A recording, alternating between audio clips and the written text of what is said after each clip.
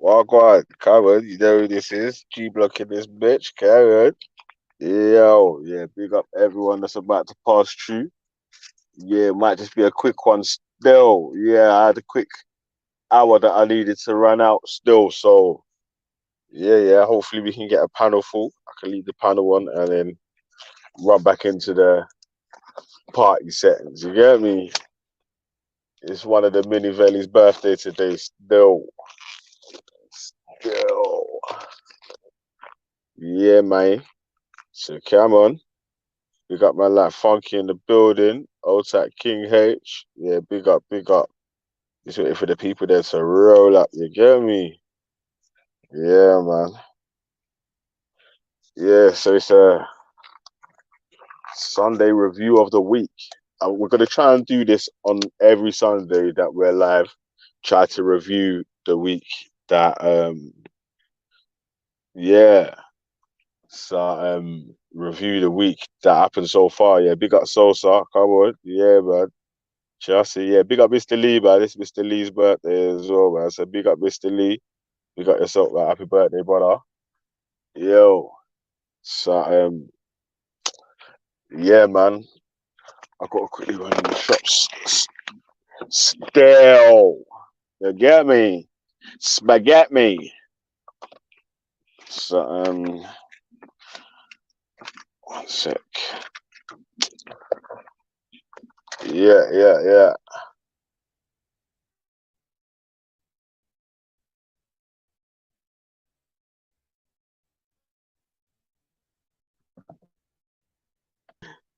Say that, man. Big up yourself, Ultra, man. The come on, man. You know where the PayPal is, G. It's in the link, G. Come on. Or if you put exclamation mark Veli, the link for the PayPal will come up for you. Yes, big up Mr. Lee. Happy birthday. I'll tap one of the Junior Valley gang. You get me? Yeah. Junior G Block. You get me?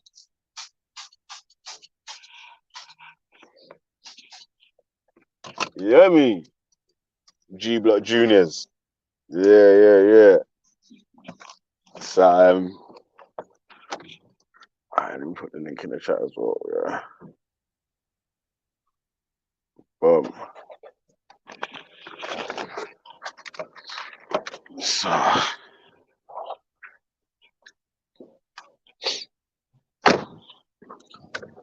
I need to run up in the shops to get some grapes and all them things there. Yeah, I mean, pack lunch for the weekend, them shits. Yeah. Pack lunch mode all the time, you get me? Calf.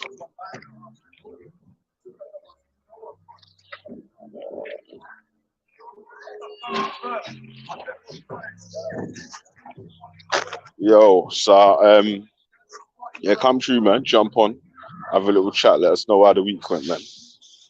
What was it saying? Let's get changed. Yeah, old tight show for Ebo. We got yourself, pals.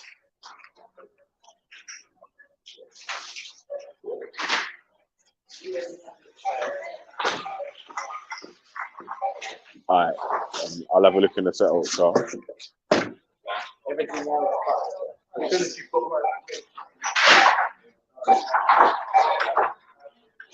Excuse me, could I get some change for the trolley? Oh, that's it. Thank you.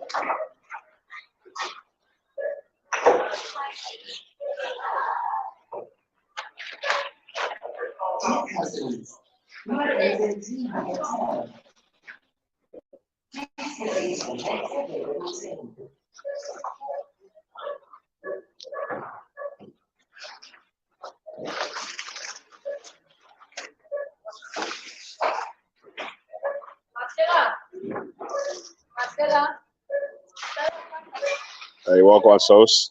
Big up yourself, Veli. Just come on to say Welcome, happy birthday to younger Veli as well. I know he's not watching thank in you. that, but you know it Yeah, goes.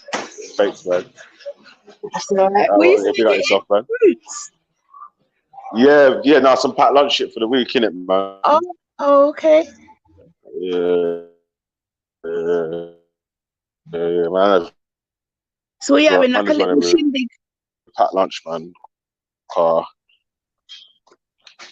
No, you know what? Yeah, you can't even have anyone over on that, innit? So Oh, Yeah, all yeah. 20 yeah, birthdays so are cancelled. yeah, all birthdays and everything, raves, anything like that is They're cancelled. all cancelled, bro. Like Get me? all of it, bro. It's done. Totally. I don't even think. For real. Yeah, you get me? Like, so it's literally like it's a bit Man, mad out there.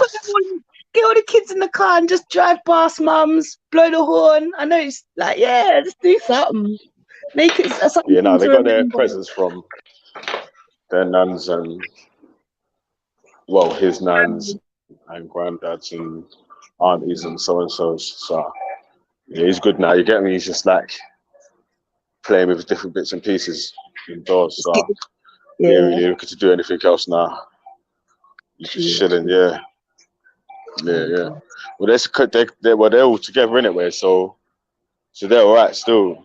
Yeah, Me? they It's could not have like their own little party. yeah.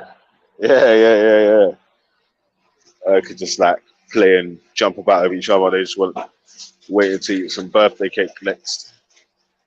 Oh, bless. Yeah, nah. Simple things, do you know what I mean? Kids are happy. Do you get what I'm trying to say? Kids don't need it all, like madness all the time.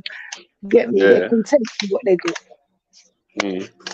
Yeah, man, he's good still. And even like the kids from next door and that, so yeah, he's alright still.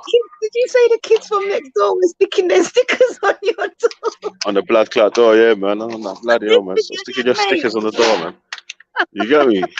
No, but Sticking listen, your that's flipping stickers on the door. Everyone has to adjust. Well, go on. Everyone, listen, that birthday thing, everyone has to adjust, right? Because, like, even my principal had to tell her, listen, if you think your birthday is going to be a thing, like, think you can, yeah. Get it, because, and like, it took her a minute, and then she was like, oh yeah, fuck. Do you know what I mean? But listen, we've got good weather, yeah. Mum and dad cook up a food, yeah. They get their little gift from Ultra, and they got uncles and calling them and what's that called? Yeah, all right, man. Trust me. Yeah, it's true, man. Yeah, right. I'm saying, you get me? Uncle Leon dialed him in and all that stuff. You get me? So that's it, man. That's it. yeah, man. That has to be like 2020 is a mass. It's just some new shit, isn't it? This is some new shit, fam. Trust me. Sorry, guys. Sorry. Yeah. Who's Mr. Expeditious? What? I can't even speak. What? Who's Mr. Expeditiously? I don't know, guys. He said that I look like a cute Betty. Oh, shit. Man. No, for a second. No. You're going on man. You're gone too far. You're gone too far, yeah. Trust me. Oh, shit. Hey, one sec, yeah. Oh, wait. I see my mom's bedroom, man. She's going to bait up my government. You get me? So let me go on mute real quick. Well, then you're going to bait me up. Shout out my name from across the hall. You know, across the next aisle. You're right, yeah. Yeah, what's it? Alright. Oh dear. So what going for you, Ultra? What's going on for your Sunday? Alright, look, I made fritters yesterday, but I made it with tinned sardines, yeah, instead of saltfish because I didn't have saltfish. And you remember when I did that panic buy? I've got like 1,000 tins of like canned fish. Okay. The reason why it's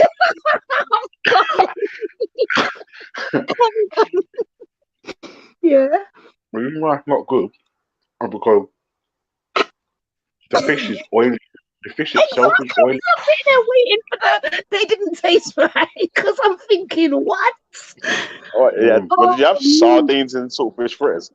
No. Instead of saltfish, If they're saltfish, they use sardines, yeah. Yeah. But problem is, the sardines themselves is oily. Yeah. You need to that's what the whole reason of the saltfish is dried out flaky fish, isn't it? Yeah, you should have dried it out yourself. You could have turned it into really salt cod, See, but the problem was Smoked. You could have turned it to smoked sardines. dried it out in the oven, maybe. I don't know though. That was just a random thought that came to my put it head. this way. Put it this way. It was a mistake. I'm still eating them. Don't get it twisted because it's too late. I'm making, but it was a The mistake. minute you said sardines and tin, I knew that it was going to be disaster. It was a mistake. But I used the whole Scotch bonnet. If you was in Two like onion isolation garlic. in lockdown and you couldn't get nowhere in the world, it would have done.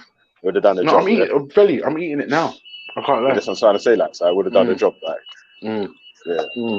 But saltfish is the best. I can't lie. Don't use sardines instead of saltfish. Trust me. Never. You know what I'm trying to say?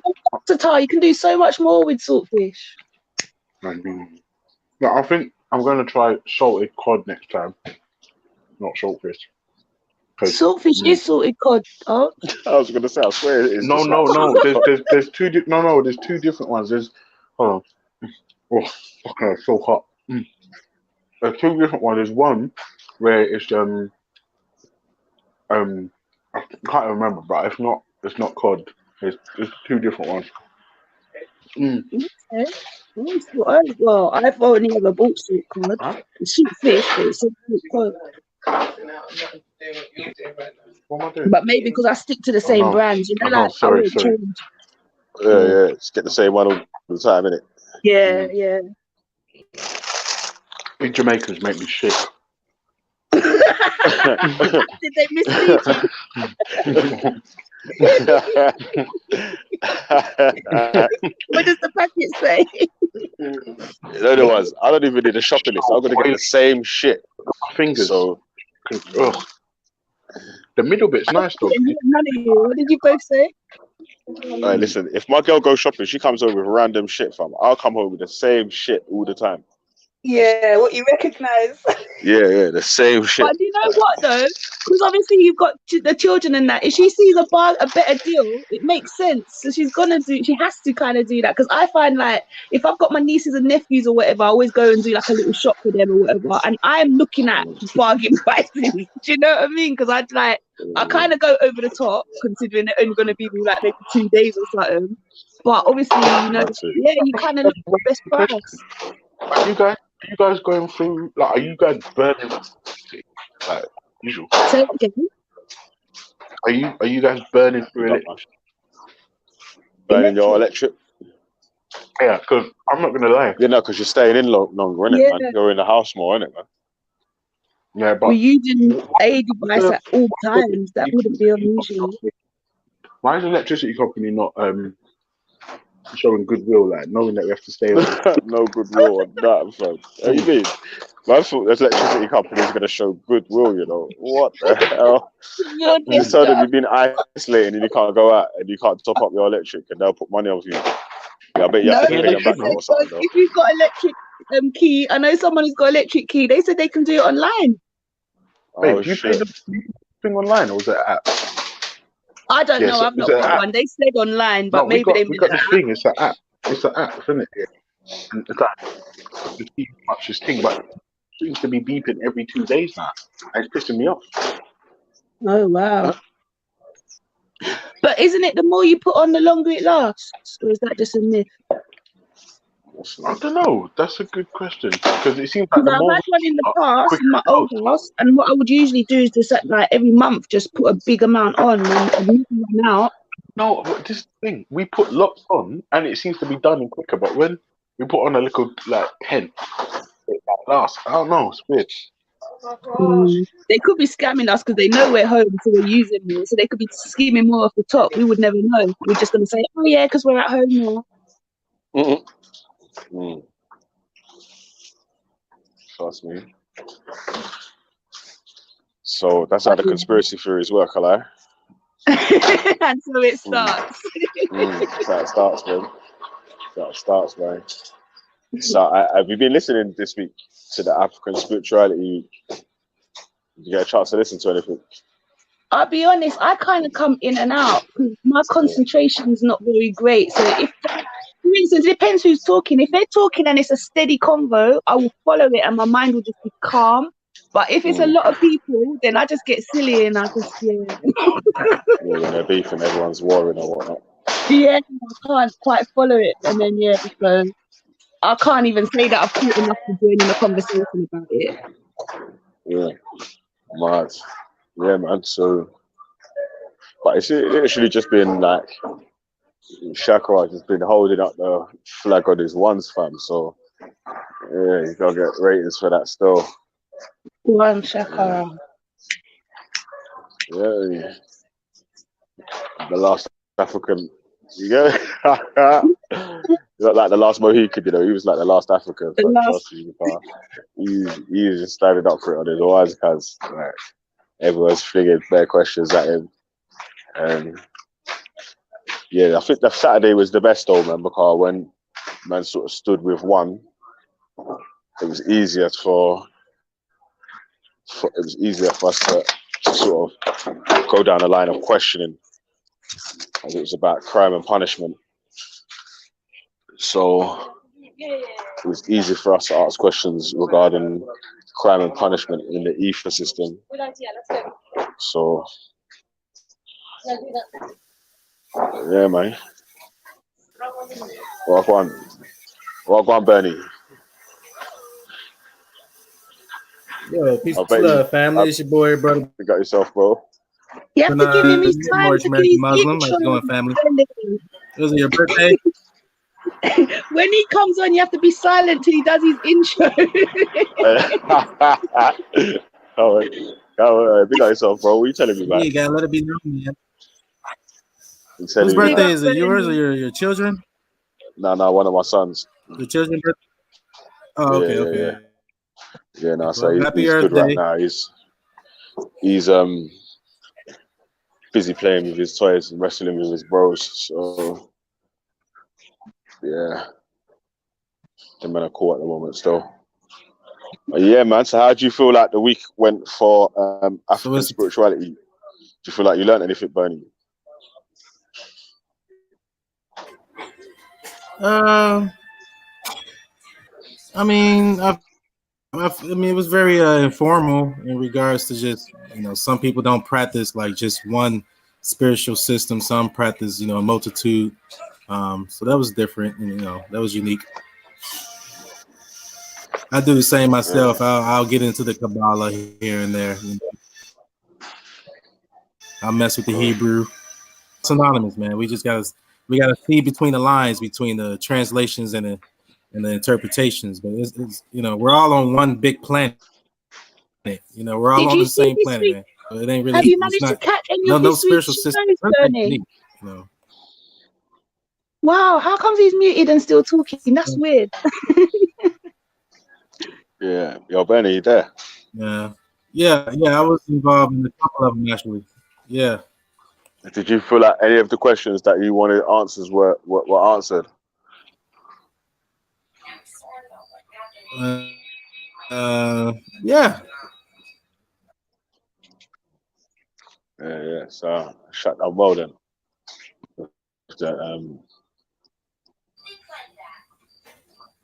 So what's the next? Able to give the next? Next on the list, yeah. Spiritual system.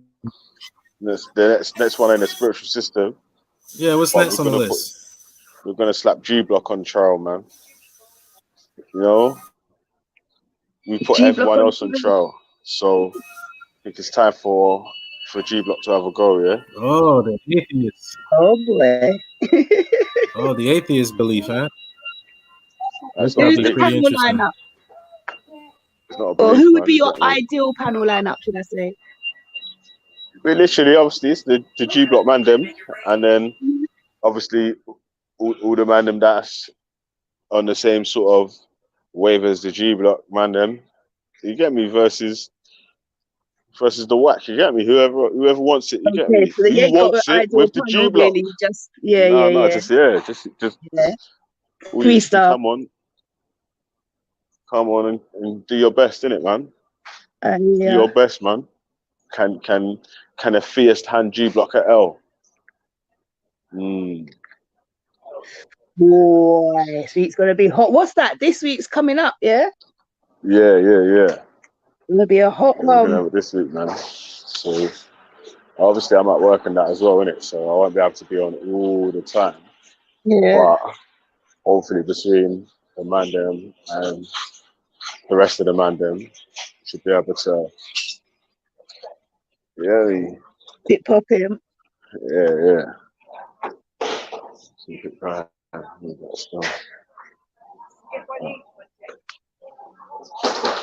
Yeah, man, them man are shook anyway, man. No one wants it with a G block, bro. Now they're gonna be hiding.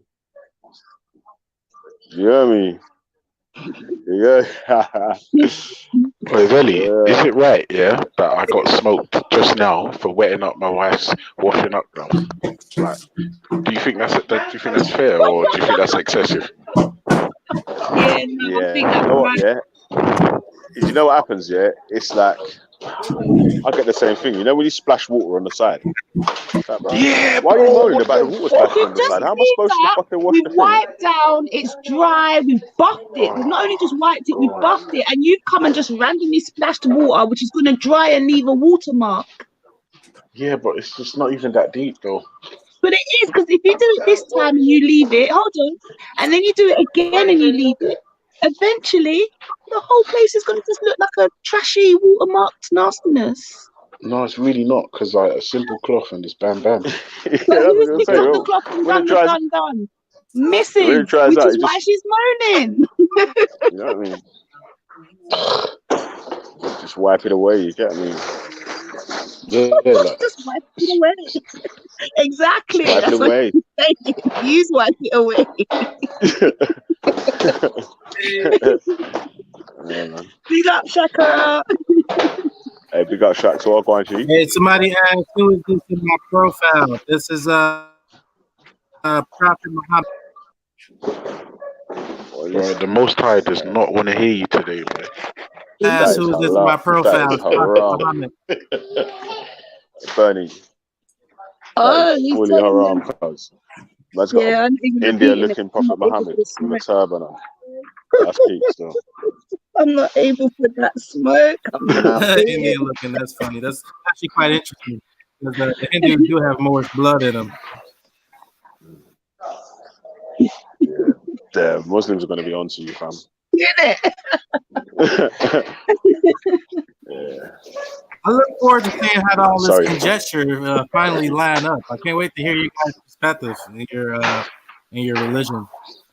I ain't got a religion. You keep saying that, but and we keep saying we ain't got a religion. Like, there's literally no religion. Okay. You see it that way. I see it like a religion. So we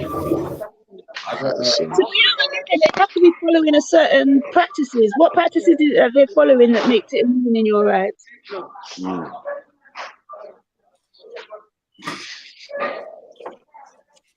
Really? Yo, brother. Let me ask you a question, yeah? Yes, my G. Like you're gonna open it up the G block to criticism next from Yeah, man. We're gonna man. We have to, man. You know what I'm saying?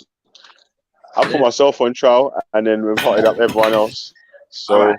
Is it? Would you say that it's back to my turn again, and our turn. Would you say it's atheism on trial? Yeah, we can say atheism and G block on trial, whatever. Yeah. In that respect, yeah, like I don't know, like because you know, like there's people that write books on atheism, and then you got different, there's different schools of thought within the thing, yeah. Right? Do you ascribe to either one, any one of them? Not really. Do you know why? Because I don't know. All these new sort of atheist, so-called superheroes are people that when people bring criticism, those are the time I find out about them. Yeah, because they're like, you follow so-and-so. And I'm like, I didn't even know who it was. So your thing is just you don't believe in them. Yeah. Right. So then the reason I'm asking you is because I'm wondering, like if you would find, if somebody says to you, well, yeah, you need to pick one atheist school of thought so that we know what you're dealing with. If that makes sense. It actually How would doesn't. I- It actually doesn't but make sense. this- Let me tell you why it doesn't Yeah, make sense, because it- Sekiro. Done it. Because atheism is nothing more than a lack of belief in a god. That's it. So then, Like, so that's that's it then. If that's it though, what is there to challenge you about then? exactly. Well, Sekiro. Checkmate. Bam, bam. Pew, pew. there's no religious That's- belief, so if it's So I challenged call it about, but conjecture, Sakura. It's it's the like same thing, yeah. conjecture. Because like Here's the religion. Here, I'm gonna show you a video. Here's the video. Bernie's Here's the favorite word. atheist belief right here in short. Here's the Right. atheist belief right here. Here we go. Ready? Here it is. Bernie, man, Bernie, you can't do that, you know. Man. That's what it is. This is the atheist belief. All right. Hold on. Maybe it's this. If I- Maybe it's this. Maybe that's all it is. It's conjecture. This is the You atheist ain't belief. triggered. Here's He's gonna the say prayer. LGBTQ in a sec. All right. Watch, Yeah. watch. No. Point taken, man. God is this. Yeah. All right. We get it. Yeah, we get it. We get it. If it doesn't hurt, LGBT is okay. If it doesn't bother you, No, we I, get it. told, I knew it. I told you. We get it. Point. So is so even if there are different schools of atheism, you're saying that the central belief, Mhm. yeah. So all them stem from a lack of belief in God, yeah. Yeah. Are you anti? Sorry, I'm in the supermarket. Hello? You still there? Are you an anti-theist? What does that mean? What, like, am I like against You religion? don't believe in, but you're against the concept of or belief in God or religion. Depends, innit? Like, because I'm not like against anyone. press 7 practicing if their you want me to religion. prove God is this. Yeah, I'm not against anyone practicing their religion or whatever. But what makes me put my point of view across is when someone comes out like, I'm so righteous because I believe in God. You believe What? in God, right? So then when it comes to like the different like identifiable atheist schools of thought, yeah, would you say that basically from what you've seen of them so far, yeah, like there are something that you'd agree with that you go with, and it's something that where it's not really 100% your thing, but the general principle you're aligned with, yeah. Well, it's again like the schools of thought is a bit of an issue because it's once all it is, all you have to do to be an atheist is just not believe in God. I believe in And God. I think after that, There's no it's central your own personal, right. do you know what I mean? Like, so like he might be an atheist that's fucking a super hater, and then I don't know, like he might be an atheist that's like the biggest hippie lover.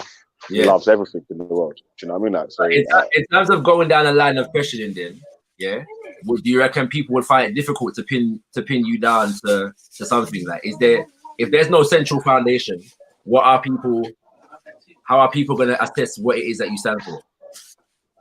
well, if you sort of try and attack what morals are, or do you know what I'm saying? Like how we They'll find something. come Yeah. to something between good and bad, or do you know what I mean? Like, just I don't know, man. You have to try and dig deep, man. Like, what, you're trying to make me do. You start trying to make me do the homework for you, man. No, I'm not. Yeah, he's not supposed to be See what I just critiquing said, G-Block Sakura? this See week, what I you said? know? Look, see, he just gave it to you. He just gave it to you.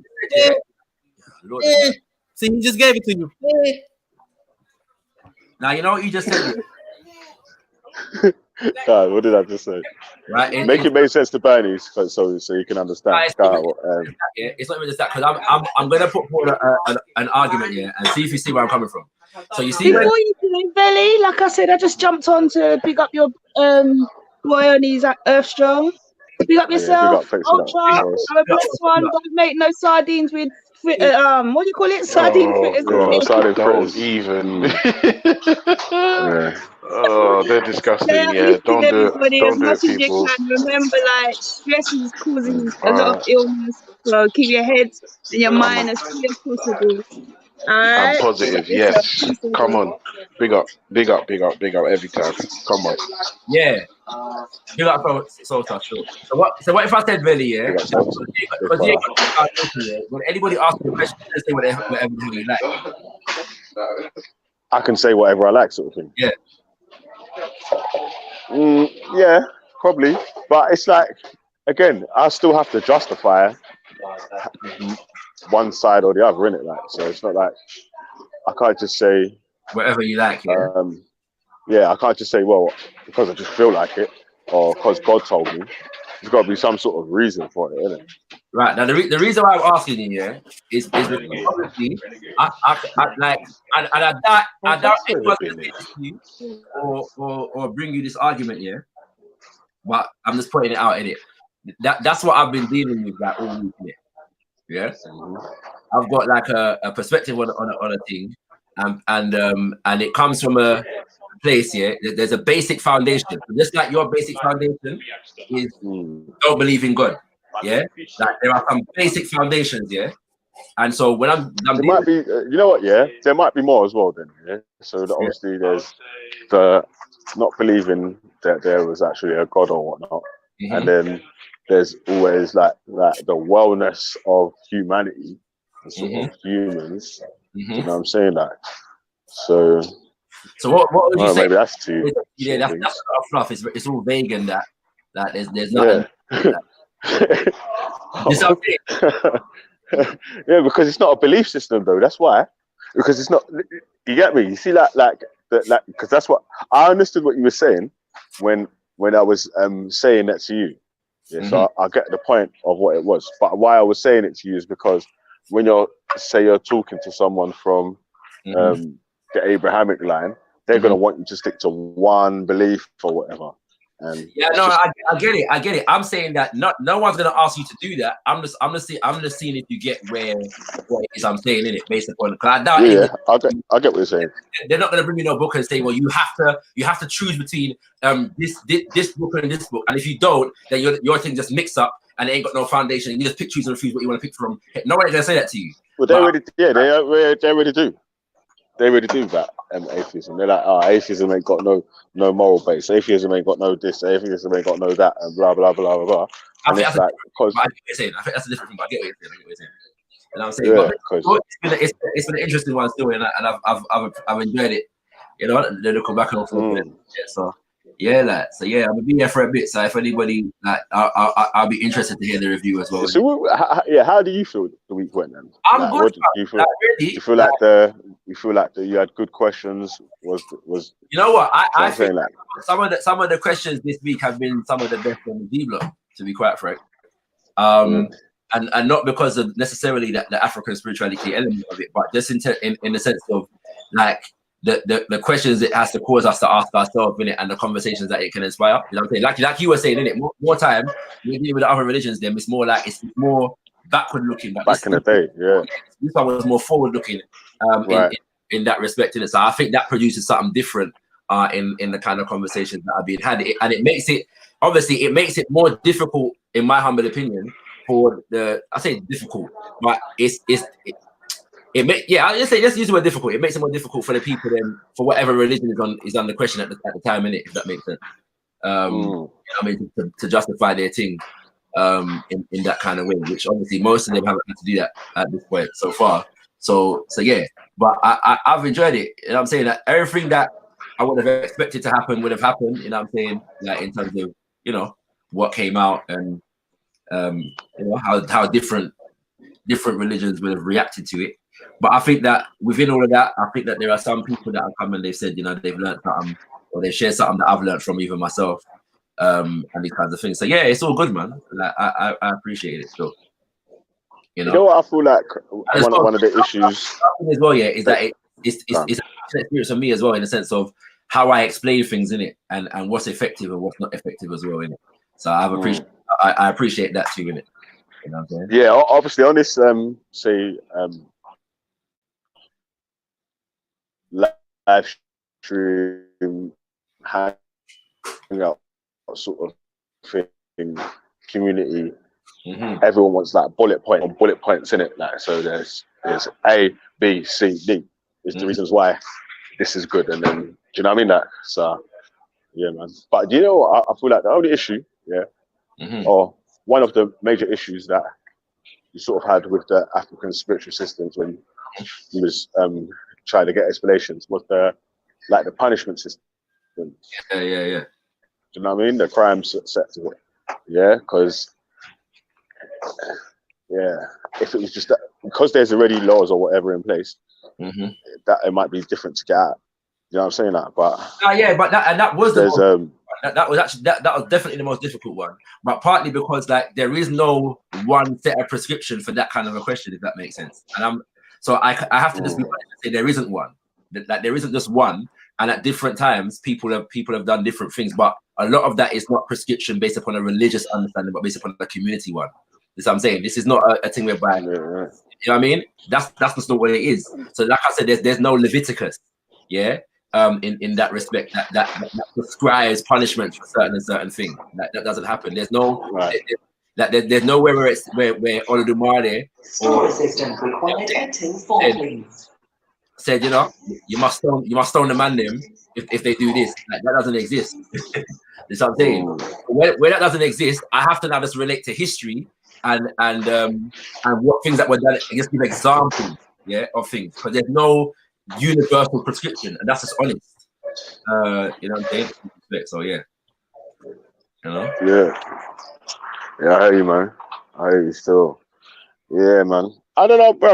Like, I would have asked that the other people then that's listening on YouTube, because obviously I've got my own personal ratings for Shakara and whatever, So do the people think that I was too easy on you for the week for that or whatever? Someone's gonna say that, innit? Like, let's be real. Yeah, way too easy.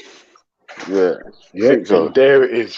There it is. See? There we go. We asked for a zombie and we got one. But that's negative. You got the unholiest trinity way too building easy. At the moment. Way too easy. But what? Hold on, Shaq. So what you got to give an example of something that you thought was like man was being too easy with Shakara on during the African spirituality. What was too easy on him? He just wasn't applying pressure. Do you know what the problem is? The problem is we don't know anything about Shakara was sliding away with a lot of things. Like what? Just this whole concept of spirituality with nature. To me, this is just atheism, bro. This is just atheism. MashaAllah. See, Shakara, that's all it is. Saying. You see what I'm saying? Like, you explained yourself. It's atheism clearly. Sprinkled with a little spirituality. You explained yourself clearly, and then you see the type of mentality that we have to deal with, bro. That's why I said to you, Shakara, there is no God involved here. There is no God involved. It's atheism. It's just atheism. You got an uphill struggle, Shakara, because most of the content is filled with people like this. Disagree based on Shakara. The Olaran that exists in the spiritual system of Africa in your study, Shakara, correct? Olaran? Yes, sir. Okay, that's a supreme deity, correct? Yes, sir. And you recognize its existence? Yes, sir. Through nature. I know the word choice with me and you. Yeah, okay, respectfully. Okay, yes. Well, hypothetical alert, then that's spiritual.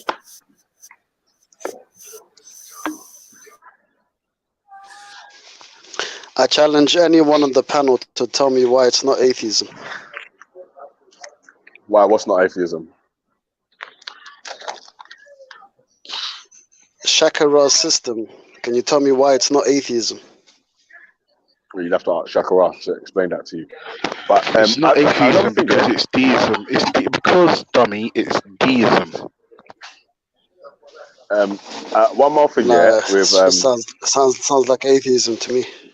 Shakara, listen, I was chatting to Rob in the week, and I was saying that I feel like a lot of Africans or African-centered people have an issue with calling themselves like atheists.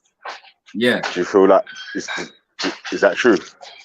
That's a true statement. Yes and no. Yeah. So like when I say so.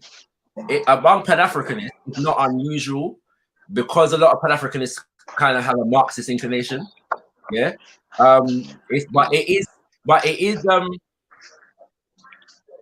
because among black people in general, you know what I'm saying? Like, it's not really a thing. Yeah. Like, you know what I'm saying? So in that sense, yeah, and then culturally speaking, a lot of people consider atheism to be a Eurocentric school of thought. If that makes sense. Yeah. And maybe in the week, maybe this week we can get into that a bit about why that perception exists. But that would be no different to a lot of people consider socialism to be a European school of thought, whereas some people consider it to be a universal law principle, whatever. You know what I'm saying? So and then there are some people that I've even heard of, and it's not really getting into it too far, but some people are trying to create like or speculate into an African-centric kind of atheism. You know what I'm saying? Yeah. So, but what is that like?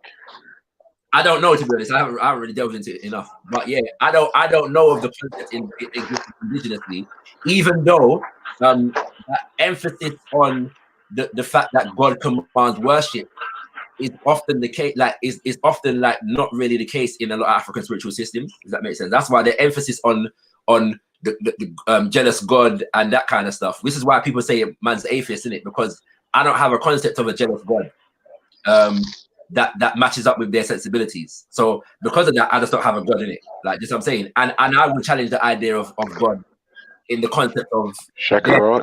You know better than to use that word when certain people are around. You know, it invokes certain mentalities that they can't step out of. Understand? In my personal life, I don't use the term God in it. I don't use the term God in it. It's not how I conceptualize what I do with it. So because of that, people that feel that they have a monopoly on spiritual understanding, you know what I'm saying? That man's an atheist, and that's that. Yeah, more not from an Abrahamic perspective. The only other systems that they can consider in the concept of God is other Abrahamic systems, and that's it. So that's the reflection of the living. And what do you think? What do you think invokes that type of zombie mentality where the Abrahamics think that their thing is the only thing? And to be fair, you can't fault in the sense that that's what their religion tells them. Oh, it's because they're told. Yeah, their religion. So Shakara, understood. So Shakara, do you worship the Supreme Being? I exist in the consciousness of the Supreme Being. I don't know. That's not what I asked you. Hypothetical alert. Let me just save you the chakra voice. Yes, yes. In short, I was talking to Shakara. I exist in the consciousness of the Supreme Being. I asked you if you worship the Supreme Being. And I'm telling you what I do. So it's just a simple yes or no. It's just a simple yes or no. I've given you my answer. Oh, okay. I see how you conversate, man. You can't answer questions directly. I don't know why you have a problem with answering questions directly. No. He don't associate with the words that we use. Do you worship the Supreme Being? Yes or no? It's a very simple question. It's just a simple question. This is the issue, yeah? This is the issue because why do you have to give why do you have to give an answer which is not matched to my question? It does match to your question. The fact that you don't understand the answer. How does it match? How does it match my question? Shakara, I've warned you, Shakara. Bro, I know. I'm very aware, bro. Like, I'm very aware. You don't need to warn. You don't need to warn Shakara. Shakara can defend himself. See, hypothetical. Shakara's a grown man. Shakara's a grown man. The fact is, you keep treating him like a kid for. The fact is this, bro. Do you receive impression from this? Someone's got a lot of background noise. Do you receive impression? Let me give you a beautiful example. Watch this. Do you receive impression? Sorry.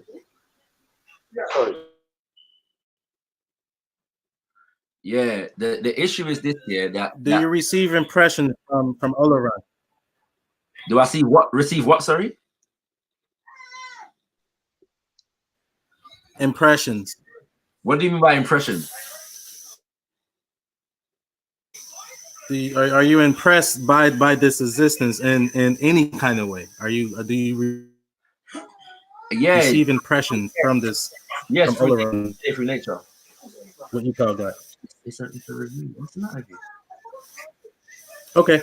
Well, this is what I meant to try to tell you, hypothetical, of what I meant by the certain words you don't associate with, because literally Lane's lexicon, Arabic dictionary, for the word worship and receive impression is one of the root letter definitions. This is what I was trying to tell you, hypothetical. He don't associate with certain words that we do over here, like in the Western.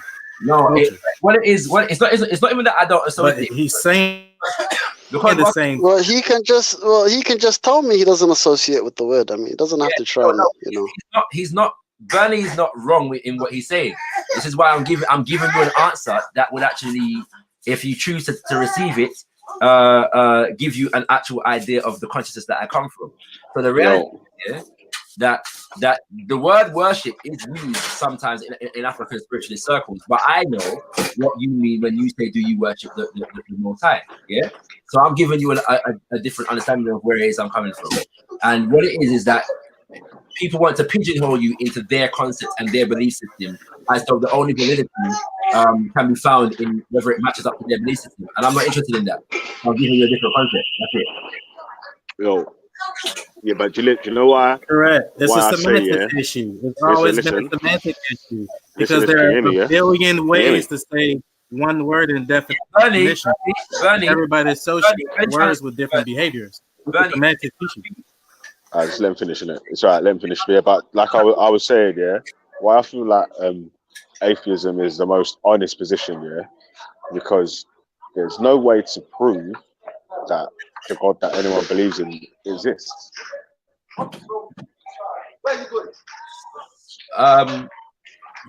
Yeah. Obviously, imagine all this time, yeah, but for all this time that humanity's been alive, yeah, there's been no proof of like an actual God-like sort of thing. It's mad. So is this the atheist belief then? Is it what's the mission statement? Is it we just don't believe in God and that's what all atheism is simply about? Say again. Say again. Bernie. Is atheism simply about just not having proof of God? Is that what pretty much classify atheism?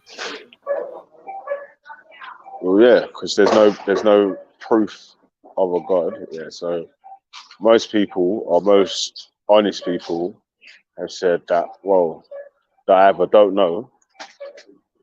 I feel like that's the most honest position, saying you don't know, yeah. But all right, what people just saying they don't know is like saying there's none at all is, I don't know, on one side. Saying there is one is on the other side. Saying you don't know, yeah, because there's no proof. That's because this my claim has always been, I don't know. I've never been able to. I would never try to. You're an agnostic then. Yeah, I just class myself as an atheist though still, because there's no proof or whatever as a God or as a. What's this honest? What's this honest about believing in God? Well, let me ask them. Yeah, there's no proof in it. So what would your argument be against a concept of the Creator as the totality of existence itself? What would you explain it to me? So I'm saying that basically that all life is connected, all creation is connected in it, yeah, and the totality of it all together is what in some concepts is called the Most High. Say again, sorry. Totality of everything together is the concept of the Most High. Yes. What would your argument be against it? What do you mean, like the totality of everything? So the fact that nature in it, there's predictable laws, yeah, and the universe tends to run on predictable laws that relate to each other, that are interrelated, yeah. And so whatever governs all of that, yeah, whatever force dictates all of that is God, quote unquote, yeah. And I don't use the word God, but let's use the word God for argument's sake, yeah. Or so whatever dictates the laws of science. Yes. Is God. Yes. Yeah. How would I argue against that? Yeah. Well, because I don't know how you'd argue against that, yeah. it depends on what stipulations else you're putting on it. Because if it's literally that the God just controls the laws of science Yes. and has no say, no like, is not communicating with anyone, or Yes. it's not picked a special tribe that's got to go to Yes. do certain missions and blah blah, this, that, and the other, and you know like the usual shit. If it's just that like that by itself, Yes. then I don't know why you bothered like arguing against that, because Cool. And I'm you just let anyone hold that belief in it. Like it might not be my belief, but I would just let you hold it in. right, cool. And I'm saying basically that is the dominant African spiritual concept of the creator. Yeah. It's just the ultimate spirit, isn't it? That keeps creation in oneness. Right, listen, yeah. Yeah. I'm about to load up my shit at the fucking trolley here, so I've got to mute up for a bit still. But yeah, let me tag in Ultra and James. I'll tag them random in the back. I'll tag man. just We're here. shout out all the Muslims on the live show. Bernie's got a picture of Prophet Muhammad, man.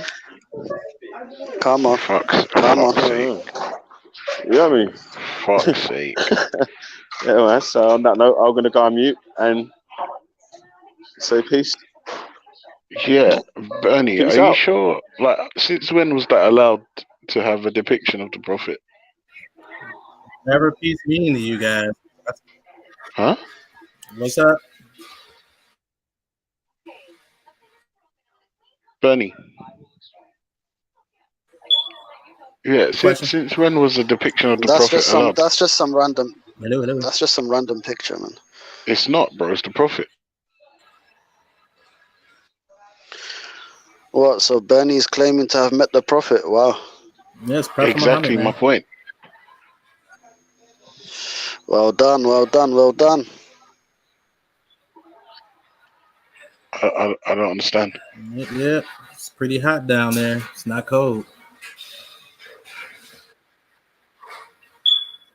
But yeah, I want to get in on this whole existence of God, because I think people just haven't ran into the right explanation of it. What I always start off. All right, Bernie, I don't know if was, it's just me, like, yeah, with but the your Quran- signal is trash, bro. Can anyone else? Is anyone else? Bernie, is he signal, cutting out hold for on. you as well? Yo, Ultra. Yo, James, Yeah, what it's you quite saying, low. broski? I'm surprised. Big up, my bro. I'm surprised you're not hanging your head in shame after last night, bro. What happened? Nothing. The way Raj badded you up and shit. Oh yeah, no, because he was hurt, innit? He was upset, and you have to let people vent, bro. You have to. What do you mean? And to be fair, it was all your fault. He fucked up the bro. Yo, I don't know how you remember it. I remember him coming on and just fucking destroying us all, bro. No, it was your fault though, innit? You took the piss, bro. Like, I don't know what you've done to Raj, right? But he started blazing me. That's how you know he was triggered. Nah, Like, definitely. know Raj was upset yesterday because, like, he got upset with me for laughing. Like, I didn't insult his religion. I didn't tell him I was going to come to his fucking place of worship. I didn't threaten his mom or his family. I didn't insult his dog or make fun of his past. I was laughing. Stop. And he switched up. When He switched up. Stop slamming me with savage. Must say, someone jumped on and he was like, I'm surprised Raj is bitching at them too. I was like, rare, man's a savage, you know. These guys, they even know he was on to us. Alright, listen, it was peak yesterday. Right, like I can't lie. Like Raj was like, I've never seen him get triggered like, and this is the thing. I don't know what it is about G Block that gets people so vexed. Yeah, because I've heard people talk insane bullshit to Raj. People have threatened him, like threatened his mom, threatened to turn up at his place of worship, contacted his places of worship, contacted these places of working, and then he switched up, right, on Ultra for laughing. For laughing. what he Yeah. was big Hey, project. Raj. See I how he forgive was you. saying, see how he was saying that it was us lot that were what's that word when you're trying to impress someone? I don't know. Pandering, caping. No, you say to kids that to embarrass them. You say you're doing something in front of their friends. Butt kissing. Brown nosing. It's not like a rude word. Pandering. Oh, I don't know. He was showing off. Fucking hell. Showing off. Okay. Yeah, he was saying that we were showing off in front of stocks. Do you know what the funniest thing is? I literally. Do you know what? Do you know my part in this whole thing was? I was laughing. Like that was my role. I was laughing because with every fucking word that Raj was speaking, he was getting himself more and more wound up, right? No, but you know why? You know why more yesterday than any other day, yeah? Because you know sometimes, yeah, like you know how we'll jump on the block, yeah, and like it just man will just joke around with man. Like no one really proper engages Raj deep on the religion, innit? You know, them two brothers that Rob and stuff, they don't play, and he felt that you know that shift in energy where oh shit, like I'm in too deep. Yeah, I'm in too deep. Yeah, I can leave here as an atheist. These two man, you know them ones that he also fell out. That's it. You know what I mean? Hey, do you know what the funny thing is? Do you know what killed it? Belly. Yesterday, Belly said, "Raj, you're leaking." Bro, he took off listen, yeah. He was on the battlefield, yeah. He took off his helmet on the battlefield, and the sniper licked off his head top straight away. Wow, you get me? You know when you see the water? No, Belly. That's not what happened. He saw James Jones. He pulled the pin on the hand grenade and forgot to let it go. Nah, he pulled the pin there and tripped himself over. This is man's logic. Man's logic was, yeah, it's one battle, yeah, and I can still win the war.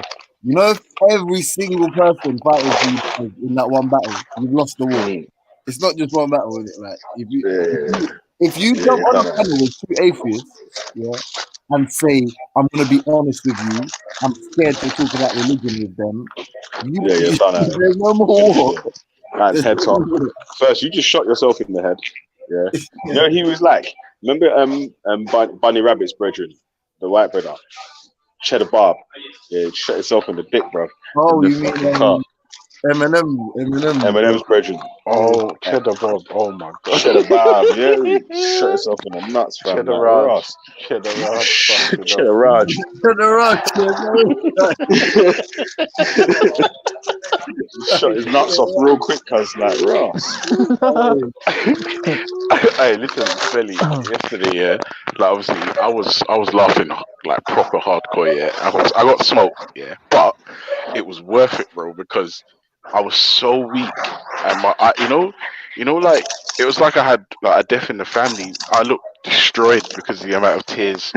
my eyes were puffy and like red. It was mad. And do you know what the funny thing is? You know who took the piss?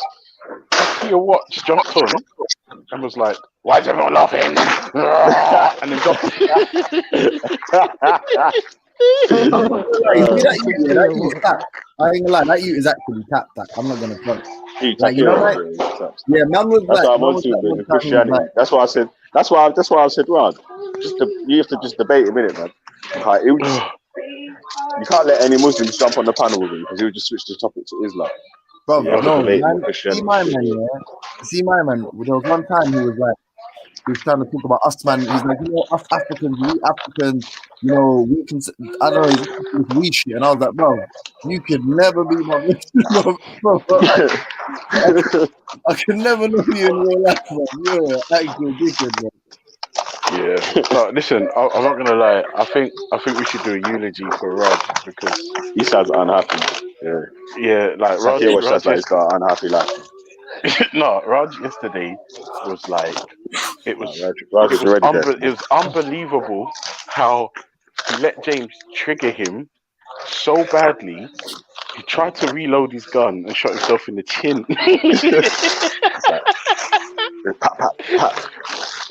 Hey, Raj, listen, I need you back on the G block because yesterday deep. Like, You know what, and yeah? the reason I how don't think the Raj reason- is going to make an appearance on the G Block for a little while.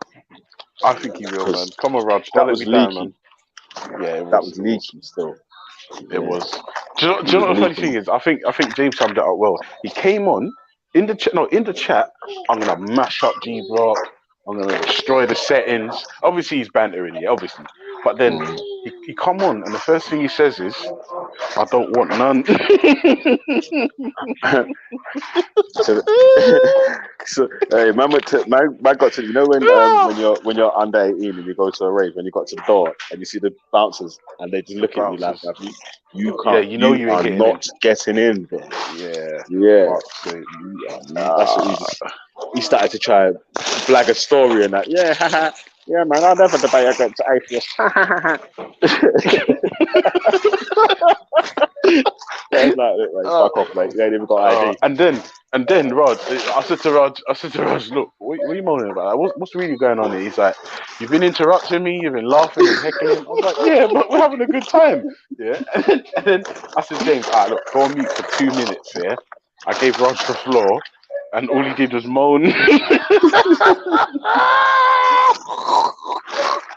he did was complain that we were laughing. Like, do you know what the funny thing is? Like, he was proper vexed, yeah. And the thing is, what I don't get is we weren't even threatening him. Like, we weren't like. No one weren't even onto him. James didn't even say nothing. That's the baddest thing. No, he didn't even say nothing. You just knew. Shut up, Raj. And this is how Hadida, Marcel, Kanja, plunger, and million plungers in that. Yeah. I'll stick this up your bunch, mate. He started going bare gay in that, man. Like, no, what's it? I think it's might be gay. Putita. Plunger. No, the one yesterday was Bund. Is it Bund or Bunge? Yeah, no. He even wanted to do your Bund yesterday. He wanted to do that. Give ultra. I can't lie. Enema. I can't lie. The man was offering up like colonic irrigation and all kinds of shit, bro. Like, it was bad. And this is the thing. I don't understand why he was so triggered. What I do is I don't know what James Jones does to people, yeah, but there's a couple man that want James Jones dead. Yeah, man's just talking about they want James dead, you know. Not even like they want to see him lose in a debate. They actually want him to actually die.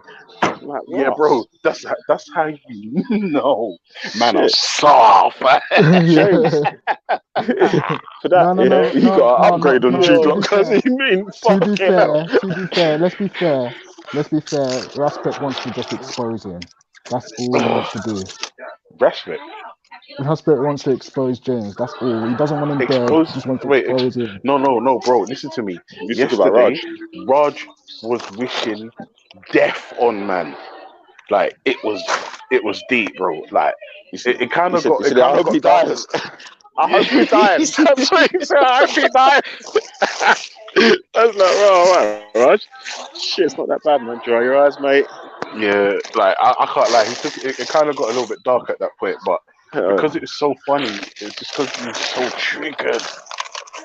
And it was so bad. And do you know what the funny thing is, Raf? You see yesterday, yeah?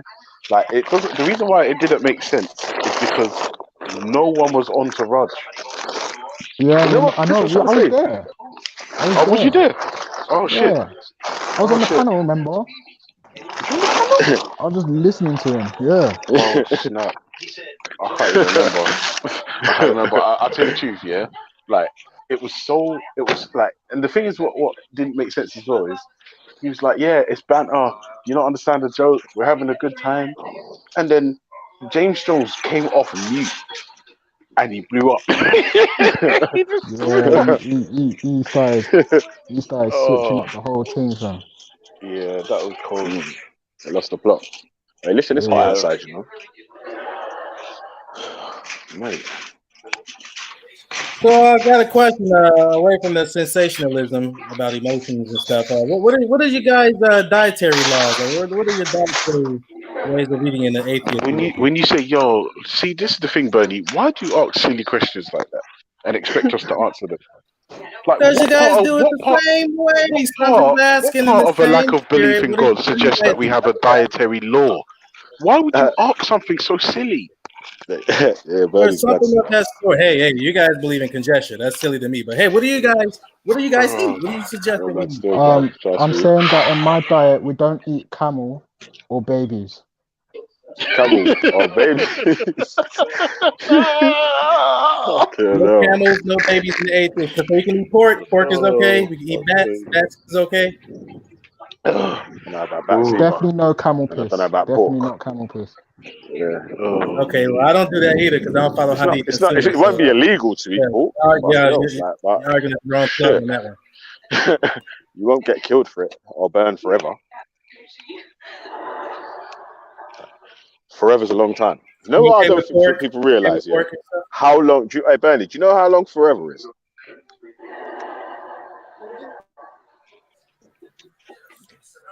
Was it a Just think poetry about. question or Just something? I mean, what are you getting at? No. I'm just saying that. Think about it for a minute. Yeah. Think about how long forever is.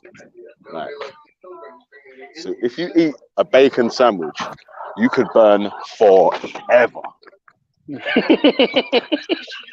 It's not what I preach in my club, but I understand you see it that way.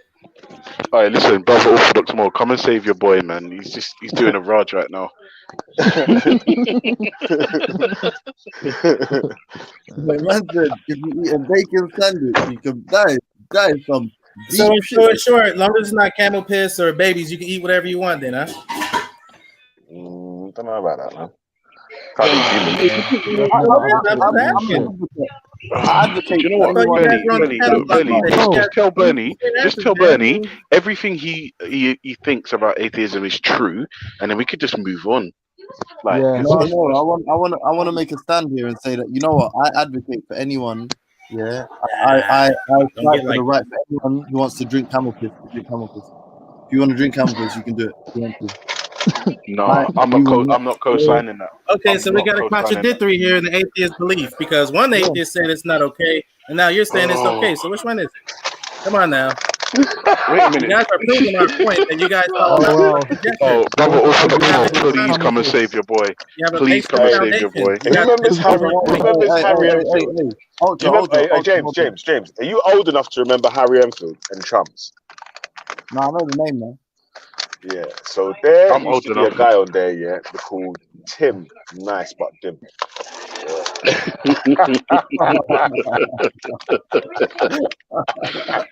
Oh god. No, but you know it's about people like what if it's not a date with a grown person? Is it okay to eat a grown person? Is cannibalism okay? No, but no. You know what? Yeah, if you're starving, bro, do what you want to do. You know what I'm saying? Yeah. Hey, listen, do what you want to do. Okay, so it's just congestion, like that. Walking Dead, I buffed out. Yeah, so listen, if you're in a plane crash and someone dies, like I'm not gonna kill them, but if they die, it's protein at the end of the day. Yeah, do you know what I mean? It's Okay, nothing so a little grill can't sort. Okay. Now we're getting in more detail. What if it's a baby? Because Arwan Monselli said, "Don't eat babies." So what if it's a baby? The baby died in the plane crash. The baby died. Okay, Baby back you ribs. cool with that, Arwan Monselli?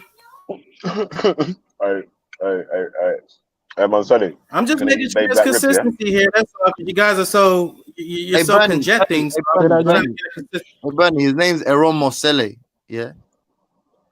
Aaron Mosele. Okay, Yeah, respect. Hey, Let's not sway your point. But, are you consistent with that? funny, bro. Was that Aoife? Oh yeah, that was Lily. Yeah. Oh, you know who you know when you do around the Aoife, mate. You know the fucking Aoife. And that, mate. Check her out. You still doing all that fucking Aoife thing? What, that fucking Aoife? Fucking hell, mate. You got 2 grams of that Aoife, mate.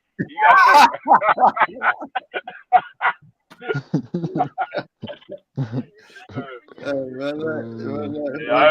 I better calm down, boy, before a witness comes and bun too far on me, see? Trust me. Yeah, Bernie, his name's Aaron Mosele, yeah? You camel herding cunt. Hey, blood, that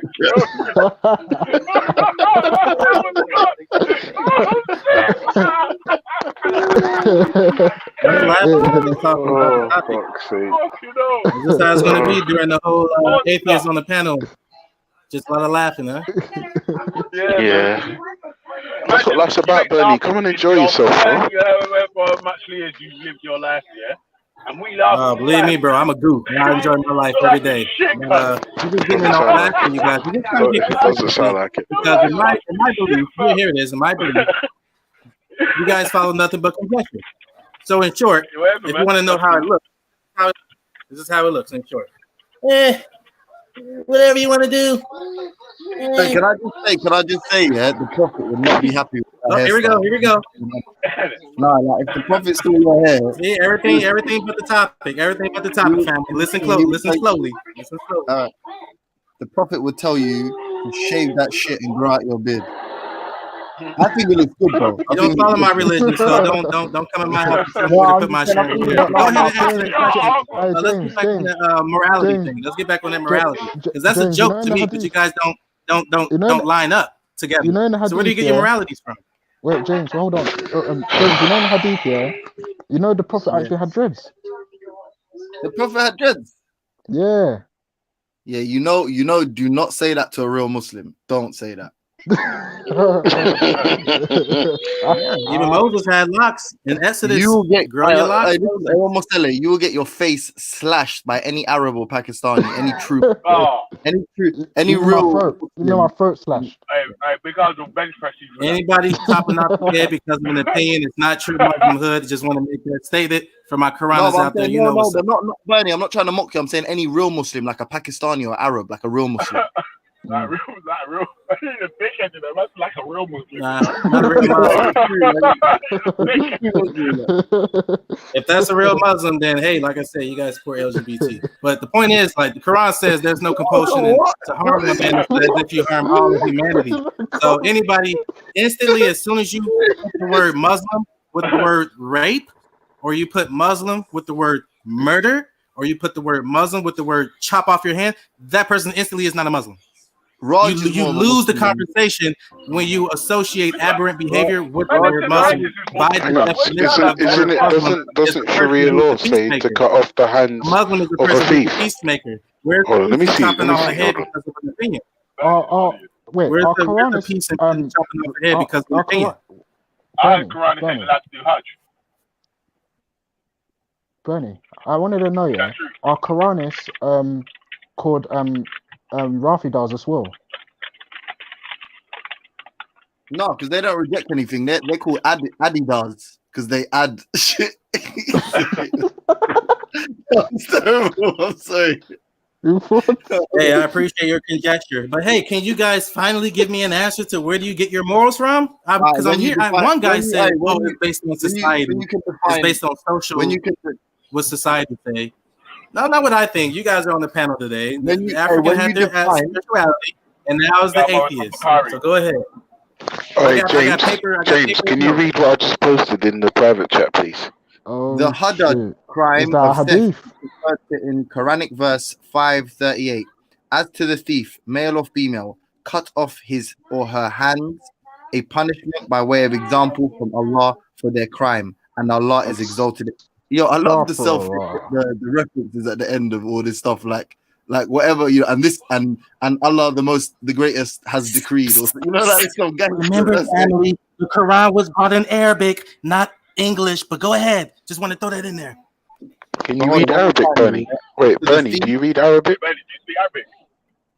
If you go to the Arabic, you will realize that there is a big difference between cutting and severing. Two different Arabic words in that verse, because there were two sisters who looked at Joshua in the Quran and they cut their hands, and the mark was used to mark your hands. If I slit my hand because of a paper cut, what do I say? Oh, I cut myself, but that doesn't mean my hand disappeared. Once again, it's misinterpretation of the verse. Read it slowly. Bernie, It's in the back. It's in the back. Back track. Yeah. It says it's a Quran. Once again, family, go to the Quran itself. Quran.islam.org. Find out the truth for yourself. Don't get your answers based on YouTube videos, based on Quora.com or Yahoo Answers. Go to the Quran yourself, so you won't be silly like these folks here that's talking. Go ahead. But Bernie, تكلم عربي. Tumbleweed.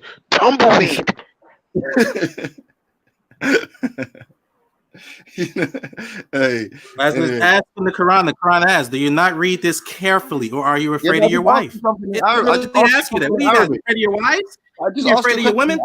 Why won't you read the Quran carefully? What are you afraid of your wife? I asked you a question in Arabic. Can you answer it? The what in Arabic? I said I asked you a question in Arabic. Can you answer it? What they got to do with the verse? I'm asking. You guys you're doing the sway thing again. You're doing the sway thing. What does this have to do with the price of tea in China? Let's stick to the verse. But we can't read the verse in Arabic, so all we have is the English. We've asked you the English. You disagree. No. It's brought in Arabic so that you may gain understanding. It's not brought in Arabic so you may learn Arabic. It's brought in Arabic to get understanding. But would you like to get an understanding? We can go there. If I asked you a question in Arabic, could you answer that first for us? Or is that all right? All right, be right back. We're gonna get into this verse. You brought it up. So let's go.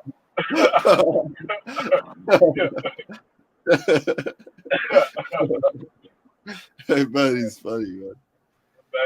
You guys sound like Beavis and Butthead. Hey, Bunny,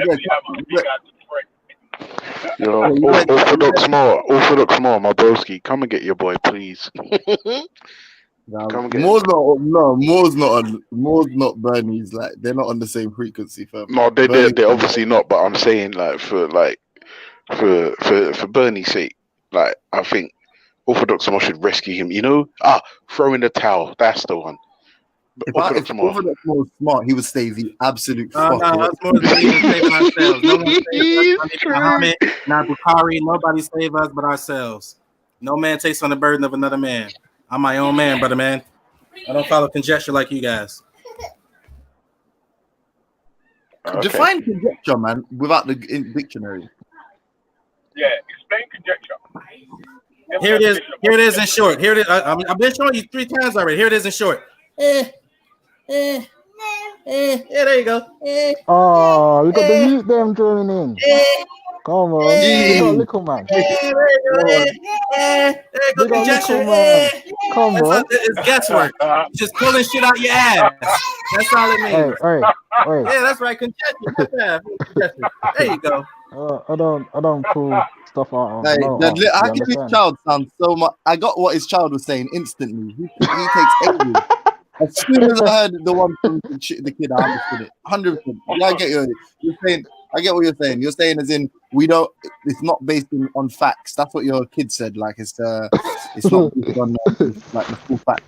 It's used in court like that. Like it's only little information that supports the right. Just like you didn't understand what he was saying. That was an example of conjecture. We don't understand anything. Put your kid on the mic.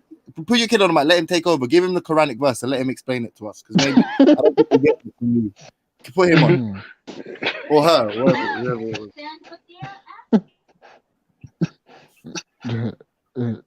Beanie Bay, you get me? Old time little baby Bay, man. Yeah, and listen, just quickly, big up Mr. Lee, big up Younger Valley. If you know, you know, and Mr. Lee, happy birthday, yeah. You know, and if you know, you know, and come on. Was your Mrs. Lee? What did you say? Huh?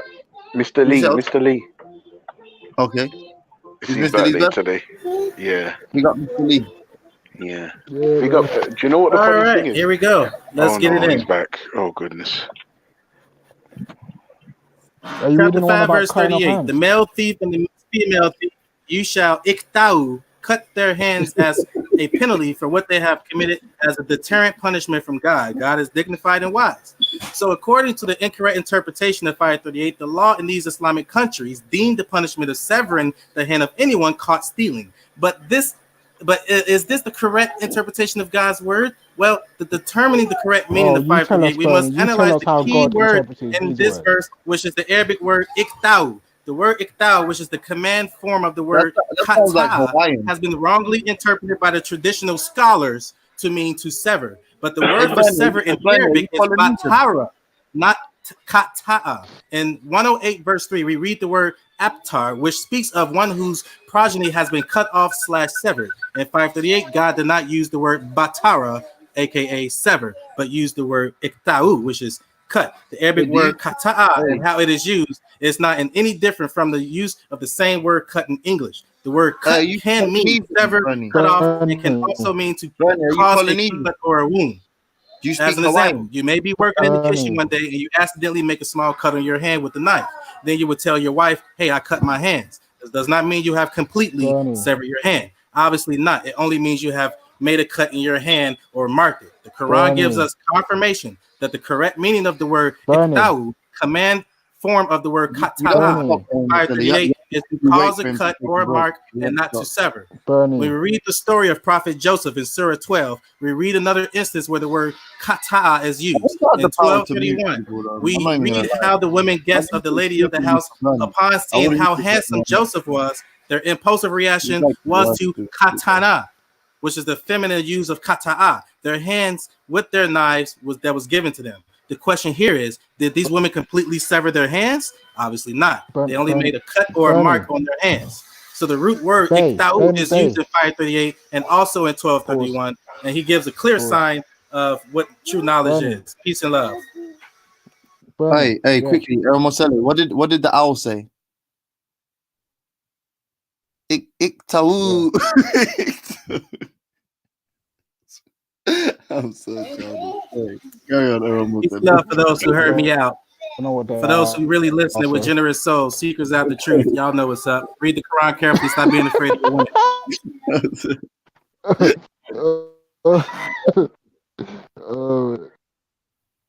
Burn it. Next question. All right, burn it. But let's be logical about this. Let's be logical about this. Yeah. Logic. Okay. I can't wait to hear this. Why are you cutting anyone for stealing?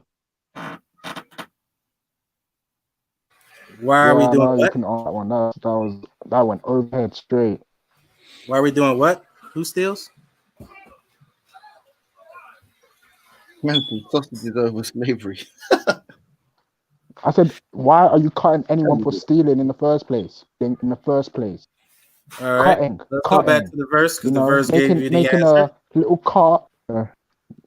It is used as according to 538. It says their hands are marked as a penalty for what they have committed and as a deterrent punishment from God. But this is only one half of the penalty. The other half is that you compensate the person, not go to jail, but you compensate the person for that which you have stolen, including the financial hardship it has caused that person.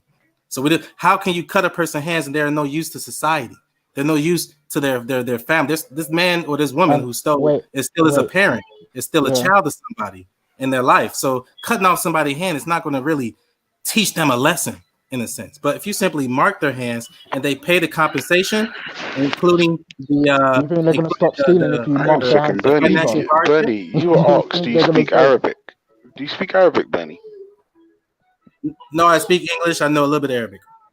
Bernie, cool. I wanted to know, Bernie. You're done. Yeah, but Bernie, I wanted to also know that verse. Okay, that's your conjecture, man. Hold on. Go ahead, Armand.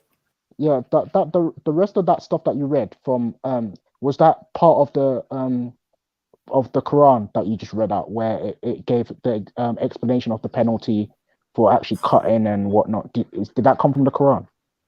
Yes. That's all in the Quran, yeah. Yes. Okay, no problem. Hey, can I ask a question, Bernie? Sure. How do you say thank you in Arabic? I don't know why. What about is that I got you? Is that I got you? What about the word sorry?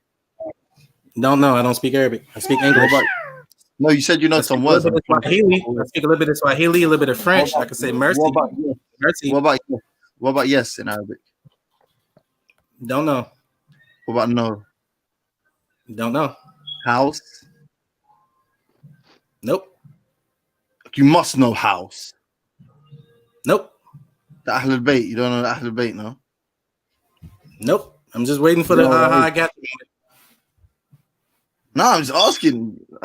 Okay. So okay. And I'm just waiting for the aha moment. Go ahead. I'm saying, why are you convinced then that if we bring a translation and you bring a translation, yours is right if you yourself don't speak Arabic? I never brought a translation. I brought the Quran and I gave you the Arabic translation. Yes, no. Which gave it the clarity as the Quran stated. We give you this in Arabic so you may get understanding of what's being said. not to learn Arabic. You don't understand Arabic. Understanding You're relying, the book. hold on, man. You're relying on someone translating it the same way we are. Yeah, someone who speaks English, that it was brought in the Quran. So what's your point? I'm saying no. It wasn't but I'm brought in saying Spanish. No, But you it wasn't keep brought in saying. Spanish. Hold on, I know, but you keep saying we need to Okay, go so to it was brought in Arabic. Arabic, so I have to know Arabic so I can get an understanding. What's your point? But you don't know Arabic. So I go to the Arabic to get an understanding. But what do you mean go to the Arabic? You go to the English. You don't speak Arabic. What do you mean go to the Arabic? You don't understand it. All right, thanks, James. Next question. No, wait. No. You're we trying don't move on. you're trying to do something. It's not working. You don't Man. Like, know Arabic. What do you mean go to the Arabic? You don't know it. So what do you go to? You go to the English, and you go to the English from you don't someone even who's know full translating. English, brother man, but you're using it. So what's your point? What? Exactly. We go. It says go to the. If I want to go to the Bible, I'm gonna go to the Hebrew. Do I gotta learn? Do I have to learn how to speak Hebrew just to go to the Hebrew? What do you mean go to the Hebrew? Can someone help me here? Can someone tag in quickly? What do you mean go to the Arabic? You don't speak Arabic. What are you going That to? has to do with learning about the Quran, brother man. No, so wait, stop now. Don't say if I need to go to the Bible, I go to the Hebrew and I don't speak Hebrew. That means you go to the English. You never go to the Hebrew because you don't get what the Hebrew's saying. To be fair, James, yeah, even the Arabs themselves. I respect you see it that way. Go ahead, next question. No, Yeah, hold on. no. Wait, James. Yeah, Go on. to be fair though, even Arabs themselves, yeah, they don't know what exactly some of these words mean because there's a difference between the Arabic spoken in Arabia during that time and the Arabic spoken today. Aaron Masele, you're muddying the waters now because that's not the point. They actually speak Arabic and they can actually attempt at the very least to decipher. And not even they understand the Quran. So what's your point, James? Most of the words, like take someone like Isa, yeah, Isa the Black Telek. He actually understands a lot. He could read you a whole verse and translate it for you, as in tell you in Arabic. Say every word. I'll give you an example. Yeah, this guy can't. Hold on. If this guy can't do that, then he can't go to the Arabic. Isa, at the very least, can say, I go to the Arabic and I translate. Ahmed, the Quranist, actually translates sentences. He gets it completely wrong, but he tries to translate it. Ziryab, Jamal, speaks Arabic like fluently, like modern contemporary Arabic, and I've watched him translate whole paragraphs into classical Arabic. Yeah, Bernie, you're out here waffling still. I'm not even gonna lie to you, fam. I respect you see it that way, but what's your next question, though? It's a fact. How can you respect? It's a. Yeah. So I hope the point was made is that cut off the hand means mark. I hope that point just got so that we don't swear like he's trying to do. I hope the point has been made about that verse. Peace. Yeah. So say that again. Yeah, no, I'm saying if Uncle Ty was here, that's what he'd be saying. He running. Look, he running. Look, he running. I see it that way, but I made my point. So cut off the hands does not mean cut off the hands. Wait, hold on. I want to hear what James is saying. So I gave you 3 examples of people that disagree with what people are saying. Every time anyone says hold on now, yeah, I just think of when Witness was doing the Torah going, hold on.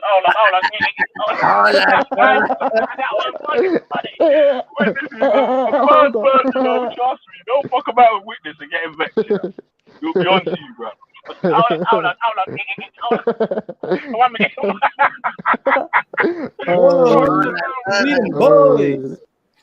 Hey, you know there's that video on YouTube, yeah, of 2 men, yeah, punching up some youth that try to rob their mum's yard, yeah, and fucking. And then, you see the youth recording it? Don't he sound like Torah? I can't help you, man. I can't help you. I can't help you. I can't help you, man. I can't help you. But the brother's a fucking. Do you know what do you know what the funny thing is? Like he was round the corner from my aunt's house. Is it? And not even that, the guy who's beating him up, apparently. No, let me not bait him up. But no, the guy that's beating him up is apparently a massive arsehole, isn't it? Like, yeah. I don't want to slander him, but from what I hear, like he beats up his wife, he's on drugs, proper life, that guy. Like, you see how he's and wait, James Jones, do you know what the guy stole? No. He stole plant food. Because I bet the video that you saw was just him getting beaten up, innit? Yeah, And then just in the video you hear, oh, you ran up in my mum's house, rare. Yeah. Bro, it's so not true, bro. I think I said both parts to Belly. You know, there's some people's flats, yeah, like it's got the iron gate, and there's like a doorstep, but it's got like a little tiny shed by the front door. Yeah, like a porch. Yeah, a porch. It's a porch. He went to the woman's porch and stole plant food, like a $2.99 bottle of plant food from the woman's porch. He didn't threaten no one. He didn't go into the woman's house. Like, he made it seem like he ran up in the yard and she was there. Yes, bro. That's what I thought. Now, in fact, I'm gonna put it in the thing. Hold on. Yeah, the group, innit? Put it in the group. I knew it weren't that. Yeah. Nah, them man are harsh though. Them man are harsh. Cause obviously, yeah, no, but one point my man was like, "I'm gonna die." I was like, "Oh shit." You know the ones you were saying it for him up and down the road. Nah, you know what it reminded me of school, yeah? Do you know my man tried to duck, and you remember back in the day, like when someone tried to duck and you kicked their ankle? Oh, do you remember that? That person's Russian. That's the beginning of the Russian. Yeah, Here's that verse I was looking for. Hey, for my Muslims, this is a good response for those who like to ask questions about like how to say Pokemon in Arabic. Chapter 41, verse 44. And if we had made it a non-Arabic Quran, they would have said, why are its verses not explained in detail in our language? Is it a foreign recitation and an Arabic messenger? Say, it is for those who believe, a guidance and a cure, and those who do not believe, in their ears is deafness, and it is upon them. Hey, James, it's in the group, yeah? Place. So it doesn't matter if you speak Arabic, you still won't understand Quran. It's about how pure you are in heart, not how good your language is from Rosetta Stone. If you don't speak Arabic properly, you don't understand God. So Rosetta Stone is not going to make you get closer to Quran. Rosetta Stone is not going to get you closer to Rosetta Quran. sounds English. If that's the case, then why are them Arabs bombing buildings and stuff? So it doesn't matter. They do it in the name of the Quran. It means that they're not following true Quran. And they speak pure Arabic. Bernie. What up? How do you say Pokemon in Arabic? I appreciate your conjecture, brother, man. What's the next question? How do you say Pikachu in Arabic? How do you say LGBT in Arabic? Ultra. You tell us. You tell us. Yo, James. I won't say where or whatever, but that's not. I thought you're not from them sides there, though. I am. That's where I'm from. Correct, but you can learn Arabic and still not understand. But I'm right in the group. But anyway, yeah. James, my point is, a lot of Arabs today that speak Arabic cannot even understand the Quran themselves, because of the fact that the Arabic they're speaking today is different from Arabic spoken during them times. Yeah, but and the point I'm saying is you can know 1,000% Quranic Arabic all you want and learn the true nature, and you can still be a disbeliever. That's the only point I was getting at. I don't. Yeah, but that's my point. A lot of even the so-called who call themselves Muslims and follow Islam, they're not really like proper Muslims because they can't really understand it in the first place. Brother man, I was in the shelter about 5 years ago. I was in the shelter, right? And I'm demonstrating with this Salafi guy. He was, I follow Hadith, and I'm like, I'm Quranist. So he wanted to peacefully show me, hey, this is how you do the prayer according to the Hadith and Bukhari. He's looking to the left, looking to the right, and spitting here, spitting there. This brother gets done with his salat and puts a piece of cocaine in his cigarette. What? Oh my days, man! Once again, cocaine, and he's from Tanzania. Spoke pure Arabic, Quran Arabic. He didn't get it. So once again, because you speak Arabic and I know how to say Pokemon in Arabic, does not mean all of a sudden I understand the Quran. It's about what kind of person you are in the heart. No, Bernie, you're missing my point. No, even the understanding of certain words. All this shit about Islam and he's still smoking coke. That's the problem. Yeah, he confused me. Like you guys confused me. I'm like, hey, you guys are really inconstant. That's the law, my lord. He just shook his, he shrugged his shoulders like, that's in moderation. I'm like, wow, you sound like an atheist. Man. See, he was a cokey. Yeah, he was an underhand atheist. He was just shrugging his shoulders through life. That's how you guys. Pick a mixed Muslim. Pick a mixed Muslim. Imagine this brother said the brother's a Muslim, yeah, and he's sniffing coke. But once he started still smoking coke, then he turned an atheist. Mad. Aaron Mosele, though, listen. Yeah. He's Aaron Mosele, yeah. The reason it's not a good argument is because obviously, so I'd argue a majority of the words, right, in classical Arabic or in contemporary Arabic, right? So if some and the actual how do you call it, like reading from right to left and the script itself, a lot of is modern Arabic utilizes classical Arabic script and classical Arabic sort of like I don't know, writing methods, if you like, for lack of a better word, yeah. So if someone attempted meanings, bro. to understand, but listen, if someone attempted to understand classical Arabic, they would have a massive advantage speaking contemporary and reading and writing and speaking contemporary Arabic. So I don't think that's even a valid argument to say that someone from Saudi Arabia is on the same level as Bernie. No way. Like they actually, they can pick up. Obviously, hold on. This doesn't change the fact that I answered the question. We're swayed. We swayed. Nobody picked it up because you guys don't know how atheists behave. The question was asked. I simply brought the Quran to clear up the fact that it does not mean sever the hand. It means to simply mark. All of a sudden, we're talking about the price of tea in China. Was the question answered? Yes. What's your next question? No one even said sever. Literally said cut off his hand. The Haddad crime of theft is referred to in Quranic verse 538 as to the thief, male or female, cut off his or her hands, a punishment by way of example from Allah for their crime. No, and Allah Jones, we have to be sincere though, Car. Right. If a man's saying that if in early, because it was the same way when you trace back certain words like for example, there's a word called what is it? You know, the word hijab is never mentioned in the Quran, right? Can you guys hear me? Yeah. So hijab, yeah. What do you mean? The word instead of hijab, the word.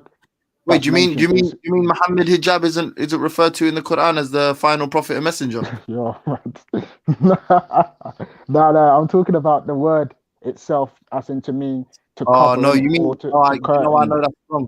It's Noble Drew Ali's mentioned as the final prophet and messenger in the Quran, and I forgot. That's weird. That's weird because I was just stumbled upon the verse like last night, actually. It's in 42:51. No human being can communicate with God except through inspiration from behind a hijabin, or by sending a messenger through whom he reveals what he wills. He is the most high, most wise. This is a later on, or even a different meaning. You understand? But like even the word, when we're talking in terms of women and what they're wearing and whatnot, the actual word that they refer to women wearing and having covered themselves is called kimar and jibab, which is when you go to the root understanding of it, it's talking about because horses have the horses back then were like, I don't know, they said they had like different colors or whatnot, or shades or whatnot, so they used to refer to one shade of it as the black, the cover of what or whatever or whatnot, and then jibab or something like that referred to curtains or whatnot. So this was like when they were jibab, yeah. Jilbab is got clothes though, isn't it? Yeah, something like it can be clothes or curtains. Like that's what I'm saying. That you know James Jones, how long were you Sunni before you were an atheist, bro? I wasn't. I was Sunni. He was Sunni. Oh, now I see why he mad. Bro, you sound like a bro. I hear the Sunni in you, bro. How long were you Sunni before you were an atheist, bro? I wasn't. What were you? A Christian. Well, I mean, I guess I don't know if I ever really believed in anything, but did you just have a lot of Sunni homies? Yeah. Got you. Okay. Yeah. So peace and love, Orthodox. Happy fasting, man. Happy Ramadan, man. Spring cleaning for the soul. Man wasn't fasting. Man was smoking a spliff. Yeah, I fast in September. Right on. Hold on, why?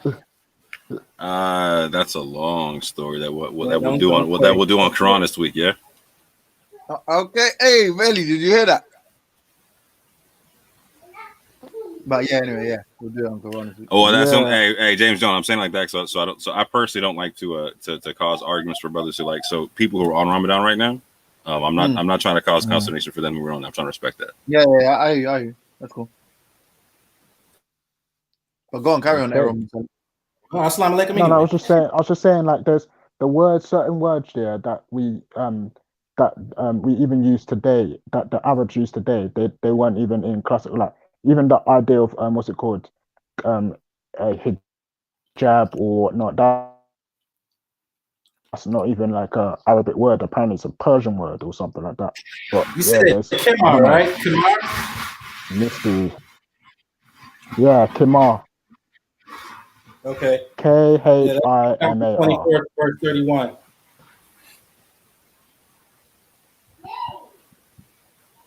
Yeah, while I agree with James that if you spoke modern Arabic and you're trying to learn Quranic Arabic, you'd have a large advantage versus not having that background. I definitely agree with my brothers in the sense that Quranic Arabic is something it's a whole different animal and whatnot, right? So and this is what I was bringing up the other day about the fact that like when Uthman burned the Qurans, that he then codified them in the Quraysh dialect, right?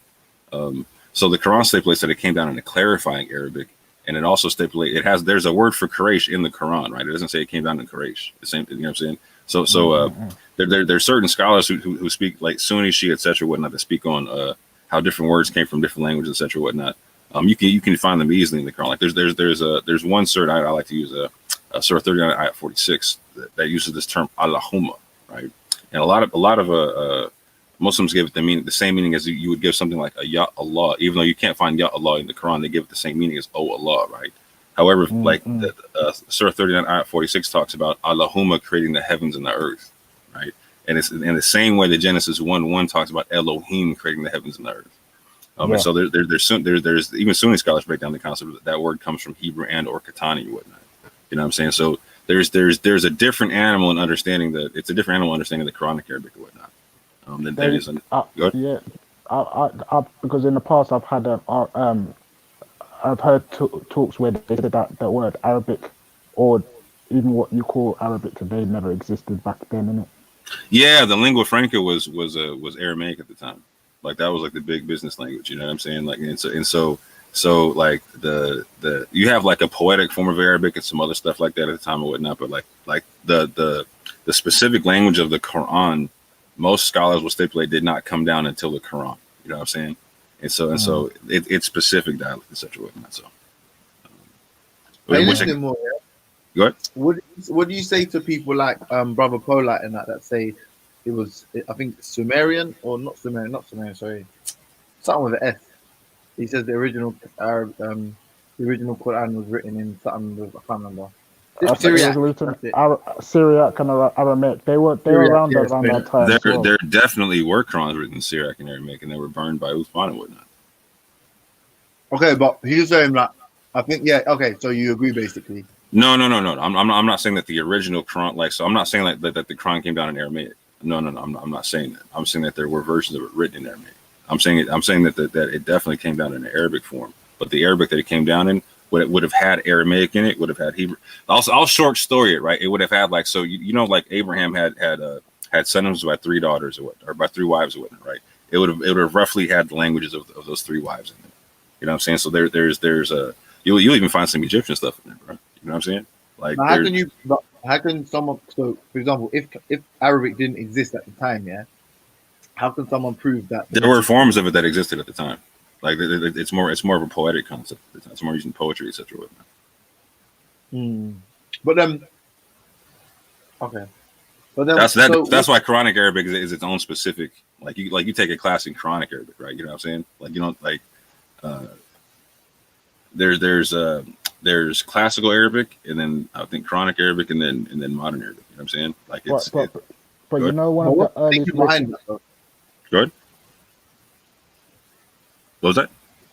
Go on, right? What was that? I was going to say, what is the thing? Hey, Ursula, you know how to say Pokemon in Arabic? They were all asking me this question. How did what was like in your opinion? What was the logic of Allah coming down and bringing a language that at the time no one was speaking? Oh, great question. So in the in the Torah, whatnot, you have the concept of the Tower of Babel and whatnot, right? Where the languages got divided. Yeah, I understand that. Right, and so even in the New Testament, you got the concept of the day of Pentecost, etc., whatnot, where people are where it doesn't matter what language you're speaking, they're being able to understand each other, right? This is like a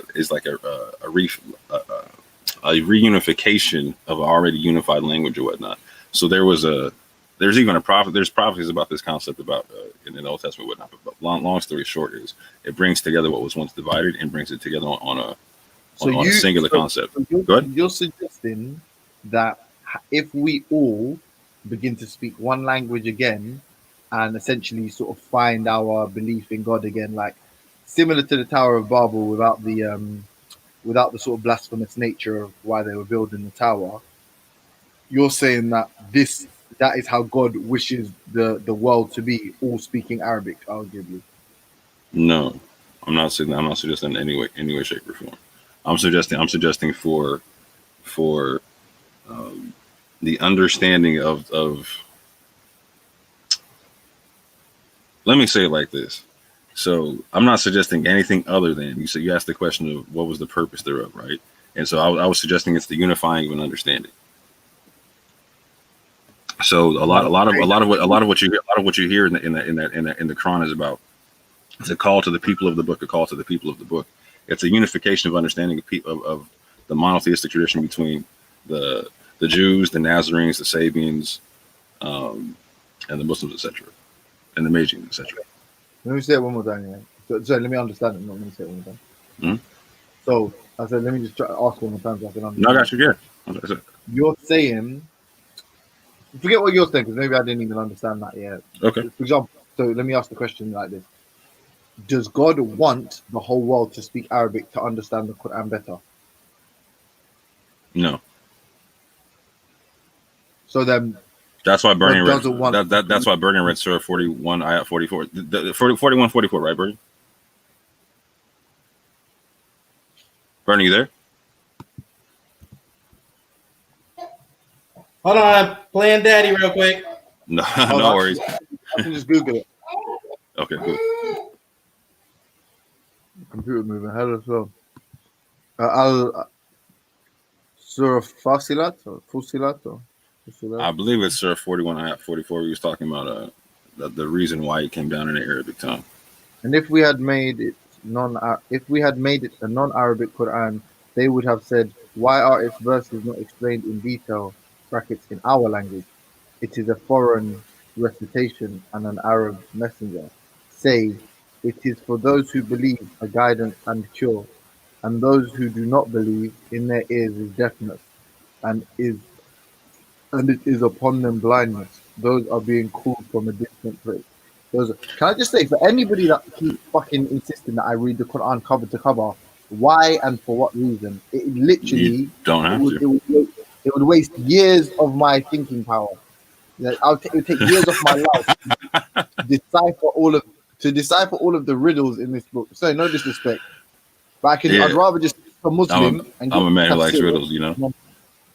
No, I like riddles. Real quick to answer your question, no. Like, so there's also another verse that speaks about that every nation was sent a messenger speaking their own language. So no, Allah does not want the whole world to speak Arabic. I can definitely understand from this verse that is a verification of your answer to my question, 100%. But I would also say then, why would, in your opinion, someone you're not all knowing, right? But just why would you think something all knowing would pick a language no one spoke, like it wasn't a common language? So, right. So here's the thing about it. Like, so this is one of the reasons why I dig Surah 10 ayat 94 in a sense, because so if you really understand the gist of it, Muhammad's getting revealed something that he doesn't fully understand. So he's actually got to go ask people about it. You know what I'm saying? He's got to go gain understanding. Huh? What did Muhammad speak? Wait, who's he going to ask? The people around. Like, so even in the Quran, he's going to talk to Jews, etc. When I tell them to recite the Torah, etc. Like, there's people of the book around, right? So then he could have understood the message. He could have heard the message of God from them. Then, if you believe Muhammad existed and you believe that, it literally says it's an Arabic confirmation of the Torah that came down to Musa. No, but I'm saying as in, if you believe he went and spoke to Jews, then let's say you could independently verify that. Let's say someone said there was a man called Muhammad who I saw, like let's say like a report or an account, and he's like, let's say there's a Jewish source in it, because there are no, forget Jews. Let's say there's a proto-Arab source that's like, I saw him going to Jews. Mm-hmm. Then arguably, couldn't you say then whatever message he brought back was a reconfigured version of the Torah? Arguably, yeah, and that's why I'm 100% you can make that argument. So why do you believe then, bro? I'm not gonna lie, because you don't seem like a person that's quite dogmatic. You seem like you accept any of these theories. Why do you believe what you believe? That I'm a bit more rational. That just entertaining a theory is not going to offend me and send me into a trigger. Like, no. As in, the fact that you're entertaining them means that you're not like you see, let's say, some validity in what people are saying. Yeah, I entertain that you can make the argument. I don't agree with the argument. But why not?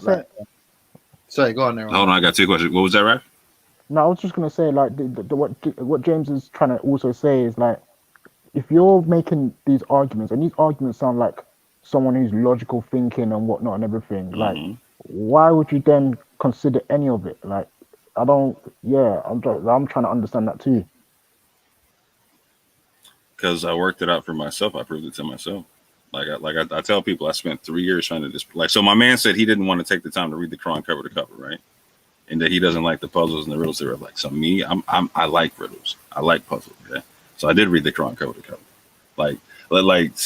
So when I found challenges within it, I try to disprove it, but do so in a very charitable way, like making sure I was giving it every way out before I discounted something, right?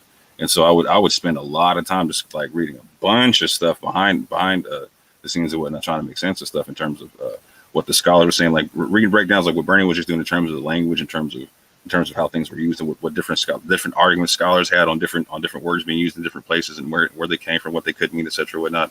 Like my brother Raph was talking about the concept of like the Syriac concept and whatnot, looking at those things there. You know what I'm saying? All that type of stuff. When I worked it out and whatnot, like for me, I saw it clearly. You know what I'm saying? When I went through from cover to cover and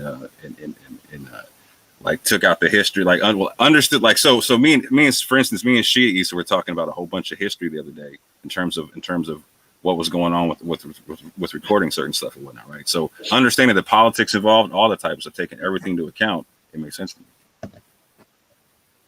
Can I ask you a question? Always. I agree. Number, by the way. What was the clinching? So, for example, you can't disprove. So let's say I make a claim now, Muhammad didn't truly exist. Mm-hmm. You can't fully disprove my claim. We could have a debate on that. You can have a debate, but you couldn't fully disprove it. I watched the debate on it, and the most substantial piece of evidence Ziria brought was a reference from. Hold on, let me just do this now because I'm getting. Did he bring out the letters from Muhammad?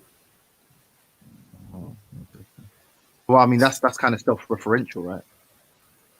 I mean, it's signed with his signature. So you need like a third.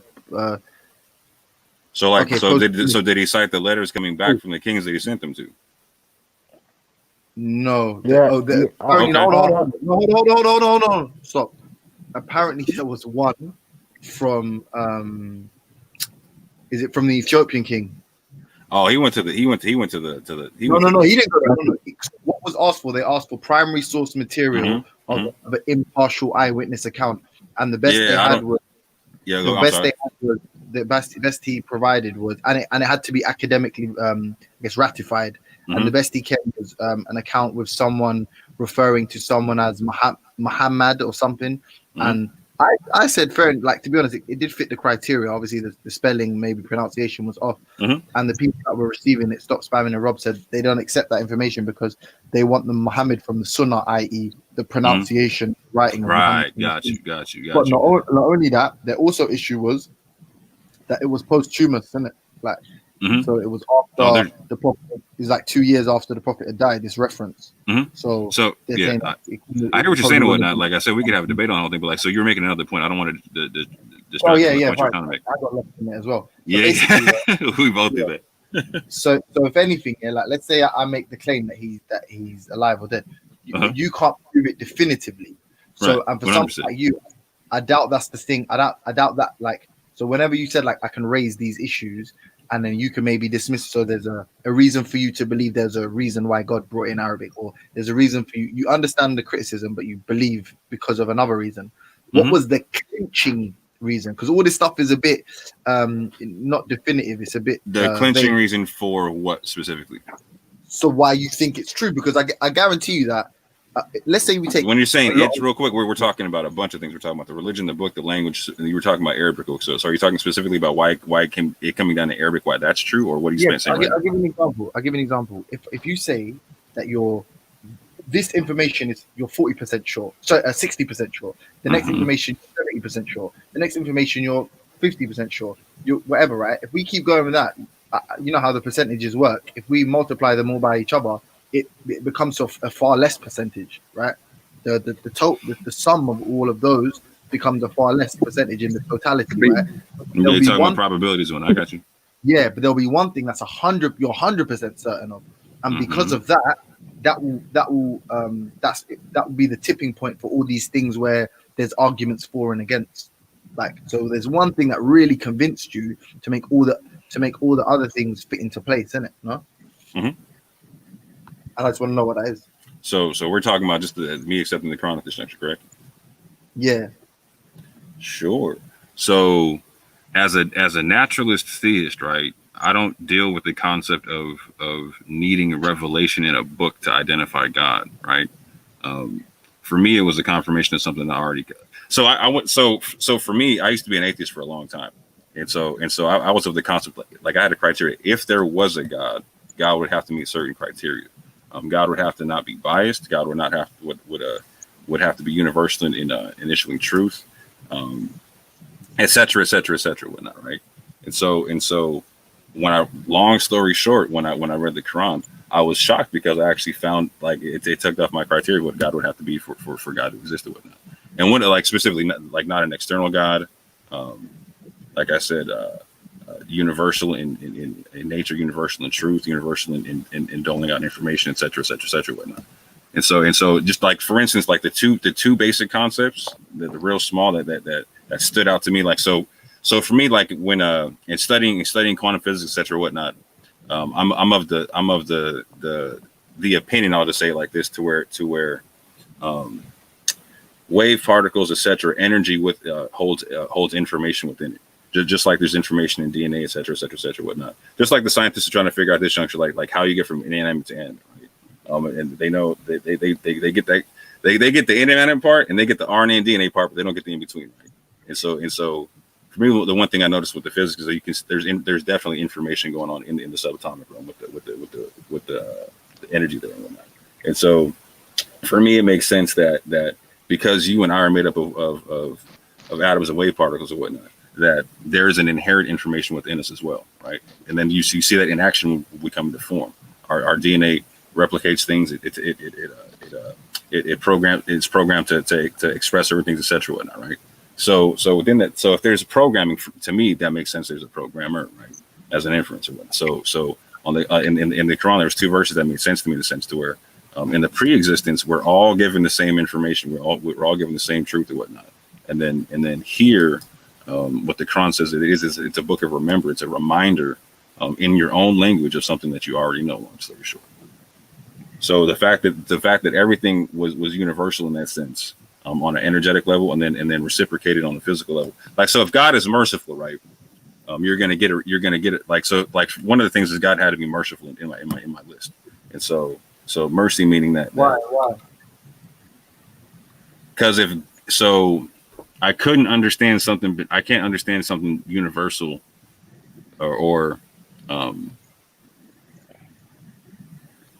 so if I had a child, right, I'm going to give my child every out that I can in terms of giving them information.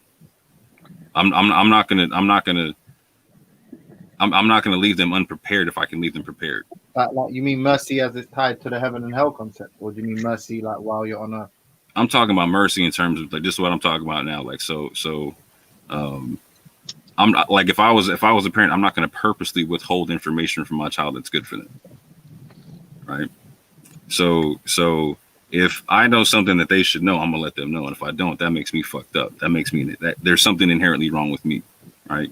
So for me, I see everything like I see myself as a microcosm of the universe. So if I can have that basic logic, I can't understand why something that would be the base of what I am doesn't have that same basic logic.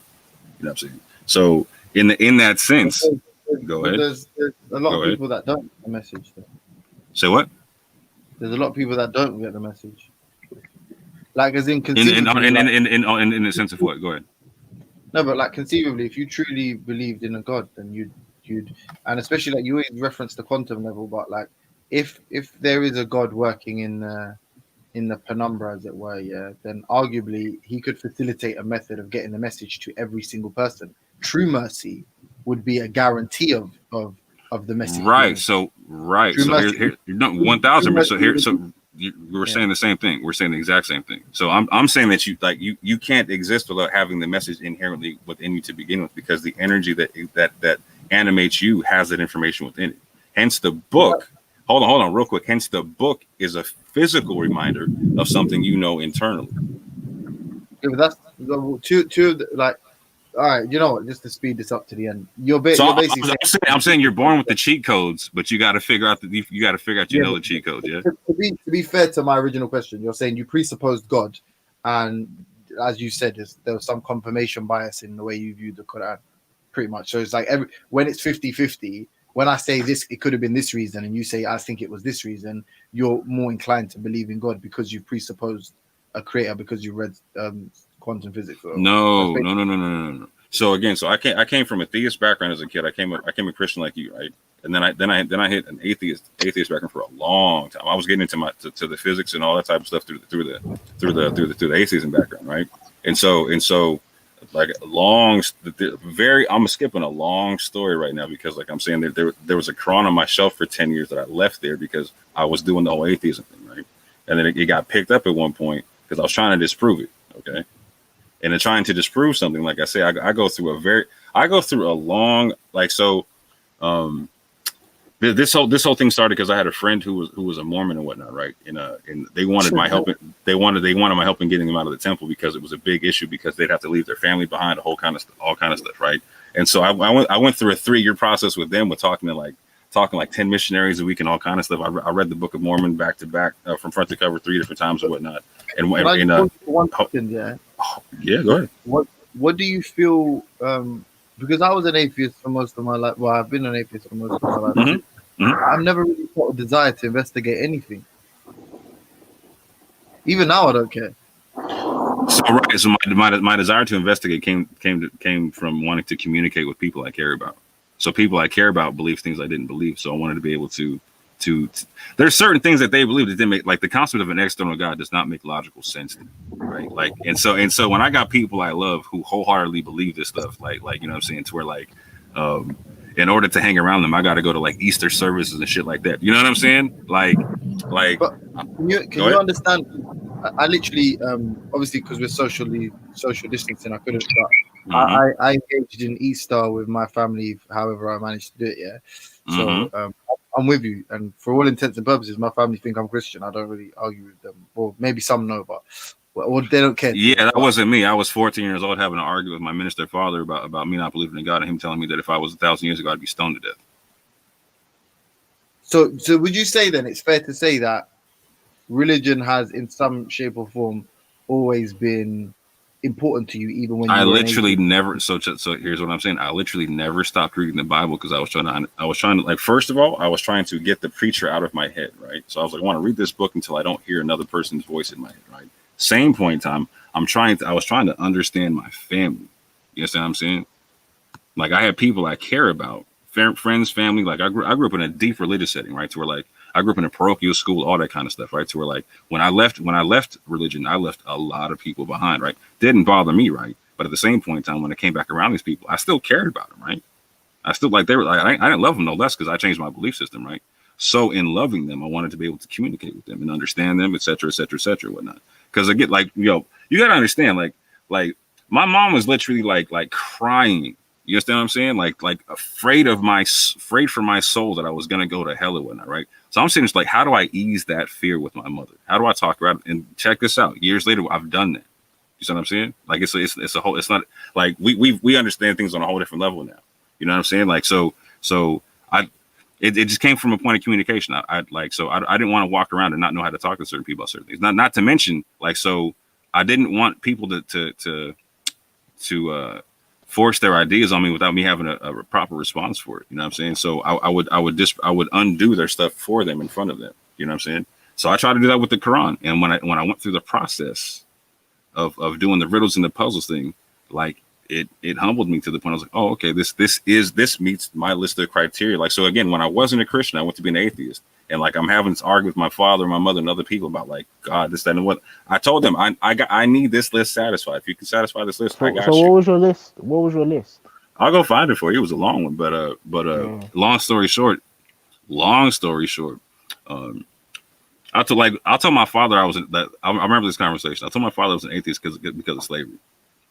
I was like, if you're gonna tell me God is love, right, and you can break and you can tell me he let slavery happen, like, I don't understand that. Are you trying to start an argument with us right now? No, I'm literally telling you my life. No, but you know what we're gonna say to that? Go ahead. I bet you could guess it. What am I gonna say to that? No, go ahead. I'll stop telling you my life story. Go ahead. No, I said, what do you even know? I allow slavery, fam. What are you talking about?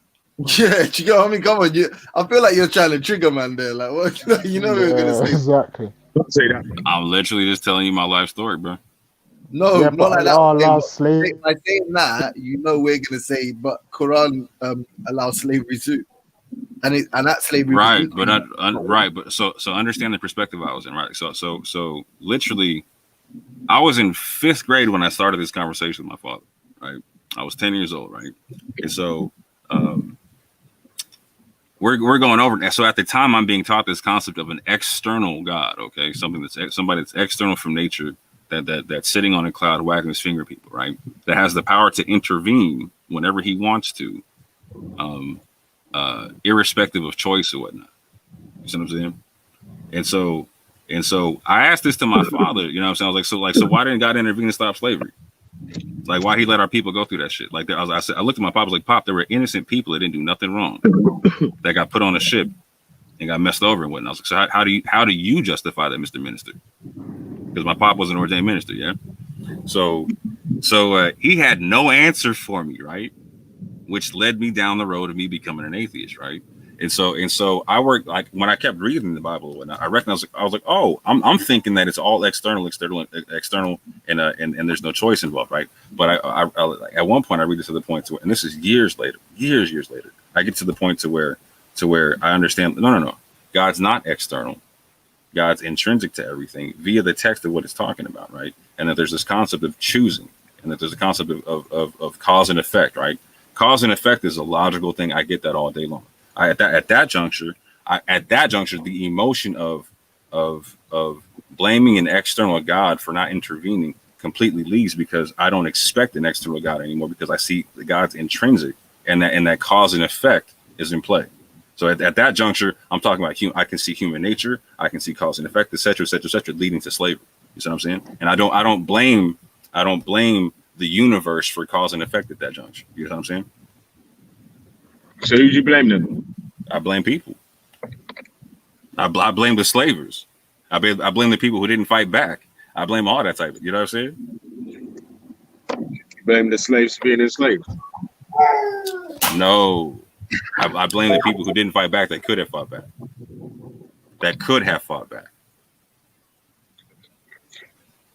That were in the position to do so. For me, in my life, what real about short. the big man that made everything, that gave all the people? Start that one more time. There was some noise in the background, Bill. What about the big man that gave everyone the choices before the choices were able to be given? Quantify that for me, because like in the scrolls it says, before you I put life and death, and the recommendation is to choose life. So help me with what you're saying right quick. Does it say that Allah writes out everything that's going to happen, or is that a hadith? If it does say that, you're gonna have to cite that verse for me. I'm not familiar with it, bro. Like, so that's what I'm saying. Like, I'm citing Torah here, right? Because that's why I just cited the Torah. I know that one off the top of my head. Torah stipulates that. I'm not sure if it's because obviously most of the times. I'll look into that one for you. I'll definitely look into that one for you because that's a definite. That's a good question. That's a good question. If it's there. Remember when Gary used to come and speak as Cooley, and he was talking about the magic pen. Oh, the magic pen. That was before time. Remember him, yeah? Yeah, I remember hearing about that. Is that from Quran or from Hadith?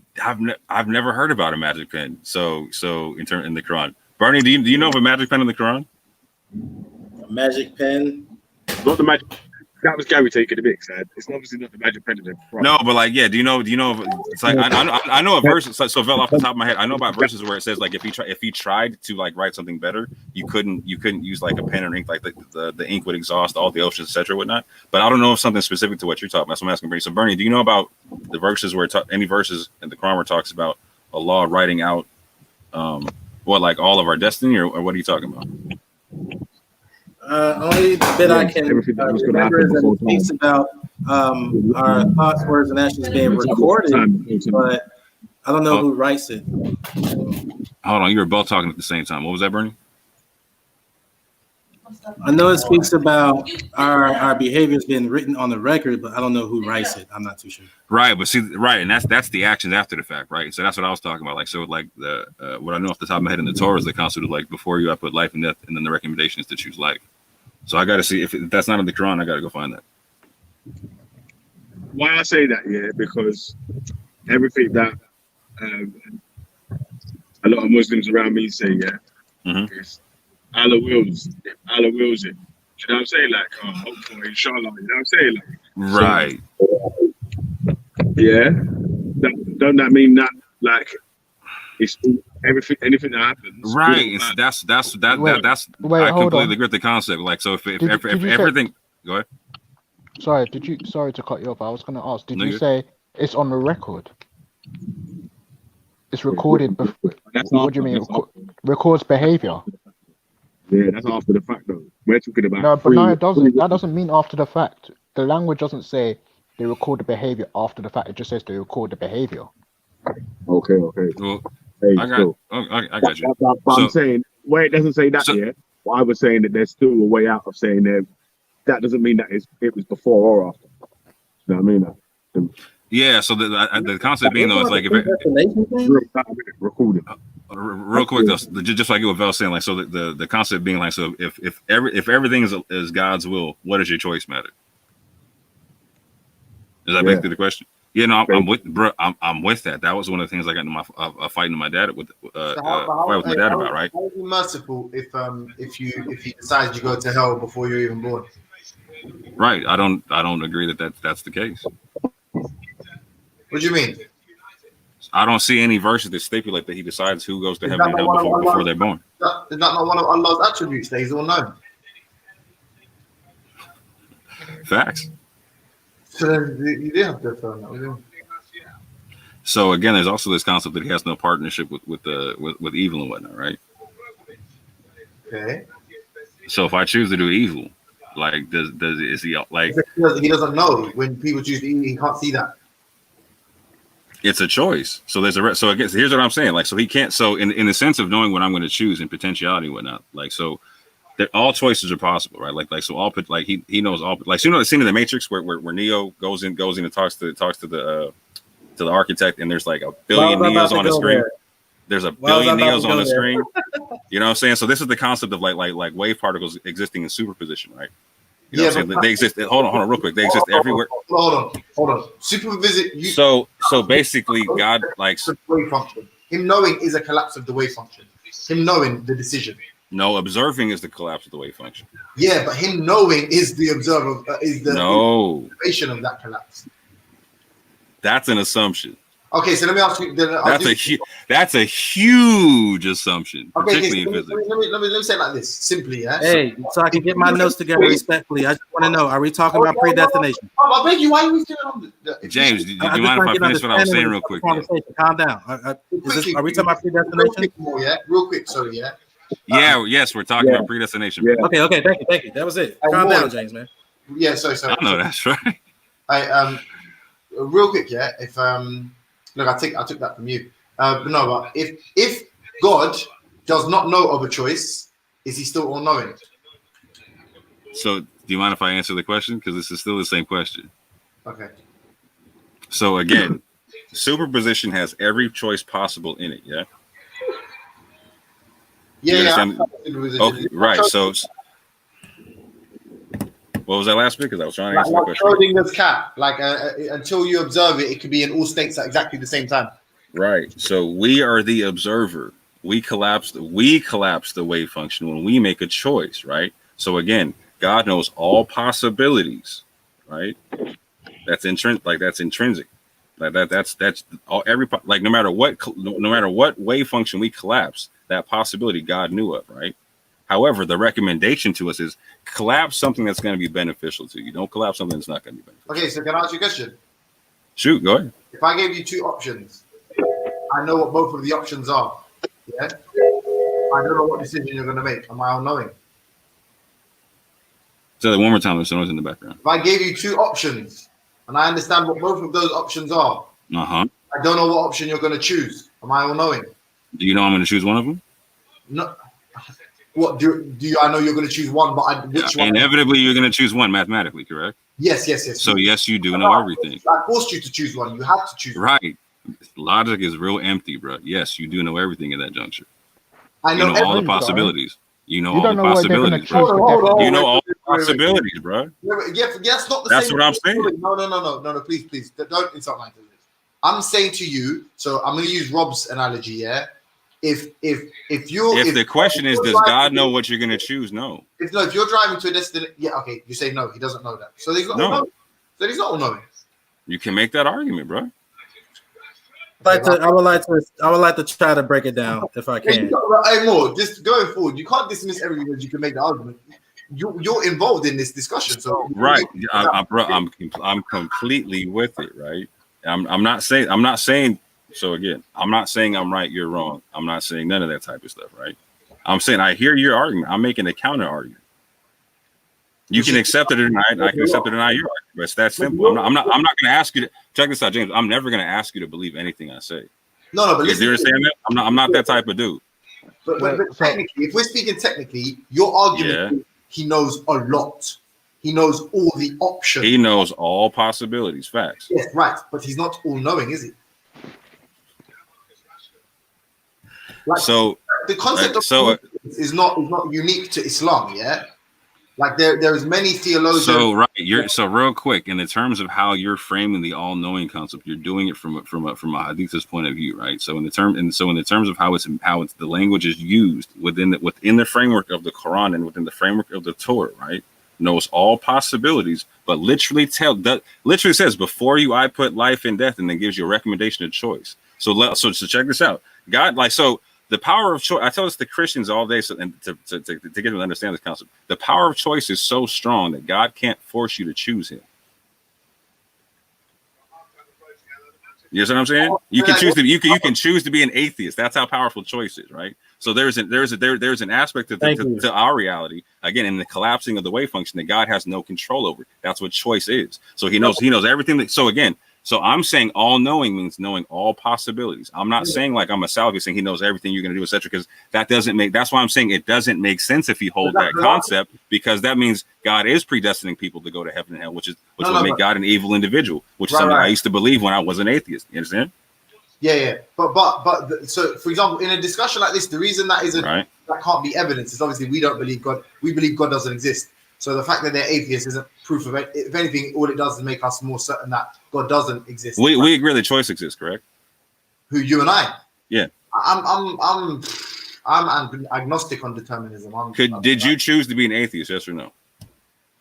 In the simple sense of like, does it feel like I chose it? Yeah, it feels like I chose it. But was it active volition or was it a forced action? That's all I'm asking. Yeah, in the context of like my solipsistic worldview, yeah, it was my choice. But I'm agnostic on the concept of determinism. Like I don't know enough about science to accurately I just whitewashed someone. Oh, right, but like, so just real quick, like in the scenario you gave me, like, okay, if I give you two choices, you know what I'm saying, and I ask you to choose one, but I know what the two choices are. In that situation, you're talking about, we're observing the concept of choice, correct? We both can observe choice in real world. No. So, because I'm going to be honest with you, I could just lie and tell you I believe in free will or whatever, because I don't believe in a God. No, I'm not even talking about belief. I'm talking about observe at this juncture. Like, so do you observe choice in your everyday life? From my perspective, every decision I make is my own choice. Oh, I'm okay. Even outside of yourself, do you notice? Do you observe choice outside of yourself in everyday life? Like other like choice, like other entities choosing things. Like, for example, you chose to jump on here or something like that. Right, or like, right, yeah, exactly. Or a kid saying, I want that box of cereal versus this box of cereal, or you know what I'm saying? I believe that you also make choices like me. I believe you're conscious and you make choices. That's right. So on a subjective level, we both can agree objectively. You know what I'm saying? Like we both objectively observe choice, right? Like in the life around. Hold on. Go ahead. No, go ahead. When I say determinism, I mean to say that could it have been any other way? I don't know. But like from my perspective, of course, it's like I chose to be here. This is a unique environment. But like I understand that. Yeah, that's what I meant by that part. Yeah, right. So all I'm saying is I observe the same concept within the language of the Quran and the language of the Torah. I don't see any language that eliminates choice from the observation, even within the scrolls. I'm not saying, for example, like this is to many Muslims, you may make a singular proof in the Quran. Like, I do this because the Quran says this, and and it makes my life better, therefore it's God. And I guess on the face of it, superficially, we wouldn't really disagree with that statement, right? Because you might be able to prove the Quran. The problem the problem lies with the contradiction. So yes, I can accept that there may be a verse that proves you have free choice. But then for someone to say Allah knows everything, well, then you can't have free choice because He knows what you're going to do. So how did you have free choice? Especially when He's judging you based on it. How can you judge someone on a decision you know they're going to make? How do you say all-knowing in Arabic, real quick? I don't know. I asked you, but I didn't ask you. I didn't. No worries. I thought you might answer. Let me just make this point real quick because I want to make this small point because I almost made it. I think it might clear some of that. Right. So here's how I'm seeing it. Right. So within the framework of the Quran and the Torah, right, the language does not take out choice. Right. So in the framework of choice, if we're giving choice, right, and God is saying that He's knowing, right.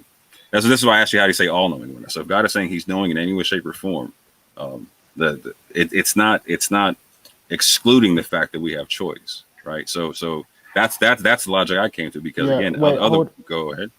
Yeah, sorry. Let me help break it down for people to understand it easier. Yeah, when you say someone's all knowing, you can be all knowing about events of what's going to happen. So you can know what the person's choice, know what the person's going to choose and whatever and whatnot. But you don't directly infringe upon the person's choice, if you know what I mean, innit? Where it comes into an issue is where God is claiming He's all-knowing, and at the same time, He controls the will of that person. Facts, 100%. And just to finish what I was saying, James Jones, the best way I translate the concept and understand the concept is God is the most knowing. You see what I'm saying? So out of what though? So for me, God is the sum total of everything that exists in the sense of the animating force to it or whatnot. And so again, like so go ahead. Sorry, go on. Finish up here, and then I'll ask off. Yeah, go just this real quick. I lost me. So the sum total of all energy, and like I said, within that energy it exists the concept of superposition, right? Like knowing everything, all the possibilities, and all that type of stuff, right? So that's the most knowing all the possibilities. The concept of not knowing choice does not make God let. Just quickly, yeah. This like maybe you don't accept it. Maybe fine. I'm not a particle fucking physicist, yeah. But the concept of knowing something to be like let's say the end result is essentially a collapse of the wave function. At least in the context I'm proposing it, you can understand that, right? Say that one more time, just so I understand what you're saying. The knowing is the observation, or is the collapse of the wave function. If there is a million options and you know one is going to happen, that is a collapse of the wave function. Do you accept that, right? I know, because you can ignorantly collapse, right? You don't like you don't always collapse the wave function on purpose, bro. Like you're not choosing everything No, I'm saying if there is a creator who has given the opportunity for all of these, has given all these options to somebody and knows the one they're going to select, that is a collapse of the wave function. Like, for example, you know this idea of God consciousness, you know, like the idealist consciousness, like God, like God is an independent, objective consciousness. Yeah. Mm-hmm. Well, from that perspective, yeah, God is always seeing everything, right? So God is. We are only conscious because God is conscious. You know, the tree is only green because God sees it as green. You understand this principle, yeah? God consciousness. Right. So again, so the waves only collapse when we look at them constantly, right? But he's already looking. That's what I'm saying. He already. So right. So I want to be clear about how you understand this concept of observer, and then the wave function concept. Like, so in the physics concept, can something non-physical be the observer? No, but I'm saying. Oh, right. Hold on. So slow down real quick then. So like in the concept, I keep explaining that God is spirit, right? Which would be the equivalent to the energy and the source thereof, right? The base source of all the energy. So it's not God is not physical in that construct. So God is not the observer. God doesn't exist. So listen. Fuck's sake. Okay, cool. The source of the energy, bro. How about that? Like, so is dark energy the observer? How about that one? Okay, but dark energy isn't conscious in the same way. But dark energy isn't conscious in the same way a human being is conscious. So then I don't disagree. Yeah. So then can we stop? Like, don't rely on technical definitions to support. I'm saying the collapse of the wave Let's function. have a very unscientific conversation. Yeah, let's go. I think you two are talking past each other. That's not at this. Wait, You're a the bit one patient. that's inserted it. Yeah. One second, Bernie. Yeah, you're the one that's inserted this concept, and I'm just trying to say that from a limited layman like. Yo, how you 1 second the man on his own show, bro? Come on, now. What'd you say? Well's been waiting for us to stop for like 5 minutes. Yeah. Let me drop a question in it, because I did want to ask a question, yeah. But also, witness, jump on there. You can take my space still, because obviously, like, you can take my space if he wants, innit? No, let him take my space because I need to go back into the with my boys and all that.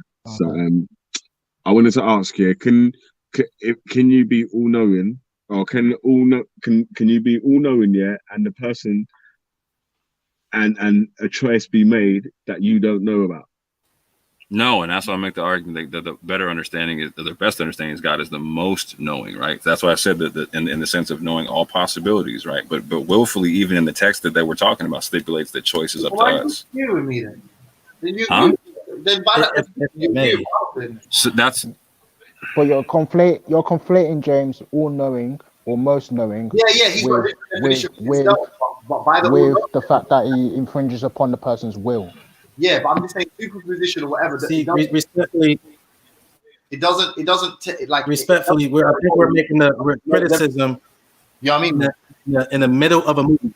I think we're making criticism in the middle of a movie. All right, we haven't started from the beginning. This is what I mean. Please, this is what I mean. All the person deeds and actions are not decided by what is recorded in the preserved tablet. Rather, the deeds and actions are recorded in the preserved tablet because God already knows all occurrences without the restrictions of time. The time dimension is a bubble we live in, which was created when the universe was created, aka theory of relativity. For God, the creator of all things, there are no time restrictions. Therefore, God, the knower of the unseen, knows everything that happened in the so God is all past knowing, or will happen, and what we call the future. This is the issue that confuses many people into thinking that there is no such thing as free will. Check it out. God knows exactly what every person will do out of his or her free will. Every second of their lives before the whole universe was created. It is we who choose to do everything we have done. It is we who have made all the choices we made, but God already knows it, and thus it is easy for God to have it all recorded. It is not becoming of God, who is the best judge, to tell us that every person will be accountable for his or her own deeds, then hold us accountable to what we never had any control over. Rather, God holds us accountable for our deeds because it is. But Bernie, you are describing a square triangle. Wait, God not holding accountable we live in. Now, here's the point. Repeat what you just said. Where I felt like we were making criticism. Bernie, you cut out still. Repeat what you were saying. Because at what part?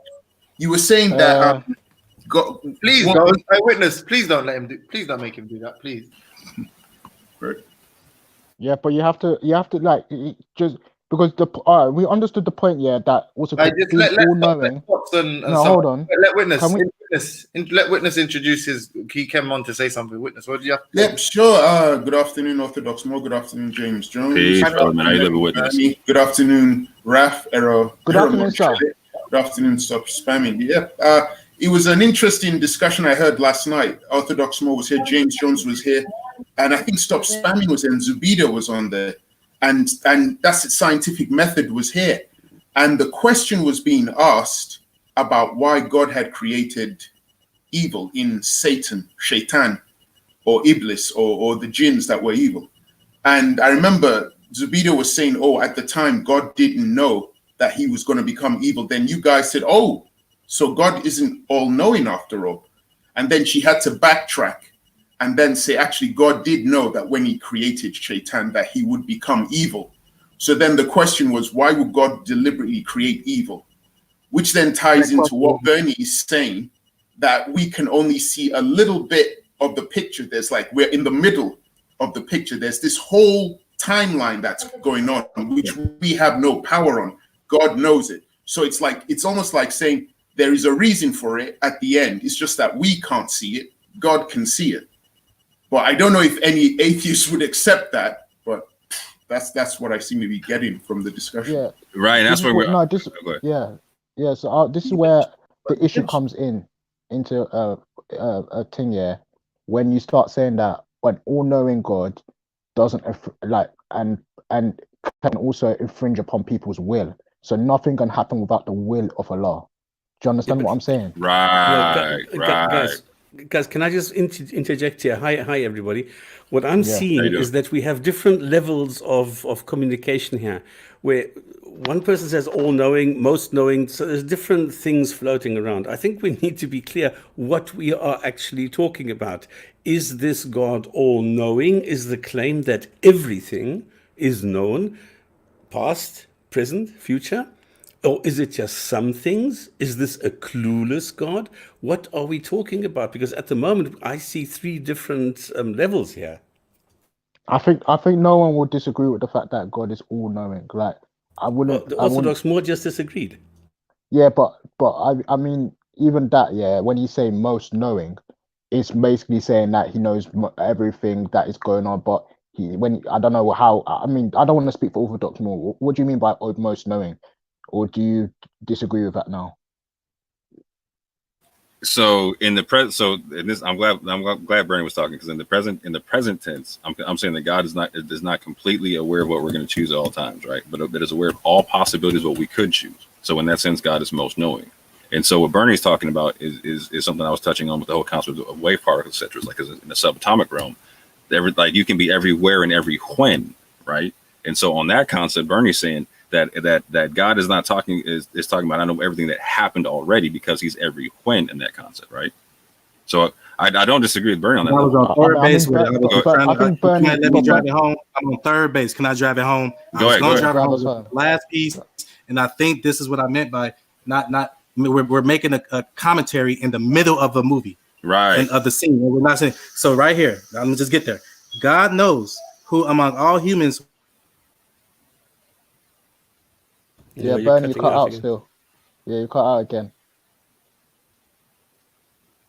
Yeah, I mean, the second chance, according to chapter 33:72. Yo, God start again. Will come to life. Yeah, Bernie, start again. Bernie, start again. You cut out, bro. Like get close to your. Okay. God knows who among all good chance on earth will fail second chance. Verse 72, and that. Also, check out my show on Satan being a Khalifa and why are we here in the first place. Long story short, you chose to be here. So what was that verse you just read? Anyway, God knows that the vast majority, 33 verse 72. Okay. So what you're saying is I am here because I chose to be here. So I'm here because I chose to be here, and this God did not know I was going to be here. The vast majority will come to life on earth and leave without making any amends to their original sin. God also knows that a very small minority will make a good of the second chance which God gave all humans. It is thus rational to think that God created this vast universe for the benefit of this very small minority who will be redeemed and admitted into God's mercy. So we never looked for the majority to believe this. We were already told in this pre-recorded text that this life has already been lived. That's what the Matrix is trying to tell you. We're just finally realizing why we're making these decisions. That's why I liked when he went Neo with it. But I'm gonna just leave it there. Peace. No, you're gonna have to prove we have a separate. Thank God for the directors of the Matrix for strengthening you guys' faith. I mean, without the Matrix. Okay, but then this discussion is useless because everybody's talking from a different point of view on a different level with different definitions, with different everything. So this is not making much sense. Where do you get the concept of most knowing from? Is that in the Quran? Is there any evidence for most knowing rather than all knowing? First, we must find out which Quran. All this that we're hearing from Bernie and maybe the Orthodox more, is it from the conventional Quran or is it from the Seven Circle? The Circle Quran. Circle 7 Quran. Yeah. Circle 7 Quran. So when I hear, I typically only talk about the Quran and then the so-called conventional Quran and then the Torah, whatnot, because that's what most people are familiar with and whatnot. I don't talk about the Circle 7 unless people really want to get into that one. So when I read the language of the Quran and the Torah, whatnot, I come to the concept of most knowing, because the concept of all knowing would denote the concept of predetermination. Like, so God would be predetermining who goes where, when, all that type of stuff, right? Like, so like my man Raph was talking about, like not just knowing the possibilities, but enforcing the will on what you would choose on that, right? So again, it's like when I was talking about like the concept before you put life and death, but choose life. It's a recommendation right there. So right off the top, God's saying, my hands are off at this juncture. I've set it up, and then my hands are off. The Quran says a very similar thing and whatnot. And big up to Zubaydah, because I went back and heard what she was talking about with the Shaitan concept, and she was doing her best, but like she wasn't quite reciting the story in the Quran in the most efficient of manners and whatnot. But there's a portion there where Allah talks about like when Shaitan, he says, "I know what you know not," right? Breaking out a higher level of knowledge and whatnot. But he also stipulates at one point that after Shaitan has stipulated, he asked the law for a reprieve until the day of judgment to go tempt man from different sides and whatnot, and etc. whatnot, to kind of make him earn his choice, so to speak, right? He said, cool. Once Adam and Shaitan were both put in the earth, he was like, now you guys have choice. Now it's cool. And it's like, I take my hands off and y'all can go do your thing, right? And so this is why I'm talking to James about, like, I don't see Allah or God as the observer, because the text does not put him in the position of the one making the choices for us, collapsing the wave function for us. He's in the position of being. Yeah, we agree with that. We just want to know, where's the evidence that God is most knowing, or if not, why is it? Where's the evidence for all knowing? We know that all knowing doesn't equal. So you want physical evidence? You want evidence in the Quran? Evidence from the Quran, because obviously that's what you refer to in it. Can I just say one really quick thing before you guys? The Quran itself is physical evidence. Hold on, Bernie, you just talked over James. Okay, hold on. You agree with this principle, yeah? Because again, I'm not a quantum physicist, but I would say that you agree with so in superposition, everything that could be happening is happening, or everything that is possible remains possible. All the potentials are either happening at the same time or possible at the same time, however you want to view it, yeah? More or less, yeah. Once the wave function is collapsed, there is only one outcome, and now all the other potentials can no longer be outcomes anymore, yeah? That's not necessarily accurate. That depends on the theory, because there's the theory about the parallel dimensions. No, but I mean in this sense. So okay, that's what I'm trying to say. It's hard because we are talking about real conceptual matters, because God obviously loves it.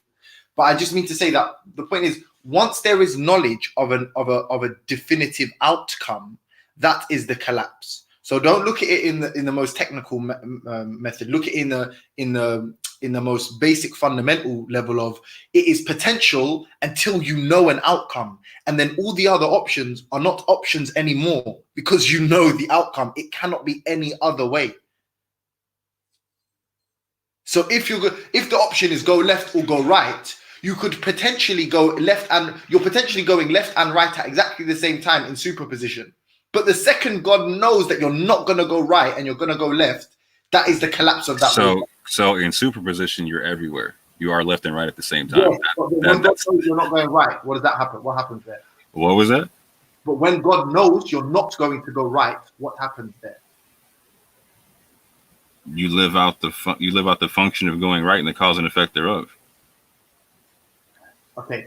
If you're the observer now, the physical observer, yeah, and you're waiting for a car to go left or right, and then you see the car go left, what happens there? Real quick. Can I answer my man Ralph's question before I forget it? Yeah, it's not even important anyway. Forget it. All right. No, you're good.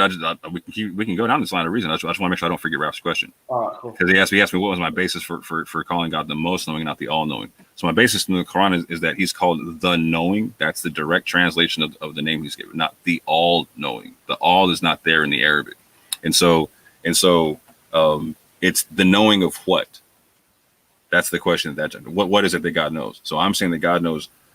In terms of our choice, that we couldn't have free will, that is stipulated that we have within both texts, unless there's an aspect of God not knowing what we're going to choose with that free will. Again, all possibilities are known, hence he's the knowing, and I'm saying the most. But if you're calling something the knowing, you're not saying most knowing. You're saying you'll be saying that they can know everything.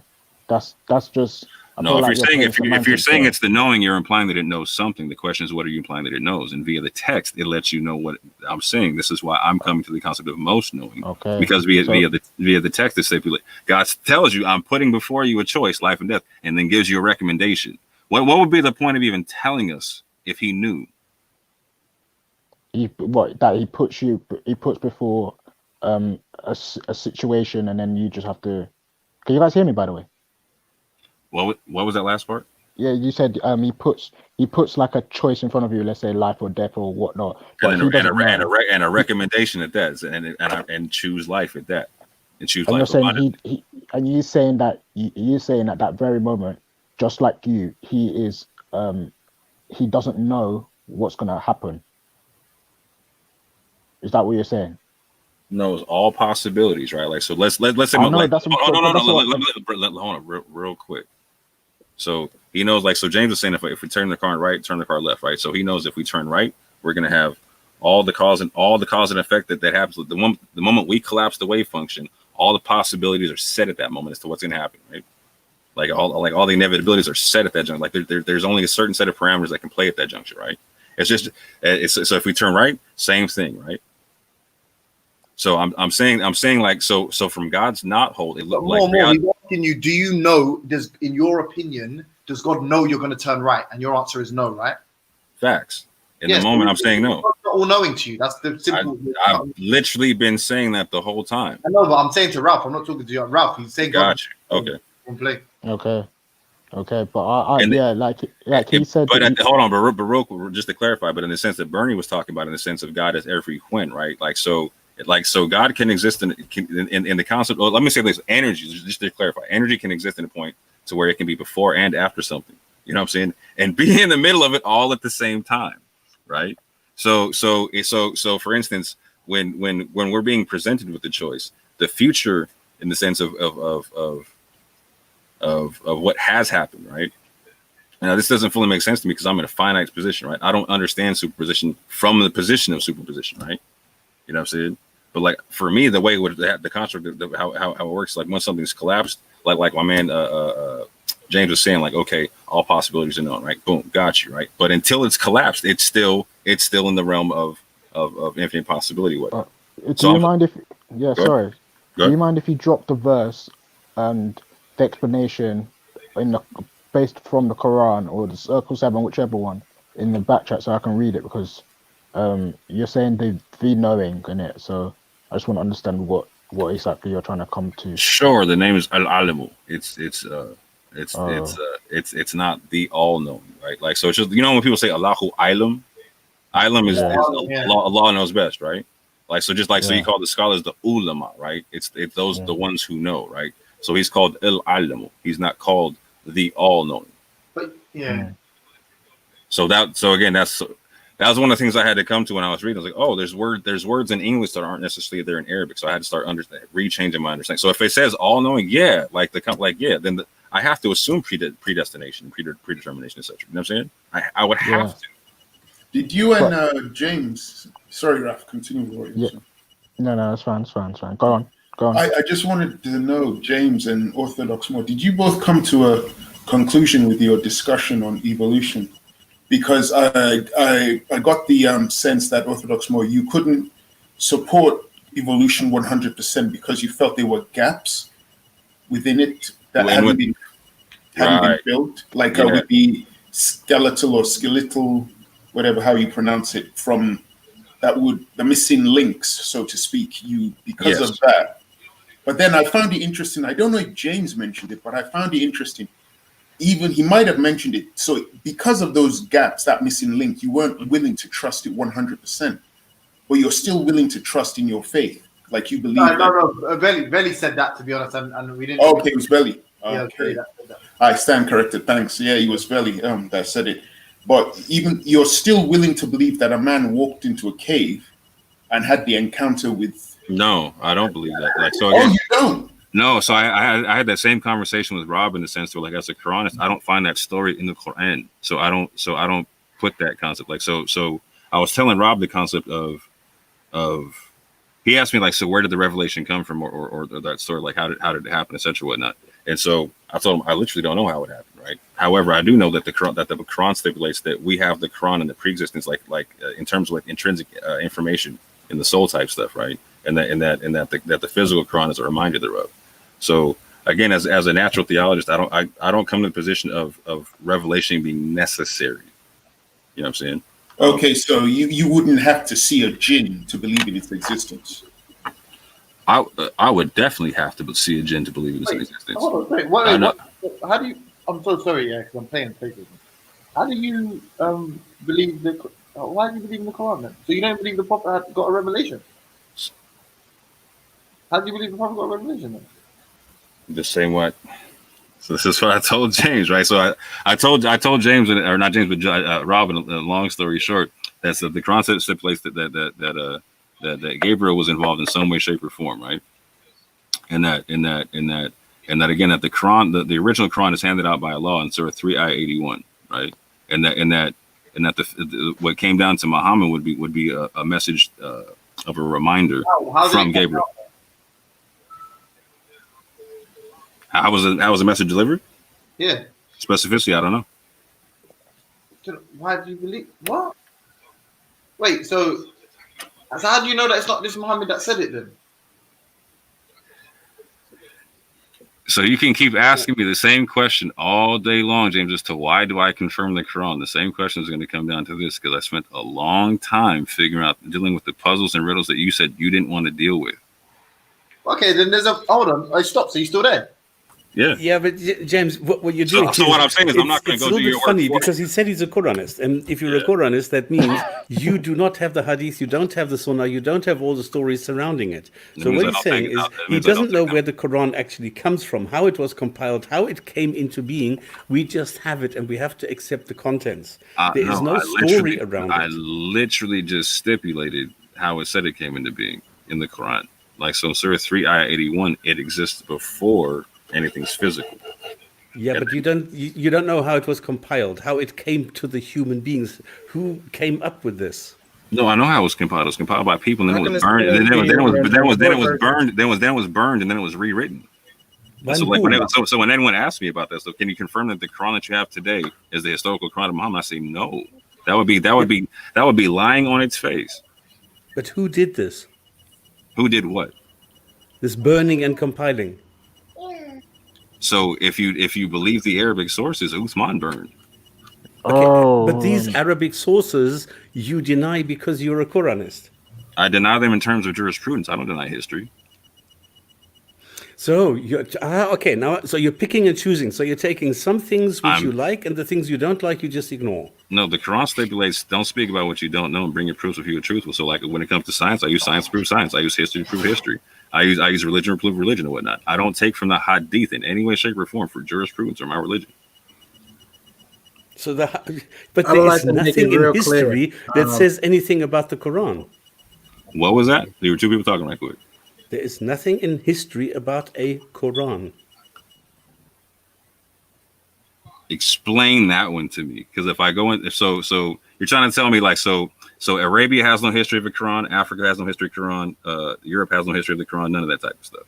We have no information where it appeared, how it appeared, and who came up with it in the beginning. So you literally just told me that as a Quranist I'm picking and choosing because I just cited some information that you just said that you're telling me doesn't exist anymore. So there's no information that Uthman stipulated he burned the Qurans. Those are fairy tales. Okay. All right. So anyway, That's I not want to make history. something That's real not history. clear. These are As a just Quranist, stories. man, Okay. this is why we're Quranists. Wait, I just This is want why to we're go back Quranists. to Let me break it down to I you. just want to go back to the. Wait, hold on. I want to ask because you said, Orthodox, that he doesn't say that he's all knowing, but I'm reading here. It says that he said that Allah says that he is knowing all things. Can you guys And it hear goes me? even further. It also says that he knows what will be bad for you in the future. So there must be knowledge of the future for the human being. So why are you saying that he's knows most things, No, or they he can get knows? out. They can get out of that one stops because they can say will be bad for you in the future as if, and then using more logic. So right, that's what I keep trying to talk about, this concept that we're No, but talking about. he specifically says he knows all things. Hit me off with it. That's hard. But yeah, actually, no, you can get away with What point are you guys trying to make about this knowing? That thing I is mean, something tangible. You can get away with that because it's basically saying he knows all potentialities. You could argue. No, it says he knows all things. It Yeah, doesn't but say he doesn't know what potentially what could happen. Right. He doesn't know He what knows. right? That's the James what's is gonna getting happen. it. James is getting what I'm saying. Wait, okay, James, explain it to me. Explain it to me. Yeah, he's saying he knows all things. He knows all potentialities. He knows you could go right and left. He knows what happens right. He knows what happens left. You decide whether you go right and left by Moore's. How Moore's looking at it. You can just decide. Right, and that's why I'm saying he's not called the all-knowing. He's called the knowing. So why didn't he? Why didn't Allah? Wait, hold on. This is a logical fallacy again. If he knows all things, because you could have just Allah could have said he knows all choices that you're going to make. Exactly. So knowing all Does things he means he say also that? knows the outcome. Show me in the scrolls where it says that he knows all the choices you're gonna make. No, I'm saying he could have said that. If he wasn't, if he was going to say, agreed, and because he didn't say that, that's why I'm saying he's not the all. Then again, I he's not know called the that. all. Okay. But that's my point, innit? If he wanted to be as accurate as he can, he could have said, "Yeah, I know all choices." You're adding an all choices in. It says here he knows all things. Here's 4 verses for you, brother, man. Let me see if this helps. Hey, Murphy, I'm gonna pass it to you right quick. I gotta go see to my uncle right quick. I'm gonna pass it to you from. I'll be right back. Hey, Raf, your argument is Chapter 34, verse 3. He is the knower of the unseen. Not an atom's weight escapes him, be it in the heavens or the earth, or what is smaller than that or larger. All are but in a clear record. 6 verse 59. With him are the keys to the unseen. None knows them except him. He knows what is on land and in the sea. No leaf falls without him knowing thereof, nor is there a grain in the darkness of the earth, nor anything wet or dry that is not recorded in the clear book. 78:29. We have kept count of everything in the record. 57:22. Last one. No disaster falls in the land or to yourselves that is not already contained in the record before we bring it into existence. This is easy for God. Peace. That doesn't mean he knows all choices, though. This is my point, innit? Listen, guys, I need to take the face mask to my dad, so I'm off because we need them here. Sorry, Corona is taking its toll. Bye, guys. Take it. Peace to you. Resolve. Have a happy evolution. Yeah, just go. You say happy evolution. Yeah. Such an idiot. The cheek of the, but do you understand what I'm saying, James? Yeah, you can say a man knows all the choices that you're going to make, but he doesn't say that he knows all the choices, or he says he knows all things. The argument you need to make to him is, are choices things, right? Because if he's arguing they're not, that there's some fuck, man.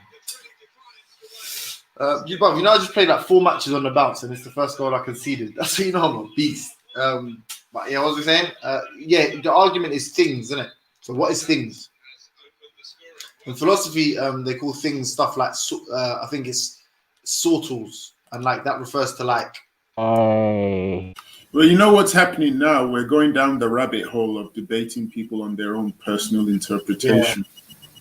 So we're not necessarily going to find the truth. It's just somebody's interpretation of that verse or verses and how they see Allah. It's their personal interpretation. That's what I was going to ask to do that. I thought the main point, yeah. Can you hear me? Yeah, I can hear you, James. I can hear you. Well, the big point is when Stops and Rob got onto their business about, and I think the only person that really will engage is probably not engage it, but who's smart, who will see what the argument is someone like Isa. But it's, if there is errors in the Quran, if there is contradictions, then how can someone believe it's from God? That is the major question. There's no point in saying, oh, there's a maths error in the Quran, and then at the end of it, everyone decides, because the end of it, it comes like Muslim people still manage to divide their inheritance, so you haven't caught us out. It's like, it's not about catching you out. It's that if there is an error, then sorry, bro. Do you know? Oh fuck! But yeah, if there is an error, then blood. How can one believe it's from God? Because you can have all your individual criteria and shit, but if there's a simple error or something that should have been seen by someone all knowing. You get my point, don't you? I think you're cutting out. Yeah. No. He's got music in the background. No, it's James. He's playing. James. Yeah, Fever. Yeah. I was gonna say, yeah. Do you know what it was? Yeah, that when Bernie was giving his explanation, the way I understood, because he used the idea of the example of DNA, right? He said that basically that from the DNA strand, he can see that the closest to the actual DNA strand, the closest to the truth, is the Quran. So it wasn't like he was arguing that, that the Quran is actually true. He was arguing that, from what he has seen, the biases and whatnot he has, the issues that he has, yeah, from what answers the best is the Quran. That's what I understood from him, but maybe he can clarify when he comes back. Don't forget, Orthodox Mo also hinted that the Quran, the original Quran, as he said is different from what we have now. That's what he was saying. So what came from his God, Allah, originally is not the same as yeah. That's what he was saying. So, you know I'm getting battered, yeah? Yeah, I mean, that I will... Hey, Raf, you're talking, we can't hear. Who are you playing as? Huh? Arsenal? Tottenham? I'm United, yeah, and you know I'm getting battered. You keep cutting out, James. I thought I was playing Borussia. No, I wasn't talking. You keep cutting out. No, it's fine. I can hear James. He's not cutting out. It's fine. I can hear you as well, Raf. I can hear the both of you. I can hear Bernie as well. I can hear Bernie. Yeah. Oh, okay.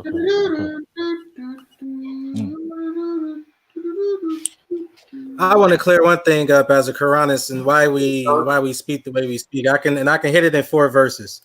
Chapter 39, verse 23. Allah has revealed the best announcement in Arabic, that is the word hadith, a book that is consistent, repeating its injunctions, whereat to shudder the skins of those who fear their Lord, then their skins and their hearts soften to Allah's remembrance. This is Allah's guidance. He guides with it whom he pleases, and whom Allah leaves in error, there is no guide for him.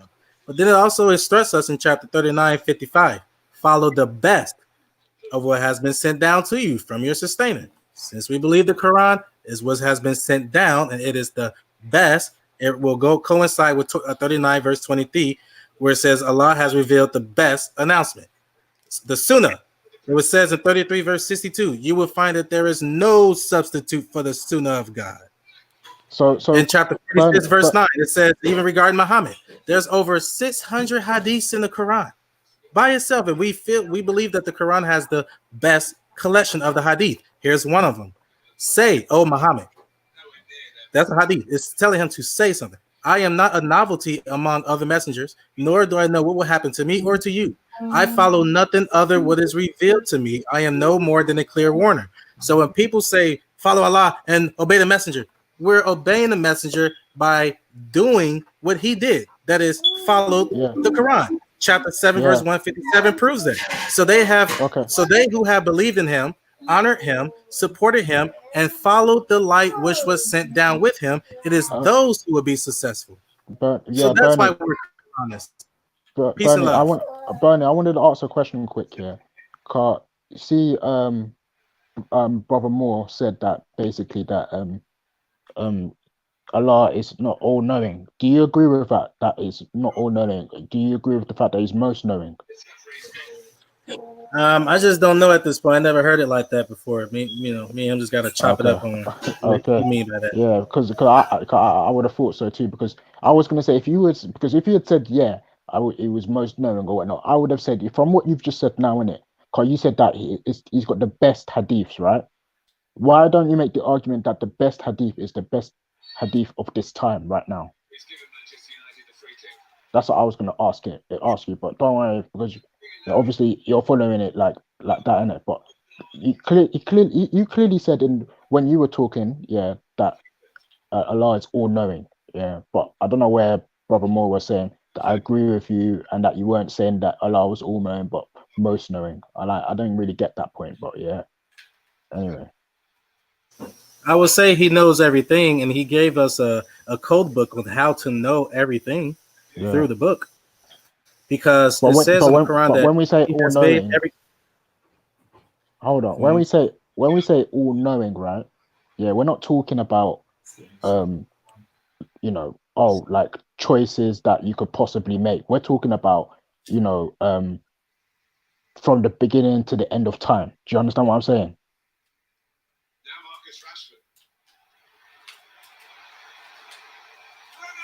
Oh my God. Bernie, do you understand what I'm saying? Maybe he's gone still. James, what are you saying, fam? Nothing, my brother. You saying? Man, bro. It's been ages since I last played FIFA, Yeah. Now I ain't played since November. I just got this Street Fighter so I can play with Ultra, and then literally bought my PSN again. 2 days ago, a day ago, 2 days ago. Yeah. So this is like the second time. For fuck's sake, man. Second time I play FIFA in ages, bro. I think since November or something like that. I haven't played. You Xbox guy, PS guy? I haven't played PS4, Xbox for years, bro. I'm telling you, fam. This is going back to when I was probably like 14. That's that long ago, bro. Even when I played FIFA, I won't lie, I played FIFA since then. But even then, it's like against my brother or something like that, because they want to chat shit and say they're better than me or something. And even then, I just always get smacked on it, so I'm just like, fuck that, man. It's mad, I've gone through years of my life without playing the console. Yeah. But I've always had one. I've always had the newest console. It's like a necessary thing for me. Yeah, that's it though. But you know what? Yeah, if there was one game I was gonna play if I had PS4 or whatnot, it would be what's that game? GTA. Yeah, everyone's on that. Everyone on this hangout is on that GTA. Yeah, GTA is the one still, I'm not gonna lie. GTA or Red Dead. The only thing I play is like sports games and fighting games, to be honest. I'm not taking people's souls. I hate these like these games with like groups of people, fam. Groups of people, yeah, I hear you. I want to take someone's soul, fam. You know what I mean? But you can still play in a group thing online. On FIFA. It's much more fun trolling someone you're destroying. Yo, wait. You know what I mean? Like trash talk is dead in groups, like unless it's like in real life, like playing like actual sports or something. Me. I just have. It's just a patience thing with me. Like I couldn't play when I play it for too long. Yeah, it's like I just want to do something else. And I can't be asked. I'm like the type of person that jumps from place to place. Sorry. Yeah, People's memory can be unreliable, so that's not a good. That's a ponder, but it's not an aha moment, you know. What do you mean? What are you talking about? No, I was responding to the Grussler T. I just caught a chat about if all the books were burnt, then people's memories of the Quran should have preserved it. But that's not what the Quran says. It says preserved on the tablet, not on people's memories. And so, peace. I know that one of the earliest written Quran scripts found was someone said it was missing the vowels or whatnot and everything, but I don't know, some European historians have looked at it and they say that they're very well studied in Aramaic, especially ancient Aramaic. They said that was written in Aramaic. So what do you think about that? Because we started off the conversation talking about Arabic not being at that time being spoken, and that Arabic was more like a colloquial type of, like almost like a mix between Syriac, Aramaic, and some other languages around that during that time. Brother Moore. Yo. Oh my gosh. Hold on a second, I gotta crack my wife's back. Okay. Nice to know. Why is so religious coming on? Is he gonna come and talk about the Quran again? Everyone loves talking about Islam, man. Come on, man. Yeah. What's everyone saying in the chat though? Yo. Hadith is recitation. No, Joe. No, this is how you know it's a joke. No, not one foul. That ref hasn't got one foul.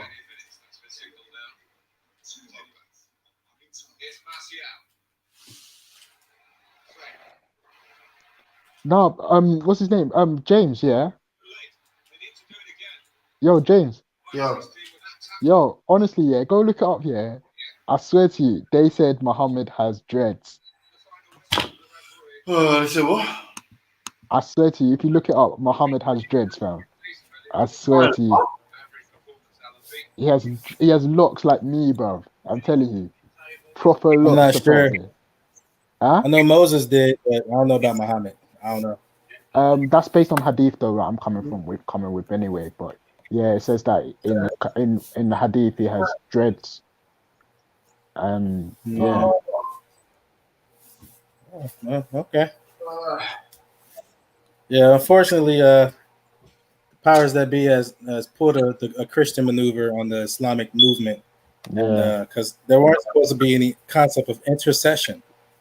Okay, in Christianity, intercession, God family special. You know, God has a mother, God has a father, and He has a son.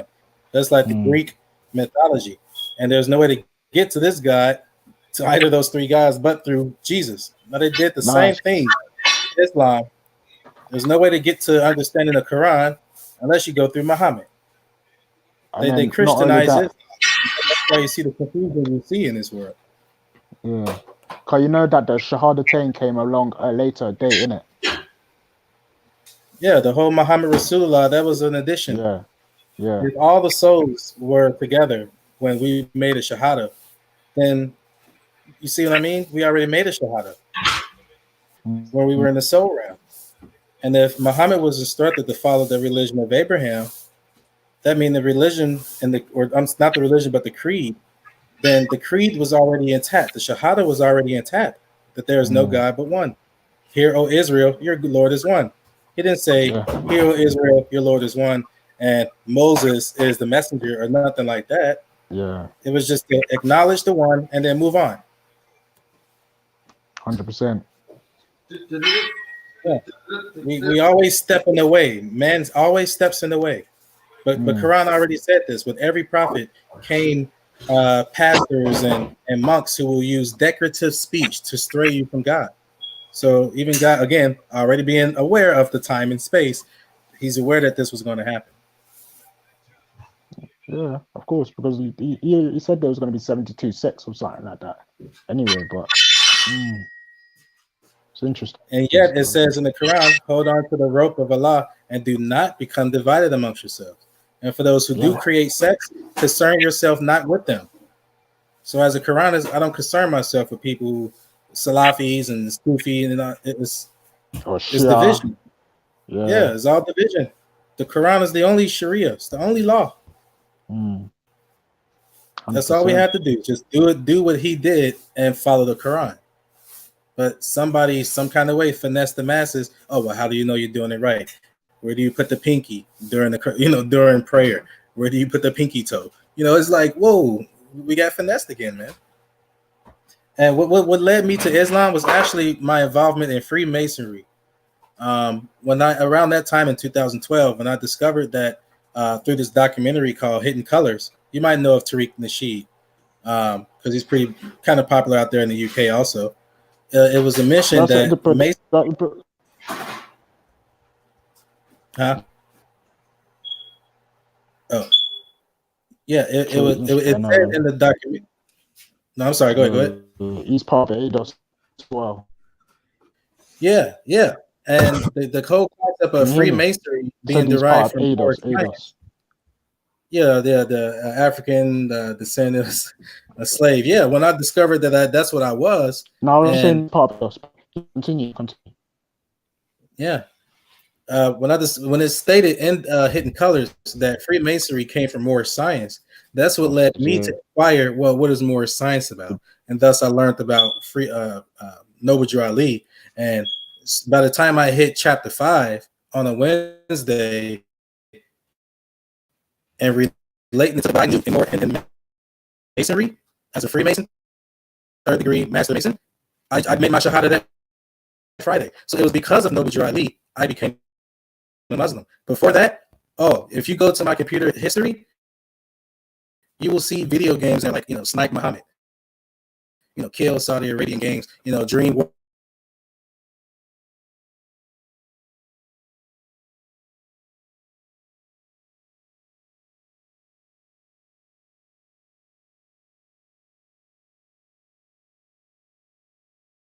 Is he still talking or did he cut out? Okay. I can't hear. Yeah, I don't hear anything. I hear you. Why so religious? All right. So I would just like to answer. I was that guy because of 9/11 and the effect that it had on my. You're breaking up to me, man. Your audio is. Yeah, Bernie. Your audio is bad right now. So I'm just gonna do this real quick because Tunyu says that I got destroyed by Shakara, but really he didn't use any of my sources. So how about we go ahead and show the sources that he refused to look at? How about we do that? Let's see here. You talking about the Madagascar people? No. He came back and admitted when Reggie pushed him about the Madagascar people, but he says, "Oh, maybe it came from Asia. We don't know how long." Shakara, if you're hearing, come on. Yeah, but I just want to show you. This is what he would not show you. This is from Al Jazeera, which a lot of people use as an authentic source. That's one thing. Also, he said, "Oh, you're using the Sun, a Sun article, like that's supposed to discredit it." But here we have every year an unknown number of children, most of them disabled in some way, are murdered in northern Ghana because of the belief that they are in some way possessed by evil spirits set on bringing ill fortune to those around them. I wanted this to bring. Well, you dropped that in the back shot right quick. Yeah, but is it screen sharing? Yeah, it's screen sharing. But drop the link so that it's kind of small still. The appearance. I just want to read it with you. 1 second.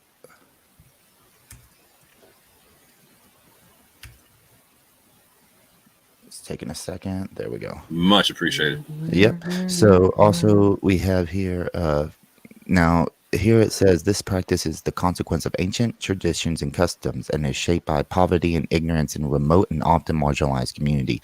No one knows the exact number of these ritual deaths. Now, he didn't want to show this. I did put this in the back chat, but I have to get off every 45 minutes whenever I get on because my son wakes up and I can't be on here while my 7-month-old son is whining and stuff like that. So this is one part that he did not want to talk about. And this is not me trying to knock down a person while they're not here. This is me talking to Tunyu about how I didn't get destroyed. This man just didn't want to use any of my references. Now here we have the Guardian, and I'll put that in the back chat too. Okay. So it says Anas Arinyam or whatever. So the investigates Guardian. the ritual killing of Ghanaian children deemed to be possessed by evil spirits. So here we have the room is full with cries of 30 or more babies. Visits each cradled parent through the eyes. Where are you reading from? So this is the second one, the Guardian, that I just put into the back chat. Oh, so it's the second source, yeah? Yeah. And he didn't want to use either of these the other day. So let me make it a little bit bigger. Okay, Shakara's here. Few Nigerians realize that the killings of twin babies continues. The practice is shrouded in secrecy. Okay, now, when we go down to here, the couple say that the killing of babies, usually twins, is still practiced by a few groups within Bazi Como tribe. There you go. There's the tribe that you asked for. You made a big deal about, oh, you don't know the tribe's names. Well, there's the tribe name. The tribe's people believe, according to Margaret Eskusu, the missionary with Nigerian Pentecostal Church Assemblies of God, that the twins are demons who suck their blood at night and predestined to kill either parent or both. Now, the reason I'm bringing this up is because, like I said the other day, African tribalism, a lot of them, okay, not all of them, but a lot of them are rooted in things like demon possession, okay, and a lot of the shamans, okay, the witch doctors, if you will, they believe that the way to get the possession out is to kill a person and then use their body parts as an antidote, if you will, so as a ritual. And this is in another source that I put into the chat the other day, but I'm going to stop sharing now.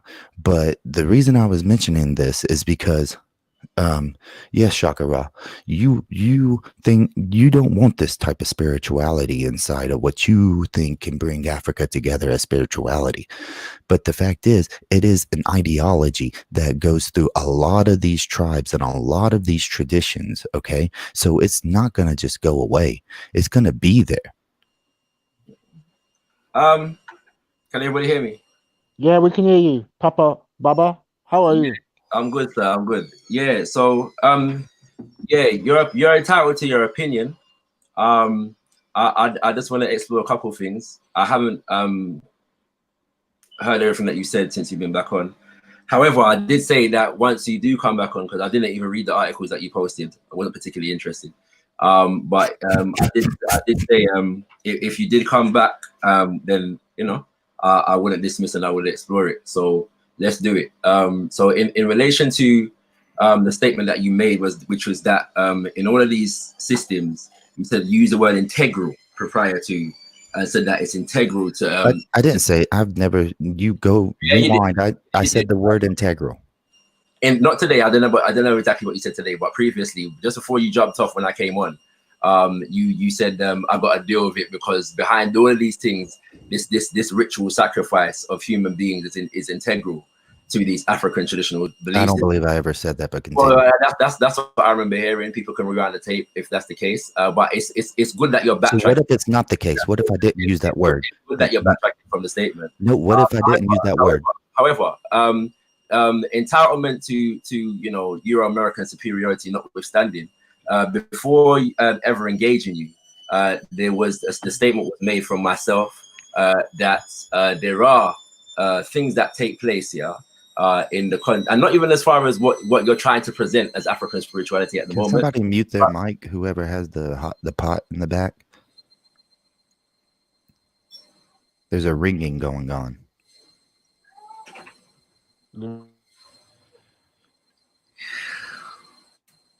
Okay, go ahead.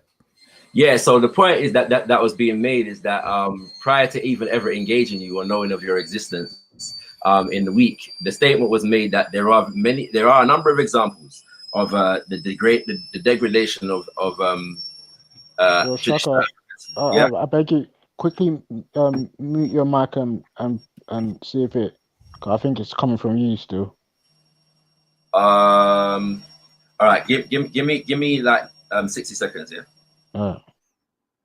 I love how he said nobody knew about me before this week, dude. I have a channel, and yeah, it's only 275 subscribers, but those are people who have been with me for about 3 years, and I haven't uploaded in 7 months since my son's been born. And just in this past week, I've gotten 3 new subscribers. This isn't the Orthodox Moor knows me. We've been on Titans TV together. Okay, so this isn't true. So this isn't so Chakra. Don't try to downplay my commitment on knowing about bringing things as far as religious or spiritual matters. Okay, because I've been doing this a long time too, dude. This isn't me just hopping on thinking that I don't have a voice here. I'm one of those 3 subscribers, by the way. Thank you. And my whole no one's saying that. Yeah, but one thing I would say is like the idea that all these, because I spoke to you yesterday, remember, in the comment section.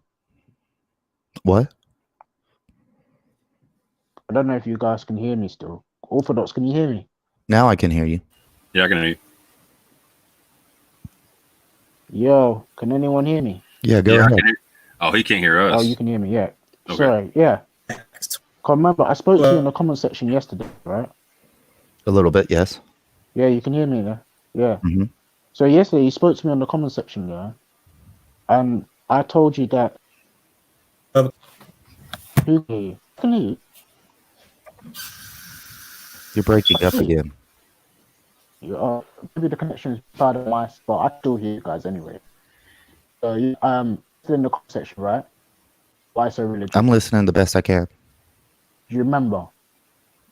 About what though? I can't remember. Yesterday I spoke to a lot of people in the comment sections for a long time. One, two. Yeah, can you hear me? Yeah. Can you hear me? Is that better now? Yeah, I can hear you. Yeah. Yeah, there's no ringing now. It was. Right, go on there, I'm coming after you. I broken spirituality. Yeah, I can hear you. Yeah, we can hear you. We can hear you. So you're delayed, you know, Iroman Shele. You're delayed. It out then. Huh?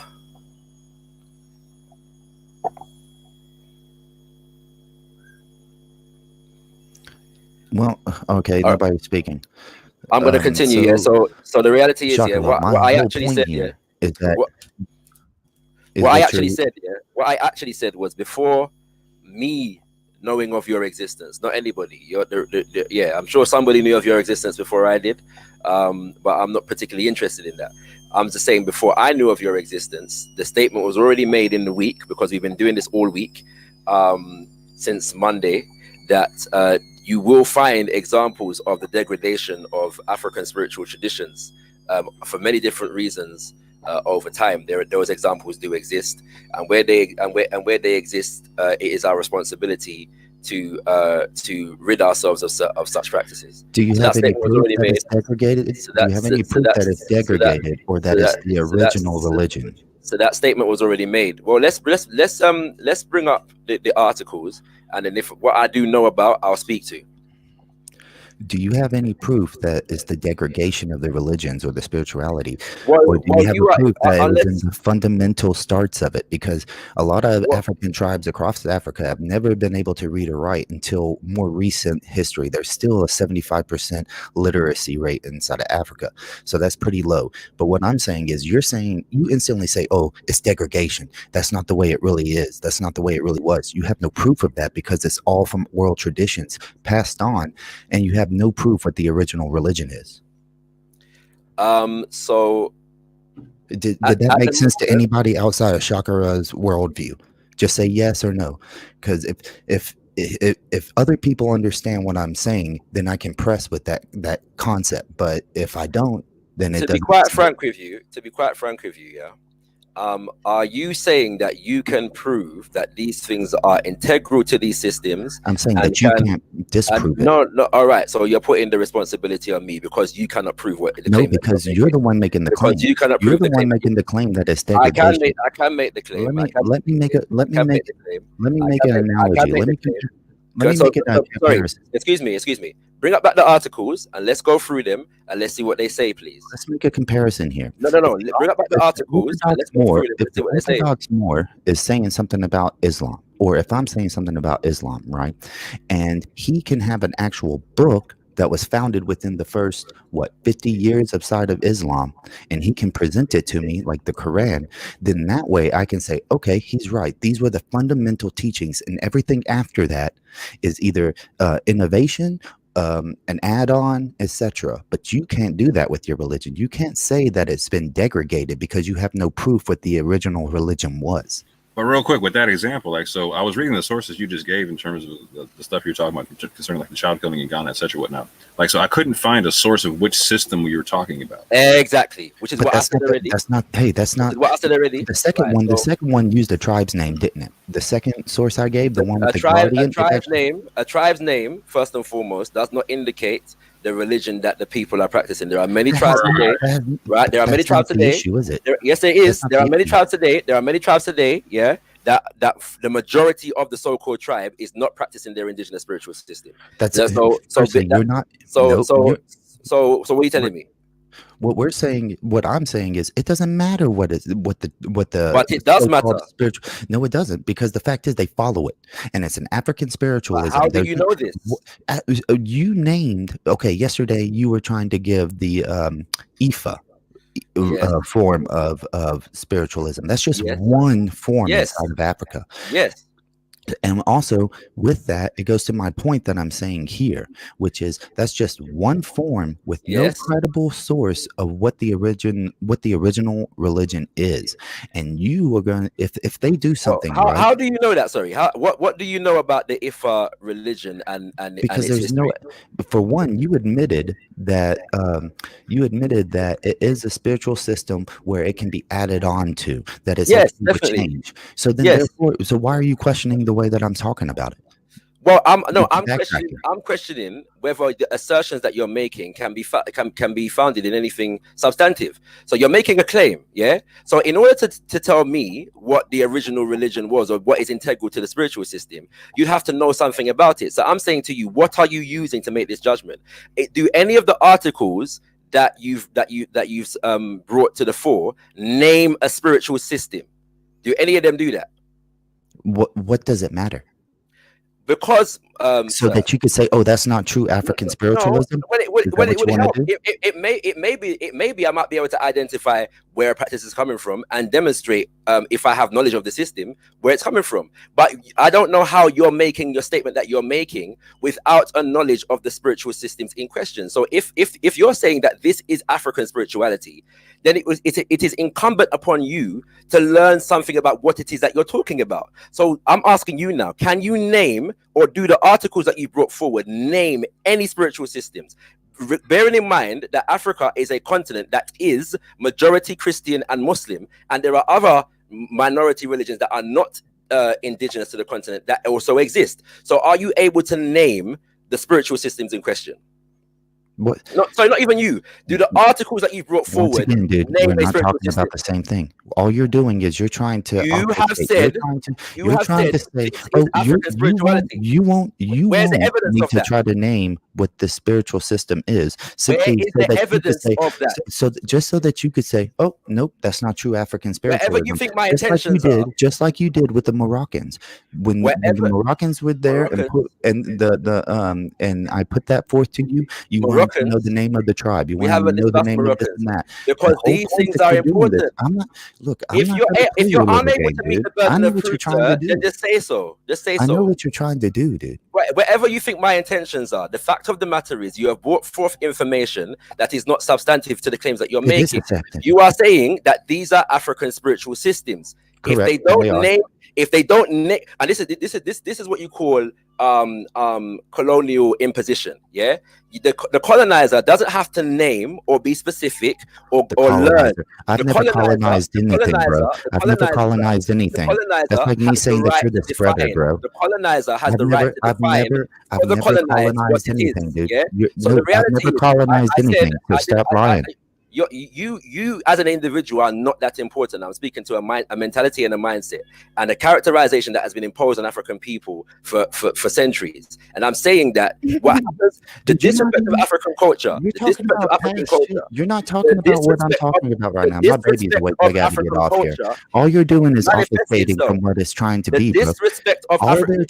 You're not able to prove what you're saying. You are not giving me anything to address. You're not giving me anything to address. Are there African beliefs where they kill each other, bro? You're making an unsubstantiated claim, and I'm trying to probe the substance of the claim that you're making. It's a legitimate question I'm asking. Are you able to present any? Exactly, I'm gone. Fly away, Babylon. Go. I will not deal with them. All right. Big up my brother Moore. Big up, man. Yeah, I thought that was gonna happen still. Yeah, his son woke up. He said. Say again. He said his son woke up. He said his son woke up. He's always got some excuse for why he runs off the panel when it gets hot. That's what he did the last time. Yeah, when I'm looking into the issue of what he brought, he ran off the panel. Yeah, move with Babylon. The reality is, yeah, the questions that I'm asking, yeah, the question that I'm asking is a legitimate question. How am I supposed to substantiate whether this is a part of the system or not if you just present it as African spirituality? Yeah, we don't know. Right. Yeah. When I say African spirituality, I present concepts that are at the foundation of it and give examples in specific systems that substantiate the thing. When it comes to the colonizer can just, or the colonial mentality, can just come and say, well, this is African spiritual. This is what some of my even the anti-black, the anti-African elements among us as African people do. Yeah, they just when it's something negative, they can put it on all of Africa. But when it's something positive, well, you want to make it specific to one system or this system or whatever. Long for that. If you're gonna bring something to me and it says witchcraft, there is no traditional African system called witchcraft. Yes. Okay, there is no traditional African system whereby the priest in the system is referred to anything that translates in that system as a witch doctor. Okay, so we've got vague colonial terms which have been pushed by colonial mentalities over time. Euro-Americans who feel that they have the right to impose their own cultural ideas on Africa. Yeah, that's it. And I don't feel like I have to play games with that is concerned. So unless a man is able to bring me, yeah, with the best will in the world, you know, if I cannot understand or have any names or understandings of the people, them spiritual system, how am I supposed to make an assessment as to what this is, where it comes from, whether it's integral to the system or not, whether it was there from the beginning or whether it was something that came in later in relation to something else? Facts. Because one of the stories he cited is talking about like Nigerians offering a child to somebody, doesn't even name to somebody, says offering the child for a good harvest. Like, so like what God is it being offered to? What God, right? What God? Yeah. And bearing in mind, you know more. I'm saying this. I haven't read any one of these articles, and I've basically predicted what was going to be in them without reading them. I've been around for a hot minute, my G. Yeah, me not born yesterday. Facts. Lightning and earthquake for them boy there. I don't feel like I have to beg friend with them. I see them coming a long time. Fire for them. You see, anyway, I'm working here. I just come on to blaze up that fire still. No, that's right. All right, you get me. So bless her. I know I'm leaving you by yourself, bro, but I am on the job, yeah. So apologies for that. But big up yourself still. Bless you. But give me so all the time, fam. Yes, sir. So yeah, why so religious? Like, I'm saying the same thing because I'm reading the articles that you're citing and whatnot, and I hear the claim that you're making, brother, but you're asking my man to prove a negative, which isn't quite. It's not fair in this situation. Like you gave a specific example with me saying like if I was talking about Islam, yeah, cool. You told me I'm talking about Islam, I'm talking about the law, I'm talking about the Quran and whatnot. Shakira was saying I need something specific, right? And so I'm looking. You're saying people in Ghana and people in Nigeria, but it's not giving a specific people. It's not giving a specific tribe. It's not. Or you said a tribe. I got to double check that second article, but I'm looking through it right now, and it's saying. The Divine Heritage Home Foundation in the Nigerian capital of Abuja would be a good place for an investigation to start. In 1996, Chinwe Olusola heard that a child would be offered as a sacrifice to trigger good harvest in that planting season. I pleaded with them not to kill her, and they allowed me to take her, she says, as more babies kept coming. Now, so they have someone that they've interviewed, right? But that person that they interviewed is not giving a breakdown as to who the child's being sacrificed to, what the system was, none of that type of stuff, right? So I don't know, like there's a lot to look into with this, right? So is it a traditional practice? Is it something being introduced? Is it something like coming out? Is it something that just sprang up like now? You know what I'm saying? And that's what Chakra Ra's talking about. Is it factual, right? Because again, there's a, I'm not saying that it's not. I'm just saying there needs to be a bit more evidence, because it's like if you're interviewing somebody who's from the area, right? They should be able to give you a bit more information than they were offering the child for a better harvest. Like, you know what I'm saying? Just a little bit more information than that. That's all I'm saying, bro. My man, Ultra Funky, what's good with you, fam?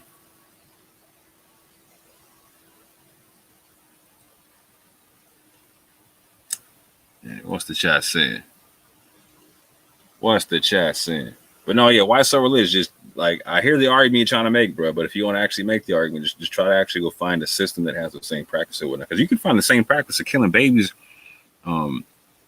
I can find that in Spartan cultures. I can find that in a whole bunch of cultures and whatnot. You know what I'm saying? There's a bunch of foreign concepts going into Nigeria and other places right now in Africa that, again, in order to be intellectually honest, you got to spot the belief system and when and where it came from, etc.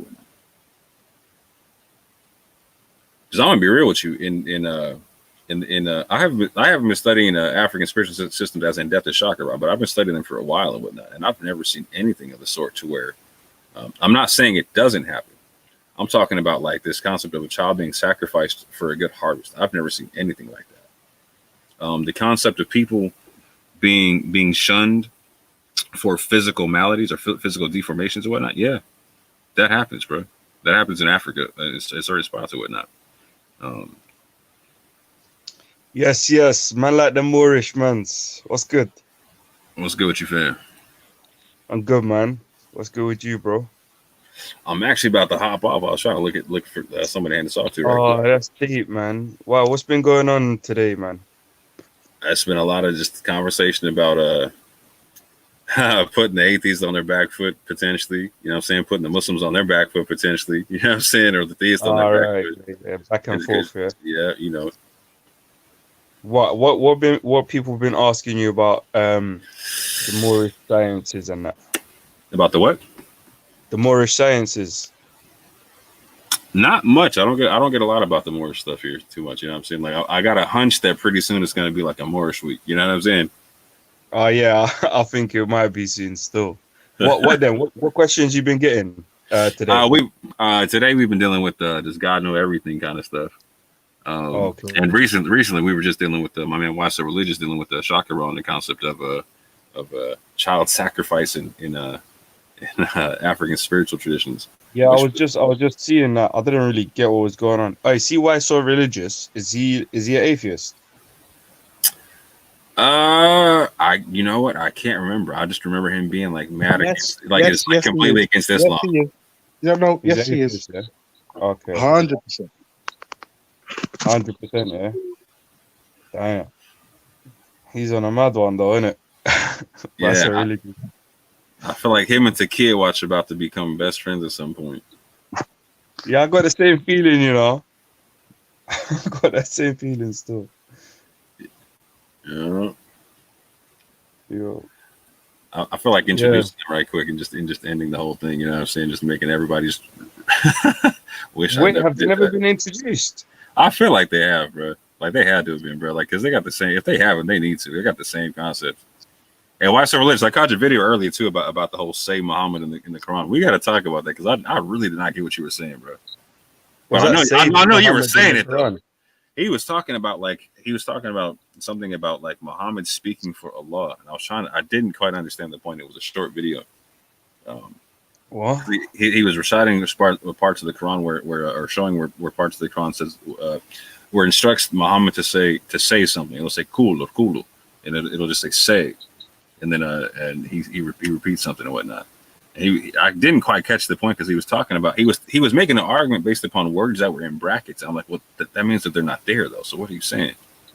Oh, I hear you, but there are a lot of verses in the Quran that start with "kul" or "say." Yeah. Oh, Why So Religious says Takia Watch hates him. Why does he hate you, bro? Oh, you're an atheist. That's okay. Got you. But you should hold on. Y'all should be best friends, like tag team on Islam or whatnot. I don't understand that. Can my theist tell me? Like my theist told me should be able to at least make some peace with my atheist told me to bash Islam. Come on now. That makes sense. The friend of my enemy is my friend, no? Yeah. Big up Cotton Socks. Big up Cotton Socks. Yes, Cotton Socks.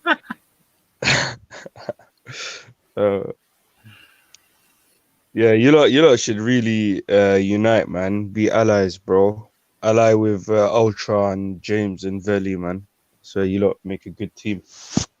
Maybe, I don't know. It might be a better Titans for you lot's team, but hey, Vel, East of the Black Telek is in the back chat, and so is James, I believe. No way. Big up, large up, bless up, respect to East of the Black Telek, man. Jeez. Issa, my mind is still blown from our build the other day, bruh. Like, you don't even know. I swear, this guy's brain runs on a next level, bruv. Like, Issa's brain runs on a next level. You know what I mean? Mm-hmm. Like, rah, bruv. When you talking about Sunni Shia stuff, yeah, he's a supercomputer, bro, for real. Bruv, he's like hyper focused, he's hyper thinking, he's like so on point, bro. Like, I listen to him in awe, bro, of this guy, man. Like, you get me? Still, bro, I swear. Bro, Issa, big up Issa, man. Yeah. Facts. Man, like James Jones in the building. That's what's up. What was happening yesterday with you and Raj, bro? Oh, y'all got the right panel. I got a dip. Come on now. Oh, man. Peace and love, brother Day down. Big up, my brother. Yes, sir. More. Assalamu alaikum. Big up. Walaikum salam. Akis. Yes, I'm excited. Bro, you got me messed up on the whole Sahaba Hadith concept, bro. Like, man, you don't even know. You inspired me to write a book last night, Issa, for real. Hey, salaam alaikum, my two Muslim brothers, Daydan and East of the Black Telek. Salami bacon, my dude. Jay Jones, what? Salami and bacon, my G. Yeah, Jamie. That wasn't a shot at you. That was a shot at Day. I know. Salam alaikum. You get me? Can I say something quickly? Yeah? Can I say something quickly? I just want to try something because I'm not gonna stop long. Yeah. Can I encourage people? Yeah. I'm gonna say 3 different terms. Yeah. I'm gonna say Ifa. I'm gonna say Akom. I'm gonna say no. Let's say 5. I'm gonna say Ifa, AIFA. I'm gonna say Akom, AKOM. I'm going to say Neteru, Neteru. I'm going to say Vudan, Vodun. And I'm going to say Kumina, Kumina. Yeah. When people are looking into African spirituality and African spiritual systems, like these are just 5 words that you can actually, if you want to do a productive Google search, Google those 5 words. Yeah. Yeah, you know what? Can you share them in like the private or the public? I'll do that. I'll do that. Yeah. When you're done, one second. Let me finish. Right. The reason why I'm saying this is because I'm conscious of the fact that 9 times out of 10, when people do these quick Google searches, they're looking for child sacrifice and cannibalism all the time. It doesn't make any sense to me. Right. So I'm directly saying now, yeah, like. These are some things that you can Google if you want to actually have an honest look into the same way that if you're looking into any other religion, yeah, if you look into Islam, you Google Quran or Prophet Muhammad, yeah, you know what I'm saying. If you look into Christianity, you Google the Bible or Jesus, yeah. If you want to learn about African spirituality and indigenous African spiritual systems, yeah, Ifa, Neteru, Akom, yeah. What did I say? Vudan and Kumina, yeah, it's a start. Okay, it gives a start into the thing. And also, there's a book and a film series by the name of Ancestral Voices. Yeah, ancestralvoices.co.uk. Yeah, you can check out some of their stuff. They got a YouTube channel as well. You can deal with that. And anybody that's feeling sorry for my man, don't worry. He'll be back tomorrow or in a couple hours time with a new Google search. Yeah. To bring it, man. If I've got time to waste, maybe I'll engage, but I don't feel like I have to. Go ahead, James. If it's IFA, yeah, Ifa, yeah, Yes. Why you let Veli say Ifa?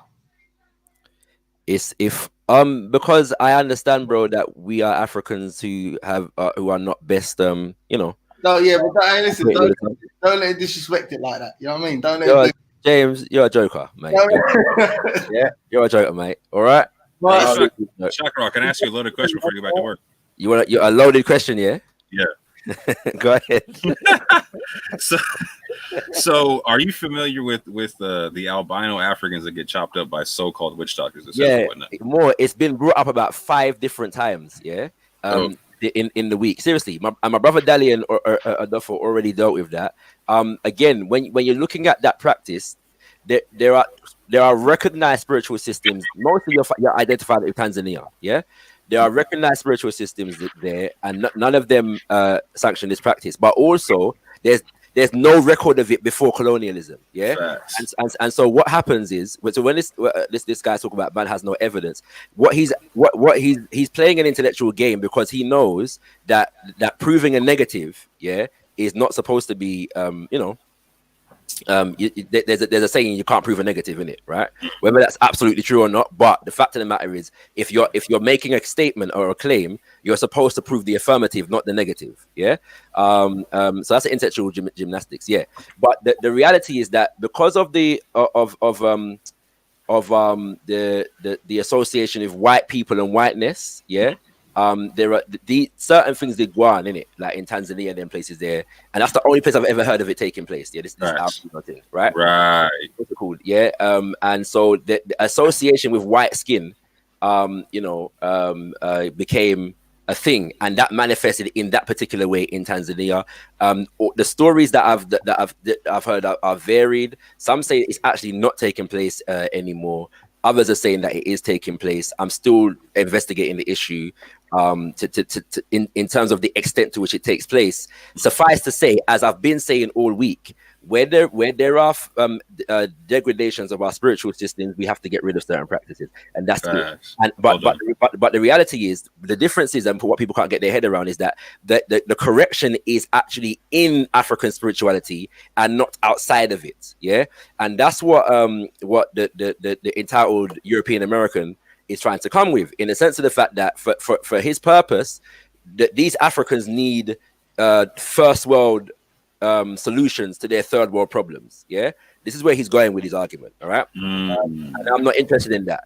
The solutions to that can be found in African spiritual systems, whereby those things are not taking place and have never taken place, or have taken place, and they've instituted a mechanism for addressing the whatever mental conditioning brought that situation about in the first place. So we don't have to look outside of African spiritual systems to correct those problems. But for a lot of people, many of our people, in this regard, Africa cannot provide solutions for itself. We must seek to Europe, to Britain, to America, to China and Japan and India to solve our problems. And I ban that. And that's why we deal with African spirituality, because when we look at it in its collective, we find the solution that we need among ourselves. And I hope ones and ones can understand that. Peace and blessings also. Once again, let me type it right now. Yeah. Peace and blessings, Shakara. Peace and blessings, brother man. Akom. 1 second, my computer, right. Ifa, Akom, Vudan. What else did I say? Neteru. Fudan. Yeah.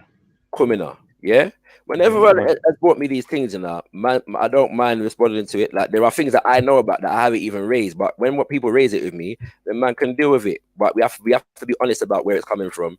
You know what I'm saying? And be able to identify it. Witchcraft is a vague term that colonizers use to characterize African spiritual practices. And the reality is that when they say witchcraft, everybody says to me, well, it's not one thing. You can't say the word African spirituality and because there's so many different systems. But people can use the word witchcraft and it applies to everything. That applies to all Africa, but African spirituality does not apply to all Africa.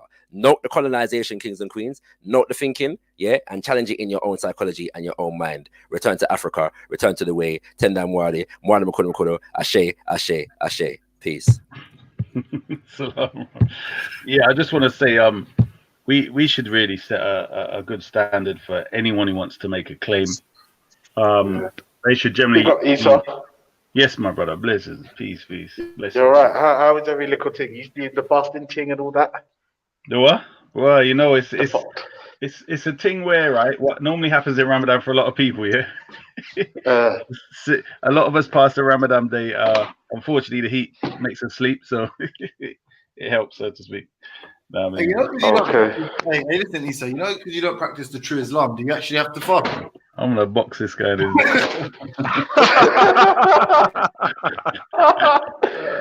Oi, James Jones, listen, I'm making it public, yeah. Man like Respect and man like Raj would be dead. Like it's deep, bro. It's deep. Like you've hurt so many feelings. It's so steep, bro. Like I am, yeah. Listen, I don't care what anyone says. No one has had their life threatened more than me on Hangouts. No one. No, Sarah. No. Listen to the difference. He's had real threats. I've had like, I'm gonna kill this guy. You know what I mean? Yeah, I hear you. Like he's had. What's going on, bruv? Actually, gonna kill you. I've had. Fuck this guy. I'm gonna kill him. You know what I'm saying? See the difference? You hear the difference, Ultra? Yeah. You understand the difference? I understand the difference, sir. I won't lie to you though.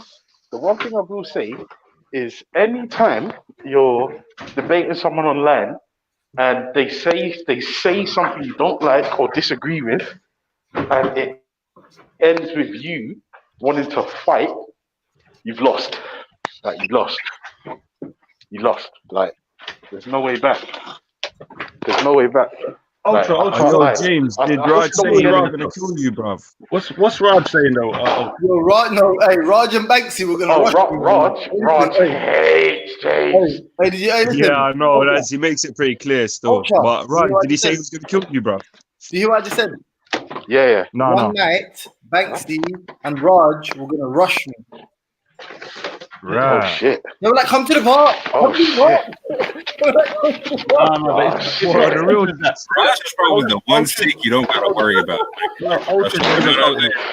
Ultra's not relaying it properly with Raj. James used to mock him as a person. It's not like he refuted his points. James used to just diss him outright. So it's slightly different with Raj. No, but to be honest with you, the difference to me, Issa, is really it's like I avoid him. Then eventually he corners me by talking to me. Then I give him like my opinion the same way he gives me his opinion. And then he loses his mind and carries on talking about me for months after. It's not like I mean, listen, I got love for Raj, man. I just would rather not talk to him if I had the choice.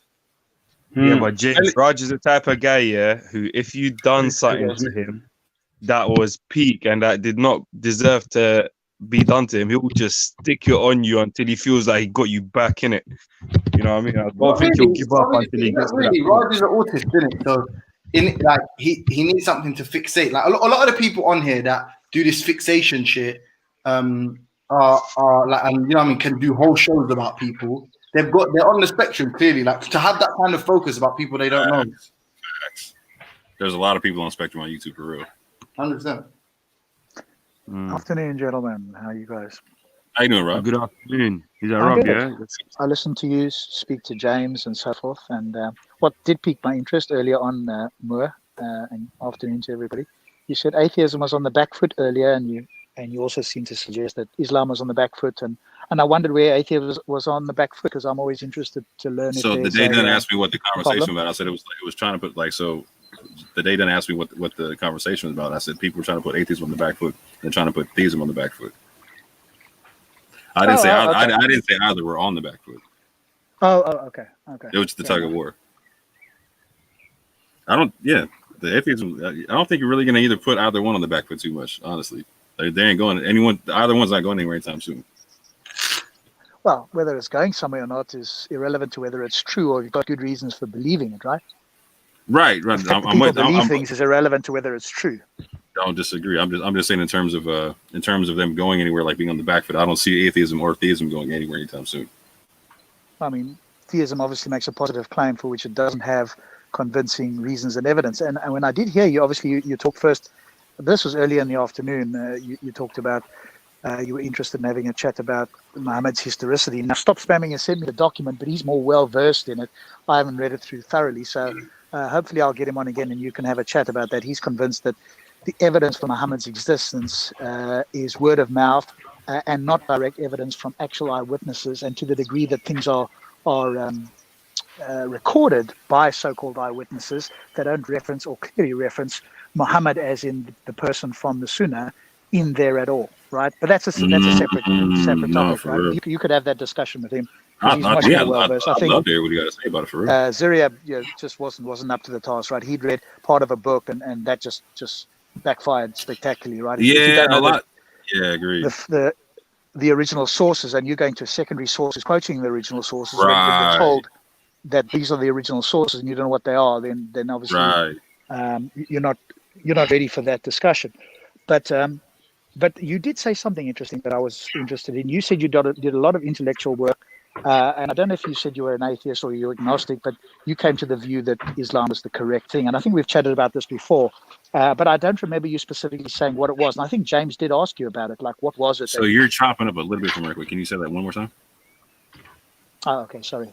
Hopefully I'm on a decent signal.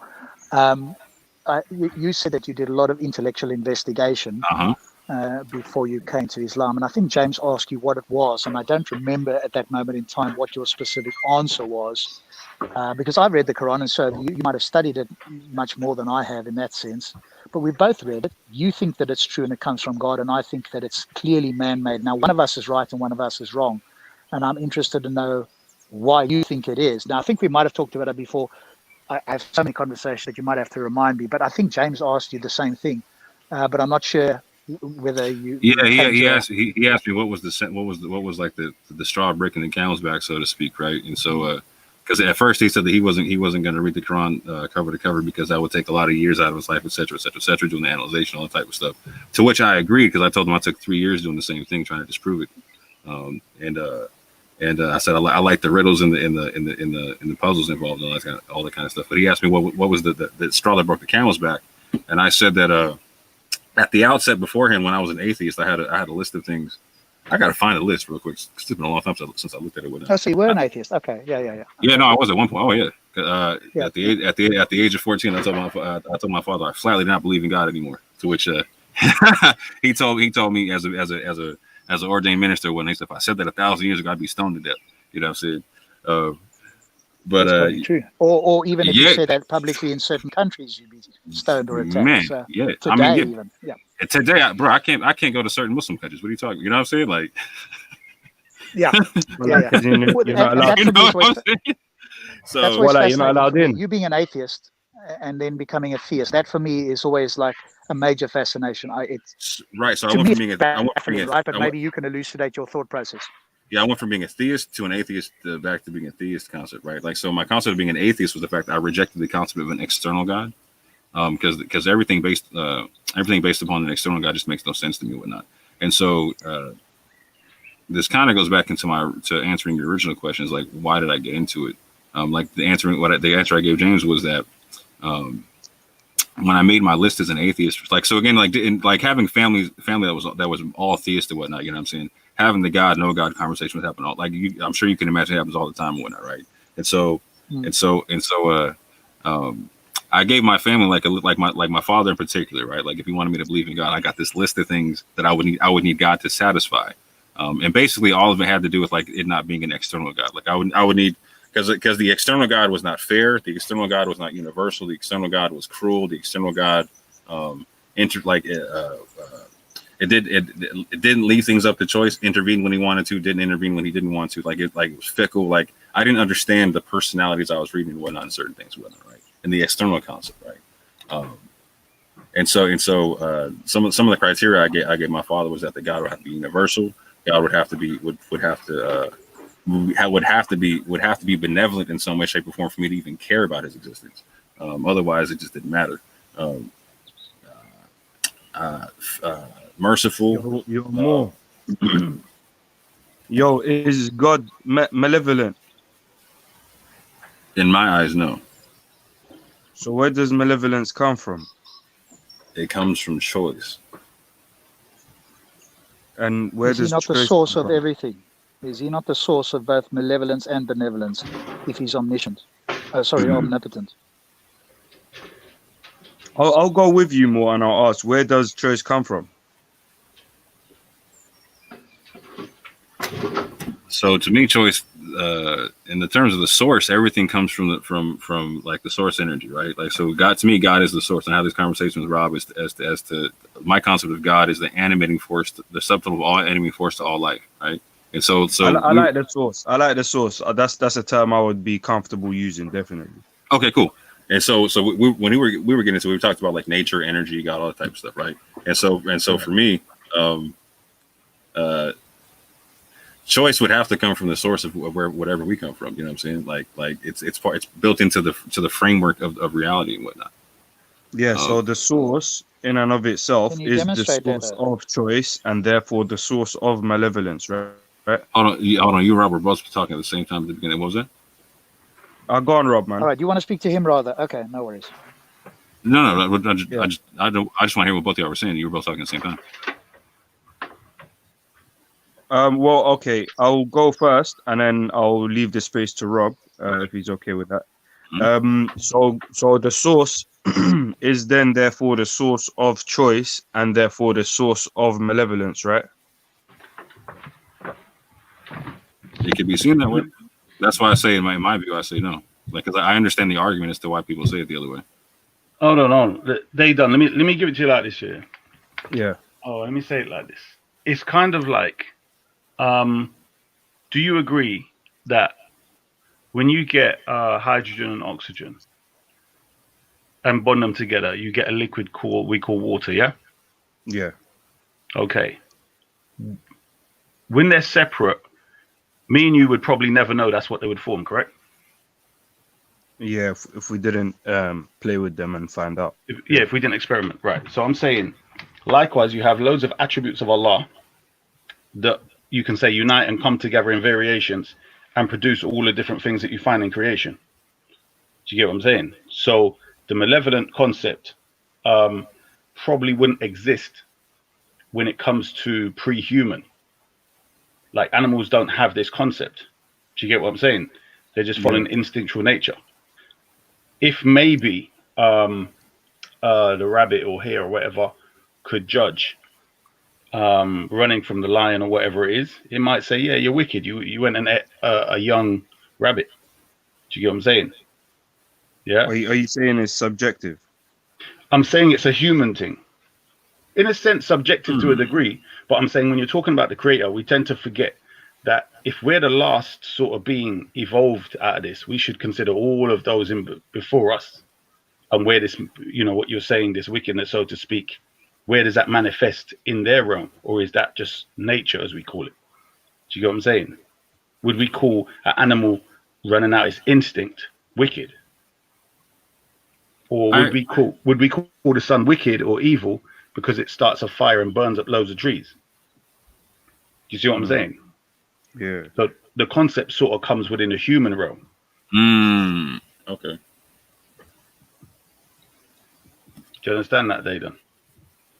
To an extent, yeah, but I'm just trying to... I'm saying before humans, if it's the creator we're talking about, he's created so many things before us. So where do you find malevolence before us? Where would you justifiably say that is a... For instance, we can clearly say he created heat before us. Yes? Heat. Yeah. Yeah. You can clearly say heat or hate? Heat. Okay, yeah. Yeah? We can clearly see that, what was I going to say? Reproduction, is before us. All of these principles. So when you say malevolence, you're generally talking about a perspective where humans have developed a moral system and they're sort of like dividing things into right and wrong, true and false, good and bad. Do you get what I'm saying? Could someone make space for Stop Spamming? He's in the back chat. Oh, I sprayed it already. I sprayed the shoot. Yeah, I'll jump off. I gotta go see Ron correctly. No. Listen, I was joking. He's not really there. I was just taking a piss with Visa. Sorry. Yeah. Oh. I don't know. I do gotta go real quick in a minute though, for real. Hold on, more. Did you see the thing with Issa last night? No, what I miss? Oh my Gosh, What, they were the debating. music? Are you talking about the music thing? Yeah. Oh my head. That I'll be honest. Yeah. Like when Ramadan comes here, a lot of the time people start talking and debate about these things. But what it is yesterday was hilarious. But it would have been something which so many different things came out of that conversation. Yeah. And I think a Salafi came on, and Issa basically, I mean, he turned him upside down, inside out. It's funny though. Was that after the 12-hour mark or no? Because I didn't see. No, it wasn't here. It was on Daydan. What's his name? It was on the Lions Den on Respect Show. Oh, I'll go check that one out. Yeah, but it was what it is. These things have been going on for time. These same debates, the same evidences. Like, do you know what I mean? They've been. This debate is. I can't believe it's still happening, but I can't expect nothing less, I guess. But the thing is, like, it does show you Issa's journey, yeah, and how, you know, to be honest, he's evolving towards true Islam, so-called Shia, but we just need to speed him up. It was quite funny yesterday. Trust me. What do you think about the whole issue of music and that? Yeah, it's very simple, bruv. The fact let's do with the first fact. Like, music is something that has always got along with we do not find any human history without music. You know, when we find whatever it is, music is always there, whether you're beating rocks, a tree, a bloody hollow bamboo, whatever it is, music has been there, right? Music is part of nature. Birds, who taught birds? Have you seen them singing birds with their chirps and all kinds of rhythm? What can you say there? Is it haram for the bird? Imagine if you live in a place, where you're a baby and you grow up hearing the bird making this noise. That's what you're going to tell that child. Like, if they copy that bird, it's haram. Do you know what I mean? Allah created the bird to do that, to make that noise and have that rhythm and so on. Do you get me? So, but yeah, anyway, the basic thing is halal music is halal and haram music is haram. Sorry to interrupt you, my broski. What's the context here? Is someone saying music's not permitted? Are you serious, bruv? Yes. It was a debate ultra, saying between whether music is halal or whether music is haram, and they were playing things like, for example, they had points like musical instruments is haram, but like they were playing tracks like Buna Muhammad, where he had like music, but it was like humming. The instrumental was basically human voice, innit? So it was a discussion between whether the instruments itself, drums, string instruments, wind instruments. This guy was on here. Hold on, he's in the thing. Is Nin Cullis or something? Yeah. So he's a Somali guy. Yeah. So he was on there, and a lot of the people, Somalis in the comments and stuff were saying that Issa was wrong and whatever else.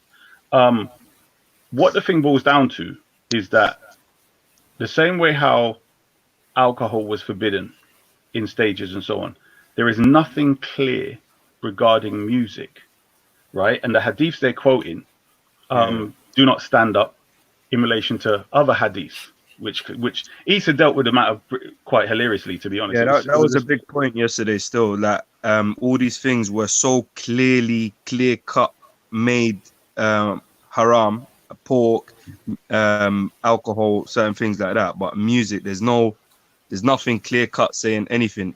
They even pulled up a hadith where the Prophet was sitting at Esau. Did the Prophet one second. Let me just finish this thing. Yeah, they also pulled up a hadith where the Prophet was chilling, listening to some person performing music. You know what I mean?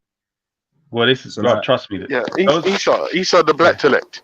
Yes. Did Islam's prophet listen to music? Well, according to the hadith, yes, he did. According to certain hadith. Then what the fuck then? Hold on. They have other hadith claiming he said something else, which apparently is weak. But then they have the companions listening to music as well, and then they have their scholars' opinions. So this is where Issa's coming in and saying, "Listen, we're going back to the sources. We don't care what the companions did or didn't do. When the Prophet has already demonstrated according to the hadith, the Prophet was sitting down listening to music. Do you get me? So, yeah." I'm trying to say this right. How are you going to tell me that music is haram? But if I listen to certain chapters of the Quran recited, that's like the coldest rhyme I've ever heard in my life. Like, there's bars in the Quran. You feel me? Like straight bars. Orthodox more. Check this. Yeah, you see what's used in Arabia, in natural Arabia, for knowing, for doing music in Arabia. It's the same principles that they use for the Quran. So the tajweed, same principles. So I'm not saying, the Quran is music, so to speak, but I think that a lot of the thing was musical instruments. And the thing was, oh yeah, Samaroon's putting it now. The girls playing duff drums. So somebody misunderstood the tambourine. I think it was Ali Jihad. It's translated as tambourine, and he assumed the tambourine always has to have the little cymbals with it, right? The little metal things like bells sort of thing that make noise. That's not the case. The duff doesn't have to have those things. Do you get me? In fact, the duff doesn't normally have those things, and it was singing girls mainly. So someone else pointed out that some are saying, well, it's occasions of war and so on. So stuff like that, or specific situation, marriage and war was situations pointed out. But my point is, generally, it's whether the lyrics are halal or whether the lyrics are haram, and whether the type of sounds are that which can go towards halal and haram as well. So it's as simple as that, bro. Yeah. Is it more about like how if it's a positive or a negative influence, basically? Yeah. That's the case. But then how you can measure it. What I want to do, if you all can get Isa on here, we need to go into that subject more. And I need to, because like he's only getting orthodox dumb Sunnis telling him a load of rubbish in it. But I'm saying when you go into it from his perspective, then let's see whether his argument stands up or not. Do you get what I'm saying? So Isa, let me ask you a question. You see this hadith, yeah? Sorry, in the Quran, does it say music's haram? No. So the word that comes directly or it's directly inspired by your creator doesn't say it doesn't say anything about music. But the man-made stuff that came well after the Prophet had passed away is saying music's haram. Yep. Yeah, basically. Does nobody see a problem with that? Excuse me. I do. Because obviously I don't have a dog in this race, but in my subjective opinion, that don't make no sense. All right, let me just answer a question that's put in the chat. So Nincolus is obviously hold on. He's a Sunni, and obviously by the nature of having that ideology, he's retarded. So he says, can't listen to Isa talking about Islam. He really asked, is it haram for the birds to chirp? Oh my Lord. So no, that's not. He the didn't point even understand what you were saying, bro. Exactly, and this is my point. Like this is my point. Imagine everyone else understood, but the retardedness in this person just right. So let me explain to you. Nin. What I said to you was, the bird is inspired, like is created to do that. He didn't choose to, I like this beat and so on. The generality of these birds, they do that. Just like the lion roars, it doesn't have a choice between meowing and roaring, right? So humans have a choice between singing and rhyming and speaking and all of these different things. So my point to you is, we as Muslims can only attribute the bird singing to Allah. So I'm saying, if a group of people who haven't had Islam, these birds are around there making this noise, obviously the children are going to imitate the birds, at least some of them, and maybe the women and whatever else. So I'm saying, at some point, somebody comes to them with the Quran and says, this is haram. And they say, well, we've been doing this with these birds for time. And we believe the creator who created this bird, has inspired it. This is beautiful music for us, or beautiful singing and so on and so forth.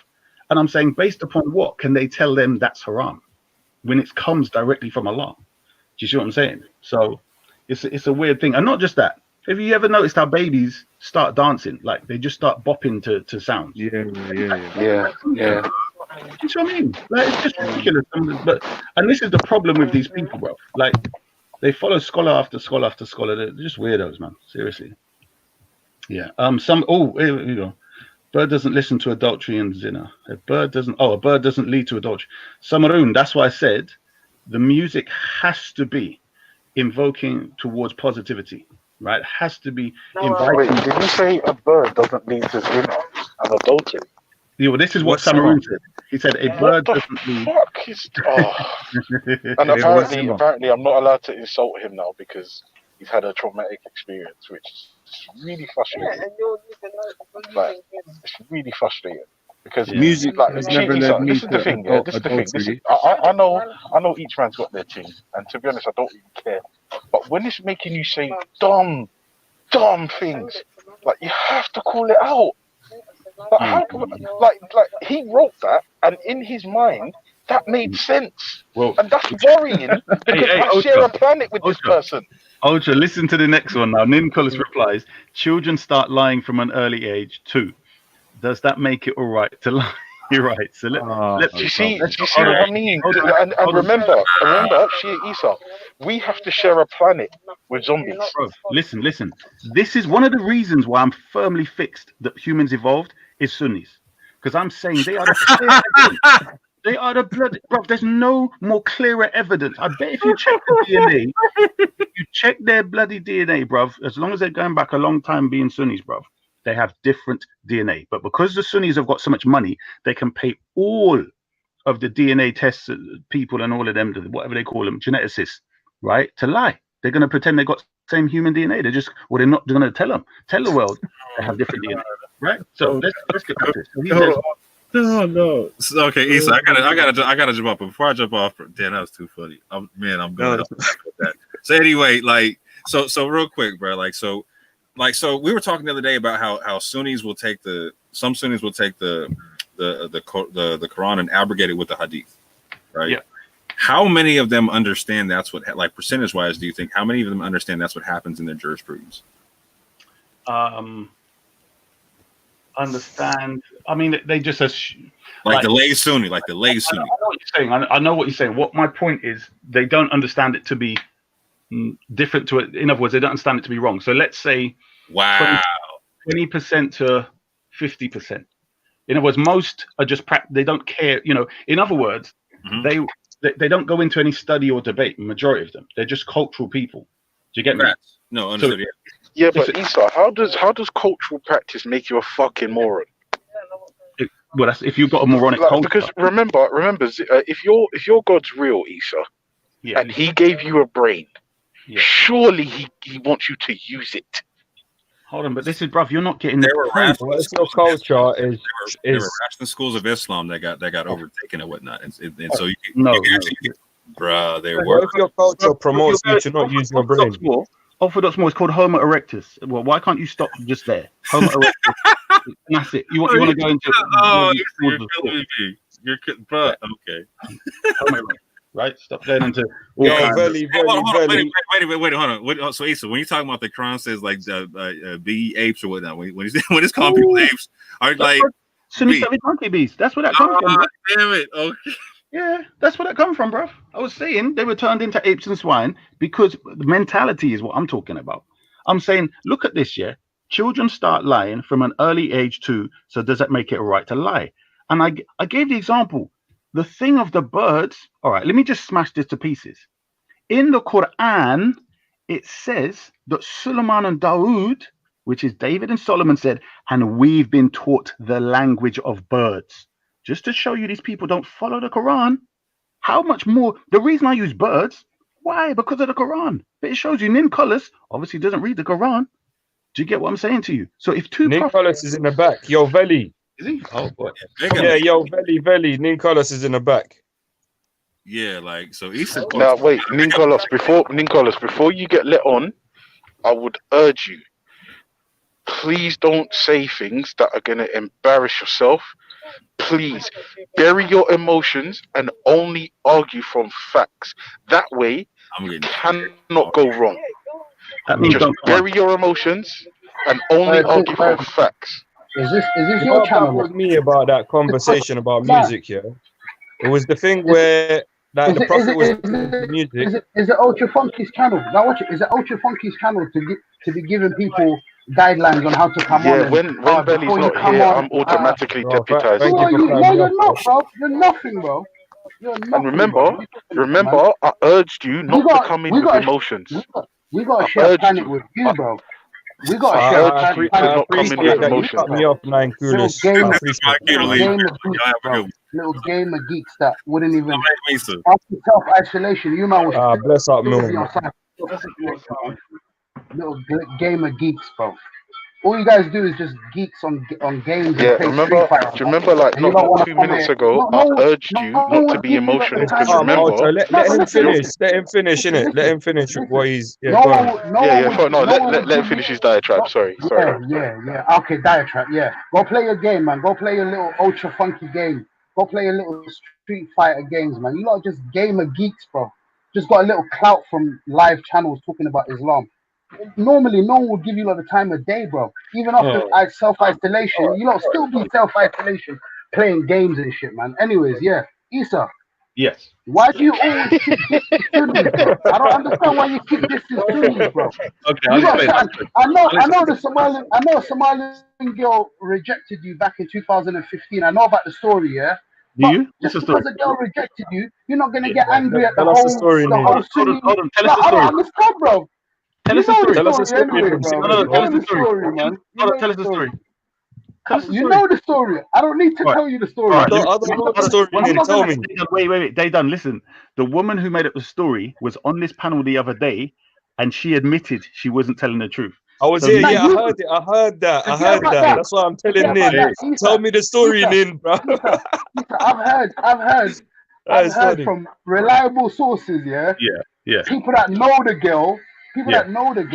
That's actually said, I've rejected my man, and he got really. And he used to be a Sunni. The time. Yeah, but Nin Kulas, the girl herself was here, and she said it was all bullshit. They don't stop. He's saying this. Wait. Nin, hold on. They don't listen. He's saying it's someone else, number one, and you're saying it's when I was Sunni, correct, Nin Kulas? Yes. Yeah, they don't. Listen, yes or no? We're not talking about the person that gave the claims about that. I'm talking about. Yeah, I know. That's what Issa's trying to clarify, innit? They don't listen. That's why Issa's asking you. They don't. Just let him finish, please. Yeah, go ahead. Sorry. No, go on. Yeah, they done. Yeah. I'm not talking about the person that said on the other day on the chat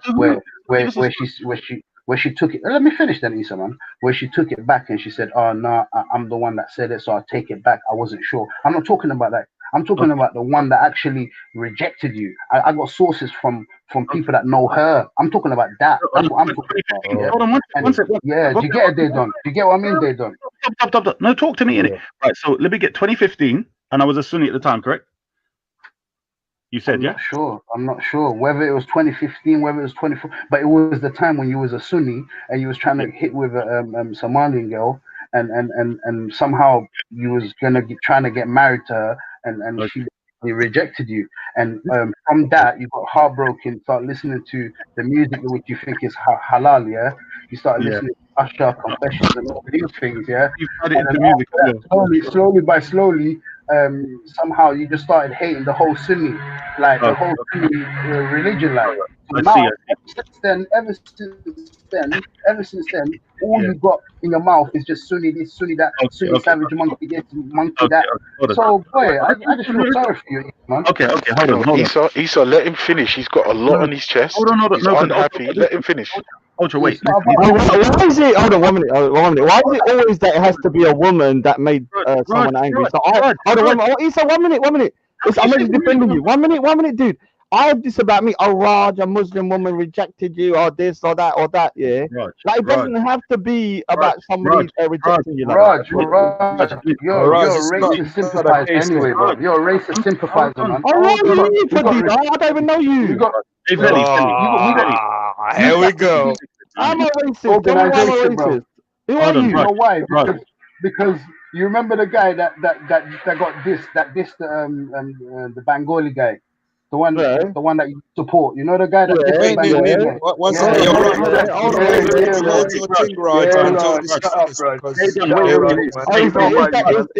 is that your actual claim now that I'm racist? Oh, you're crazy. You know nothing, man. Who are you? No, but Raj, wait until this convo is over. I'll you lot can have that as well, innit? But let this finish. I thought you was bad. Raj, wait. Right. Raj bigs up geeks, yeah, who are racist. And he racist? Are you sure he's racist? Or did he say something ignorant? But we got all the time in the world to talk about it. Ignorant, or was he racist? Stupid, and then just let some people. Go on, Issa. Right, Nin, hold on. Nin, can I ask you some questions? Yeah. Yeah, you can. But let me just finish this last bit. One second. No. One second. No. Let's not go away from the topic you just said. Yeah. So I'm saying. Let me finish this last bit. Yeah, Raj. Yeah, you know when you say he wasn't racist and he's ignorant, anyone can affirm this. Yeah, on the people that's listening right now. You make up your own mind. If someone says a girl, a light-skinned girl, an Asian girl, came to London in university, and she got with a dark-skinned Bengali guy, and he was so dark as the wok, you know, the wok, like, how the hell did he get a girl like that? Yeah, if a man starts speaking like that, and another guy. So what did he say? First of all, what did he say about himself? He said, "I'm dark as well." He even said about himself. I don't care what I'm saying. I'm talking about the statements that came out. First of all, what he said was wrong, yeah, and it was ignorant, yeah. It might have even been bigoted, but in the sense of calling him a racist over that remark, you don't know what a lot of your Pakistani brothers and your Bengali brothers and people like that say as well. Don't think it's just him saying that. Raj, you're not black, so you wouldn't understand. No, hold on. No, but you don't understand. Are you going to say all your Pakistani brothers are racist as well? Because other Pakistanis say stuff like that. Did I say anyone? Did I make a blanket statement? I said that guy that you back. I said a specific guy that you back is racist. Don't try to bring it up like Pakistanis. And I'm not saying that everyone is racist. I'm talking about that specific guy that you back, that you champion. He's a racist. So, so he's a racist. You're finished anyway. What were you saying anyway? Oh, no, you're not finished. We'll talk about this in a minute. You have your little chat with him, man. You can't think you're going to say that and you're going to run away. You're a racist sympathizer. Shut up, man. How are you calling me racist? I don't We'll bring that back up after the conversation. I just want to ask, can everyone mute up, please? Raj, Dayton, you mute up. Just me and Nin Colors, please. Raj, can you mute up, please? Raji. I'll only do, I like you, so I'll do it. All right. Nin Colors, can you hear me? Can you hear me? Brilliant. Okay, good. Now we're in the month of Ramadan. Can you say wallahi that you did not just make up that story and added music to it just now or in the last week or 2 weeks? Can you say wallahi you didn't in Ramadan? Add music to it? What do you mean? I don't understand what you mean. Listen, the story you made up, you said about me just now, being Sunni and Somali girl. Wallahi, I'm serious. I used to come to the park in Speaker's Corner, and it was, I told you, this is what I said, and I'll say it again. Someone close to the source, the actual girl that rejected you, has told me. Okay, watch this. When I was Sunni, I didn't know any Somali women. Okay? So, the problem with that statement is it's too close to the fabricated thing that was brought up by the woman who's now said the story wasn't true. We were talking about music, kind of sort of indicates it's a fabricated story. You lot are known to say wallahi and lie anyway. But what my point to you is, so who's the one that does taqiyya? Who's the one that does taqiyya? Without taqiyya in your book, when do I do taqiyya? Without taqiyya, you have no religion. So no, listen. Hold on. Listen, shush. When do I do taqiyya? Listen carefully. I don't care about other Shias. When do I do taqiyya? When do I say wallahi and I lie? Listen, just answer my question first. Flipping hell. You're the one that said but you're the one that brought up the statement. You said you guys are known to say wallahi and lie. Tell me where I said wallahi and lie. I'll tell you. You know the difference between taqiyya and just pure lying. Wait. Listen to what I'm saying to you. It's pure lying. Between me and you, yes, between me and you, who would know? Listen. I want you to listen carefully. If you don't know when I converted to true Islam, and I'm telling you, I mean, it's to me this stuff is funny, and it always sells that we're talking about your deen, your religion, and you come on here and want to say all the evidence I'm quoting, Quran, Hadith. This is not the reason, according to you. No. It's not that you lot don't make no sense, and you want to tell the big world that the Prophet had sex with a 9-year-old and all of that. None of that. No, it's to do with apparently a Somali girl. That's what and I'm saying. It's too close. If you had said a Pakistani, it would have been different than the lie before. But you kept the story with Somali. I did not know any Somali women. No one is human psychology. Wait. Psychology.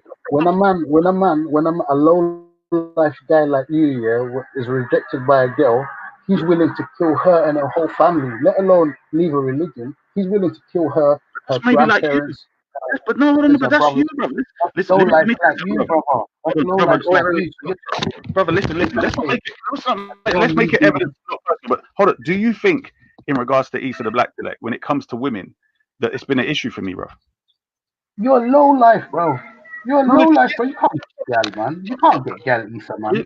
You're not think, bro. That's why you got the bandana over your face all the time, bro. All right, Issa, listen, Issa, just let him get it off his chest. Yeah, Just let him get it off his chest. Yeah, it's true. Go on. Say Let it get off his chest, bro, man. have you seen your face? Like, bro, have you seen your face? Like, please, Bro, just that's not my face. That's not my face. Whose face You is it? really think that's my face? Why do well, random man faces your avatar then? That's a bit gay. Someone else's face. So you're a coffin then, yeah? So you're a coffin. Are you a coffin? He hasn't got a man's face as his picture. No, that's not a coffin. That's the Ark of the Covenant. That's a Somalian. That's a Somalian. You're gay. That's fine though. If you're gay,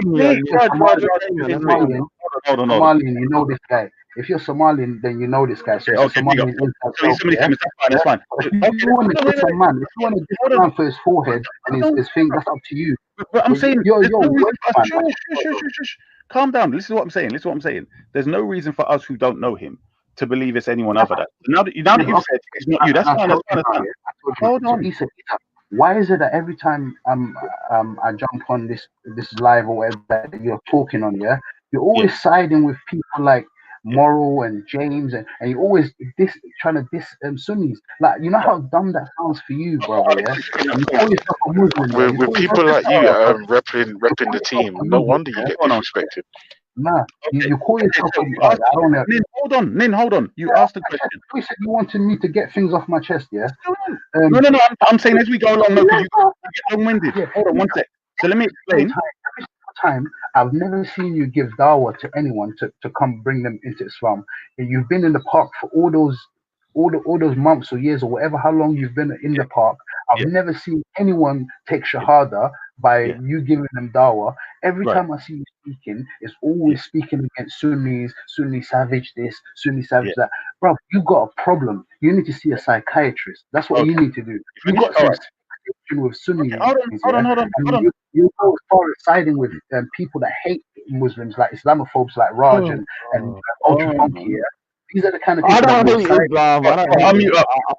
are you going to be so I know to come back? Like, how long are you going to be? Right. Listen to what I'm saying. So, number one, when it comes to taking shahadas, I do not encourage anyone to take shahadas on camera so that the world can see. So, anyone who does take shahada, I always say to them, just study. If you don't want to tell anyone, even your family, just chill and study. But I always tell them, don't go online and say I'm I converted, and especially don't mention me. Do you know what I mean? Because you lot believe. Hold on, let me finish. That's the first point. What's wrong with it though? Because you say what's wrong with what's wrong? I'm saying, for me, a lot of, let's say, true Muslims, they need to study, because a lot of them are steeped in tradition. So I'm saying whereas I'm associated with a lot of things like BTID and Taqiyya and stuff like that, I'm saying I suggest the converts are the ones that have to lead the way. So I'm saying whoever converts, I'm saying rather than, having to debate with Sunnis left, right and center, where you haven't learned that much, whereas I have, and I was a Sunni, so I know. I'm saying they will come across these obstacles. I'm saying just devote yourself to studying rather than having to answer, I'm Shia, I'm this, and why are you He took Raspik Shahada. Hold on. Let me finish what I'm saying. So as I was saying, hold on. One sec. 5 minutes. Let me finish. Right, as I'm saying now, the reason why you generally hear me talk about sin, I didn't come on here to speak about sins. I actually came on to talk about why so religious. But more brought up the situation of what I said, or the discussion between Zubaydah and whoever else regarding hadith and Sunni hadith yesterday, which reminded me of yesterday, the conversation about music. So what my point is, because Moore's on the channel. Talking about you're still bad mouthing Sunnis though, regardless of whoever brings up. You're not listening. Bad mouthing Sunnis. I don't understand that. No, it's not bad mouthing. I want you to listen. Listen carefully. I want you to listen carefully. Bad mouthing Sunnis. I don't need to do that because you lot do it yourself. But here's the thing. I will always make sure that people know that your religion is absolute garbage, it's fraudulent, it's not Islam, and you're a bunch of retards. Majority of you. So what are you then? So you're basically dissing 1.6 billion people in the world, and you're saying they're all fraudulent. That's what you're saying. No, your religion is no, but you lot don't even study it to know. That's what I'm saying. You don't study it. Your Shia Islam strand of Islam is 10%. It's more than 1.8 that now. to 2 You billion using old data. It's more than that now. But go ahead. It's more than that. It's getting less, furthermore. You lot are declining, so don't even try to act like you get more and more. You're declining, yeah. So from your declining state, yeah, you want to shout out about Sunnis, which is 90% of the whole religion, yeah. Then why are you worried? Then why are you worried? No. Coming, hold on. If you're so confident in your, have you noticed? Have you noticed? You lot talk. Hold on. Have you personally? Have you noticed? Okay, this is what I'm saying. If it's about me personally, what about hold on. What about Somali? But then you're the one that got rejected by Somalian girls. That's just so weird. Look, and calm it down. leaves the whole Sunni religion, right? It's crazy. Are you gay or something? Listen. Who's gay, bro? You're the one Wait. Listen, you've come to talk to me personally, yeah? And I'm saying to you that I talk about the ideology, and if I mention an individual, it's because of something he said, and I go on to the subject matter. All your you're always me, savage. You're always talking about savage Sunni monkeys. I hardly say that now. So what I do say is Sunni pagan infidel Kafir dog. Yeah. Exactly. So no, hold on. Let me finish. Listen. Hold on. Wait. No, but you're talking to me. When you say that, well, listen, Isa. When you say that blanketly, yeah, you're including a man like me. So when a man like me is insulted by your statements, then I have a right to come up on here and bum fire on you. You hear what I'm saying? You're not funny fire. You're looking ridiculous. Don't try to listen. Hold on. Oh my God. Listen, stop. They're gonna hate me regardless. Whether I talk nice, whatever I do, they're still gonna hate me. So I don't really care. I'm not here to make fans or friends with these Islamophobes, yeah, because they're already Islamophobes. Hold on, I'm talking. So it's more an Islamophobe.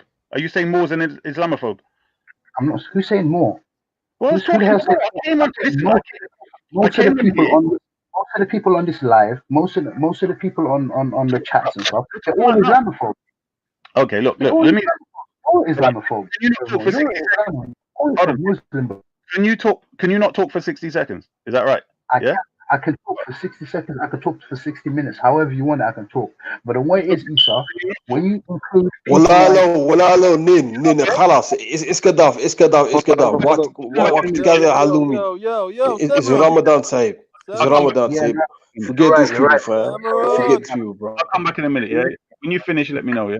All right. What's up, Isa? Yeah, it's Gaddafi. Jump off the chat, man. Jump off the chat. Jump off. So what I was you hear me, bro? Don't let some guy that wears a mask, man, that has nothing good to say. You know what I mean? Don't let some guy that does matam and all that. No, don't try to stray you away and mess up your fast, bro. Alhamdulillah, it's Ramadan. Exactly. Guess the Jannah open. The Shaitan are locked up in the. Let them be locked up in this panel. Pay attention. Hey, someone, did you hear that? Someone, did you hear that? Raj, I didn't get to reply. Hold on, one second. What I'm saying is, what'd you say? Someone, he said did respect Shahada. Who? Me? Are you what? What are you talking about, bro? That's what I heard. I'd never. Bro, don't say things like that, man. Forget that. What I'm saying is, let me just say. Hold on, one sec. All I want to say is this. No life, Raj. Somebody, no, but voila, Nin and Luz. Yeah. So you got the perfect name, bro. You can't let some nigga like this get you heated, bro. Wait, hold up, Samron, hold up. 1 sec. Let me get out. I don't know. So how this could One sec, Samron, 1 sec. Stop interrupting people.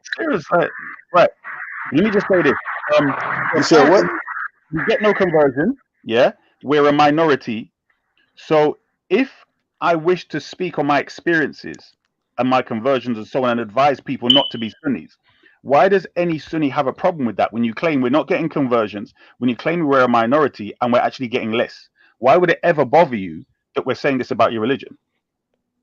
No, your obsession is what's funny, bro. That's what your obsession. Know what I mean? You would be giving your shit out laughing at that one. You don't have to be talking about Sunnis, bro. Samron, 1 sec. Maroon. Should you be talking about Ahl Bayt? Why aren't you speaking on Ahl Bayt? Why aren't you speaking on Hassan or Hussein? Why are you speaking on Hassan gave up the caliphate? Why aren't you speaking on what happened to Hussein? Why are you speaking on Sunnis, bro? I'm telling you, it all comes up together. It all comes up together. And that's the thing. But anyway, I answer people's questions. Oh, good, they're gone. Right. So for those that are listening, the two savages that came on and are now gone. I don't know what it is. Before they get on, I get a smell from my computer. Like I have to spray my computer with disinfectant and all kinds of stuff. And hold on, Mohammed. Let me finish. What I'm saying to you is, I find it so strange that creatures like this would literally come on here to literally. I mean, you don't mean that, Mohammed. Sure. Let me talk, man. I'm saying I find it very strange that a guy would come on a panel and say all of this stuff, and I'm thinking, who does he think's believing this? Like the issue was when Morn reminded me about the discussion yesterday was when Isa, who's a Sunni, what do you call it, Dahabi, was debating these lot. Isa smashed them to pieces. Now, what are they going to say about him? Do you get what I'm saying? So for me, it's not an issue of me hating Sunnis, because that's not the case. But what it is that these lot are proving my point by coming in here being so insecure. So the woman made up a story. Fine. Now he's making up a story. It's not. I just don't get, like, how dumb can you be to keep making up stories and then thinking like you're telling me that as though I'm not supposed to know, and then you're telling like the panel and everyone listening like they're gonna believe that. Like, I mean, if the only thing I kept doing was what he was doing, was saying Sunnis are like this and Sunnis are like that, and I didn't have all the evidence, then we would understand. So yeah. The reason why we have to talk about Sunnis a lot is because people keep misnomering Islam and dissing my prophet based upon what you Sunnis believe, dissing Islam based upon what you Sunnis believe, dissing Muslims and so on based upon what you Sunnis believe.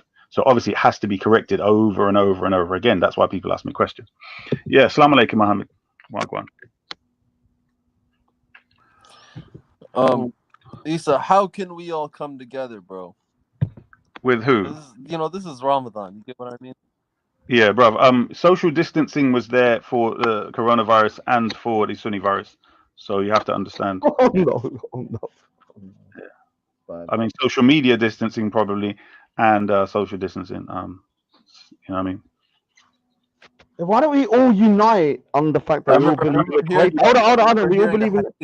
We all believe in the creator. Why don't we all go against the demon block? Come on, unite. Destroy the demon block. Raj, we do refute them regularly, but what you have to remember is, for a lot of us, we won't get a snippet of that refutation and then make it the issue. So, like when the atheists get refuted, which they do commonly, it's not necessarily, that snippet is not there. It's sort of like hid within the 12-hour shows. Do you know what I'm saying? They actually hide the shows as well. Some of them, when they get defeated. I think he tries to upload it. It doesn't work. No, he did it. They did it. I've seen it. No, there's one show that was taken out and it was buried. How does what? So how does hadith go? It goes like, if he's not your brother in faith, he's your brother in humanity. How does what? Me, Isa. Hold on. I think it's like, listen to what Khalid says. Muhammad, you're good, brother. This guy never preaches nothing about what he believes in. Get out of here. Yeah. It's amazing how this snake would say that, considering the fact the reason why I ended up talking. Hold on one sec, Torah.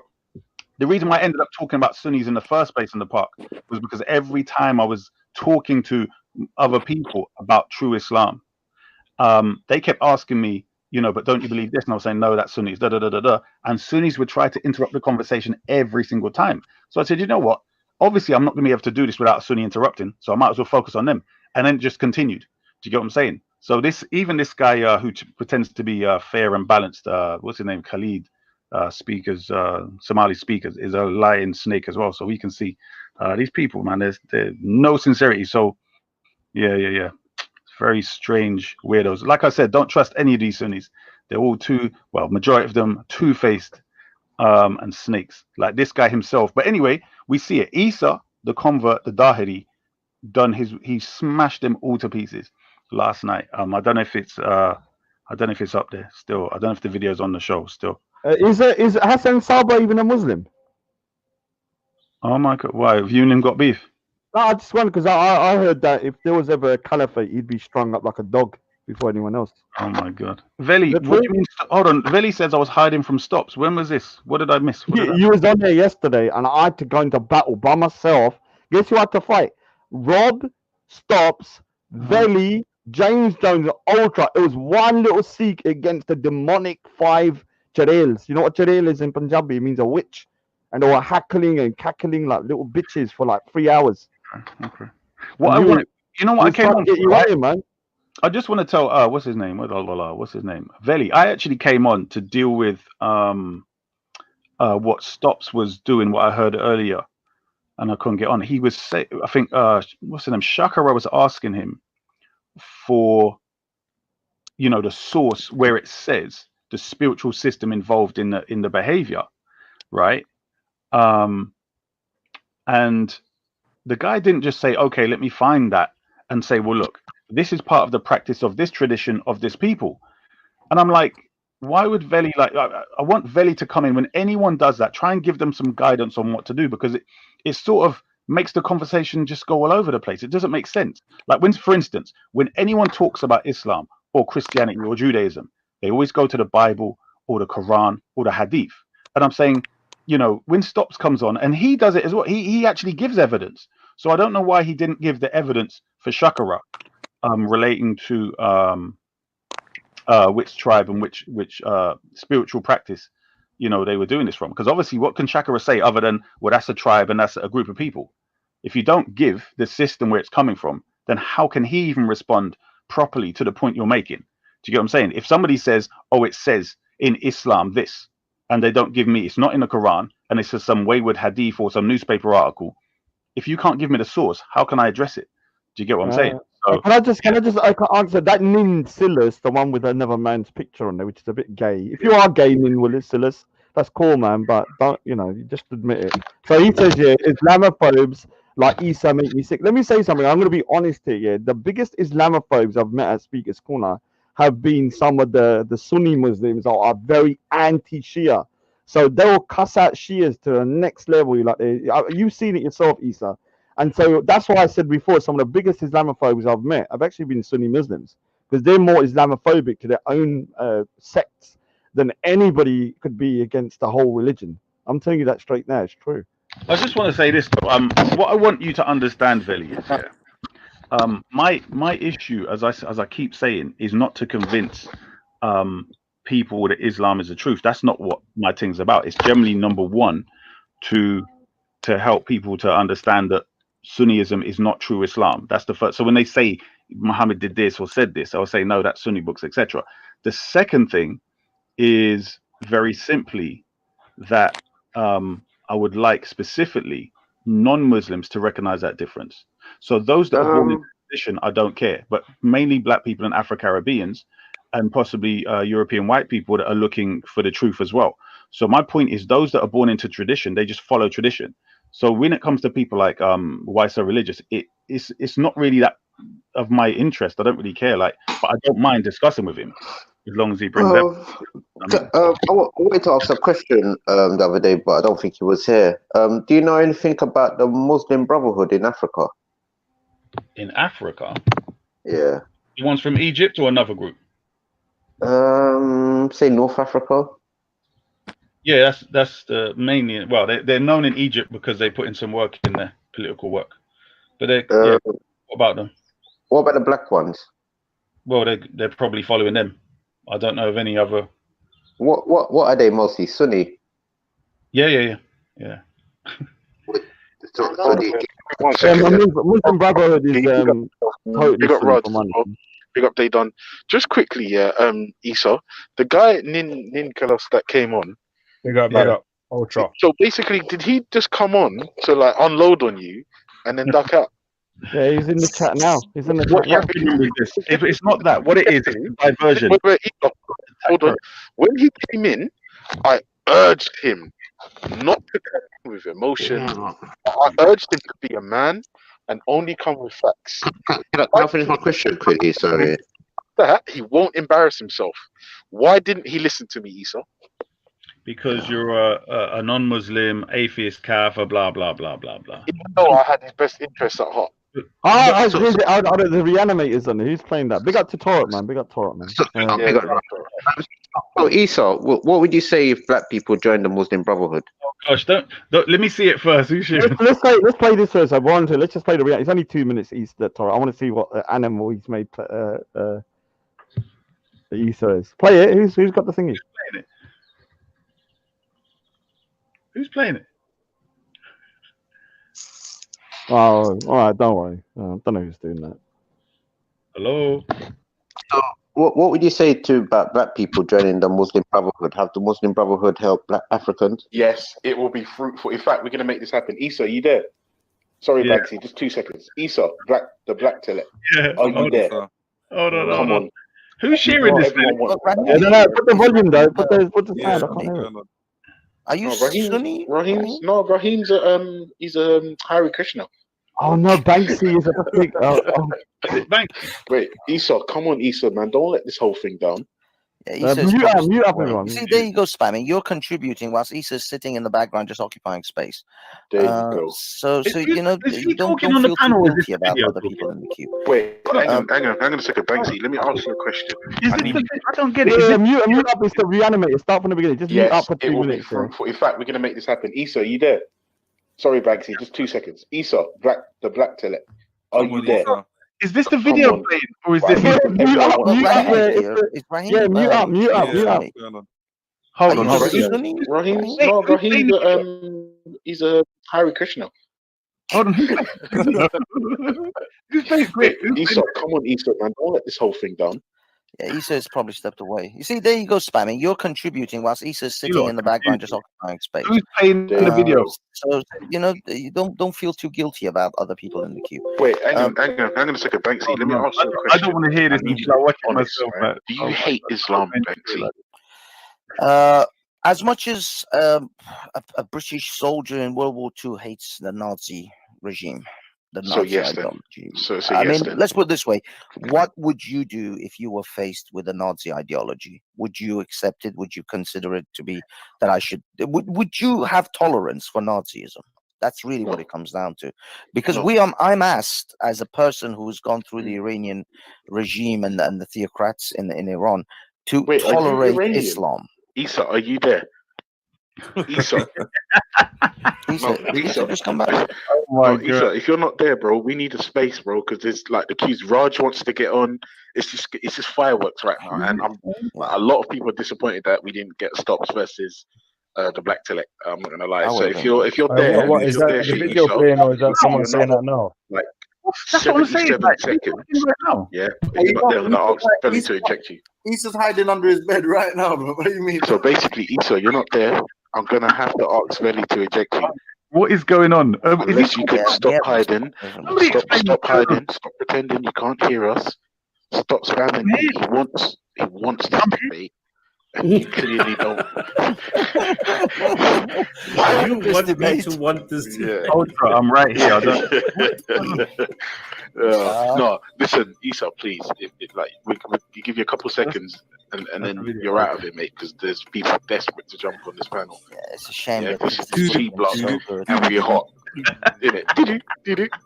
No, wait. What's the rest of it? Raheem, are you a Sunni? Right, Belly, listen, Esau has bottled it. He's bottled it. The demon block. Did you see what they were doing yesterday? They were in a frenzy. They were yesterday. Hold on. Is this the video? Is this someone online now? What is it? No, that was happened last night. You was on the panel last night, but you wasn't talking. Yeah, Okay. and so they were saying that you were shook of stop, and so I jumped on you, and then I had to battle the trinity of demonic. Raj, did you just play that just now? Was that you playing that? No, that wasn't me playing it. That's somebody else playing it. Who played it? Yeah, that was last night. Yeah. So what do you think of black people joining the Muslim Brotherhood in Africa? Hold on, Torah, was that you? Let me just go for this. Was that you, Torah?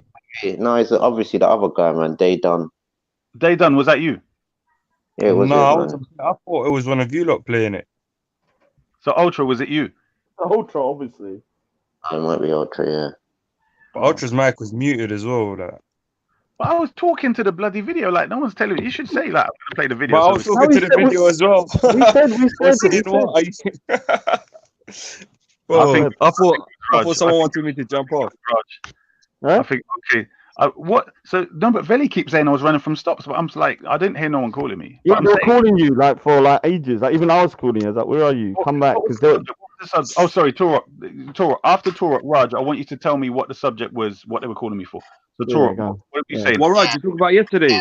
Hold on, let Torok finish. But he already said that he was going to do something before that person came online, Hold innit? on, let Torok talk. Go on. So what do you think of African people joining the Muslim Brotherhood? Well, I don't know much about it. But Esau, sorry about this, broski. That was love the t-shirt. Yeah, sorry. That was last night's show, man. We was desperate for you to come on. You just skate dance, pole dance, and your ice skate. I don't know why you did that, Esau. What was the subject? There wasn't one. We just wanted Stops versus the Black Teller. That's it, bro. Okay, all right, cool. Look, I'm still, bruv. Just tell me now, yeah, and then we can try and arrange it. To be fair, I'm not. The stars, they align. Hold on. Torok, say, bruv. Torok. Yo, what's what? Everyone keep interrupting Torok. Yeah, the brother. Let them finish with the split. Yeah. So as I was saying, what was I saying? Hold on. What was I saying? Torok. Yeah. Relation to black people. My whole point is black people shouldn't be part of Sunnism anyway, because clearly. Yeah. Go on. What in the Muslim Brotherhood in Africa? With Sunnism, isn't it? But I'm saying I don't know. I can't speak on these political groups and their own efforts. So, for instance, if joining the Muslim Brotherhood would get, let's say, the black people enslaved in Libya would make them free, then join it. Do you understand my point? Yeah. Okay. Yeah. So if there's a group, the Muslim Brotherhood, and black people are joining that, and they're going to liberate the black people from Libya, by all means join it. Do you get my point? So, you know what I mean? Yeah. Do your thing, man. So all right then, yeah, then. So this Reanimator done a video with me like not there. Yeah, so basically what happened was that them lot were on the panel and them lot were like sucking off Stops. Yeah, you should have seen James Jones like licking him out and everything like that. Yeah, and like because Stops is their messiah, and so yeah, no, don't worry about that. So what happened is that they started calling for you to try and debate him, because it would have been a good debate, because Stops is pretty good and I think you're pretty interesting as well. And so you couldn't come in, so you had to leave. I had to jump in and defend God. And what happened is that all these Chadails, you know what Chadail means is witch in Punjabi, they started attacking me like goddamn freaking like creatures from the Black Lagoon. It was like mad. You should have seen it, man. So yeah, you need to like put them back in their place. So yesterday they were in like some frenzy of atheism. But I've already dealt with Stops on his own channel. Like I refuted Stops and corrected him on his own channel several times before, like a year ago or something. I've got nothing personal against him. Like I don't mind discussing with him as long as he doesn't go off on a tangent. I don't mind, because he does bring his sources. So I don't mind talking to him. Yeah, you know what I mean. Obviously, like I feel I can talk to Stops rather than that guy that came on just now. Them two idiots. You know what I mean? So. Yeah. That's the thing, though. They're trying to spin it that you was shook. So, yeah. Funny. So what do you think on the Shriners and all that type of faction? What came into America? I don't know. Secret societies and all of that. I don't know. I mean, were they Sunni or Shia? It's a bag of a mixture, isn't it? But it's probably Shriners. I think got some Ismaili. I think it's predominantly Sunni though. Are they Ahmadiyya Sunni? No, yeah. No, they're not. Ahmadis are totally out the fold. That everyone believes that they're out the fold of Islam. There's Sunnis who believe who believe the Messiah is Ghulam Ahmed. Okay. Yeah. So don't you think some of these people are part and part of the people that brought Islam to America in the early 1800s? Which one? Which people? With the Shriners and some of the Islamic or Muslim Brotherhood. Right. So the Moorish Science Temple, what you see today, and their teachers are mostly from that type of science of Islam. I'll be honest, I went into it years ago, but because they've never been an anti-black issue from what I can see, it's never been something I really had to go into. Do you get what I'm saying? But don't you think they're using that as a leverage to gain some sort of variety and support? It's possible, but I mean, a lot of them work from behind the scenes, so you don't really know who they are. You know what I'm saying? So. Oh, did you? Somebody said that Issa took Raspik Shahad though. Is he they're talking about you or the other Issa? Oh, the other Issa. It might be the other Issa then. Oh, all right. I thought you was Shia, man. All right. Yeah. You know he's fasting now and stuff, so big up to him, man, for that, man. Yo, Hopefully- what's good, Rod? Hopefully he doesn't faint though, because he's quite skinny though, man. Oh, big up Shahid, man. Big up, Rod. Big up. How's your fasting going, man? Is everything going good? My fasting's alright, you know. Yeah. My stomach's not that bad still. See, that's the thing. Everyone, you look. All the Muslims should unite under the fact that you're all all Muslims fast, don't they? There's no sect that doesn't fast, apart from the Quranists, known as Ahmed. Okay.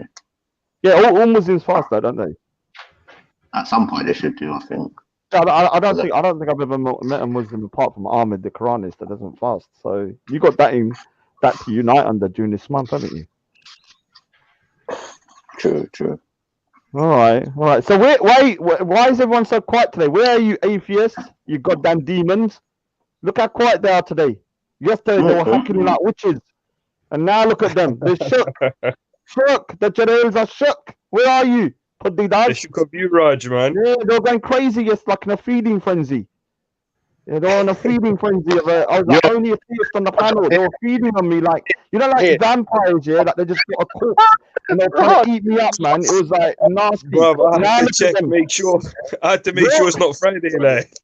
Look now. Let me tell you what happened. Look now, ultra moral now. Look at him now. Look at him. He's all by himself. We're gonna get him now. I'm still Let's more. get him. Come on, everybody. Let's get him. Even though I'm still entitled to laugh and have a good time.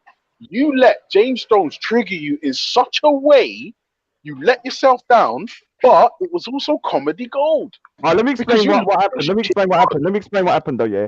What happened is that usually, hold on, Ultra. Normally, yeah, when Banksy jumps on, yeah, this goddamn degenerate, that quadratic equation, stick up your bum, the idiot. He always goes, Banksy, you prick, you bald-headed dish, you cunt, you paedophile. When Banksy was on, he was noshing him off for like 3 hours. Like, he was loving the man for the first time. I was like, what's going on here? Like, this is mad. Like, why is he so cool with Banksy? Then I realized his God stops us on this, so he's on best behavior. Then what happened when I jumped on, he was acting all nice. Yeah, I was like, nah, this ain't the real goddamn putty quadratic equation. Stick up your bund, goddamn James Jones.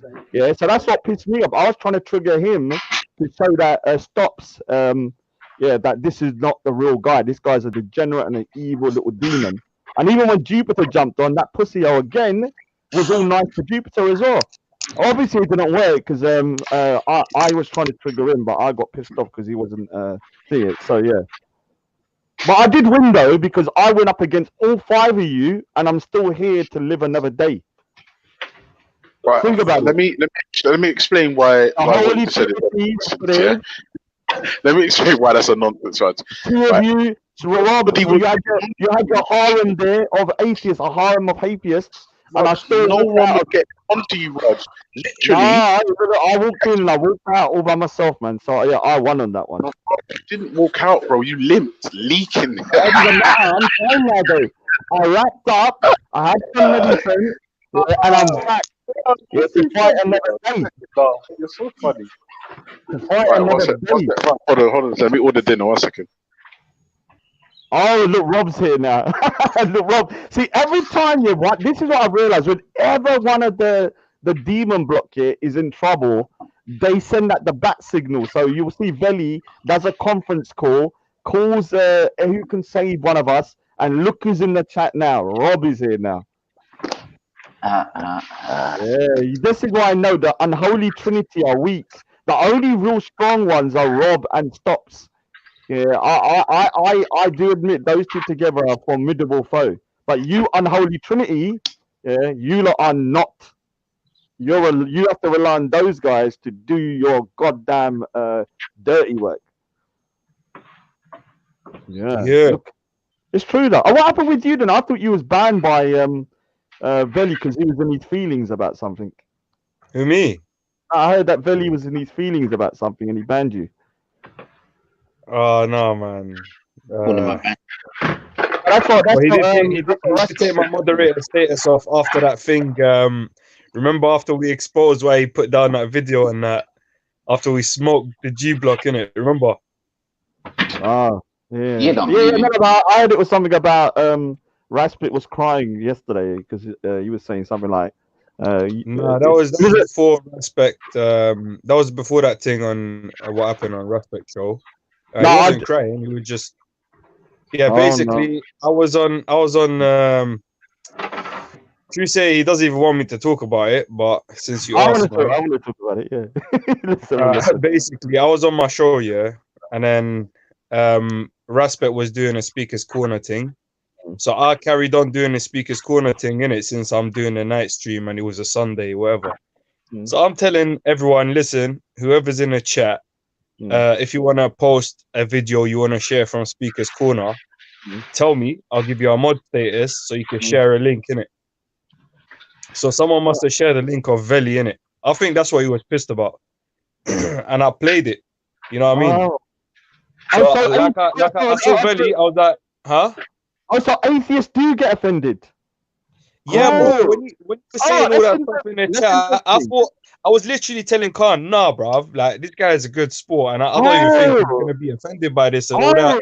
Yeah, because I've always said it. Everyone has something that will offend them. It might be very different from one person. Wait, what about me, Raj? What about me? Well, the thing is, I still haven't found what it is, but one day when I find it, watch what I'm gonna do. You're the most immoral person I've ever seen in my life, bro. Yo, listen, I'll tell you the truth. Did you see him yesterday? He was like a Cherel. You know what Cherel is? Like, Oh, sorry, one sec.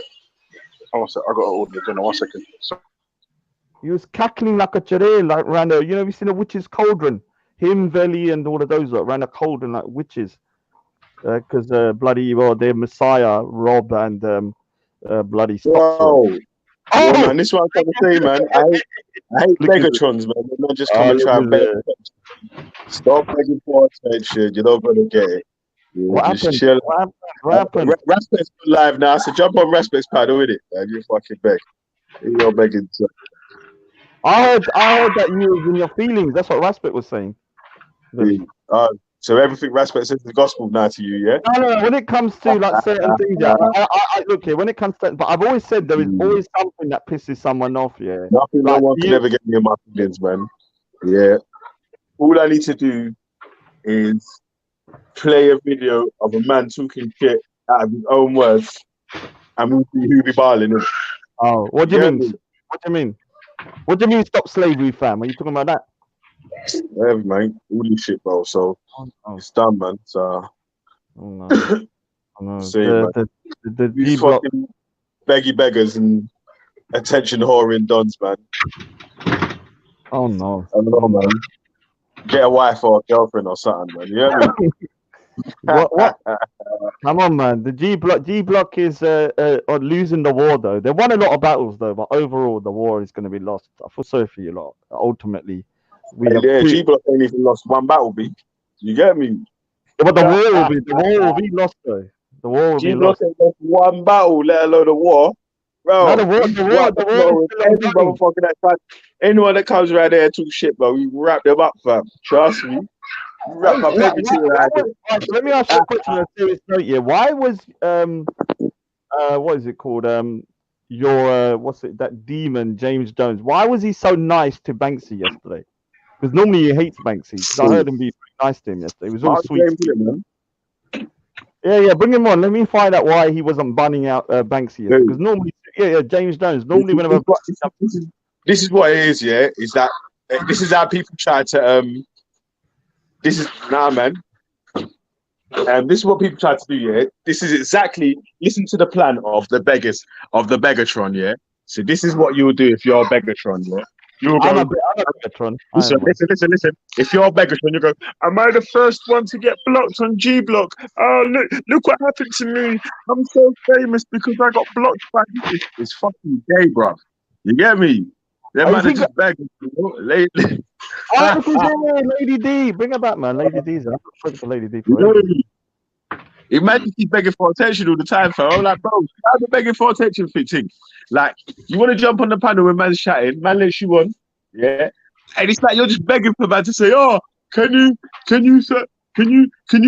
tell me why you think I'm a snake? You're such a waste, man. Yo, just chill out, man. What have I done, man? Oh my god, I can't believe I've done all this shit stirring and it's all gone wrong now. You done nothing, man.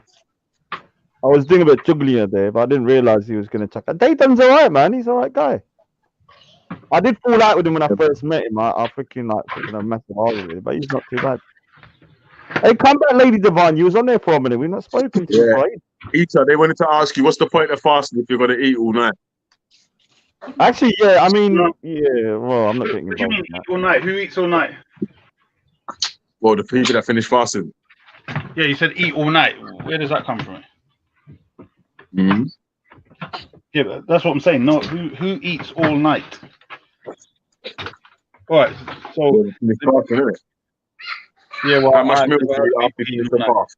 because obviously they eat and then you go to sleep at some point, correct?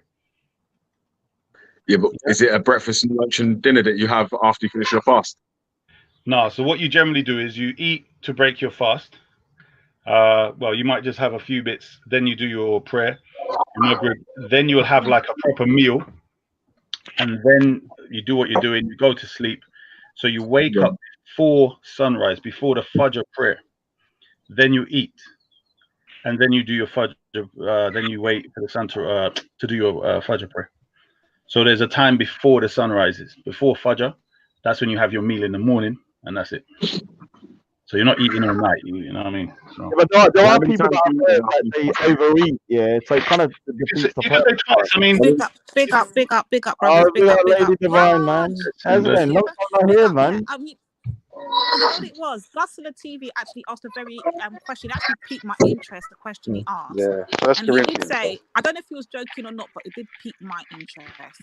He asked, what's the point of fasting if you're only going to eat at night? And I find that interesting, Brother Issa, because we all know eating at night is the worst time forever to eat. That's the worst time. The food doesn't settle. You know, you gain weight. You can have nightmares. Like, science has proven this. So what is the point? Okay. I don't get it. So science hasn't proven nothing in regards to if you fast for from sunrise to sunset and then you have a meal after that. And when you eat before the sunrise. So when you're talking about, I agree, if you eat throughout the day and you eat at night, generally what happens is you don't produce as much stomach acid and your digestive system is more slower at nighttime.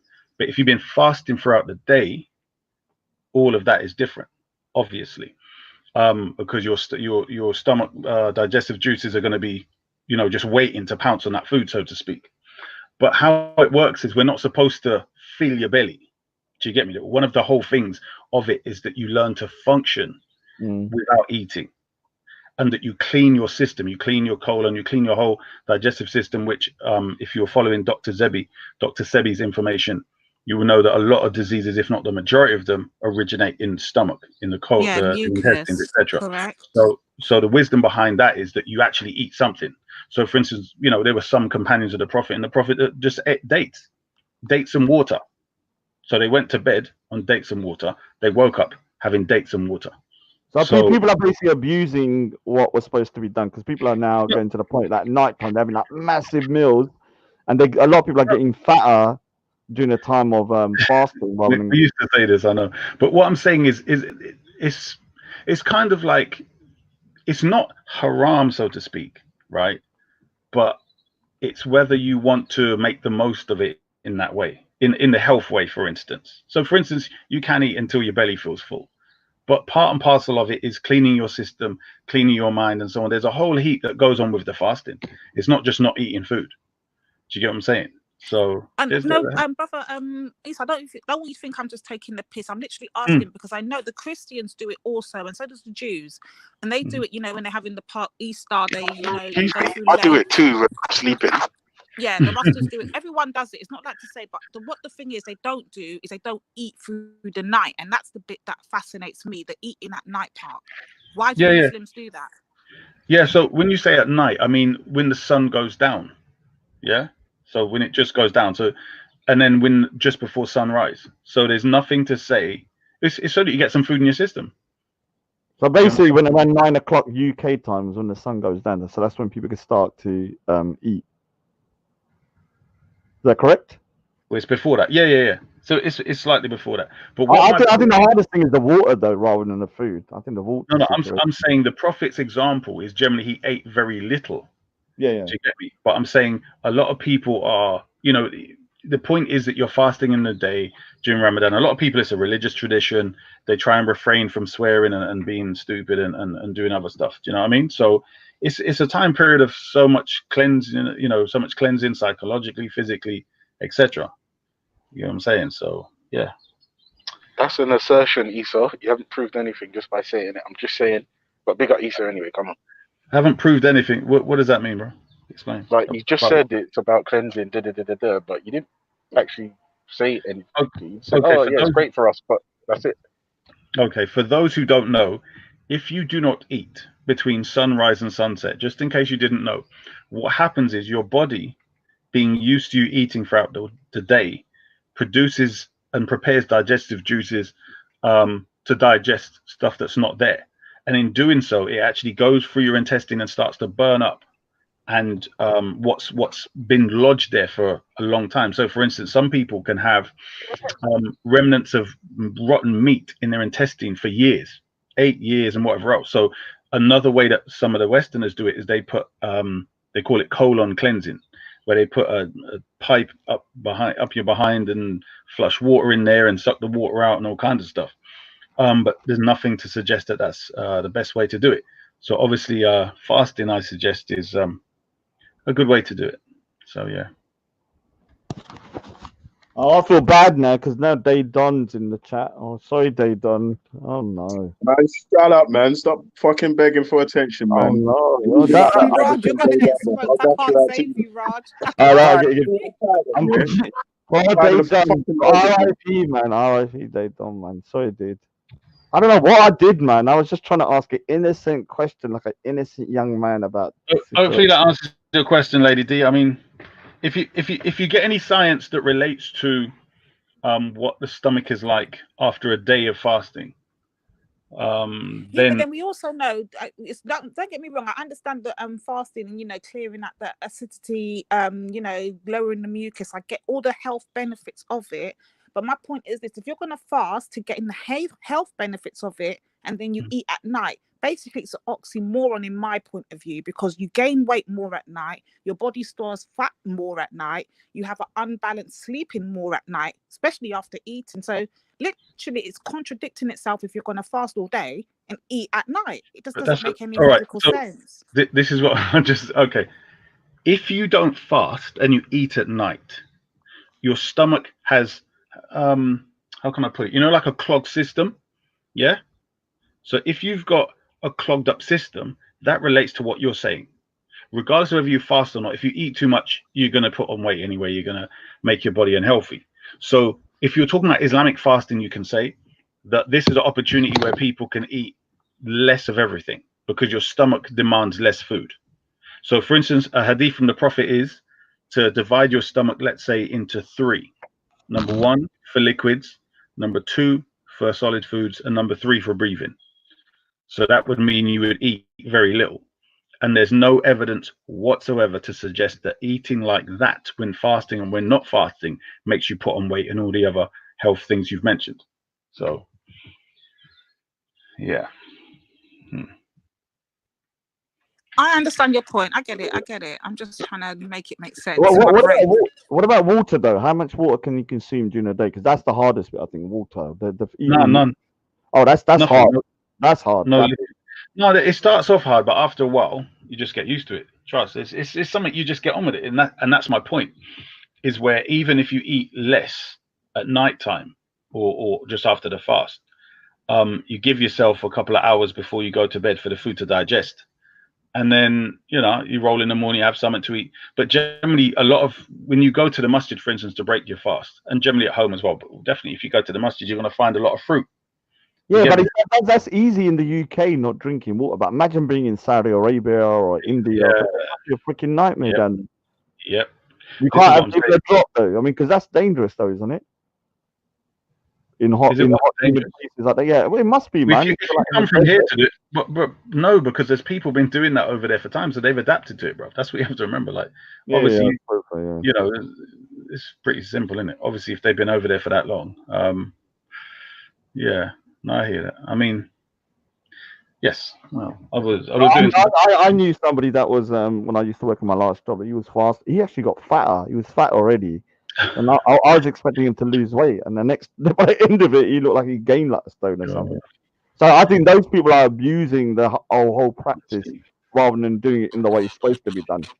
I think that's the point, Raj, that I'm trying to home in on. Like, if you're doing it the way that the brother Esau is explaining it, I get it.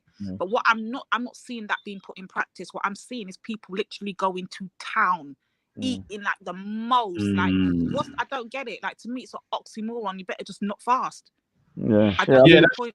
I get your point. I think the issue there is you have to remember there isn't for a lot of people there isn't an education thing going on there. There isn't, you know, it's literally they're thinking about the reward of fasting during the day. So they're not thinking about the health benefits for a lot of people.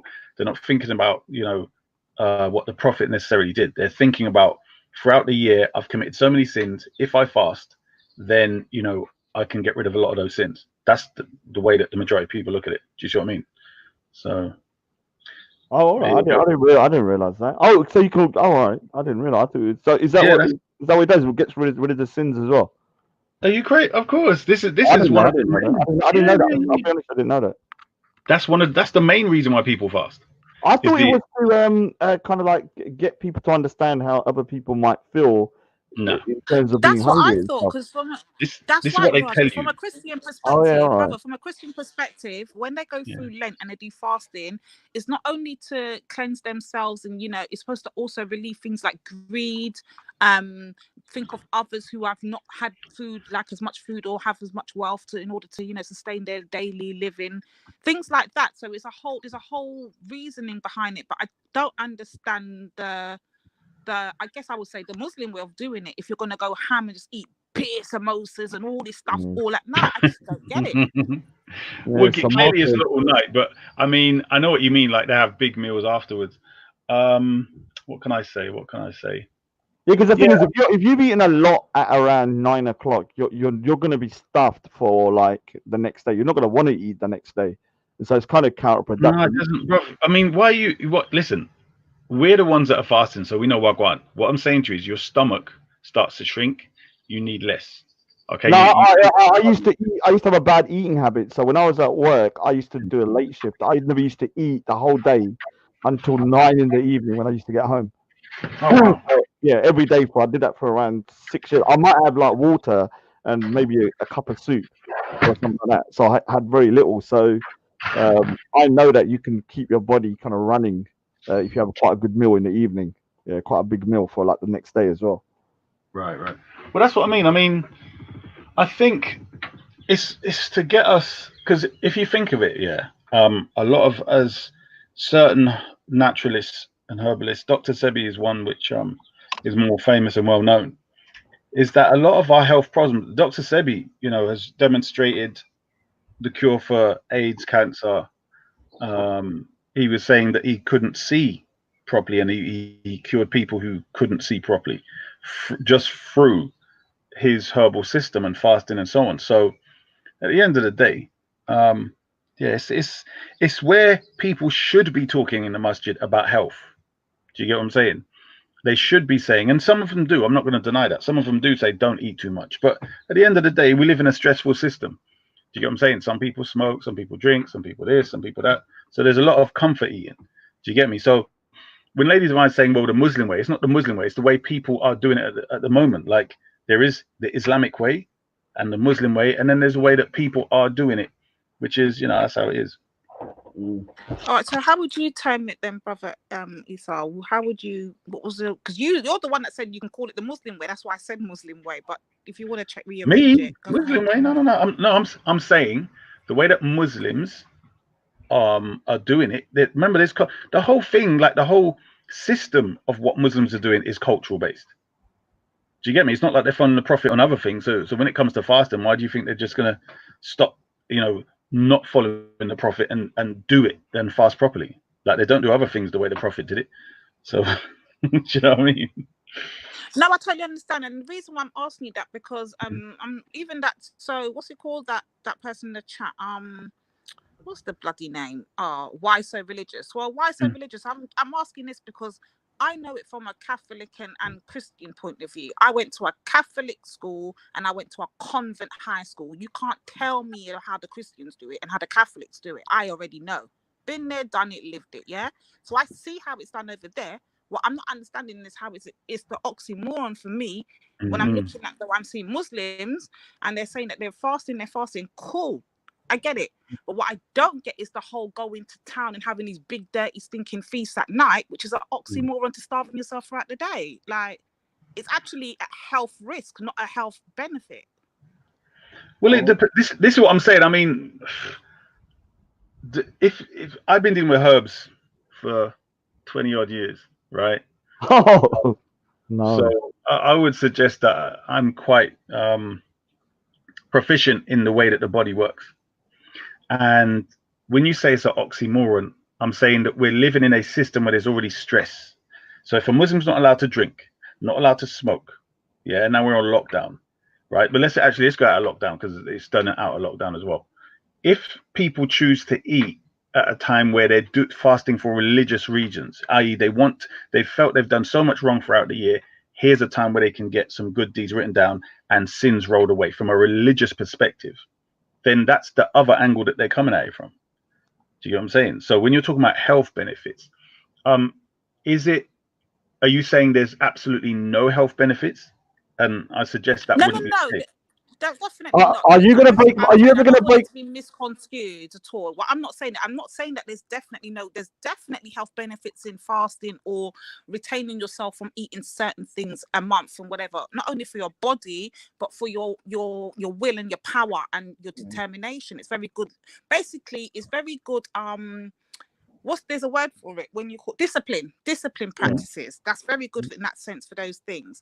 But what I'm not getting is the whole point of going through all of that discipline for how many hours a day, only to go and stuff your face and not do it the correct way. Yeah, but it makes sense now. Hold on, let's do it. It makes sense now because if you was to do it because you was trying to kind of like empathize with somebody who's not eating and they're starving, then it makes sense not to fill yourself with food. Because you want to kind of try and put yourself in that person's position. Because I've always thought that's the reason. I need to find out. Because obviously Isa has his own views. But if you're saying that the reason they're doing it is because they want to remove the sins that they've done for the last couple of months, it doesn't matter whether they're stuffing their face in the evening. Because the whole reason is not to empathize with the people that are starving, but to remove a sin, isn't it? Exactly. Does that make sense? That's exactly the point. So but the reason you're doing it will make a big difference on how you're gonna behave. So if someone's just doing You know I hate you. You know when someone tries to pretend that they're like a gangster or they're bad or something like that, but when they're really just the biggest pussy in fucking in the UK, brother. Just attention whoring, bro. It's pissed me off. He's talking about me. I don't know who he's talking about. Who are you talking about now? What's going on? Me? I don't know who this goes. It's attention whoring dodds, man. It's annoying for me still. Where's thinking of what did you do with Lady D? Oh, she's back. So hold on, Veli, you were saying that why so religious? So he didn't. You wasn't actually talking about a subject, but you lot just wanted to see me and him debate, yeah? Who's that? You lot. They wanted a victim, yeah. It didn't matter who it was. No, you and Stops would have a good discussion, man. Me and Stops and what's his name? There was a time when I was on Gin and Tonic and Why So Religious channel, yeah. I can't remember why I was supposed to go back to both of their channels to discuss things because Why So Religious, you know, I was helping him with certain translations and I introduced him to how different, like in Sunni translations, how you literally had the opposite. You know, like I showed you the one with Aisha, yeah? Where one says, you know, forgiveness and so I showed him that, I think, one time and something else. But it was just, you know, just to introduce that there are other people claiming to have the true Islam. That was the main thing, really. Do you get me? I don't know. I don't know. You know, you're supposed to do something like you're doing something else. You're working and whatever else. Just didn't get time, I guess. So, do you know your view about the situation like why people? It's actually the first time I heard that. Is that mainstream or not? Oh, sorry, Veli. Would you discuss the inheritance thing, Rob? I've said no because I want to keep that especially for us. So because at the moment everyone's like no, because it's such a big topic, yeah. And I think it's something that needs a special slot in the but on a big platform, if you like. Do you know what I mean? Rather than either on here or something like that. So in other words, because like I said, you see like the Aisha verse, yeah, I was never really planning for that to be, you know, some wayward thing I talk about randomly. I always wanted that to be a specific subject with Isa, and we started it in the park, right? And he had to go, so one of his Sunni friends come and saved him, innit? Do you get what I'm saying? So there's certain things where when you lot are refuting them on one side, then we sort of win majorly on the other. If it's something that no one really cares about, then if we come along and refute them or refute you, no one cares. Do you get what I'm saying? Yeah. So what if he brings up something else in the Quran that's disputable? Yeah, I mean, I don't mind, but it's there's several things like if it means obviously they better concentrate on Quran and Sunnah, innit? So yeah. No, but they might go to Sunnah with something, but they might go to Quran with other verses, though, innit? This is the thing. Here's an example. Oh, flip! I gotta go. You know. Let me go and prepare. I'll come back in a bit. Let me go. Oh, he stops coming. He stops coming. Oh, Veli, who's upset you, stops coming. He's I know what, man.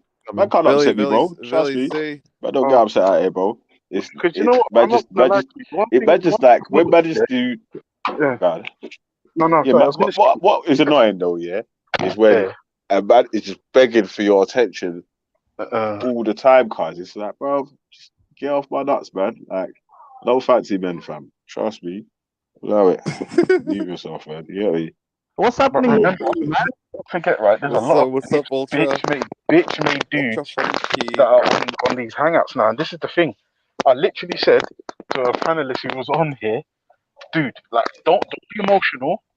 Like be a man, control yourself, come with that. And guess what he didn't do? He didn't do what I told him to do, came on, was emotional, and embarrassed himself.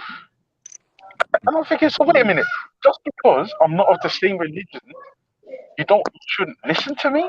You shouldn't read this bad. It doesn't make sense. If I said to Raj, listen, Raj, you're a Sikh, and it's in your best interest, and according to your faith, to dump the ego, even if he doesn't want to, if I tell him that, he knows it's the right thing to do. No, I had to respond to this, sorry. So why is it that you get zombie, bitch-made little like men that just don't understand that they're being zombies? How do you get through to a zombie? You need a garlic. You need garlic. You need a steak, and you need holy water as well. Holy water. That too. Are you still Christian though, Lady D? Are you still Christian then? Okay, but Ultra, look, Ultra, you don't know how it's gonna affect you. Oh, but do you believe in God, the Creator though? Yeah, I believe in a most high power. Thank God. We got. I just don't do religion of any that's sort. Cool, man. That's cool. As long as you don't go on the side of the demon block and become atheist Jalil, that's the main thing. Roger's still in pain from the other day, man. Listen here, man. I will get revenge. I'm so petty, man. What revenge? You're bandaged up, bro. Wait, Veli, ask Rob what you're getting revenge for. Because I'm not. Dude, you was laughing. What are you gonna get revenge for? 30 minutes. Yeah, but Rod, he was laughing at you, yeah. That's it. Wait till I get you most tomorrow. I'm gonna get you one day, man. I'm gonna find something. You got me. Remember, you demodded me on your channel. You timed me out. You got all the mods to time. Enough. I need to get revenge. I'm very petty like that. I have to get revenge. I was thinking about it yesterday. How am I gonna get you guys? Yo, Raj, listen to the Raj. You don't have to do listen any to of the that, crime. bro. The crime was laughing. That's weird, bro. Raj, you don't do that.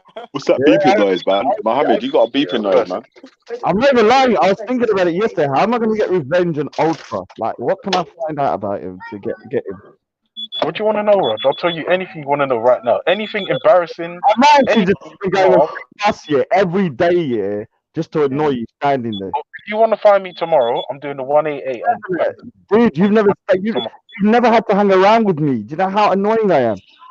Yeah. It's a punishment. But you won't, Rod, even if you get on my bus, you won't be able to annoy me because they take off all the front of the bus now. You have to get on the back doors and you can't get past the front. When I went to America, Ultra, is that something beeping in your background? What is that beeping? Oh, sorry, it's the wife. Wait, what's that beeping noise, man? That is sorry. annoying. Can somebody fix their smoke alarm? Thank you very much. So where you been, though, Lady D? I haven't heard you from you. I've been smoking bitches, to be honest. Listen, I'm Rod. bitches. God.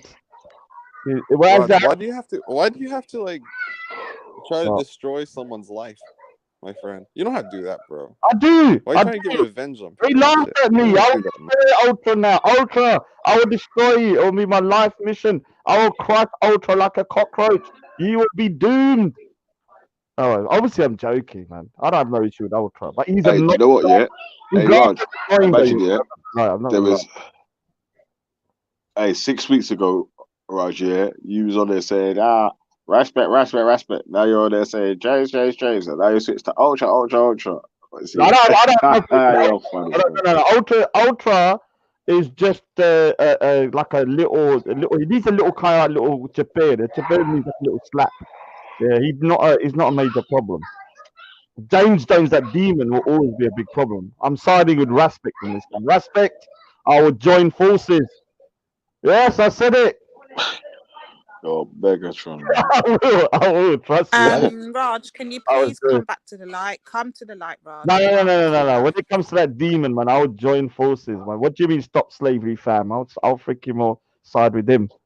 What do you mean stop slavery, fam? So, Lady D, what kind of coronavirus then? Do you think it's a hoax like some people are saying? I believe it's real though.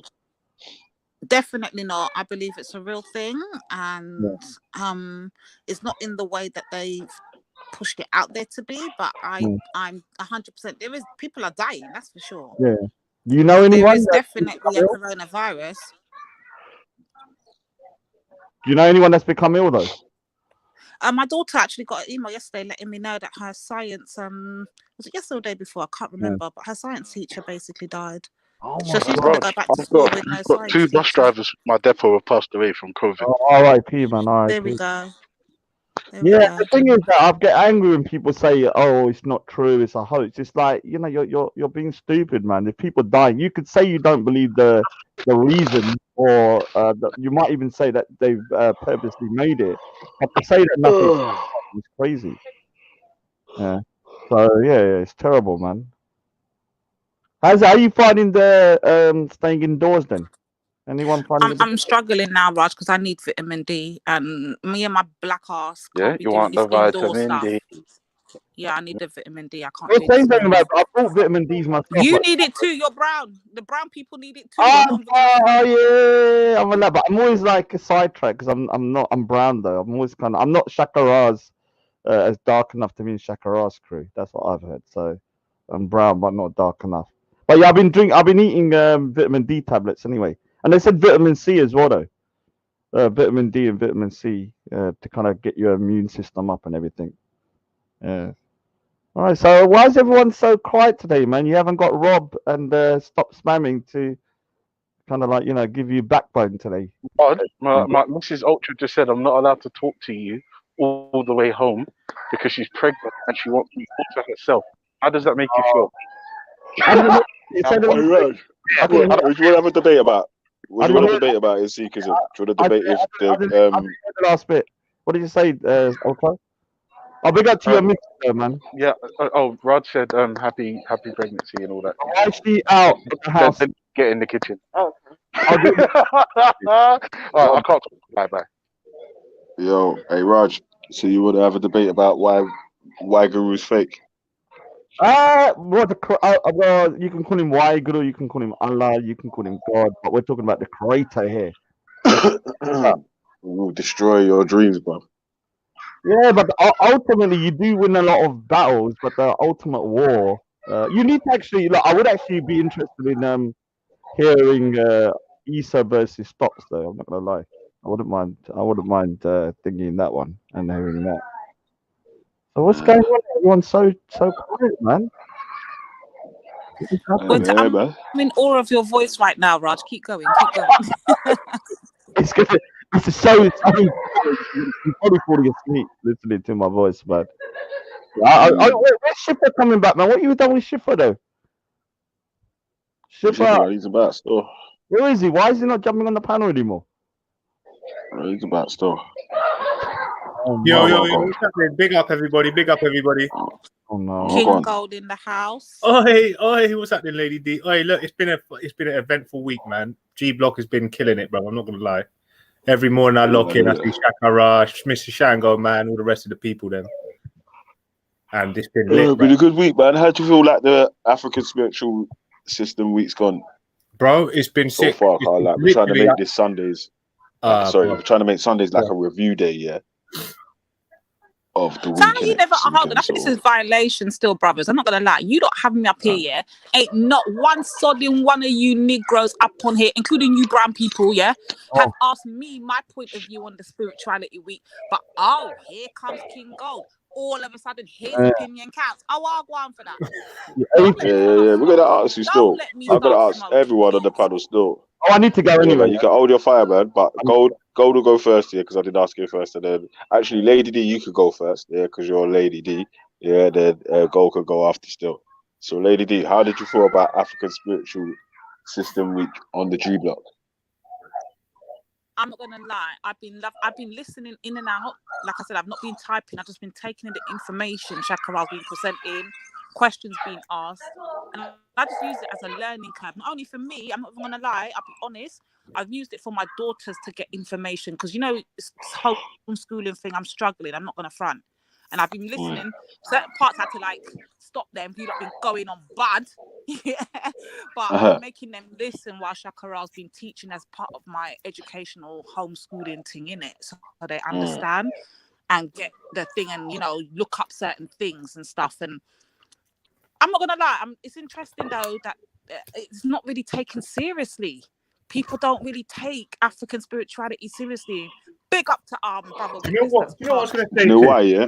I'll tell you why, yeah. I'll probably tell you why, yeah. Because it's not got an enforced itself sort of mindset, yeah. So do you know what I mean? Like it's not like an expansive overtaking sort of thing, innit?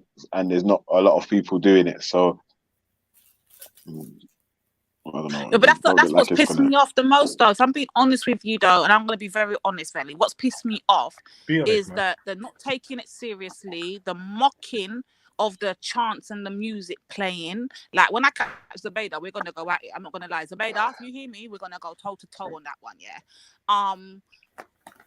What else is there? I'm not understanding the people that have been very judgmental, talking about especially you, Veli. You the worst one. But what purpose does it serve in today's world? And you have to ask them questions, innit, man? Do you know why? Yeah, because like I said, in today's 2020, what use is an African spiritual system going to be to someone that doesn't believe in it or whatever? Like what extras is it going to bring to someone that is a Christian, is a Muslim or whatever? You got to sell it, innit? Like if there's nothing else or no extras or nothing that it's going to bring, what's the worth of people trying to follow it? So, Benny, do you not believe that your children can benefit from learning from this African spirituality? Like, you don't subscribe to nothing. You're an atheist, innit? And that's cool. You're free to do that. But your children also have the choice to actually learn about it and discard it if they choose fit to do so. Don't you think you're depriving your children from actually learning? Nah, to learn about it is not a problem. Yeah, learning about what it is, yeah. It's just what benefits. Yeah, that's different. Learning about it is different, isn't it? I'm saying that what benefits will it bring you having that spiritual system as your way of life in 2020? Because especially you see with we're looking back on history of the places got colonized. This has happened. That's happened. Do you know what I'm saying? The African spiritual system by itself wasn't able, or even with the people there, wasn't able to fight off the change that was happening. Like so, but Shakara explained what it was. Yeah. You contradict. Wait, hold on. Yeah, because how do we explain? How's it? How's it? How do we explain that? How do we explain how the Haitians were because up it's Europeans because purely with spirituality? How do we do that? It wasn't just purely with spirituality, and after the war, go on. After what happened, do you know what I'm saying? Like they're still not free today. See, I would agree to disagree on that. I say that they are free, but they are free in poverty. They have a mindset where they're not under any pressure. Haiti has got IMF debts and so. You know what I'm saying? Like they just finished paying off their payments to France. Yeah. Remember that's a reparation to France. Yeah. So, one thing I didn't know was that Dessalines stopped practice of voodoo on after the war or whatnot. Yeah, after the revolution, 1804 and that. Yeah, still. But yeah, so that's what I'm trying to say, man. So bro. Let me hear a little bit from King Gold and see what his take on. All right, but let me just finish this. Yeah, so with that, yeah, with like I'm saying, like today, yeah, if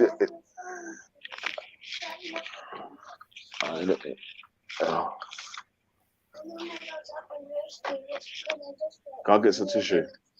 Get some tissue. Yeah. Sorry, man. What was I saying about the way that people are living now in 2020? Man's got information at their fingertips. It's like there needs to be some sort of advantage or whatever that you can see for you to install it in your day-to-day. Like if it's your family traditions, that's different, isn't it? Like, but if it's like you've I don't know, man. Like right now, today, I don't know. Like what benefits do you feel like it could bring to your day-to-day life or anything like that? I'll let King Gold answer, then you can go back on that question, Lady D. Yeah, so King Gold, how did you feel about the African Spiritual System Week, man? I remember we got G Block on trial next week, yeah. So, you're all going down. Let you be known. I'm smoking all of you G Block hoes. We got G Block on time, man. Oh, okay. All right. Got G Block on trial, man. But obviously, we're undefeated here. So can G Block ever get an L? Next week we're on trial in it for the whole week, man. So man, we're asking for L's, innit? We're asking for L's, man. So someone try to give us L's, innit? What are you saying? You don't charge up like Goku, yeah? You lot are waiting for that war. You lot are charging up like Goku. Yeah, man. We're man. You get me, like. What? Is it atheist? Is it atheist? We're out here. Atheist. Yeah, we're out here, B. Because it's predominantly atheist, but there are a couple more. So I'm not gonna lie. There's a couple more. Gone in the hand. Yeah. Not gone in our weird. We have gone in the hand. Not gone in our weird. You see me? Yeah, boss bullet in our boy 3 years. Get your tissue and tell us your issue. Yeah, man. Grab a tissue and tell us your issue. Wait, I was going to mention something. Look, this is something important. I jumped on initially because for the last 2-3 weeks I've been locked in, listening to everybody's different opinions on African spirituality and all their little bits of snippets of information. Big shout out to Mr. Shango because he's like chanting is very good to listen to.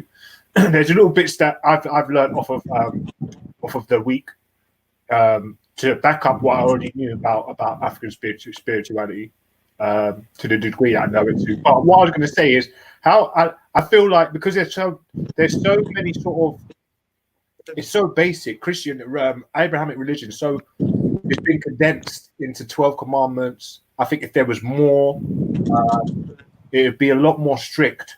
So I don't know if that's a good thing or a bad thing. So that's for me.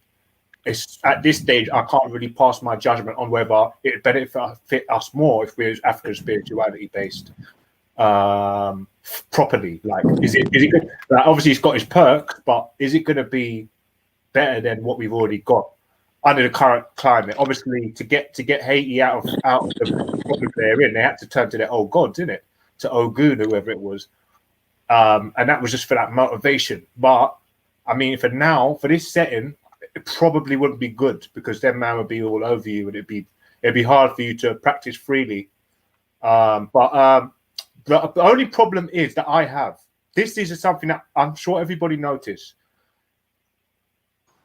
What's this fucking juju thing? I'm talking about different deities from different spiritual systems, and all right. I'm not me personally. I don't mind, but I just feel like the way these Muslims and these Christians react to you talking about anything spiritual. I was like, it's like oh, juju.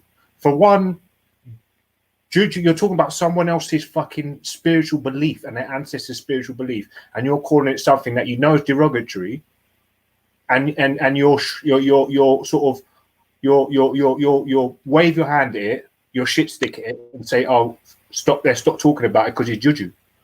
I think that's personally, it hurts me. Not hurts me, but I don't think be everyone honest, thinks brother. like that. Tell it how it is. It's damn disrespectful. right. It's Disrespectful. King Gold. It's disrespectful to the highest level. King Gold. I don't think everyone thinks like that because I don't. My G. Oh no, I hear what you're saying, bro. But let me just give you an example. I'm giving you an example. I was in a forum, Muslim forum. Oh, shit. Yo. Listen. Yo, shut like up, I was saying, big up, bro. I was saying that what was I gonna say about the disrespecting of the other people's spiritual systems, was that it's written into the text of the believers of the Abrahamic faiths that obviously if someone's practicing something towards another god that's not their god, then they're supposed to frown upon it. So that's what's gonna happen. They're gonna frown upon it. No, Belly, check it out. Yo, Belly, look. Okay, let's say, okay. Wouldn't we all be better if we all connected together and believed in one spiritual higher power, so we don't divide ourselves? Don't you think that's a better thing? No. Yeah, if it's not true, then fuck that. No, because then. Because I was gonna say that. Won't have no racism. Wouldn't it be better? What would you rather? I'll tell you what. Yeah. I mean? What would you rather know? Yeah. What would you rather know? The truth, or think you know the truth? Oh yeah, one more thing, Vels. Before you say what you want to know. No, wait. Let me hear what Muhammad's answer. Why have you blocked me? Why have you blocked me? Why have I been blocked? Well, you blocked, yeah? Yeah, you blocked a G, man, on G block. Well, go on. Yeah, no, don't worry, man. You'll get unblocked, man. Allow me, family. Happens, I know I'm a bit annoying sometimes. So what did you say? You must have said something in the chat. Yeah, you must have said something in the chat, bro. Belly, look. Obviously, if you was chatting Greece in the chat there, and so yeah, I know. Like, obviously, you got blocked, man. You get me? You blocked me, bro. Belly, look. Nah, it depends what you're saying, man. If you're chatting Greece or something, then that hurts. But still, I understand. You got to come. What the? You get me? But if you yeah, I don't know still, man, but bare people got blocked still. Remember one time, Cotton was blocked, so I didn't even know that Cotton was blocked. So people happens all the time. You get blocked still. But if you get blocked, it will say the owner of the channel has blocked you, innit? So even if I've not blocked you myself, I just can't type when I type on chat. Yeah, no one can respond to me on the chat. So I just okay. No wait, Kingo, go. Do me a favor. Just write the word test in the live chat now, and just write the word test. Nothing else. No emojis. Just TEST. That's it.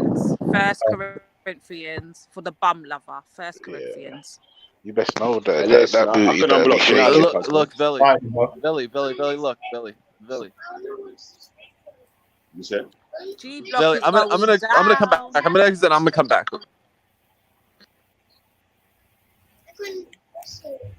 Oh, Kingo, did you write the word? Did you write test in the chat? Yeah. Yeah, I did, too. Yeah. I can't see it. Yeah. Yeah. Oh, or maybe. No. Oh, Chuck, can you hear me, bro? Yeah, it's this No, First Corinthians. Corinthians, Lady D, please. Shut up. Right, let me tell you something. Yeah? The worst thing Belly could have said, is that G Block's going on trial. Let me tell you something. You between you and James Jones, you two single-handedly is going to make me take G Block down. You're going to get out with your First Corinthians and your bum-loving bullshit. And James Jones is just a twat. He's going to get synced, yeah. Wait a minute. Hang on a second. You're vexed with me for appreciating the female form. Your bum-loving shit is going down. Yeah, come on then. You don't want to do religion, but bring you it want to to me. do bum worshipping. Yeah, That's bring what it to me. was blocked, bro. You're going down. Bring it to me, man. Bring it to me. Listen, King of Gold, I can't see you writing anything in the chat, bro. I'm going to type it one more time. Yeah, because he's blocked, man. Yeah. Hold on a sec. Let me unblock you first, bro. I gotta go through the list, man. There's bare people in this list. Trust me. Is that There's bare heads in there, fam. you're moving, fam? Shit. I know there must be some. No, I ain't blocked everyone in there though. Yeah. But I think I like seeing trolls though. I have to admit, I like seeing trolls like what they say and shit like inside chats. I think it makes it interesting. Yeah, but you know what? Yeah, differently. More times, yeah. Well, I can't even find your name in there, Gold. Oh, look, there you are. I'll find you still. No, I have to admit, I have chat so much smack though. It's not like you're doing it, or it's whoever did it. I was like, I always come in here and chat because Shu says G Block, innit? So when G Block came through and they started flexing their chest, you know what? Yeah, man, they could chat. Man, they could chat grease and everything, you know. Yeah, but it just depends. Obviously, it just depends. Like, it depends on what kind of grease you're chatting, innit, man? You know what I mean? Yeah, if you're threatening children or posting up people's address, you need to fuck off. Oh yeah. You know what I mean? That's bullshit, man. That's ridiculous. And obviously, if you're like people's address and all this dickhead bullshit, nah, man. If you're moving like an op on the what's it called, man, and just doing dumb shit, bro. Yeah, you're gone. Just dumb shit. It's just dumb. It's just like, man, I'm just gonna block you in it because that's just dumb. Just moving like a dummy, no reason, fam. You know what I mean? I think Ermon, whatever his name is. Yo, Billy. I gave him a bit of a hard time. Yo. But carry on, G. Carry on. Billy, check it out, Billy. Go on, Mohammed. I just want to say my thing, and I'll leave because I can't hear you guys. No, you ain't gotta leave, bro. You ain't gotta leave, bro. But say your thing though. No, because I can't hear you guys. You get what I mean? You feel me? But Billy, go on then. Aren't you following the philosophy of the white man, basically? Because think about the philosophy of the white man. Look at it like this, okay? But wait, first of all, explain to me what the philosophy of the white man is. They divide people and conquer, right? Take over. So, and then they have no sincerity towards another human being. Some of them don't. Like when I talk to Rob, it's different than when I'm talking to you. Do you get what I mean? You feel me in a way, but Rob doesn't. Bro, I don't know if that's racist. I don't know. Maybe Ultra can tell me, but before I go, you said no, but you said hold on a second, bro. You said that we follow the philosophy of the white man, but I need to know what that is, man. Yo, big up everybody. I'm off. I'm getting off the panel. But yeah, big up everybody. I just told you I'd come on to say up and block me, my G. Wanted to just give my little bits of info and you know whatever I've got on these African discourses. So yeah, I'm probably gonna lay off a trolling or anything of such sort. But yeah, everybody, big up everybody. King. No, but hold on. Keep it going, man. Every morning, bro. I'm telling you, it's very interesting. Go on, sis. Hey, big up, man. King James, we're on trial this week, though, man. So when are the Hebrews going on trial? We need to smoke these motherfuckers. Dude, the Hebrews. Hebrews. We just done a week on the Bible, you know. We just done a Bible week, you know. We were mainly talking to the Christians still, so we have to take a gap before we go back to the Hebrews because obviously it's the Bible again, isn't it? So they're doing the Old Testament. Lady D is gonna single-handedly smoke you hoes up out of town. Hebrews. I think that's why I got blocked, lady. You're smoking bare hoes, yeah. I was ripping that name. I'm just out here smoking hoes, you know. I'm like Ross. But no, the Christians got it for the last week, bro. I was sitting there just laughing, just giggling because of the way they just we've been on every religion, man. Like that's basically every every sort of religion that we or whatever that we may encounter in our sort of circle, innit? Like, so you know what it was? Yeah, what I noticed was when you were speaking about one God and the Abrahamic religions. What I noticed is the foot soldiers are the Muslims, innit? So when the Muslims were standing up for all the Abraham religions, and then as soon as you mentioned something about the Bible, that was when they was like, all right, we've got to get off our asses now. And that's like, you know, that's why the last week has been quite interesting for me. But keep it coming. Hey, you know what? Yeah, I'll tell you my new favorite character is though. To wake up to. Who's started to, you know what I'm saying, like get involved in the chatting a bit more as Reggie, fam. Like, obviously, I don't agree with everything he's saying or whatever, but I like the way that he's building his confidence with like getting involved in the guy and opposing people who oppose his beliefs or whatever. Still, so and he stands on his square. He's been warring with Shakara for the whole week, cuz he's like ban African spirituality in his African attire. He's mad. That's why I come in full African suit with his Nigerian passport saying ban African spirituality. That was funny. Smoke. Reggie's gonna have to get smoked. But bro, before you go anywhere, look at the Hebrews coming out. Let me tell you something. Let me tell you something. You are gonna be smoked. You and your whole doctrine, your whole anti-African sentiments. You bitches need to come home. Yeah, you lot are coming home to Africa. Reb Lakan Green was saying, you're coming home. We're by force. I'm taking all prisoners. How about that? All of you are coming home. Spiritual lobotomy, man. Get me? Yeah, man. Big up yourself, Mohammed, bro. That's what I'm saying. But you gotta explain what you mean, though, cause you can't. We're not taking airy-fairy statements right here, man. You have to explain the full thing of what you're talking about. You get me? Like, sir, you don't want to hear no half. You're following the so and so, but not being able to explain what you mean. We're not gonna take that seriously, fam. You feel me? Yeah, man. And big up 90 for in the building. All go on Nines. Press up, Biggie. Press up. Big up, with that naughty laugh, though. What happened? Biggie, you know the settings already, my brethren. But when I say nothing. There's nothing better than waking up to G Block and the African discourse. So I have to admit, it's very enchanting. I like sci-fi, and when we go back to the spiritual systems, it's sick. But anyway, big up everybody. We got one chimney. One chimney. You know you be divine. Sis, yo, can you hear me? You done know. Bear smoke, I'm letting the Hebrews know I'm prepared for war. I'm armed and I'm dangerous. AK me a blast around here. Yo. All of you can catch this heat, innit? All of you. Yo, Esau. Yo. Yo, Select. Happy Ramadan, man.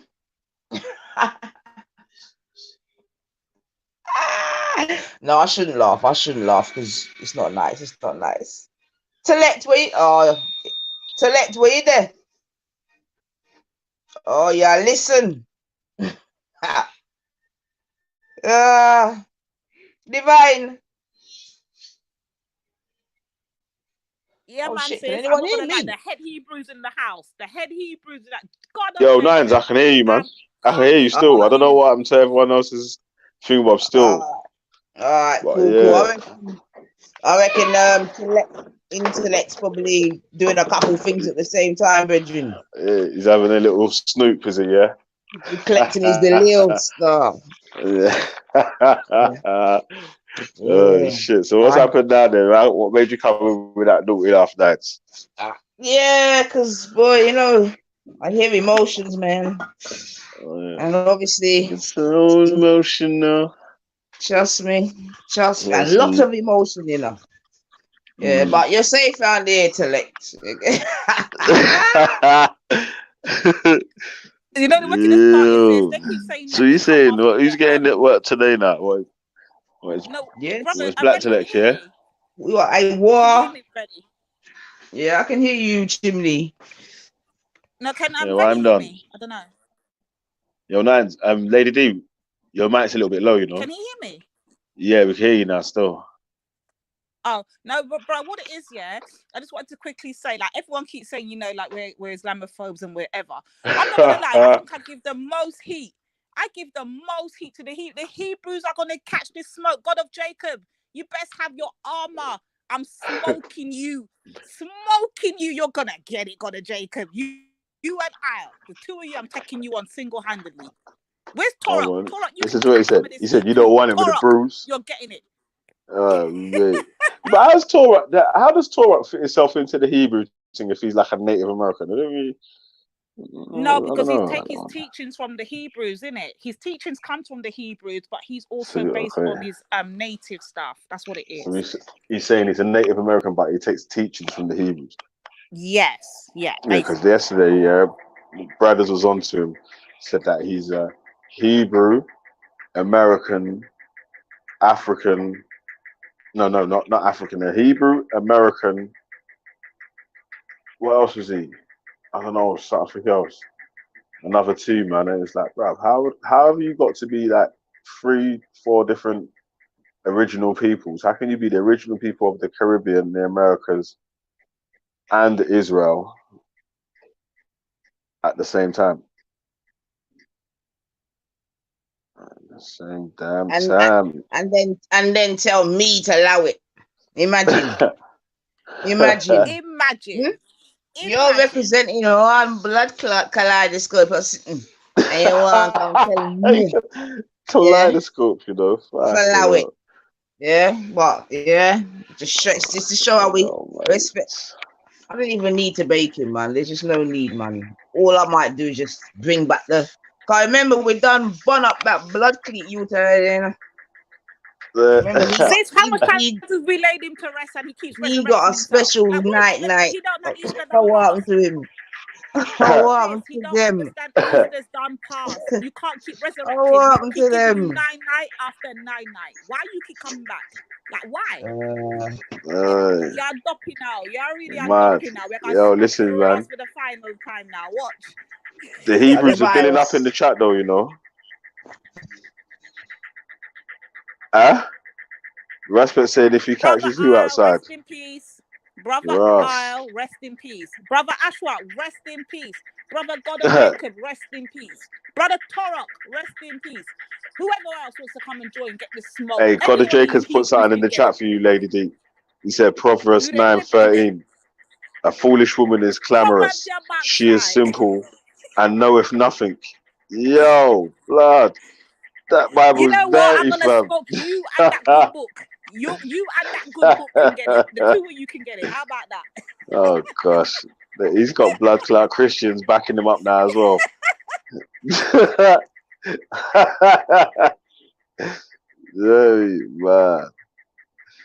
man. So what Guado Nines, man? What's popping, man? I'll speak to you in a little bit, man. Are you still there? Or are you busy? Must be busy, so man. yeah, man. All good this end, man. All good this end, man. You know what I'm saying? Just, yeah, definitely had a couple of shows over my sides. Yeah. But yeah, man, but definitely like my title says, respect the goddesses. Yeah, man. I think there's definitely some of the yeah. So when my boy said allow it yesterday, I just laughed, man. Allow it.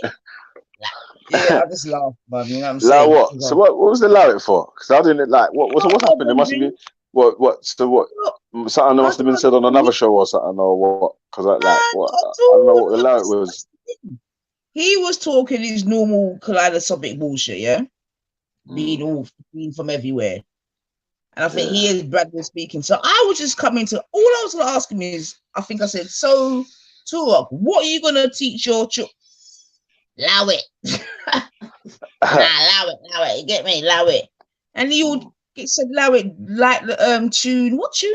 What tune did you ask like this pussy or you know what I'm saying? Just let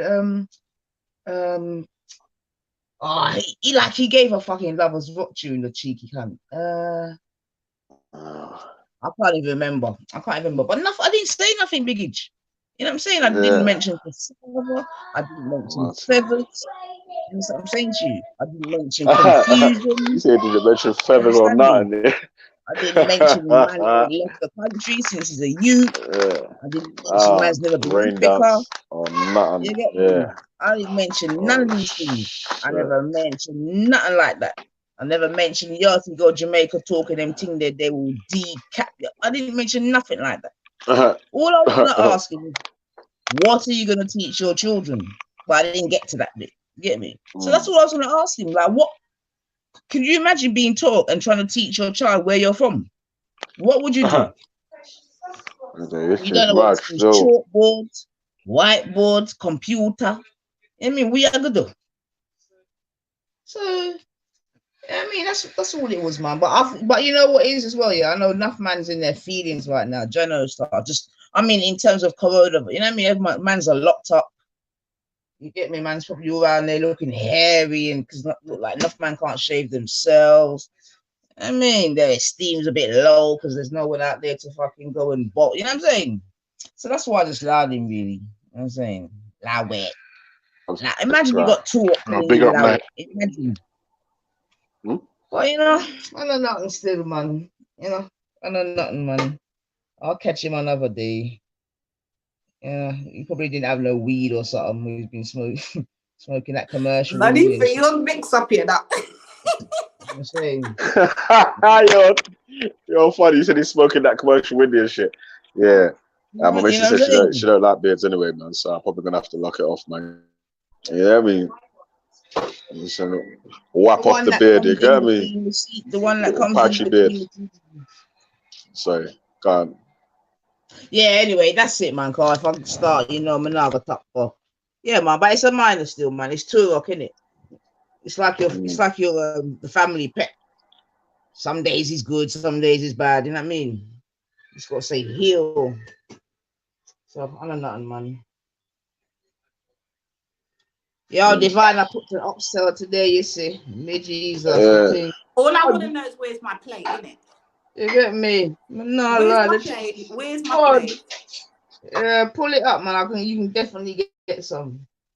Hey, listen, let me say something real quick, yeah. Let me say something real quick, yeah. Sorry, big up 9, yeah. That oxtail, yeah. Make sure you save me some, yeah. But anyway, yeah, like I was saying. Goes in the oven straight. Come on. Yeah. No, I like curry goat better than oxtail though. Still, I can't lie. Yeah, I'm curry goat. My girl likes oxtail. Like, I'm like oxtail's too mager, man. You get me? Oh, your girl knows what I go on, innit?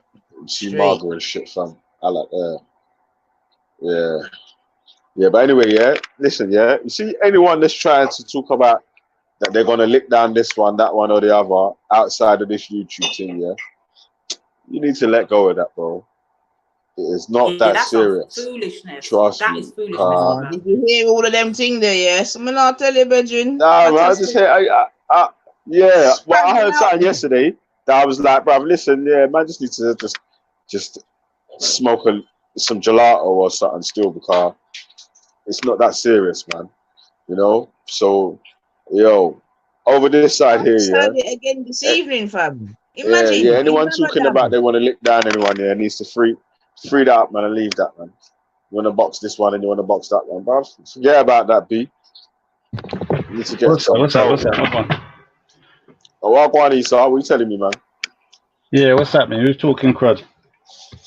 No, I'm just saying, but anyone that's talking crud about this, who's going to box this one, that one, or the other, yeah, like I'm not mentioning no names of whoever's saying whatever they're saying, yeah. So they need to free that up and let go of that, bro. And stop dividing let go of that, the black man. Yeah. You what? You're was that? so powerful that you're dividing the black community. Stop it. Well, I mean, I don't mind if we divide the, what do you call it, chiff from the chaff or whatever it's called. I mean, at the end of the day, we need to see who's clearly for us and who is clearly open the door to try and sink our ship. Simple as that, really. Simple as that. Yes. Well, anyway, thank you very much. Yeah, I forget back to what I was doing, but yeah, I'll be back in a bit.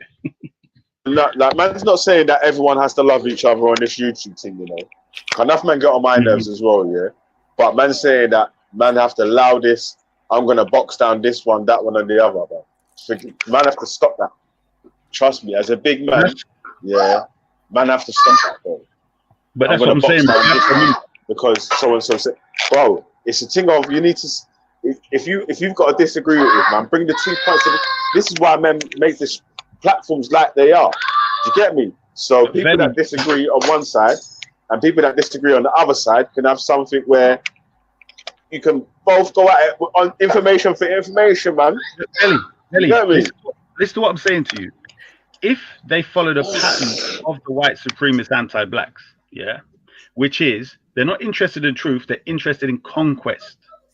Because that's the very nature. Look, notice the people that jumped on the panel earlier on, and they just come in there to say, why do you talk about this? Why do you talk about that? And the weird thing is, because they can't convince people that their thing is either right, moral, justified, whatever, they feel frustrated. So normal people would let go of it.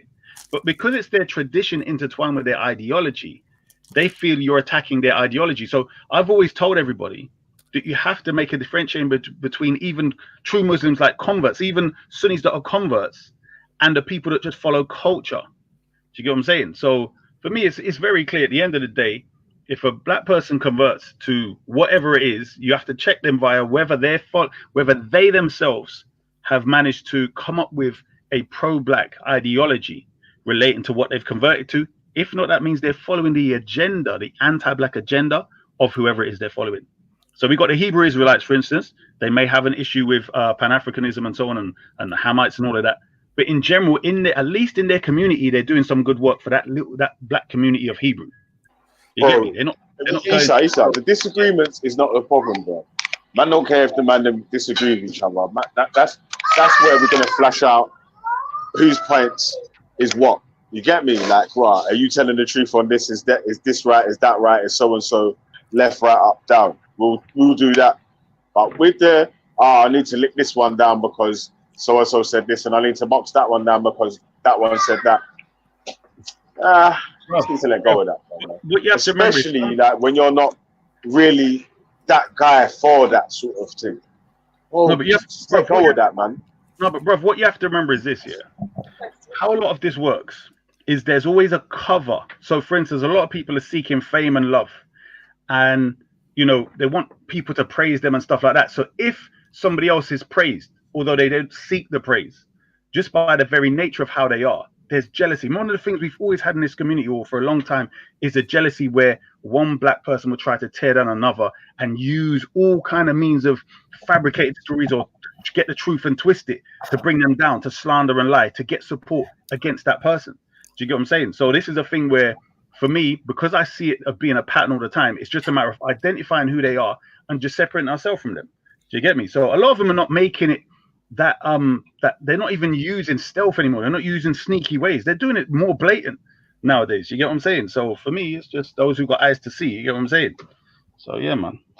But we will. Yeah, man. Just on this, just like peace and love. You know what I mean? I love the debates. Yeah, I love the discussions that I had on the live things on YouTube, innit? Yeah. So obviously that's why I ended up doing the live channels there, innit? Because like I can't control when anyone's gonna put on their channel and how long they're gonna have their thing on for. You get me? So right in the end, I ended up having to just open up my own shit. So again, because I enjoy listening. Like I'm a fan of the product myself. Yeah. You get me? Because I enjoy listening to the two sides of debates or whatever. I enjoy it when it's passionate and the people get angry or whatever.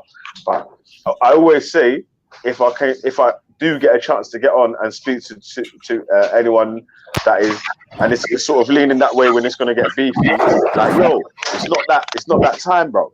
Man can disagree on the points that man are going to make or whatever without it having to turn into a war of the man them. Like, well, this is why a lot of people love your channel, your platform. Imagine if a debate about Sunni and Shia was going to go on in Saudi Arabia. Yeah, it's going to be biased, isn't it?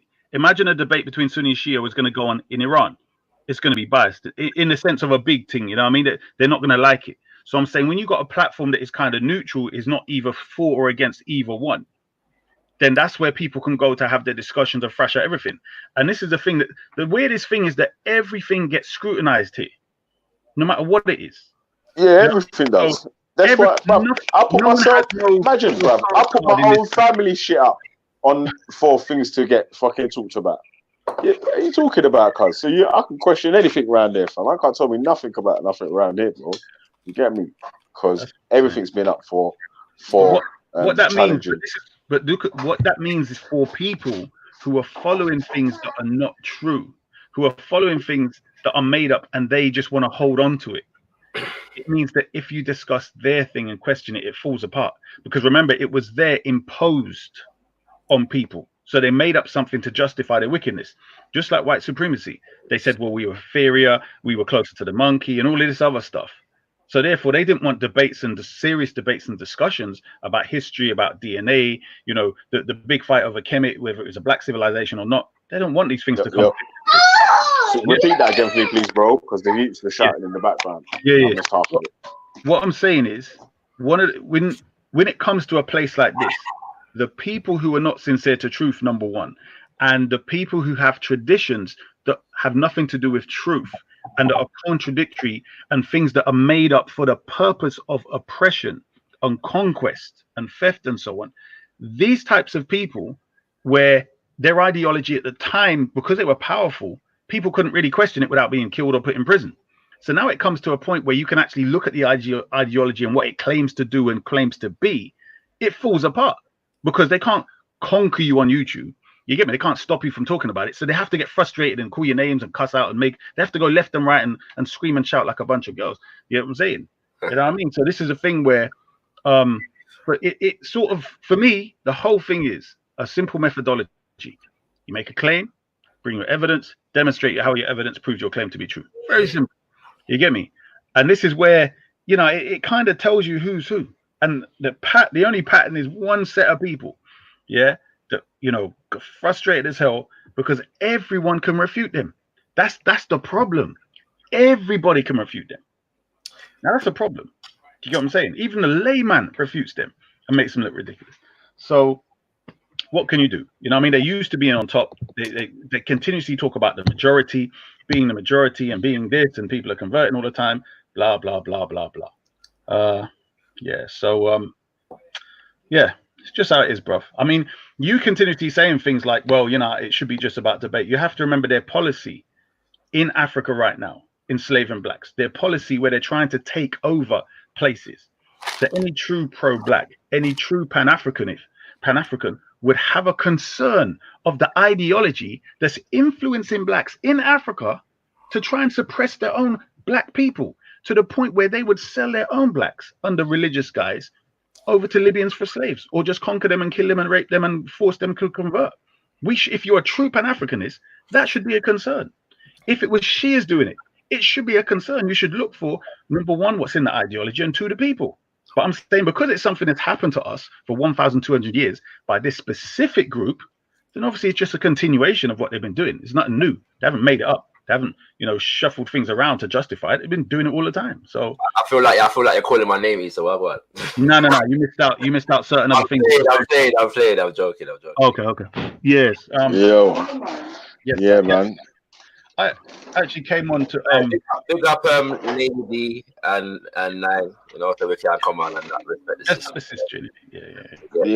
Yeah, man. So, hey, Shaq, what do you think? Men's trying to tell the man them, all of the man them that's on this YouTube thing, yeah, from all the people that go on Real McGee's channel, that go on Respect. One second, Veli. Sorry, 1 second. The same time you're talking to me, Naku trying to talk to me at the same time. So go on. All right. Wait, is your missus finished? One sec. All right. When you're ready, just let me know. Yeah. Yeah. What? Right. Okay. Cool. Lady D, are you there? I'm going to refresh, guys. Give me 2 seconds. I can't hear Issa properly. Give me 2 seconds. Yeah, buddy. What are you saying?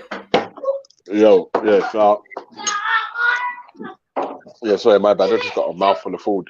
I was saying, yeah.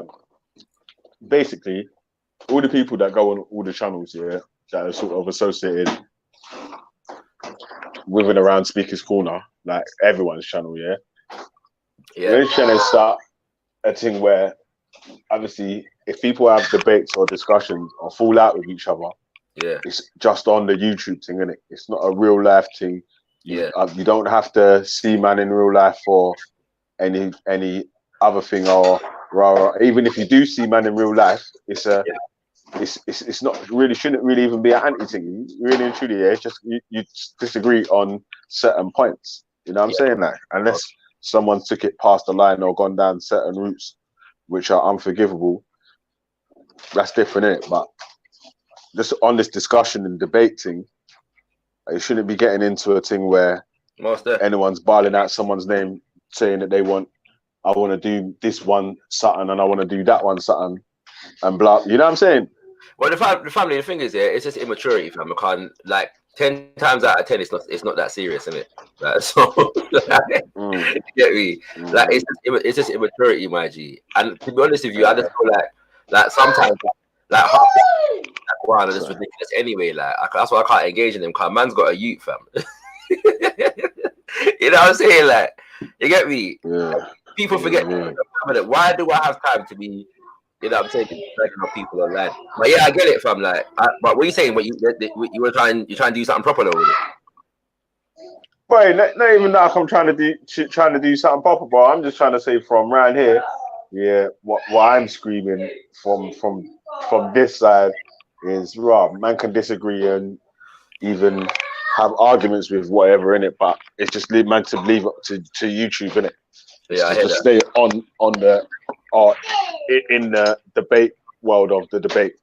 It's not supposed to fall out into real life issues of hate. I think that man can respect you for that. So, you take your time to make sure that that's not with people that come with it. You know, man can respect you, innit? You get me? You know, I've only ever had one guy come and try to give me some lift off head talk, like on here still, and it was just totally ridiculous. But man ain't feeling that energy in it. So. And even then, it was due. That was just true. Man was new to the thing and didn't realize how the shit works. So you know what I'm saying? I ain't since in it, so you get me. Respect you. No. Once you said that, you get me. Yeah. Because it's not that, man. It's a it's just a debate. By the way, sorry, Lady D. I'm back. Yeah, my queen was saying to check out Jamilia's channel for homeschooling situations. Wicked. You know what? I was speaking to your queen the other day. Oh my, I'm not gonna lie, Shakara. I'm struggling bad at it. No, I'm not even joking. I'm not even gonna try and front for the internet. Like, I'm struggling. I hate you. Still, I hate you. It's not easy. I don't know any groups or nothing that I can go to. Like, okay. Levels of like learning abilities. Yeah. I'm not gonna lie, I'm stuck. Yeah, well, Jamaica's a good place to start. There's a couple other people as well still. In fact, I might be interviewing a sister on Tuesday on a similar vibe on Got Kush TV about it. But yeah, Jamaica's got a few videos about the homeschooling thing. She done a couple recently since the COVID-19 thing, and then she done on her thing, The Table. She's got a panel on education. In that they deal with the homeschooling thing as well. So check it out, innit? You know what? Is that the real Zubaydah? Is that Zubaydah? Yes, sis. How are you? Yes, I'm glad you're here because you know what? Let me just say this first. I wanted to confront you, Zubaydah. Yeah. I observed the situation in the week when my brother Shakara was doing the African spirituality. I'm not gonna lie, I was very disappointed. Number one, the fact that you knew it was an African spirituality week and you lot stayed focused on Islam. That pissed me off to the highest level. But before I even go into that, what I'm going to say is this, though. I'm actually going to big up my King Shakara right now on the panel for the fact that he didn't sink to any levels. He didn't take it there. He didn't complain or fuss or even bring it up in the complaints. But me, as a black woman that was listening and tried to have her children listening while it was going on, to use it as an educational week, I was highly vexed that got disrupted by Islam yet again. And he didn't make no noise about it. He didn't complain. He didn't even mention it. But I was pissed as a listening viewer that I couldn't even get the benefits of this African spirituality my children could have learned from, because yet again, it was overtaken by, Islam, as per usual. And I'm getting a bit pissed off with this though. But anyway, Debater, what I wanted to actually address you on the fact that this, innit? My brother here was doing a chant and was doing some upliftment for, you know, our ancestors. And you took it upon yourself while he was doing this. And he didn't make no fuss about it, but I've got a proper gripe about it. So I'm going to bring it up. He was doing a chant. And while he was doing it, I heard blah, blah, blah, blah, blah. I don't even know the actual word you use. I'm going to just fill it in with blah, blah, blah. No disrespect, yeah? I heard blah, blah, blah, blah, blah, shaitan. What was that about? So let me just address the first point. Obviously, with the African spirituality thing, I came on to ask a few questions. I was engaging the same way everybody else was engaging. And yeah, sometimes it's stirred to Islam. And unfortunately, I think that just happens naturally wherever you go.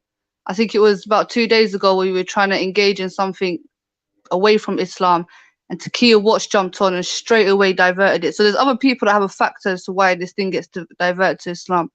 And obviously, as a Muslim, where Islam is being discussed or possibly criticized or slandered, I'm not going to hold my mouth. So it wasn't intentional. You know, if anything, I did try to engage in the African spirituality conversation, but instead I was called a racist and whatever. So I kind of withdrew.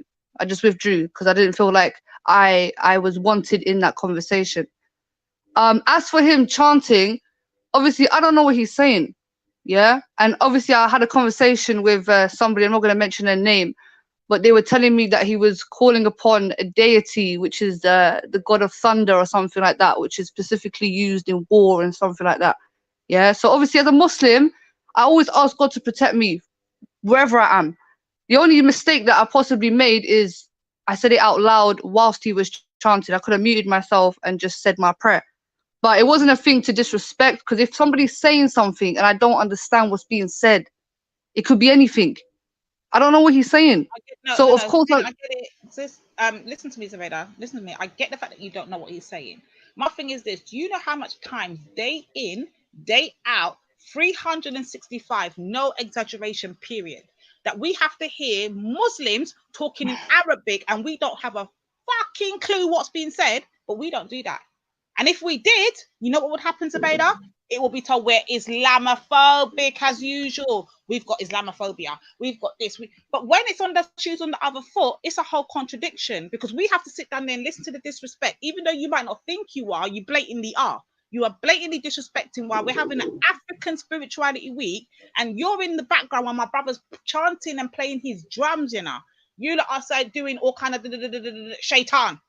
That's a disrespect to the highest level. And then James, you, James, because you then sat on there and said afterwards, oh, how come no one's challenging it? But blatantly, African spirituality is being challenged with Muslims on the panel, and it's not even being talked about. Islam's being talked about, James. Like, James, you're gonna get smoked. Yeah. I'm not gonna I mean, Lady D, I'm sure you're aware, yeah. Like, you know, Islam has been attacked from like left, right, and center. So my intention was, I would like where I'm a Muslim in the 21st century, where my religion is constantly demonized, yeah, throughout the media, throughout politics, throughout people's minds. Like, I'm not gonna intentionally go and do that to somebody else. Do you get it? So when I was asking my questions, it wasn't coming from a disrespectful or mockery perspective. It was more of a understanding based on the lack of knowledge that I had, because I don't know nothing about African spirituality. I really don't know. So since I don't know nothing about Islam, I'm not a Muslim, but I still have to endure it day in, day out. Even when we don't even talking about it, somehow or another, Islam becomes a topic of conversation. And it's annoying to the highest level. You know what we don't do? We don't bitch and complain. All we can say is come or not again. Or all we can do is refrain from joining the conversation. But I mean, I did say during the convo, I said, look, guys, like, we're diverting, innit? Like, let's get back to the African thing. And I actually jumped off. I'll give you that. You did. You did. I'm not going to lie. It's not only just you, because Brother Issa, I addressed him already. He was on the panel too, and he actually engaged in that. And I was like, well, Brother Issa, you should know better, because it's African Spirituality Week and you're still engaging debate. But sis, let me ask you a question, yeah, because when the conversation's being had, yeah, obviously, like, because, you know, I'm an Arab, I'm a Muslim, it's very difficult to engage because, you know, Arab colonization is being mentioned and Arab slave masters and this and that. So obviously, I'm not gonna, already the conversation is the sort of tension, because, like, and I said this before, because of the history, as an Arab, I feel like I'm being held accountable, or I agree with history or things that happen in that era, which has got nothing to do with me. So when I'm speaking about, you know, North Africa, where my mom's from, Algeria. It's like, nah, because you're white and you're Arab and you're Muslim, you don't have a part in this conversation. And that's where I felt like, you know, things were getting a bit heated and things were getting a bit sidetracked. So that's why I withdrew from the conversation. So, you know, it is what it is, sis. It wasn't a disrespect intentionally. I wasn't going out my way to disrespect folks. But, you know, I feel like there was disrespect on both sides as well. But, you know. Yeah, but I'm not going to lie. I'm never going to say that it was a total disrespect in the sense of that you blatantly, intentionally come out here to, like disrespect or nothing like that. What I'm saying is that what you need to be mindful of. This is, remember, we're on COVID, innit? We're on lockdown. Our kids are being homeschooled. I took this particularly me. I can't speak for every other black person out there because not everyone's like me, and I'm different. But I was using this week. Notice I didn't jump on the panel while Shakara have been on all week. I did not. I definitely did not. Not because I didn't want to engage or didn't want to talk about it, but I wanted to use it as part of my homeschool learning. This is what I want you to understand. Like, let that sink in. I wanted to use it as part of my homeschool learning for my daughters so they can pick up on what my brother's saying and go and research and look into stuff. You understand? Like, I understand we're in the West, innit? I understand that we're under this, you know, white man's way of doing things in school and whatever. But while I have got one opportunity in the world, that this will never probably happen again. But I've got an opportunity now. But I'm sure he's got his like own channel and stuff like that. I'm saying, listen to my point. This is my point. This is my one opportunity to unbrainwash my children from the normal Western way of living and let them hear from black men teaching. And guess what happened? It got overtook by Islam yet again. I'm pissed. And not only did it get overtaken by Islam, while my brother's talking, I'm hearing some kind of Arabic talking going on in the background and the word shaitan. You know I'm pissed, right? You know I'm pissed. So can I explain that to you? Yeah, that word that I said, yeah, in Arabic, you know, every day of our lives, we say, "A'udhu billahi minash shaitanir rajim," which means I seek refuge in God from the devil. Yeah. So it's a prayer for protection. Where was the devil, Zubaydah? Where did you hear anything Shakara said having them any form of evil entity or any of that? Like, what made that come into your head? So, like I said to you, I don't know what he's saying. And I have had some information from some people that have told me that he was calling upon some deities called what was it called, Oshawe or something like. I'm not sure the exact name yet, but they were saying to me this is an African god that's used for war. Yeah, it's a god of thunder or something like that. Yeah, so obviously I don't know if he's calling his deities to summon some deities, which I don't know what energy they're dealing with. So of course I'm going to ask Allah to protect me from anything, regardless. It doesn't necessarily mean the shaitan itself. Even the shaitan can be translated to evil. Yeah, so I'm asking God to protect me from anything evil. The only mistake that I made is I said it out loud. If I mute, either way I would have said it, but I could have muted myself and said it in the background whilst he was saying it. Yeah. That's the only thing that I said I might have done a mistake here. Whilst he's saying something and I'm there saying something at the same time. That's the only thing that I can think of where I erred or made a mistake. But other than that, I would have still said it anyway. I always ask Allah to protect me from anything evil, regardless, every single day. Cool. Now this is my thing, debate. Now this is where I personally had a personal issue with it. Yeah. And Lady D, go on. When you're done, I want to say something to you still. So go on. Okay, so this is. I just want to just home in on one thing, then you can address me, yeah, Shakara. Yeah, I want to say to my sister Zubaydah is this, yeah, and this is where I have a problem with it because Zubaydah, you know for a fact that we are always labelled as Islamophobic for even the slightest things mentioned, yeah. We might say one thing about Islam. But sis, I've never labelled any of you like that. I hope you know that, Lady D. When people have lied on you and Nanifa, I've been the first to say don't talk to the sisters like that. I know this, and that's why I'm not particularly saying you, but you should know, like, this is the situation that's been going on for time now. From we've been licking that against our brother aspect, this has been the situation. I know you're not unfamiliar with the situation, yeah? Cool. Yeah. My thing is this, though, Zubaydah, yeah? The one time we have one opportunity that is not going to be overly dominated by Islam, and my brother's trying to teach us something, innit? And not only for just you guys, even for my Hebrew brothers that are strongly trying to reject the whole African spirituality thing. You had my brother, what's his name, Witness up on the panel. You had brother DC Brad up on the panel. I was trying to take in a lot of information. And I seen the chat saying that, oh, but Lady D, we don't know what you've got planned in your house. But you do know that the whole world's on lockdown. You do know that children are not going to school. So you do know young ears are listening. Let's be very clear about that. let's be very clear about that. Yeah, do not be silly with this. But my thing is this, Zabeda, what I wanted to actually address you particularly on is the fact that, okay, you don't understand what my brother Shakara is saying. Cool. But my thing is this, he actually brought it up, and he brought it up in a very good way that I could never have done, because I would have just come out cussing and going in on bad, guns blazing. You know, I don't have no behavior, yeah? But my thing is this, what made you automatically think it had to be some form of negative energy just because he was not speaking in the English tongue? What was that about? To be honest, I didn't presume it was necessarily negative, but you know, I just prepared myself in case it was. So he could have been saying something very beautiful. He could have been saying some form of poetry, but I just armed myself in case it was something negative. And this is the issue, Lady D. When I tried to ask questions, yeah, I actually tried to jump on, I tried to engage, ask certain questions about the sort of misconceptions, because most faiths, there's always a misconceptions about Muslims, about Christians. So I was asking certain misconceptions that I had heard, and I was completely dismissed.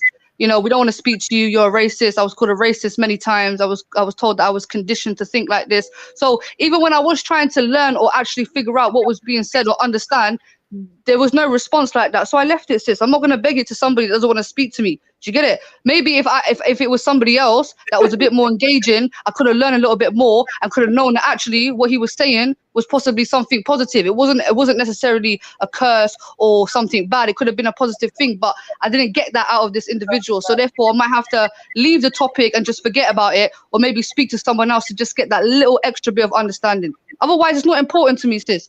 I'm not being disrespectful, but your way of life doesn't affect me, doesn't harm me, doesn't stop me from progressing. It's just another way of life.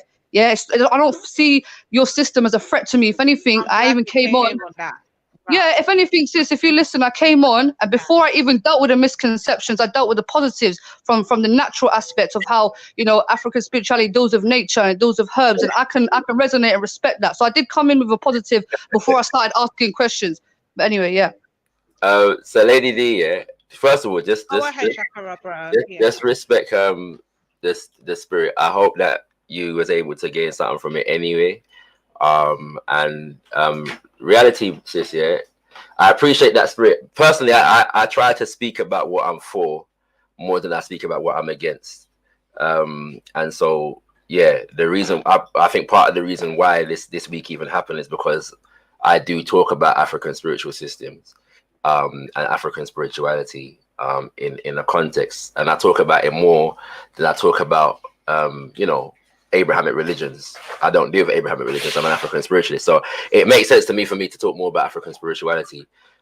You are not the first person who's made that observation, and it didn't happen only once. Because I know Melanated came on and was not happy about the fact that the Orisha were being referred to as jinn. In a previous conversation and these kinds of things here. But what you have to realize is that the reason why I'm not taking it on is because that energy is not new. That's been the case for over a millennia. You know what I'm saying, where African indigenous spiritual systems are concerned. And the reality is that the good thing about the conversation is that at least to some degree, people will get the understanding or the description from the systems themselves, because more often than not, we learn about our own spirituality from the dominant religions in the world, and so they have the capacity to define what it is that we say we're dealing with. You know. Which you know, when you talk about Shaitan, the dominant perception that people have been given about African spirituality is that it is devil worship. So the idea, the point I'm making is that reaction is not surprising. It's not the first time I've experienced it. It's not new, and I think that interestingly enough, some of the questions that were asked by Zabida.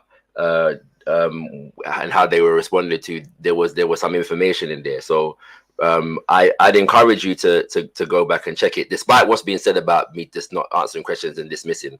I've been answering all questions from people that were even more hostile than Zabida was all week, and it got to a point whereby some of the things that were said, and that was over more than one day as well. You know, so some of the things that were said, you know, incensed my queen to a degree, and she came on and represented a thing or two. As for myself, you know, I did answer questions and challenge certain negative perceptions where they manifested themselves, and making no apology for that. I'm just saying that we have to be thick-skinned in this world when it comes to these things, because reality is, I just saw it go, and it's going to take a while for it to get there. Sorry to interrupt you, Shakara, Yeah. brother, but this is my problem I have with this king, and I hope you understand. Yeah. This is the point I'm trying to drive home, yeah? Yeah. We are very much known that we are very under-oppressed. We are very told not to think the way we think or believe in what we believe in, or not, what we believe in is evil and it's not the way of life. And we hear it day in, day out. This is the one opportunity, that we have to deprogram our children, get them back to who and what they actually are. And you know what happened? It got destroyed. This don't need to be no 1 week. And I'm going to be very frank and tell my brother very straight up and down. We don't need to have no 1 week of African spirituality. We need to have the whole damn lockdown on African spirituality. How about that? You're gonna take Anyhow, you Hebrews got anything to say? I will you look up out of here. All right, you Lady D, Lady D, quick thing, yeah. Because the reality is, I'm gonna be hosting more conversations on my own channel anyway. I know, like Sister Samaya some months ago said I should do a presentation on why I choose African spirituality, and I intend to. So stay tuned for that. I'm just saying to you, don't let that get in the way of, what I'm saying, some of the other stuff that's gone on this week, in it. Like, so if you want to, like, just go back and skip through, because they're 11 hours in it, so skip through and see where you can find some gems in it to rest on, and deal with that. But like I said, fam, this is regular, and there's nothing that we didn't even get to, because like when we're talking about the benefits of African spirituality, yeah, and I know like you and Nine and that are big on these issues, yeah. But one of the main things for me that why it appeals to me is the representation of women and female divinity. You know what I'm saying? And I'm not even just saying that because your name's Lady Divine. It's the reality. Do you know what I'm saying? I don't know of another quote unquote religion whereby you can see women elevated to the highest representations of the divine so frequently, and so you know what I'm saying, and so little things like that we didn't really get into, because a lot of the time we was focusing on sacrifice and all kind of other shaggery, but there's so many more things to go into in it, and so we're going to try and create the opportunities for us to delve deeper. Do you know what I'm saying? Can I ask you one question, Shakara, please? And that's why it's slightly disingenuous, Shaks, because when we talk anyway, go on, Zubaydah, big up yourself, 22. No, I just want to ask one quick question just to kind of clear my mind, yeah, because you clearly stated that you had people that were more hostile to me, and from my understanding of listening to that, people like Ezra, some of the Black Hebrews and Reggie as well, Christian black men, and they might have said more things that are a bit more hostile than me. Would you class them also as racist? I haven't used that word to describe you, so I'm not really going to respond to that, to be honest. No, you agreed with your wife when she called me a racist, and yeah. So if she's ready, she could take that out with you. I'm not really going to get into that. The reality is, when it comes to the conversations the questions that you asked me, the whole week, and I believe that listening back will bear this to be the case, barely mentioned Arabs and Arab invasion and that kind of stuff until you brought it up. I didn't invite you on the panel. There was no, there was no requirement. Do you remember when I was describing, the way Islam came to North Africa, and you was kind of mocking my rhetoric in the chat and saying, you said that Arabs bought it with poetry and it's all lovely and daisies. So you were kind of offended the fact that I was praising Arabs. But you were also referring to things that I had said, and yeah, I was being a bit sarky in the chat. You know what I'm saying? Okay. All right. Sarcasm is not a crime. It's not an offense either. But the point that was being made is that the offense to so-called Arabs is not an excuse for us not talking about the fact that of the Arab invasion into Africa. I don't speak about it in order to offend, but if it offends, then let it offend. I make no apology for that. In the same way that you make no apology. Okay, so I have to be wary if I offend you, but you don't have to be wary if you offend me. This is the hypocrisy, the one-sided that I'm seeing here. I have to walk on eggshells when I'm speaking to you. But no, Lady D, please listen to this, yeah, because his wife, and he agreed with his wife, they called me racist, and they told me that I was conditioned, yeah, to be racist. I didn't use any racial terminology in the questioning. I didn't say one thing racist. If anything, I asked him about specific cases in Africa where people were committing cannibalism and killing albino children. I never used any racialized terminology. I never specifically demonized black people, but I was called a racist. Come on, you're taking away the meaning of what it means to be a racist. You see, when you start throwing this racist card all the time for minor things, you're actually taking away the real life oppression that people go through. You can't call people racist simply because they have a different opinion. Yeah, that's not what racism is. Yeah, so I'm not gonna. The reality. Yeah, you stay there laughing. You see the difference, but you see the difference. You see what just happened there. You addressed him, Zubaydah. You addressed one of our brothers, Zubaydah. You know what happened? He didn't even address you back. He didn't even give you the energy to address you back. But you know what happened? Yeah, but this is what you're not noticing. No. I'm gonna get frustrated now because let's be very clear. What happens on that shoes on the other foot? You see, when we do that, what does your brothers do, Zubaydah? What does your Muslim brothers do? They make. But Lady D, you know I'm not accountable for them. You know I speak out against them. You know how many times I'm warring against. Be consistent and be genuine. Be genuine, please. But this is the thing, yeah. Hold on, Lady D. You're being very disingenuous because those same Muslim brothers that disrespect you for you being you, who disrespect Nainifa for her lack of understanding of a specific terminology. I spoke out and I said, allow it. Don't speak to the sisters like that. But at the same time, my issue is, sis, if I'm asking questions about something that I don't understand, yeah, and I'm getting called a racist for it, do you understand my frustration at least? Yeah, but the reality. No, I totally do, but I just want you to understand the difference of how our brothers will react to you lashing out compared to how your brothers react to us, yeah? And how they make videos and slander. And but I'm not accountable for them. I'm free from them. You can't ask me to be accountable for them. They respect him too. Lady D, yeah, let me just clarify something. You can't hold me accountable for those man, Lady D. I'm not accountable for them. If anything, I speak out against them and I separate. Let me just clarify the thing for you, Lady D. Yeah, what exactly happened was the fact that in the line of questioning that was being given, certain characterizations were portrayed, and I said, it wasn't only my queen, but like I said, Melanated Goddess was thoroughly offended when the statement was made. We know what you lot are dealing with. All them spirits that you lot deal with is jinn. Yeah. What's it called? And 1 second, please. And the reality is, like, however I responded to it, it's a disrespectful statement. I didn't get up and think about it at the time, but there were those that did. Yeah, and because of that, and the constant calls to witchcraft and wickedness and these kinds of things, it's been a part of the colonial narrative. Yeah. To negatively characterize African spiritual systems, okay? And this was said a number of times in the conversation and didn't seem to have been getting picked up, yeah? So at this point, nobody called anybody a racist or anything like that, yeah? And what was actually said when the racist term was used is that people have been making some very racist statements, yeah?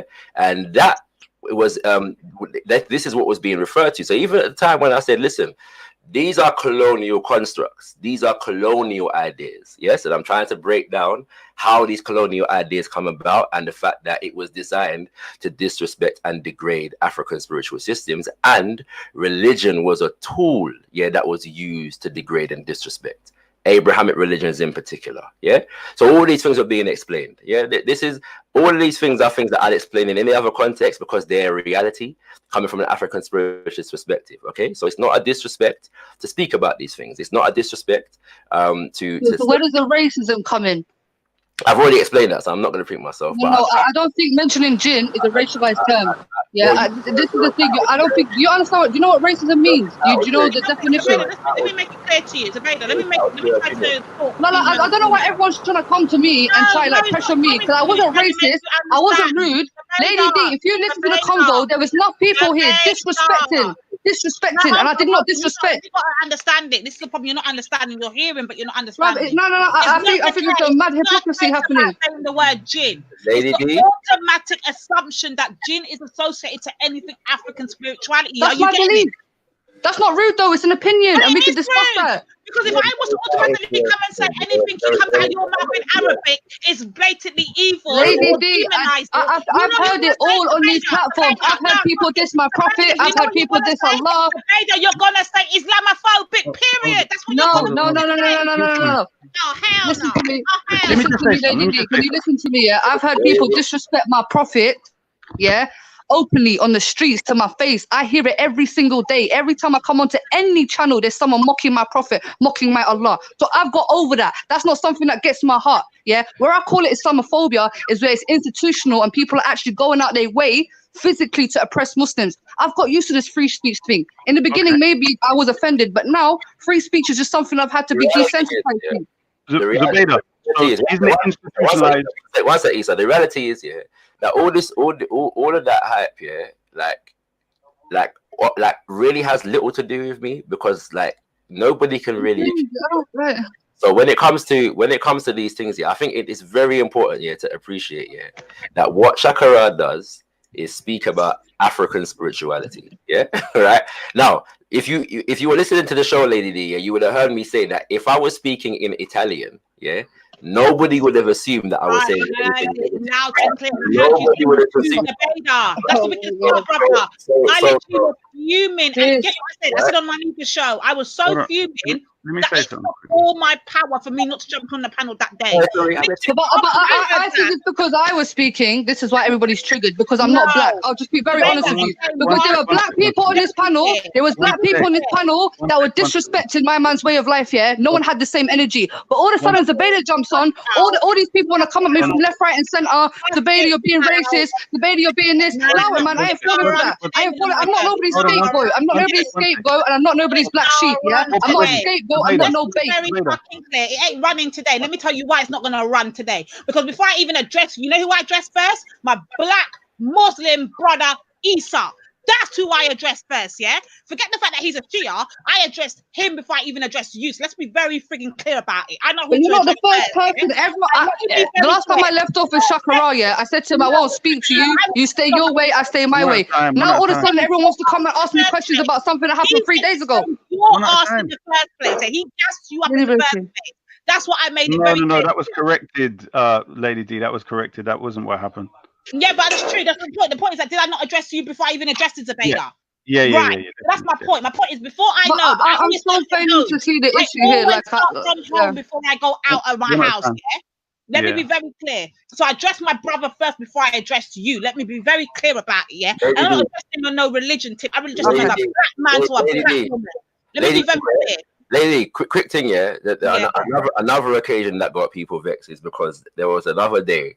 This may have been the Monday when I stayed on the whole day. This was actually the first day, and I in the midst of the conversation, I said, "Oh, you know what? Let me take a moment because we're talking about African spirituality. So let me take a moment to share some of the sacred wisdom of our ancient ancestors." And it was the same response. Yeah, you know what I'm saying? Again, I spent quite some time that I was there the whole day that day answering questions and you know, responding to different points and different kinds of energy and whatever else like that. But again, the assumption was that when man reads the sacred wisdom of the ancestors, that you know, it was going to be negative devil worship type situation. So it was the same response. It was a consistent thing throughout the week in relation to that, and also the characterizations of cannibalism and human sacrifice, child sacrifice, blood rituals, and you know, all these general. But my point is that man is used to these things. Yeah? You know what I'm saying? Like, it's normal. I get you, Ken. I get you, but my point is this: why do we have to always be in a position where we have to be used to this shit? I agree. Everybody else don't have to be used to it. They want to talk Islamophobic. But Lady D, can I ask you?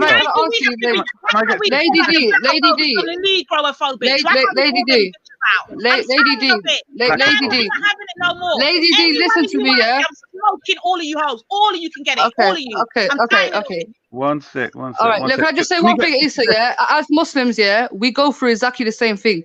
Yeah, whether it's similar to your cause, it might not be because there's different issues that we're dealing with. But don't think that Muslims don't get demonized and go through this demonization and mischaracterization. So I'm not going to go out of my way to do it to other people. I don't think I've done anything wrong. I asked specific questions, and I actually gave Shakara the opportunity to differentiate. And I said, "Has this got to do with African spiritualism or African culture?" And he said, "Neither." And I took his word for it. Yeah, I didn't make an assumption. I said, "What about these cases that are happening in Africa?" Yeah, I don't know nothing about it. All I know is that there are certain cases in specific regions. I even narrowed it down to a country. I didn't say the whole of Africa. I said Liberia, and I said Tanzania, and I said, what are these things happening in these countries? Yeah, is this African spiritualism? Is this African culture? And he said neither. And I left it as that. So, I mean, at the end of the day, I can hold my ground. You lot can come at me every way you like, but I don't believe I've done anything wrong. Zubaida, one question. Let me ask you. Wait. Zubaida. Yeah. Just go on into that. You know how to hold it, man. Just hold your breath, breathe in, and hold your gut. Zubaida. Yeah. Honor killings, are they Islamic, bro? No. Okay. I just want to. But I've had to deal with all these. Did your prophet marry a 9-year-old? Did your prophet did it? This is war of a dog's fuck at this point. One sec. Sis, let me take over. Oh no, one sec. I'm on that line you're talking about. Mine's a bit better, yeah. So let me take over. Zubaida, yeah. Listen. You can't say that. You can't say better. Go on. I want to say something to Issa afterwards when you're finished. One sec. Let me just say this. Zubaida, imagine, yeah, somebody doesn't know about Islam, right? They've heard bits and pieces that are negative, but they don't know about it. So then they go to a place like Libya. They find a man who prays 5 times a day. In between his prayers, he takes a woman, he rapes her, he slaps her up, he goes back and he prays, right? He then whips another black man, he does something else, and then he prays again. Do you agree somebody would be justified in believing he's worshipping the devil? Bro, that's not even the point that we're making here, Issa, because no. Listen to what I'm saying to you. I'm saying you don't know about the spiritual traditions, yeah? Right? Yeah. And you're complaining that you're not racist, but you're acting against this thing that you have no knowledge of, so to speak, in a negative manner. Yes? So you're saying No. I think that's a lie, because like I said, yeah, please, people open your ears, yeah, because I actually came in, and when I represented my argument, I represented the positives before I got into the so-called negatives. No, I'm talking about what you said, Jinn. Listen to what I'm saying to you. You know, in Islam, when you say A'udhu Billahi Minash Shaitanir Rajeem, you're seeking refuge with Allah from the accursed or the stoned devil, right? Every day I do that. Yeah. So I'm saying the assumption is that this is the invocation of something wicked and evil. And I'm saying if you don't know about it, you don't know if it's good or evil. So I'm saying you must excuse me, you're a Muslim, yeah? If anybody calls upon any, like, I don't understand where people's iman is going out here. Like, I'm getting there. Just wait. I'm saying people's actually trying to like bend Islam to please. What's wrong with you? Just calm down. All I'm saying is this: is just to accept you've had negative influence, and then just move on. So admit that you know what you followed a stereotype up to this point. Yeah, you don't know really what's going on. The reason why you ask the questions you've been asking is because that's the stereotype. And therefore, your next step is to research and study and find out the truth. It's as simple as that. That's what I'm saying. All right. Can I answer that question, please? Now, yeah. Won't be funny, yeah. You as a Muslim, yeah, should know better than anybody, yeah, that if, according to Islam, yeah, if anybody calls upon other than Allah, yeah, what would you call that, bro? It's called shirk. But how do you know he didn't call upon Allah in a different name? Okay. So we're not dealing with one deity. We're dealing with deities. Yeah. So when they are calling upon deities based on my Islam that I'm going to stay true to, that I'm not going to bend, the interpretation. No, let me finish. The interpretation of calling upon deities who have specific powers, who are able to shapeshift, travel through time. The Islamic explanation of that is going to come down to jinn. Yeah? It's going to come down to jinn. So I'm not going to sugarcoat thing or walk on eggshells to please people, not hurt their feelings. That's my belief. Issa, quick thing, very quickly. The first thing is that I just want to clarify for anybody who may be confused. At the point at which Lady Divine is talking about, what I said was Regai Mwazwi and Dina Taula Ne Fungwa Zimumoyo Mangu Zenzikwene Mimware, which means may the words of my mouth and the meditation of my heart be acceptable in thy sight. Oh, Mwari. Mwari is the Shona word for the Most High Creator. Just want to clarify that for ones and ones. Thank you very much. Go ahead. Okay, and my response to that, hold on, before you go any further, my response to that, brother Shakara, is Ashe. So Ashe, shall it be done. How about that? Zubaydah, do you have any Allahu issues? Akbar. Allahu Akbar. Do you have any issues, Zubaydah, with Allah being referenced in a different language? Oh, no. No, I don't. Okay, so there you go. When you're making all of these assumptions, I'm saying even now you're showing that you're going by all kind of stereotype and so on, but you complain when people stereotype what you believe. So don't you think it's about time you say, okay, I was wrong, I was following stereotype, and whatever fearful, and therefore you research and come back with respect. It's simple. Brother. I mean, I've had conversations with you, yeah, as a Shi'i, and I hope that I did not disrespect your way of life. If anything, I asked you specific questions, Asa, and we went into certain hadiths, and it never got emotional, never got I'm more than capable of having conversations with people. That's why yeah, but can I just finish, Joe? Yeah, what I'm saying is, yeah, it wasn't a disrespectful thing. And I feel like the only reason that it's been made to be disrespectful is because I'm not black. And the reason why I say that, yeah, and I'll say it with my chest, yeah, is because there's been other people on here who are black who have been outright disrespectful. They've never been told that they're dealing with stereotype. Hold on. I'm not finished. They never got told that they were being stereotypical. They never got told that they were dealing with misconceptions. But because the Zubaydah, the Muslim that wants to come on here, ask questions, you're being stereotypical. You're being racist. That shit don't fool me, man. That don't fool me. 1 minute. Everyone wants to be all in their feelings because the Zubaydah ask questions. Come on, man. Intellect. I beg you. What's been said? I beg you. Intellect. Give me one. Now, Zubaydah. The reason why I know you're not being level vibes is this here, Zubaydah. This is why I know. Sin. When you were bunning Respect, yeah, about the lyrics that he used in his tune. Yeah. You remember that time there, Zubaydah? Remember that? Yeah, I remember that. Yeah. What reaction did you hear? Were people coming at you for that, Zubaydah? I didn't hear people, no. Okay, some people corrected me. Whoa. You didn't allow me to answer. I'm asking a question. Whoa. Yeah? So, I heard how you was going on. Did I come at you, sis? No. All right, then. Cool. So, all these chattings that you're doing now, it's not necessary, my girl. You get me? Right, trust me. Can I just respond to Nanifa, please? Yeah, like I said, yeah. For me, I don't feel like I done anything majorly. But I think you're trying to give a narrative, Zubaydah, that isn't there. Because I also know that. Can I explain that narrative, please? Because when other people asked the same questions that I asked, that were more disrespectful, they were never told that they were dealing with a stereotype. Yeah, they never dealt with it. They never was told that they were dealing with misconception. Zubaydah.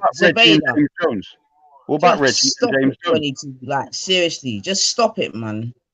You get me? Because the funniest thing is, yeah, when people came at you, Nanifa, after what you said, yeah, because you didn't understand, yeah, I came there respectful to you, and I dealt with you accordingly, and I said to you, sis, no problem. You might have just misunderstood the wording, yeah. But when I'm coming here asking questions, everyone wants to come out of their box all of a sudden. Everyone wants to come out of their box and tell me that I'm being disrespectful and I'm being racist. Get out of here, man. Get out of here, man. Listen, I don't care about your spiritual system. Your spiritual system don't affect me. It's not important in my life. Yeah, all I know was ask questions. Is this Ramadan like? But we can't get it. We get hardcore Islamophobia. I don't care. Everyone's spiritual system to you, your belief to my belief. This is a simple thing. 22. I don't know what's wrong with you, though, man. Asa, I don't know why you're even jumping on the bandwagon. Like, I'm not being funny. Yeah, this is really not your argument here. He's in a difficult position. Let me tell you why. Muslim on another. Don't you think they intertwined. in Hold on. Zubaida, simple question. No. Anyway, to be honest, here, whoever's offended, you're offended. Yeah, I'm not even gonna sit here and apologize. It is what it is, because I got like trust me, I've heard more disrespectful stuff being said about my faith, and it is what it is at the end of the day. If anything, no one should just come on the panel and keep their opinions to themselves. That's what I have to say. Even cry me a river at this point. كل واحد قاعد يبكي يا عم ايه ده؟ They're saying the most about Islam and bare people dissing Islam. Man want me to be sensitive. Mom's dissing the Prophet. Mom's dissing Allah. Do you feel how it's hurt now? Do you feel how it's hurt now when you dissing our Prophet all the time? Lady D, no one of them African anyway. No one, I'm from Africa. No one of you from Africa. Come with me to Africa and let's see what's going to happen to all of you. Come with me to Africa. They're going to respect me more than anyone. I'm their brother more than you.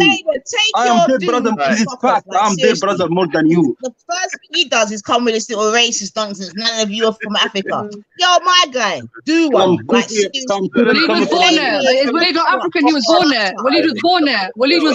His mother was born there. My grave is there. I'm going to go back there. You're gonna die here. You're born here. Who are you? When we both die, they're gonna ship my grave straight to Algeria. I ain't buried in this land. Walid is born in Africa. Why can't he be African? He was born there. You know what? He is. You know what? It's revelation time, innit? This is Ramadan, and you're revealing yourself. Yeah, it's Ramadan, and I don't understand why people are coming at me, especially knowing, like they're gonna call me disrespectful. Yeah, they know that I'm fasting as a Muslim. They know as a Muslim I'm fasting. They know it's my spiritual moment, and they want to come and ask me all these questions. But they tell me I'm disrespectful. They tell me I'm disrespectful for asking Allah to help me, but I'm fasting, and they're asking me all these questions. Where's the respect on your side? Asking Allah to help you from what, though? What would you need protection from? What exactly? I asked Allah to help me from the shaitan every day. Even when I wake up, when I sleep, I say, "A'udhu billahi minash shaitan." The shaitan can be anywhere, sis. The shaitan can be anywhere. He can come in different shapes. He can come different sizes. He can come different faces. Let me be clear. Are you trying to tell me that when brother Shakara was doing his chanting thing, you automatically just went to shaitan? Automatically. Did you listen to my answer, Lady D? Did you listen to my answer when I said to you, I don't know what's being said? I understand it. I'm really okay. So let me explain to you again. If I don't know what is being said, then even if it is a negative, I'm going to ask Allah to protect me because I don't know what it is. Yeah. So just in case it was negative thing, I already was well a step ahead, and I asked Allah to protect me. If it is a negative thing, I didn't assume it was negative. You do that with other traditions, yeah? One sec, please. Sorry, go ahead. Yeah, bless up the panel and rise up the divine and Ifa. Yeah, bless up yourself, goddess, man. I'm just good timing. And Lisa, bless up kings. Yes, what am I saying? Yeah, just off the back of what 9Ether said, you see, like you said, it's exposure, people showing themselves, yeah? And you see when her husband came and you saw what time it was, yeah? The main thing I said, this is what Nahanda said, yeah? Not Shakara, it's what Nahanda said. I said her rhetoric is racist. It comes from a conditioned mindset. I said our brothers and sisters of African descent, melanin hue, have also been conditioned. And the brothers and sisters that challenge, mainly brothers on this platform, that challenge Shakara, yes, he's consistent. But I will call them, we all are suffering from a conditioned mindset. But you have to be black, to understand what I'm talking about. This young lady doesn't understand what I'm talking about. What I said to her, though, is that she has to humble herself because she said on the panel that she has a child of mixed heritage. She has a son who has a black father. So I said, then you must humble yourself and listen and pay attention to what is being said if you are really open to learn. Like Lady Divine said, it's wait, let me finish. Let me respond to her. Wait. You have the same thing every time. The same thing every time. Mute button not working. So, like Lady Divine said, she wanted to educate her children. Technically, that should be her mindset as well, because you cannot teach your son the African side of him, the black side of him. But this is what I said. I never said you, Zabida, is a racist. I said that rhetoric, that conversation, that mentality, yeah. And then everyone keeps telling me that she's young. Okay, fair enough, but I don't think it's an age thing, because like I said, we're all suffering from it. It's called global white supremacy, and then on top of it you've got your religion. But the fact that she's coming now to tell people, what do you know what racism is? This is nonsense of the highest order. Okay, can I ask you a question, please? Yeah.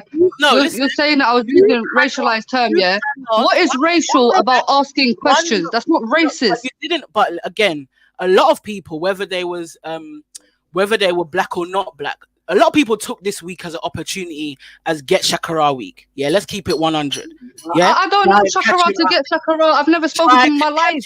Try to catch him out or whatever. You all, I'm not even going back and forth. But the point is, there's a tone, there's an undertone when people are asking questions and what they're trying to get out. When you spoke about that gin business, you broke it down. Yeah. This is exactly what calling on spirits is. You was telling him, you know, this is what I came on and said. I said, how are you going to tell him what his spirituality is? That's not asking a question. That's telling someone what their thing is. So there was no open-mindedness. So you're being very, very dishonest. Very dishonest. And okay, can I answer, please? Because you're making statements. You also want to know if others who are non-African, if I would call them racist too. Me, Nahanda. She's saying other people came on.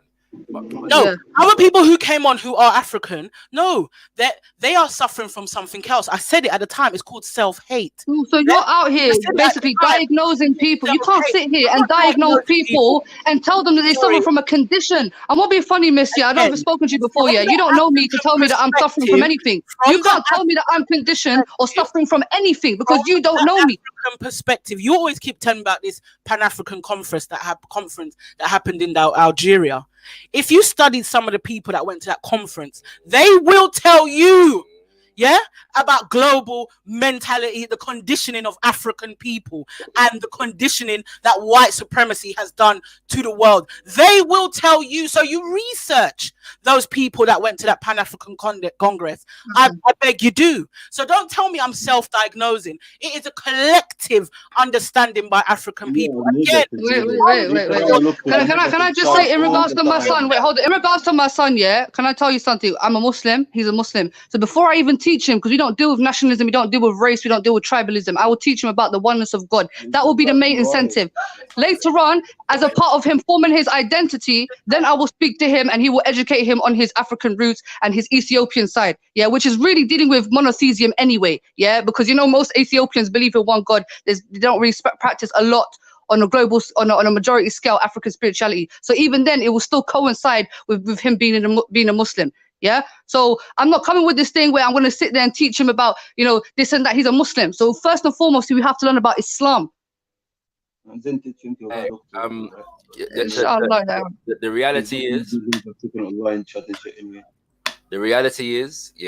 that when it comes to how I relate to my African brothers and sisters differently to how I relate to non-Africans, I don't have any apologies to make for that. At the same time, if you was to speak to, the reality is that I've been challenging anti-African propaganda all week, whether it was to be there or not. And brothers and sisters who have been listening for any significant period of time during the week will know that. So when I challenge colonial mentality and colonial impositions, colonial misconceptions and colonial characterizations of Africa and African people, which we have been plagued by for centuries, then that really doesn't. When I raise those issues, it's not applying to one individual or anything. So and I'll continue to do that. And as and where some of those colonial characterizations and misconceptions come from Arabs, I will state that just as much as I'll state it when it comes from Europeans. And again, we make no apology for these things. At the same time, I find it interesting that when it comes to In fact, yeah, let me leave that alone. But yeah, we're just championing our thing in it. And the reality is that Shakara defends African spirituality and Pan-Africanism. That's what I stand on. And if people want to question me about it, I'm generally speaking open to the questioning. And that's how it will continue to be. Can I just add say something here? I'm also here to defend Muslims. My main issue is not with African spiritualism. That's not a concern to me, to be fair. I know so little about it. So you could say that maybe I'm ignorant about it. That's why I ask questions. But other than that, that's not my issue. So I agreed to actually leave it as Sakura, you go your way, I go my way. I want to address you. I want to conversate with you. That's where I was very happy to go, you know. And I avoided Shakara. I wasn't trying to speak to Shakara, but obviously, Lady D, you're just catching up now, so you're asking questions. But we left off as I don't want to speak to you anymore. I don't want to engage with you anymore. And good luck to you. That was your decision, and if that's where you want to go with it, then fine. It's not really an issue for me. Yeah. Yes. But I just want to say, do we have to spend such a long time?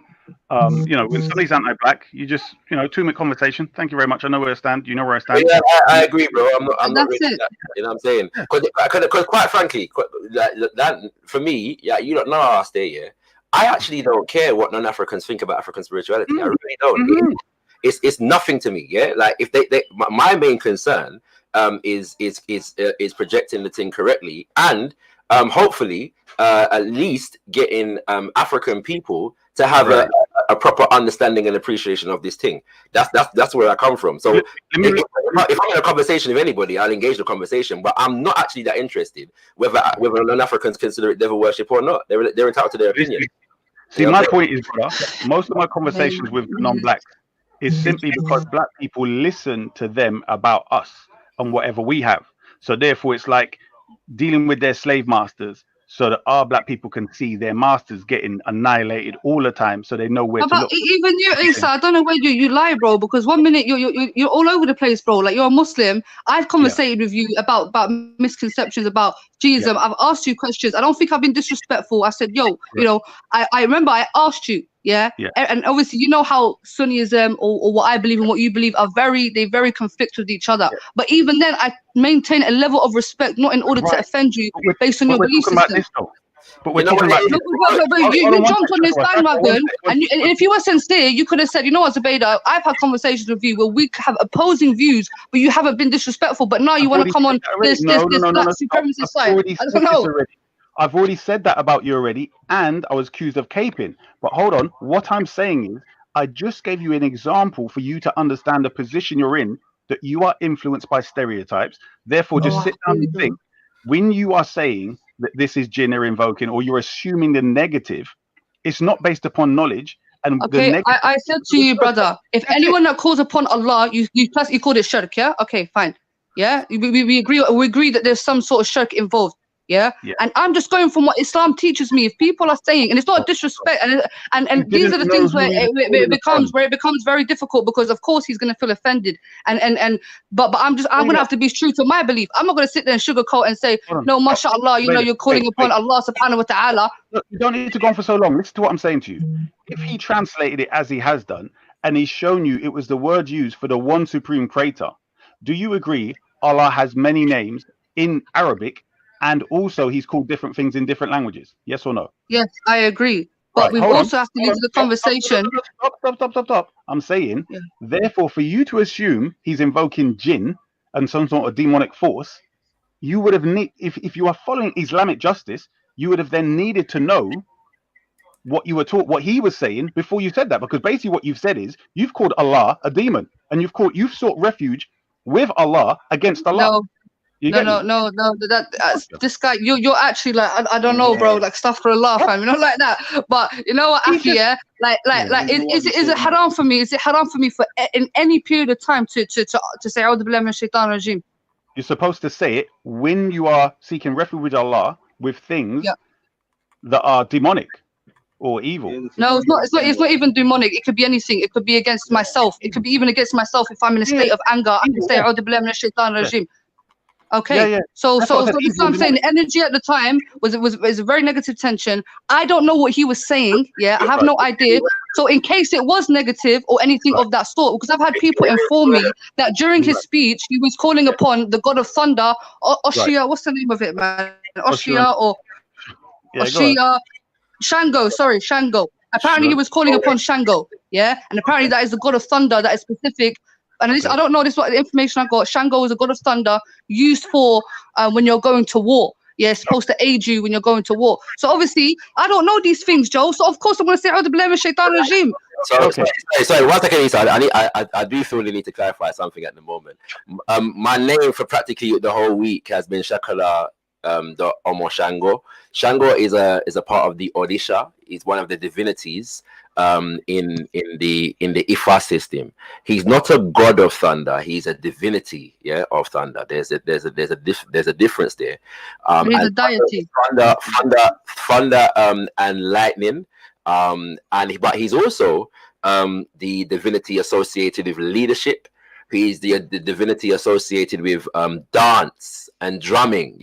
So drumming in the Ifa system is considered to be they're considered to be the drums are considered to be the property of Shango, and Shango knows all the rhythms for all of the various different divinities. So once again, we've got thunder, lightning, fire, leadership. He's also the divinity of discernment. So he dissects and separates the good from the bad or the indifferent. He's able to place things in their proper and rightful position for the sake of making them useful for people, like for another divinity, which is Ogun. So once again, when it comes to these things, and I don't know who Zabida heard from, but it's interesting that the principles of leadership, the principles of song, the principles of dance, the principles of male virility even were not translated in terms of what the spirit. Okay, can I say something about that? It was an African actually from Nigeria who actually found it disrespectful. And this is just their opinion. They found it disrespectful that you were using a war god for debates online. They found it very disrespectful that you were referring to yourself as a god that was used for leadership and for war to have debates online on the internet. So it's a Nigerian that actually came to me, and they're not a Christian, they're not a Muslim. I have no doubt it was a Nigerian. And by the way, my name has been Omo Shango on this channel many times because it's an Orisha that I associate with. So this has nothing to do with war. Ogun is actually more associated with warfare than Shango is, although Shango is also associated with war, but he's not the primary one associated with war. At the same time, the person could have deduced. I'm not surprised it was a brother or sister from Nigeria. That's not new. But at the same time, the person could have deduced that my name is Shango because I'm a drummer, or because I'm a creative artist, or because I'm a father, which is a leadership position. You know what I'm saying? There's any number of things that a person could associate with Shango and my presence online. You know what I'm saying? So I can't even take that seriously, to be honest with you. But I'm just clarifying for the sake of the fact that it's been said a number of times now that Shango is a god associated with thunder and war, and it's actually a lot more deeper than that. So I hope ones and ones that clarifies it for ones and ones now. Yeah. So yeah, it's very simple. I mean, but Asa, he just explained that there's different deities that have different purposes. Yeah, and obviously Islamically, we know the jinn have certain powers and abilities which humans can't, which humans don't have. So do you understand why possibly if there's different deities with these superficial powers and abilities, which are very similar to what jinns, because there's different types of jinns. You have jinns that have extreme power that can do things that we would class as impossible, and then you have limited jinns, right? So I'm just putting two together in my head. I'm allowed to say that. Okay, so let me put something to you. Have you heard of the surah in Quran which is called Ar-Ra'd? Ar-Ra'd. Yeah. Ar-Ra'd. Yeah. Rad. No, it's al in al, but ra. Yeah. Okay. What does that mean? The chapter. What does it mean?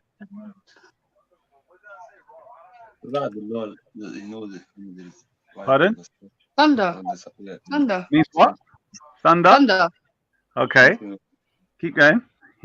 Thunder and like lightning. Okay, good. So Like a striking, like a shock, like a striking force. Stronger than the source is that stronger than the shocking. Shocking, like Okay. Okay, yeah, go ahead. Okay, so that's the chapter. Do you know the story behind the surah being revealed? Do you know that Arad is one of the angels?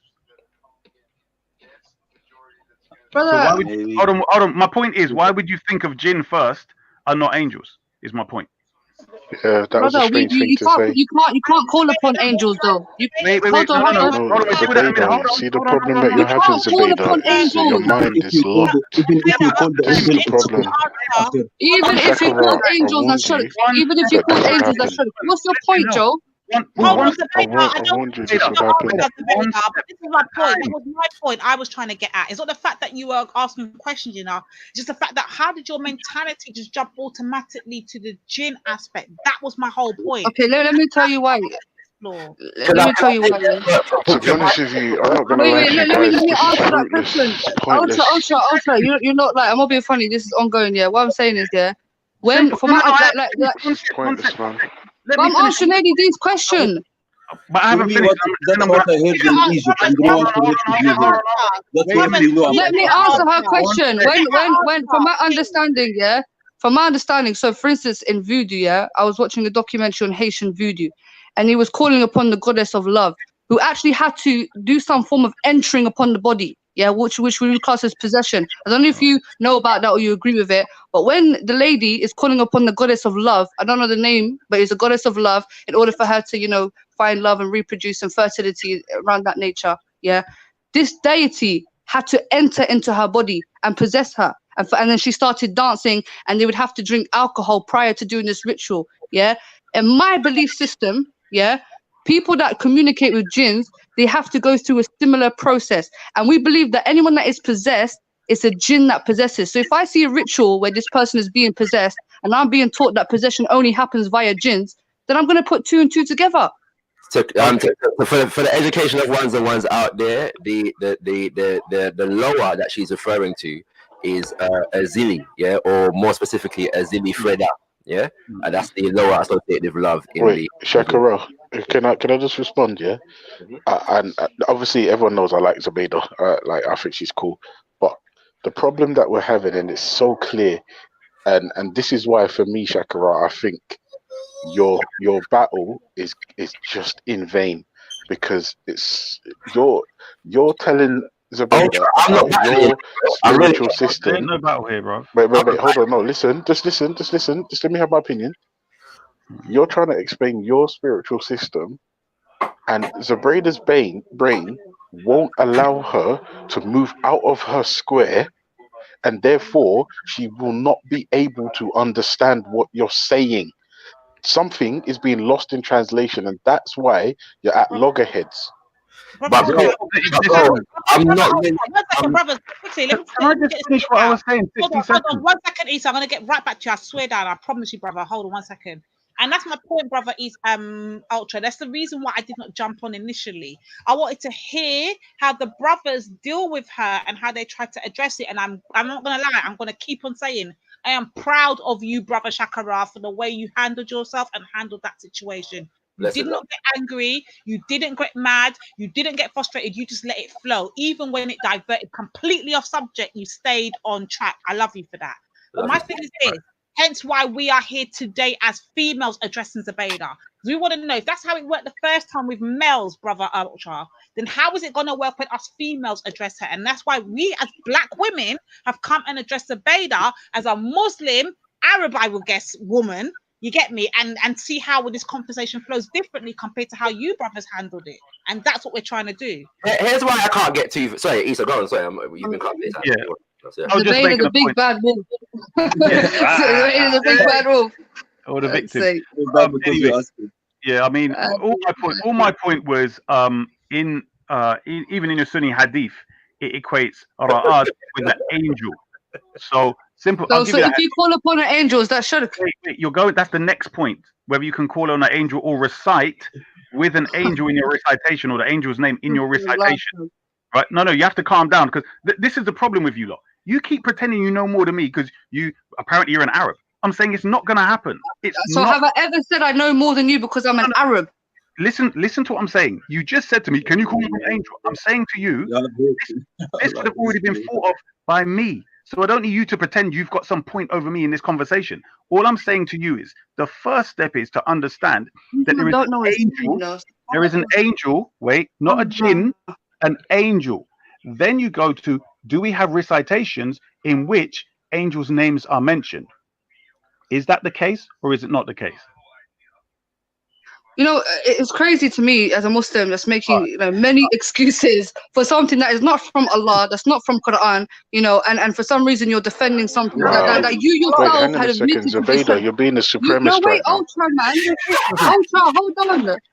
Anyway, look. For me, I'm going to end this conversation here because for me, I feel like big bad wolf Zubaydah. Come on, man. At the end of the day, I don't have no malice towards anybody. You can take on that persona all you want, but the fact of the matter is, no, that's the persona that you guys have given me. That's what you lot have given me. I'm not giving it to myself. Let me be clear. Zubaydah, stop that victim nonsense. Yeah? Many Stop times it. as woman. Yeah? So when you were sticking it on us, my girl. No bother with it. No bother with it. What's it? All right. That's fine, Lady D. That's fine, Nanifa. Whoever has an issue. I mean, like I said, I don't have an issue with no African spiritualist.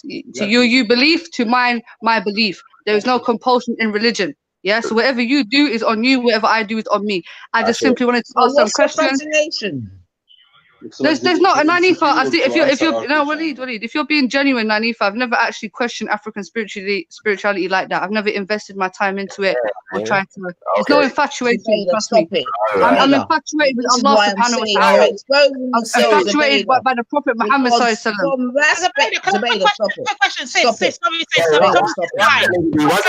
What's that lady? Sorry, I don't want to cut you. Yeah, before we ask this question. I hear what you're saying, Queen. I hear what I'm saying. I hear what you're saying, you know. But you see, when you're in then going and you're doing your dawah to our black brothers that come from these aspects of life, are you telling them this, that you don't business with the African speech? Are you telling them this when you're telling them your dawah? When you're doing your dawah, who am I giving dawah to? Who am I giving dawah to? I just want to know. Let me know where you stand, innit? You're there doing dawah on our black, but the women, the men, us women. Me and Nanifa are giving birth to these black men that you are choosing to do dawah on. So let me know, when you go to them, you're doing dawah on them. Are you telling them you don't business with their ancient history? You don't business with their previous culture? Yes, do you not realize that I have ancient history as well? As a Muslim, okay, let me answer. As a Muslim, we don't deal with ancient history. I've got ancient history too. Do you think before my family was Muslim, they didn't have their own spiritual system? But alhamdulillah, every single one of my ancestors took their shahada and they became a Muslim. Yeah. What I mean by I'm not interested in African spirituality, I've got bigger fish to fry, Lady D. Yeah, I've got Islamophobes, real life Islamophobes, racist people to deal with. What beef do I have with African spiritualists? They have their belief system. It doesn't affect my belief system. It doesn't affect my people. It doesn't stop me from being a human being. So why would I invest my time in it? The only time I ever invested my time in it is when it was being spoken about on this panel. I came with two questions and it wasn't working out, so I left it.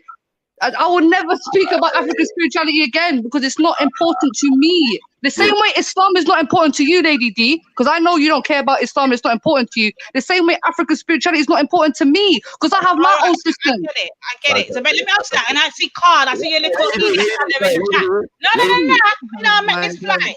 I see idiot Khan in the chat asking, is black a religion to me? Yes, black is religion to me. Because guess what? I can wake up every day and be any religion I fucking want to be. But I can never, ever get rid of my black nasty skin. Let me tell you this, yeah? I'm black every day. All in my grave, me black. So that's my religion. Red, black, and fucking green.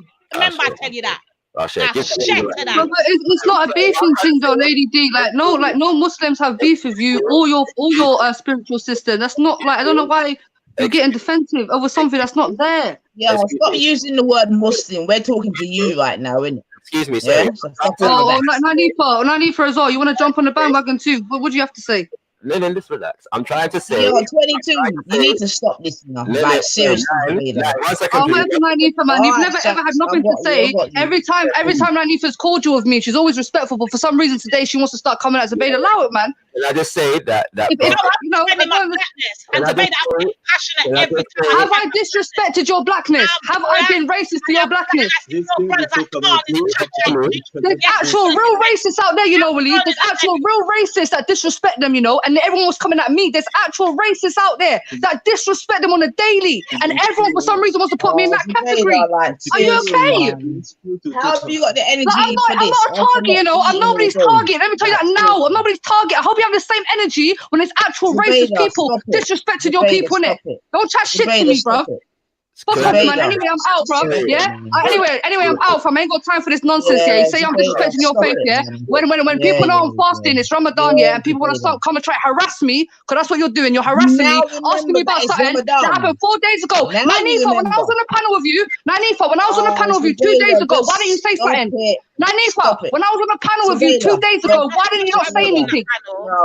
Why didn't you say anything, Nanifa? When I was on the panel 2 days ago with you, and I was picking you up, and I was speaking to you, and you had nothing to say, but today you want to act like you're all.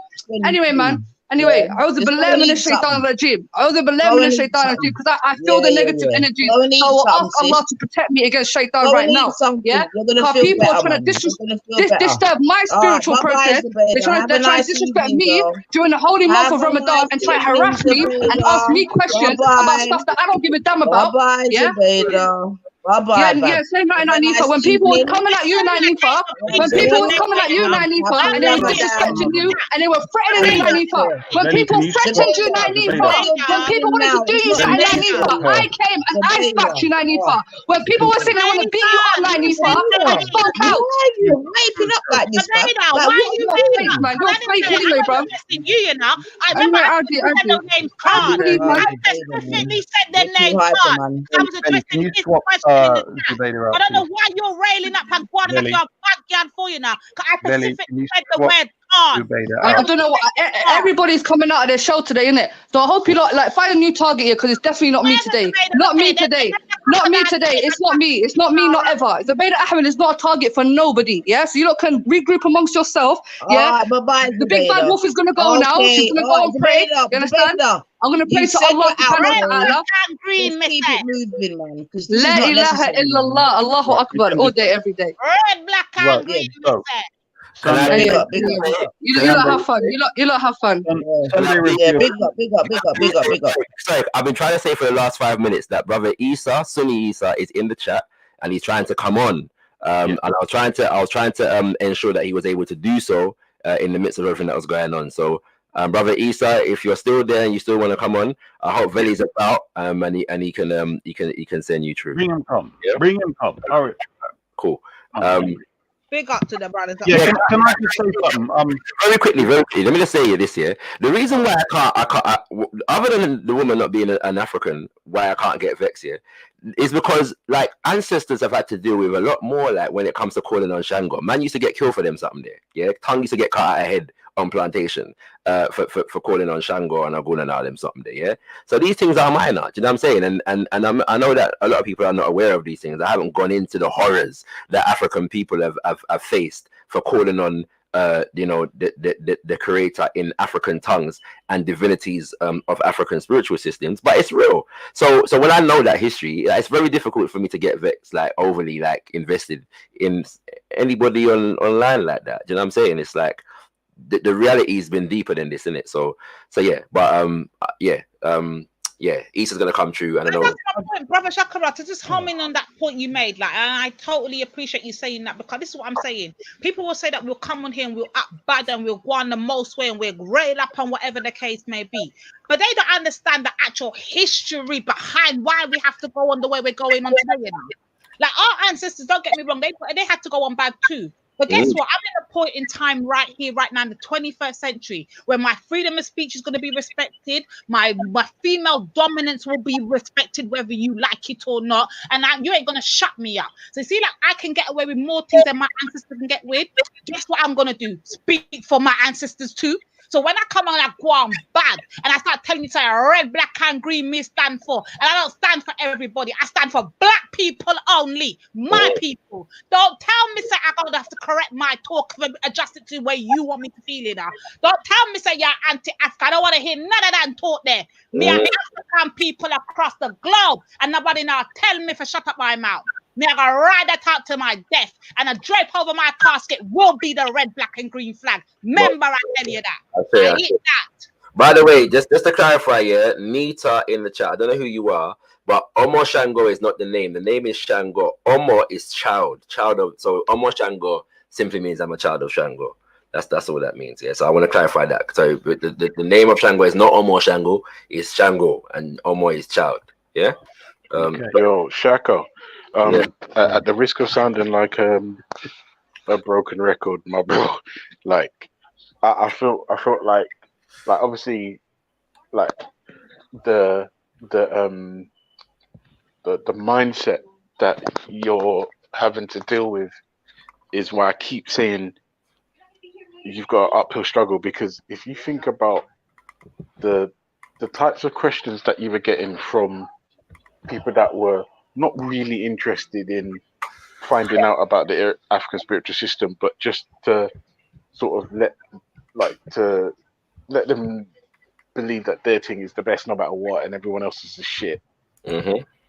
Like that mentality is like what 80% of the continent. And I think the question I really wanted to mash you up with that's the question I wanted to mash you up with, because my thing is, I won't lie to you, the African spiritual systems, and I've told you this before, for me, I've got no time for it in terms of like following it. However, I do believe genuinely that as a Black African, it's important for us to know our history. Yes, but if it's a thing where you're trying to implement it, I feel like that's ice skating uphill. And remember, like, and I warned you the first day. I warned you. I said there are zombies everywhere. Yes, bro. Like, and like people will tell you, so you worship one god, so you're an atheist, or you're invoking jinns. Like it's like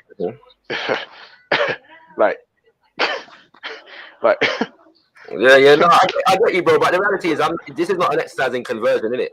No. It's not about the conversion. My thing is, if the goal is to implement or to reestablish African spiritual systems in any way, shape, or form on the continent, like.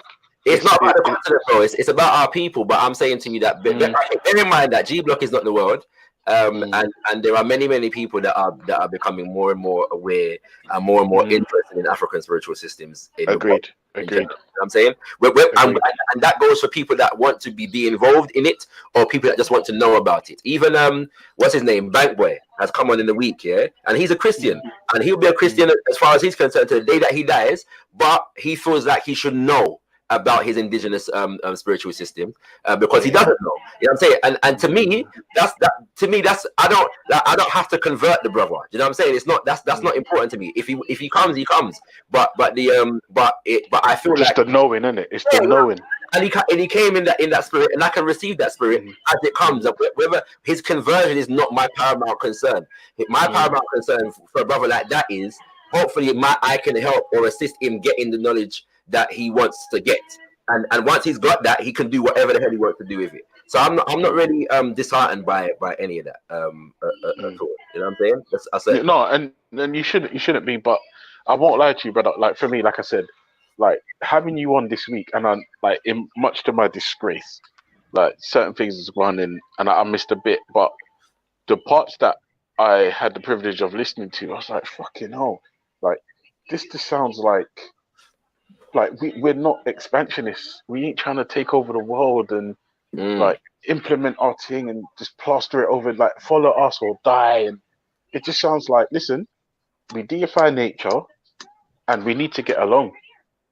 Like, don't you think African spirituality needs like a self-defense? a better self-defense mode, though. You know what? I won't lie to you, Veli. In today's world, I would probably say, yeah. The problem is, if you check when these spiritual systems were like running the show, right? We weren't expecting this, bro. We was just living off the land, just chilling out, bro. Just relaxing, living off the land, eat little fish, grill up a chicken and a goat. I just Well cool done. off, bro. That's all it is. It's just us living. It's not even a belief system. It's just us living our lives. And I don't understand what's hard to comprehend. What No, it is no, Lady Divine. Don't say that. It is difficult for people to understand, and that has been made clear this week. All right, help us sisters understand Ultra, because we're not understanding. We're not adding up this 1 and 1 and making 2. We're not getting No, it. that's because you're not of a particular mindset. Remember, this African spiritual system business, for a lot of people, they have to shift their entire paradigm in order to properly understand, and some people can't or won't do that. No, but it's more than that as well, because it's not just shift their paradigm. They're actually going to be changing how they see themselves. Because remember, their identity is that which what they are and who they are is superior to us. So as soon as you give credence to something else like that, all of a sudden they're seeing themselves as inferior.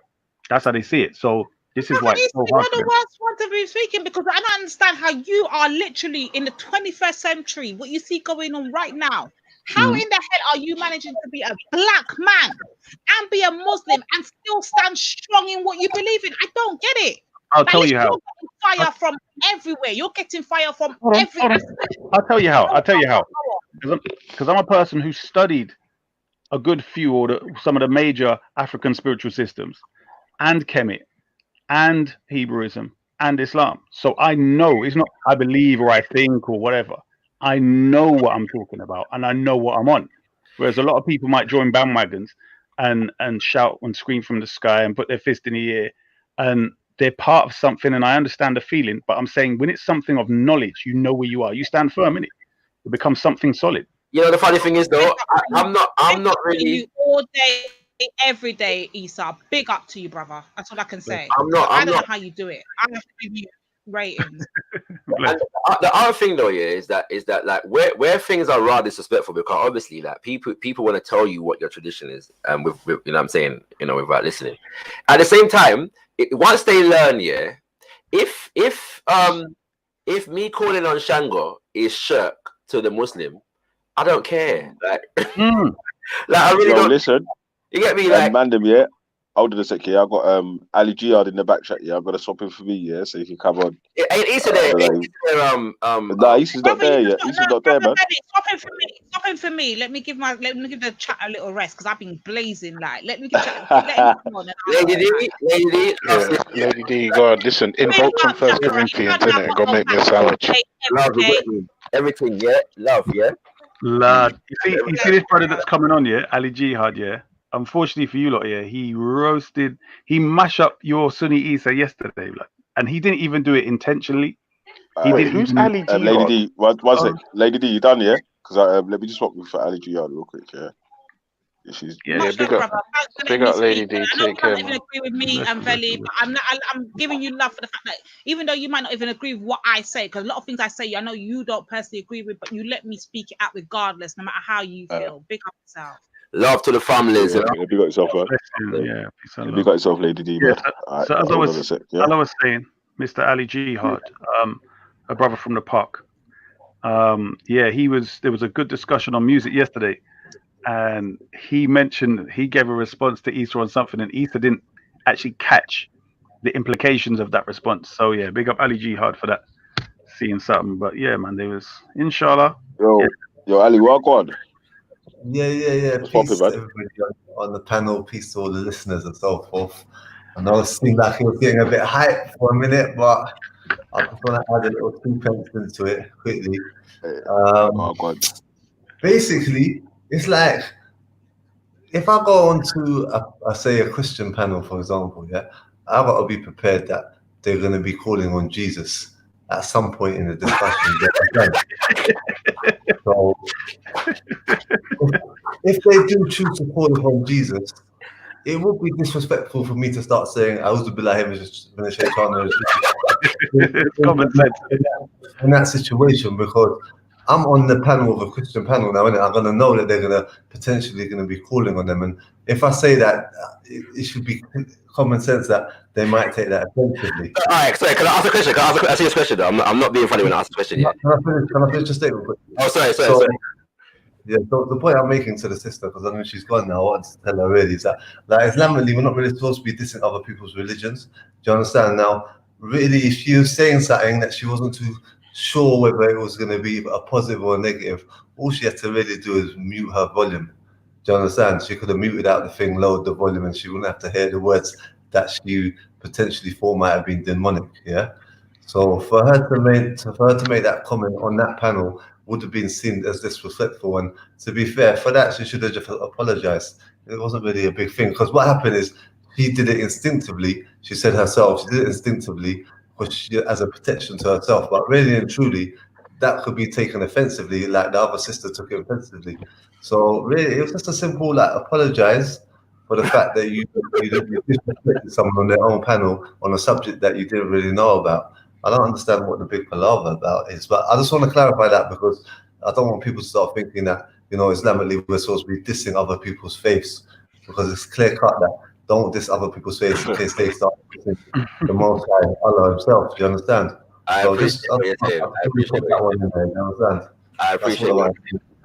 I just want to ask a question. When do Muslims usually seek refuge in Allah when they hear the name Jesus called upon? Well, you know what? Right, it's like if you're calling on any, I don't think I was just using that as an example. Yeah. No, I know. I'm but it inspired that particular question. So I'm saying, like, normally, like, if you're walking past a church and people are screaming Jesus, do you seek refuge in Allah? Or if you're speaking to a Christian and they call and they pray and they call in the name of Jesus, do you seek refuge in Allah? I went to one. It was a born again Christian event, and I went there with one of my friends just invited me to come down, so I went there. And when I went there, they was calling on Jesus and the Holy Spirit and so forth, and I wasn't too comfortable with it. Right. You understand? So if I did seek protection, it would have been to myself. I wouldn't have just started out loud, because that would be disrespectful. So in relation to the question, I think that's just a personal thing with her. I don't think there's a written thing where you got to. But I just feel it depends on how the person's feeling at the time. Do you understand? But I don't have, I don't know if I've got too much knowledge in Islam either. But what I can say for certain is that as Muslims, we're taught not to disrespect other people's faith in case they start disrespecting the Creator Himself. Do you understand? So what she done, I don't agree with it, because she knew she was on the panel. She knew she was on the African spirituality panel, so she knew she should have known that there's a possibility that certain things were going to go on that panel. Do you understand? Yeah. Out. She should have I hear you. To me, because what I've tried to do as well is give people an understanding of like what's things that are said and prayers that are done and scriptures that do exist, if that makes sense, like words of wisdom. And that's what I was trying to do. Like, what I'm saying it makes sense that if we're gonna have a conversation about African spirituality, that we discuss something more than child sacrifice. And cannibalism and witchcraft. Do you know what I'm saying? Like, so because I have certain resources and I have certain knowledge, that's what I was doing. And you know what's funny? The first time that happened, do you know what? Let me get no disrespect to my brothers and sisters, yeah. So I hope nobody seeks refuge in Allah, yeah. But the one of the things that You're breaking up, man. You cut out. Chakra, you're breaking up. Can't hear you. Okay. So, until he comes back. Gone, man. When he comes back. Another example, like, for example, I used to watch Lord of the Rings, the movie Lord of the Rings. And certain times when they was talking, when it was like the baddies, they used to be talking in the next language. I don't know if you've seen Lord of the Rings. They used to talk in one next language. And like when I say hear it, I was like, boy, I just turn the volume down because I don't even know what they're saying. They could be trying to release a spell on the viewers, who knows? But I'll just turn the volume down, do you understand? So it's just like I'm saying that what she should have really done in that situation is just turn the volume down, simple. You get me? You have that option rather than say something that could potentially offend the people then that's But listening. that's the purpose of it, innit? That was the purpose of it. So it's not a big deal. I think it was unintentional though. I think we have to look at it. No, because she said other stuff with it, innit? She's talking about gin and this and that. What I'm saying is, it's not a problem. We know what she's like. So I'm saying I don't really like the debating and the arguing over something which we can clearly see. So it's like, okay, you say this, okay, thanks, that's it, and just leave it there. Like the long hour drawn out thing is just, it's problematic. But yeah, I mean, I like how you you pointed something out to Issa yesterday on a hadith regarding the music, and unfortunately, he missed it big time. So hopefully you'll come on. Which point was that one? Because I'm still researching into that music thing. I don't know what your opinion is on that. I just want to pick up Ali G. Big up Ali G on that. I understand exactly your point and I get it. And pick up yourself on the way you came true with that. Yeah, I love that. I'm just trying to be as unbiased as possible. I mean, it's what's the truth, and you just got to speak the truth. Now, I'm not trying to take sides. I know it kind of seemed like everyone was onto her, and she probably got defensive. But what's that? Has anyone apologized for disrespecting the Prophet of Allah? So that's what we come with. I'm not too sure, but you can't be judged. At the end of the day, you got to be better in it. If someone's disrespecting the Prophet and they don't want to apologize, the funny thing is, I don't think anybody's ever heard me talk about Prophet Muhammad. You get me? I don't think anybody's ever talked about him. What's it called? But very quickly, just to clarify, I read something and it said, this is the words, this is the words put in the mouth of Amun-Ra to give people an understanding of creation, and this is the voice of Amun-Ra speaking. It says, I created the four winds so that every person might breathe in his or her time and place. That is one of the deeds. It's describing the four good deeds, I created the great flood for irrigation so that the humble might benefit from it like the great. This too was one of the deeds. I made every person like his or her fellow and did not command them to do evil. It was in their own hearts and minds which caused them to disobey that which I commanded. This too is one of the deeds. I made the heart of men and women so that they will not forget the day of death, so that sacred offerings might be made to the divine powers of the districts. And this too is one of the deeds. Thus I have created the divine powers from my sweat, and humankind from the tears of my eye. Now, obviously, I know that's metaphorical and blah blah blah blah blah. But for the most part, I'd figure that most people that have a quote unquote God concept harmonize with most of what that says in terms of the Creator creating the winds and the river and commanding to do good. And so yeah, that's why it was funny to me at the time. But you know what I mean, I was going to make that point. Yeah.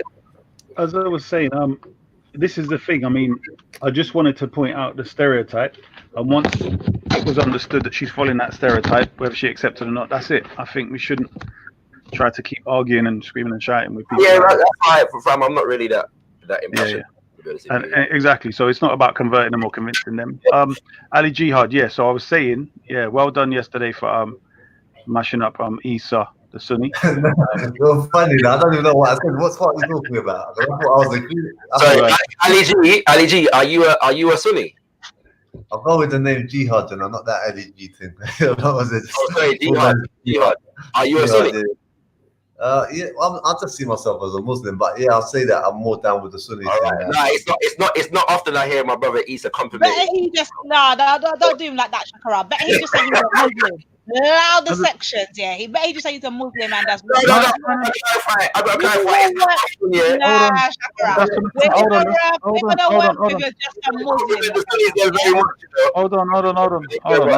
Hold on. Let's do what I'm saying.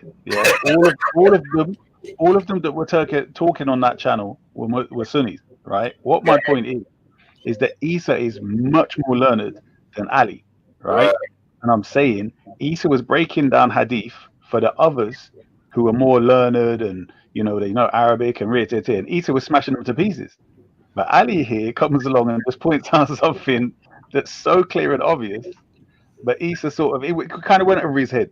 Do you know what I mean? So Ali's asking the question, which hadith? So the hadith is this, Ali, where it says that the Prophet was with some people and there was a girl playing music, right? and Umar bin Khattab came in and she hid, and then the Prophet allegedly said, the shaitan runs when you appear, or something. Correct? Is that correct, Ali? Yeah. Yeah. Right. So you pointed out it sounds, because remember he's quoting that hadith to say that music is lawful because the Prophet was sitting there listening to it. But then you pointed out that the Prophet, according to the hadith, is saying that music is from the devil, shaitan, and that the devil is more afraid of the piety and righteousness of Umar bin Khattab than he is of the Prophet. Right? And I'm saying that there is something really, really big. And that went over Isa's head. But inshallah, if he comes on, we can deal with that issue. So you don't start checking the thing and turning it into a Muslim thing, you know. No. Jihad, can I just ask you something? Because it's actually interesting for us. Like, I don't know. Can I just ask you? I'm going to be outright because I don't know how to not be outright. Yeah, this is me. Get used to it. Are you black and a Muslim? No, I'm not. Nah. You're not black. Okay, so you're not black and a Muslim. So as black people, naturally, we deal with beats of drum. We deal with rhythm. That's a natural instinct for us.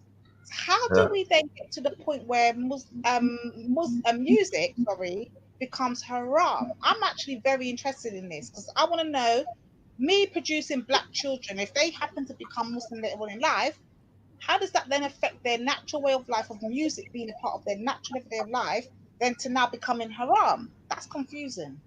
Okay, well, basically, the discussion that we were having yesterday, we were trying to figure out whether music is permissible or not. And there was Isa who was saying it is permissible, and then there was another brother who's saying it's not permissible. So it seems like there's a difference of opinion on it from the research that I've been doing since the conversation yesterday, and also during the conversation, there was definitely a difference of opinion. Now, in relation to the current music industry right now that promotes,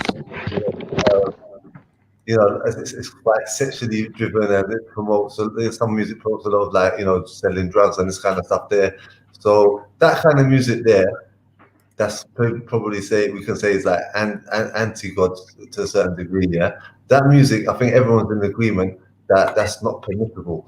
But what the discussion was about was whether there's other musics that might be that are positive, that can bring you closer to the Most High, or whether they're permissible or not. And the debate was left open. But to answer your question, I mean, although I'm not black, the area that I was raised in was, the people that I was raised around was mainly black folk. Yeah, so I mean, even I was down with a sound and all sorts back in the day. So I understand what you mean, as in, even just generally with African people and even a lot of other people, music's a very big part of their culture. The black people that I know, the majority of them that were non-Muslim that converted to Islam, they seem to take Islam more serious than even the ones that are born Muslim. And I know a few black artists that were quite actually big in the day, and came on major platforms, even like Radio 1 Extra and so forth, that don't do music no more because they have the opinion that, it's not permissible. So is the question that you're asking, did you say that how would it affect one of the youth them, or one of the people that you knew, if they embraced Islam, how would it affect them in relation to music? Is that what you're saying to me? Is that what you asked me? Yeah, what it is that, like, naturally for us, you see the beat of a drum, that's like the beat of our heart, the beat of our soul. So just a boom boom, boom boom, just that natural boom boom. You understand? That's a natural sound for us. I don't really need it. I swear to God. There we go. I don't really need that. This is it. This is our beat of our heart. Our heart is naturally connected to the beat of our drum. So that boom boom, boom boom. That's our lifeline right there. So you see, people tell us now as a Muslim, I guess not even necessarily you, but just like any Muslim, they come say to us, that's haram. We're looking at you sideways like, oh, we are Chapmo. What kind of haram? We really, like, help us understand, because we don't understand. That's something you can never find a black person on this planet, even the one that can't dance at all or claims that they can't dance. There's no way their fingers are not going to start moving, or their toes are not going to start jingling. Something in them's going to connect once that beeline hit, once that boom boom, boom boom. No, I hear your point. I hear the point that you're saying. So you're saying that music's just entwined into them from day dot. Yeah, I hear the point you're making, but in response, I'm saying that there's Muslims that I know, black people who reverted to Islam, who were actual like quite big rappers and so forth, who then stop doing music and don't listen to music. So basically, it's a situation. It's almost like saying, like you're attracted to, you're married now, and then you're attracted to you're desiring another woman. So that's in your heartbeat too. Do you understand? That's part of your makeup. But now you've got to refrain from that as a married man that's trying to practice Islam, and the rules of Islam is you can't commit adultery. So likewise, it's in your heartbeat to sleep with women, but you now have to suppress that desire in order to please the Most High. Do you understand? So it's just like there's other desires as well that are like heartbeats within people, and they choose to suppress them desires to please the Most High. Do you understand? So there's a lot of black people that don't listen to music, definitely that are Muslim. But is that because someone has enforced a certain cultural paradigm on them? So, Isa, can I ask a question though? Can I ask a question? Yeah, have you thrown away your Shabba Ranking collection? Who, me? Yeah. You're funny as hell. Look. This brother. Remember we got internet now. So I'm 99.9% sure that Shabba Ranks is haram. I'm like, Yeah, no. With me, it's like it's pretty straightforward. If I ask Ali, simple question: from what you know, do the majority of non-Salafi traditions, or those people that practice their traditional people's Islam, have music in it? From my observation, I'd suggest yes. That's just my. Oh, sorry. Ali. Sorry. Say that question one more time. Yeah, in the people that practice their traditional, so they're not affected by Salafi Wahhabism. So in Afghanistan, Pakistan, even some parts of the Middle East, etc., and basically more or less the whole of Africa, where they're practicing traditional Islam. Do you agree that music is generally practiced there?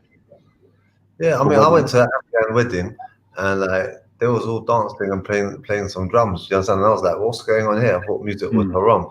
But then there is also this opinion that music is impermissible, but the only instrument that's allowed is like this instrument they call it duf, which is like a drum kind of thing. Anyway, do you understand? But in relation to culture, if we put religion aside, because sometimes in certain cultures the religion and the cultures intertwine, so they'll accept the religion of Islam, but they're so deep rooted still in their culture, they'll still do some cultural things which might even be musical influence. You understand? And they might be of the opinion that it's all right, or they might just be holding on to that cultural value and unable to let it go. But as I said, the question.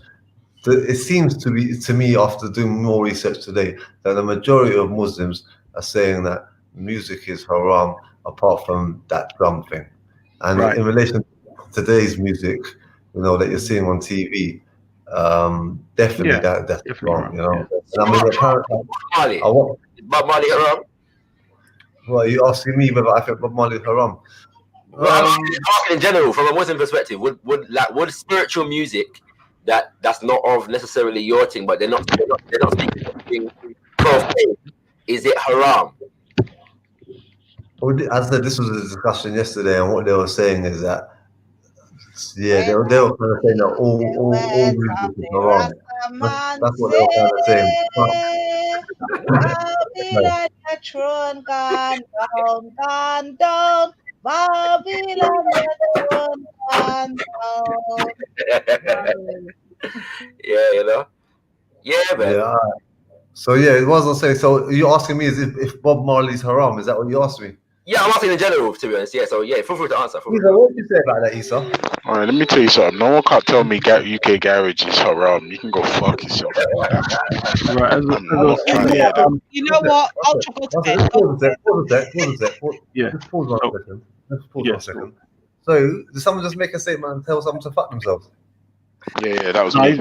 No, Ali G, don't take that.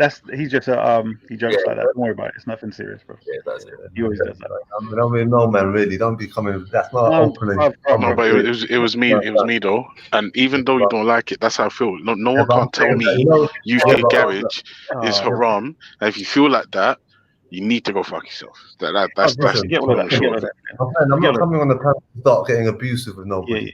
Should not be Save that for someone else who's into them things. I'm not into no social media beef.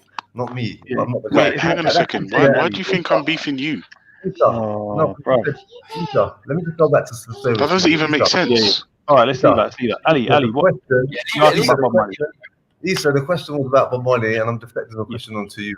So Yeah, if you cool. can kind of Yeah, answer that for the people there. So any question, any song which, for instance, one of them says, and the guy whose channel you was on the other day, this was put to him when he tried to say it was God with a small g. So when Bob Marley said, "We know and we overstand or understand, Almighty God is the living man." Yes. Yeah.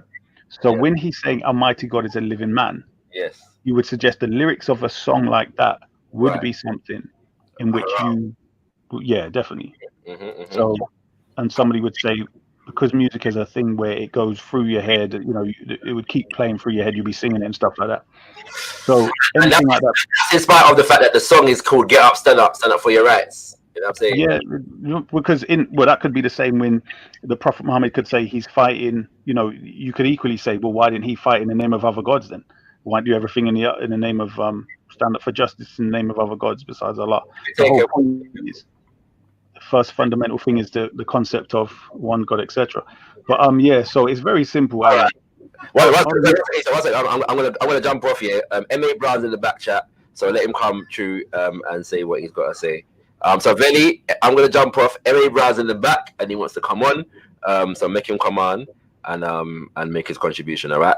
Blessings, family, like love and that, and you know what I'm saying. And as I depart from this, I don't know how long we're gonna be on, but I've got work today anyway. So I tell them Mwari Mukuru, because that was in Mukuru. All right, Shaka. Listen, take care. Ashe, all the rest, all that good stuff. Good stuff. Yeah, music is life and all that. Indeed. You know what I mean? Ali. Music is life. Ali. What I was going to say, in relation to you saying the majority seem to say it's haram, this is why I say where, if you look at what Issa was saying, the majority are following tradition. So he's sort of like slowly going where I was going, which is when we convert, we're looking for the truth. Most other people are following tradition because it's attached, you know, the people that are born into it, it's attached to your culture, your politics, and so on. So is it haram or is it not according to the Quran and Sunnah is what we want to hear. Other people are influenced by their culture and they want to stick with the majority. What's your answer to that? Whether it's halal or haram? Yeah, according to the Quran and Sunnah, yeah. Yeah, no, it's clear, man. It's lawful depending on the ayah that they use proved, as he said, the verse in the Quran proves the point. Idle chat. And then even the hadith, I think it was, whichever, you know, the words that they were using, is telling you it's the type of, do you understand? And that's what it was. And he brought so much evidence. You're saying that it's permissible or it's not permissible? I'm confused. It's lawful. So positive music is lawful. Let's put it like that. Positive music is lawful. Yeah. Just like you say, sex is lawful, but only in marriage. Yeah. Yeah. Right. So likewise. You agree with Issa then? That's what you're saying. 100%. Yeah. That's a standard thing. It's because, I mean, if you just look at it like it's something, we had this discussion this morning. How, if you look at music, it's been part of almost every single group and culture throughout history. And it was a major part of what was going on around the time of the Prophet. So when you have alcohol, you had gambling, you had all these different things going on, with music. How come he left that out in a clear way? How can Allah not say it clearly? And how can the Prophet not say it clearly? Do you get me? It's like, it's not something that's, you know, some new thing that came. It's the whole of mankind has it. And then you have hadith where the Prophet has got Aisha watching. The Prophet's allowing Aisha to watch them. So that would mean he's teaching her to enjoy haram. Do you see how mad this thing is, bruv? Like, it's ridiculous. To be honest with you, Issa almost convinced me yesterday that music was permissible. I'm not gonna lie, he seems like he knew what he was talking about. I had to do some further research today, and right now I'm still on the fence with it, to be fair. I think man's got to do further research. But I spoke to about three different people today, 3 Muslims, and they all said to me, nah, it's not permissible. But bro, have you heard garage? You talking to me, bruv? Have you heard Yeah. Jungle? Have you heard Jungle? Wait, whoa, my broski, hold on. You wanna go there? Wait a minute. Okay. Have you heard Jungle? You know about Lid Airport and them places there. Come on, don't piss me off, bro. I mean, you want at Lid Airport? Hold on. Listen, let me tell you, yeah. Like, I was born in '83, innit? Yeah. So you shut it out then, cuzzy, because man was at Lid Airport before. Gary, tell me about Gary. Stop it. No. Listen, obviously, like I'm not gonna lie, my older brother was on the acid scene, innit, and he got me into Jungle. But like, no, my brother was on the acid scene. How can that be? How can that be haram?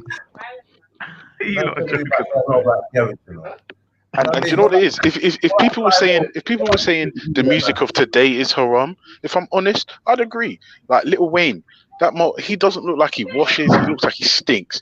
Lady Gaga and all this other wankerish bullshit. If they said that's haram, I'd be like, yeah, all right, cool. But like all music, like across the planet, nah, not having it. Not having it. Not joking. You know, I find that sometimes when people think that they just hear you're Muslim and you know, you might not be black. Certain man just get judgmental quick. You get me? You can't just hear a man's voice and start thinking you know anything about them, you know. That's shallow, cuzzy.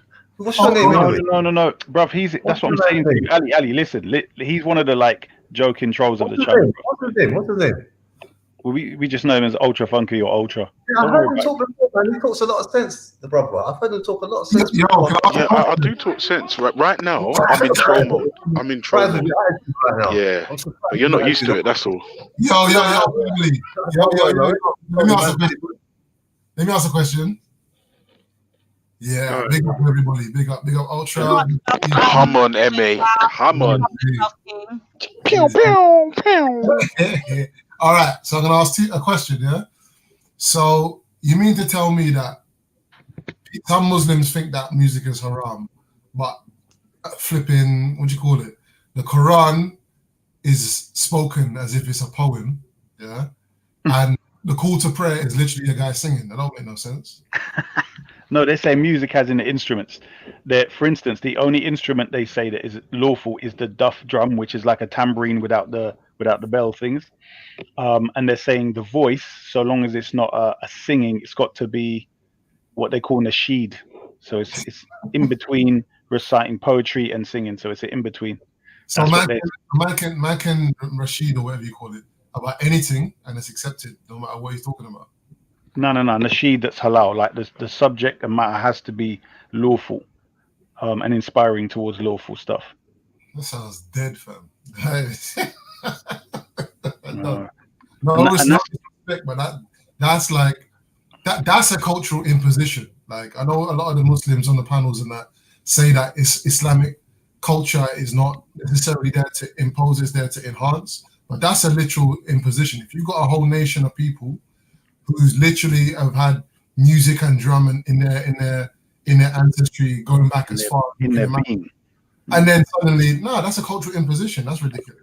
No, but it's more than that, bruv. It's more than that. It's psychological. It's emotional. It does so much damage, bruv. I know because I've been there.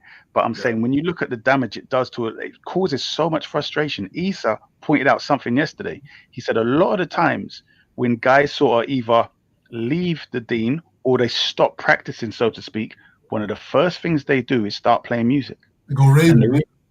And the reason is because it's something which is part of you, like it's part of your system. Do you get what I'm saying? So it's ridiculous when these lot come out and say it's haram, bruv. It's to straitjacket you. It's to make you weird, and that's why these people are weird. Yeah, simple as that, bruv. Yeah, you know what I mean, so yeah. Where's Issa? Issa was all up in the comments until Ali Jihad come on. What happened to him, bruv? Come on, Issa. You afraid of Ali Jihad? Issa, don't go there, bro. After he ran from Scotsman yesterday. No, I cut that out.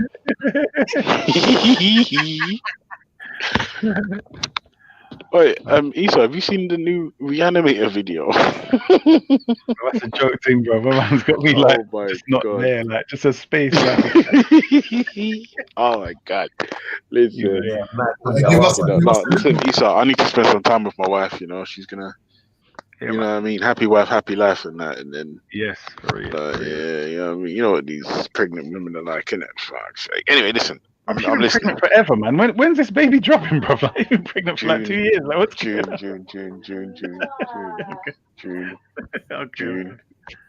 And then I'm going back on lockdown because I have to take like a month off for the baby and the wife. Yeah. So anyway, listen, I'm listening in. Oh, hashtag music is not haram. Let that sink in. Peace. It's been something, brother. It can never be haram to the natural African people. Like, we are say, music is our lifeline. We are my talk about. Yeah, well, let's see when Issa comes on. I mean, actually, no, he already said it was lawful. He made his argument. He's saying that it's permissible.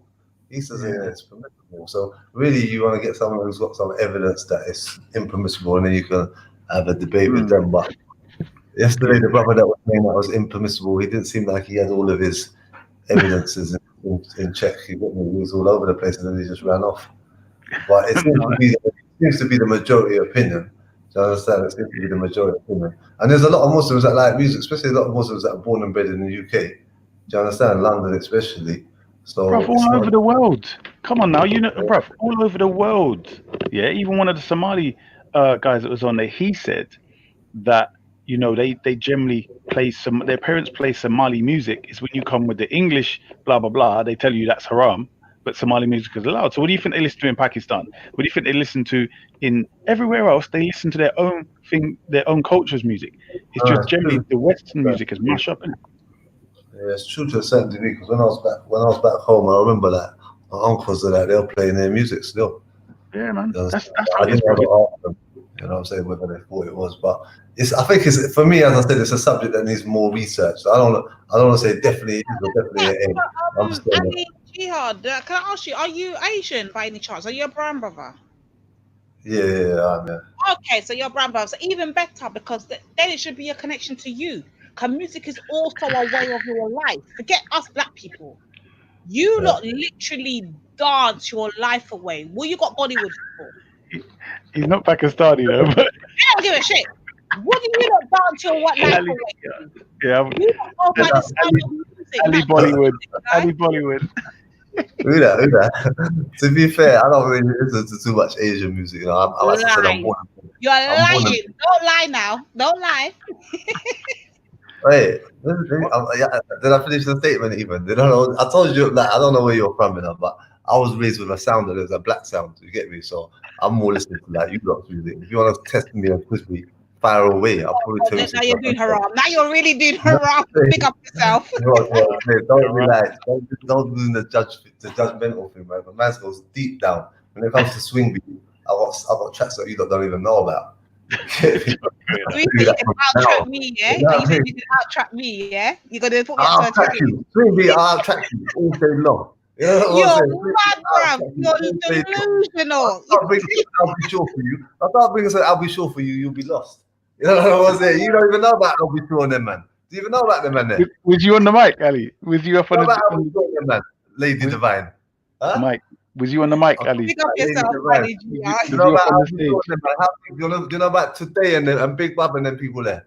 You know, don't make me go deep into the swing beat, you know. I'll leave you like bamboozled. Don't let me come off mic, you know.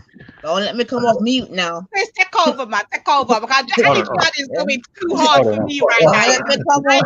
Don't let me start suffering in the kitchen. Hold on, let me read that. It says here, you're a dead man walking. We seen your face.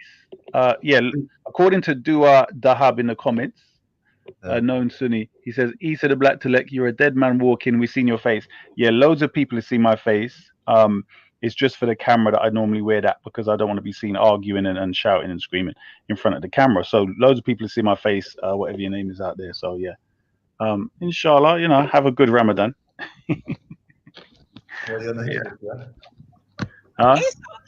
question, brother. What are you doing with Ramadan? Are you practicing it properly, correctly? You know what? This Ramadan is so easy. I have to ask Brother Issa this because you know what? He talks a good talk, but I want to know, are you actually living that good talk, Brother Issa? It's not difficult. Listen. It's not difficult. You have to remember that, like, even before I was fasting before I became Muslim, so I was just trying to practice even the prayers and stuff. It's like the first 3 days are, especially if you've been, if you normally some people would prepare the month before, so fast a few days before to get used to it.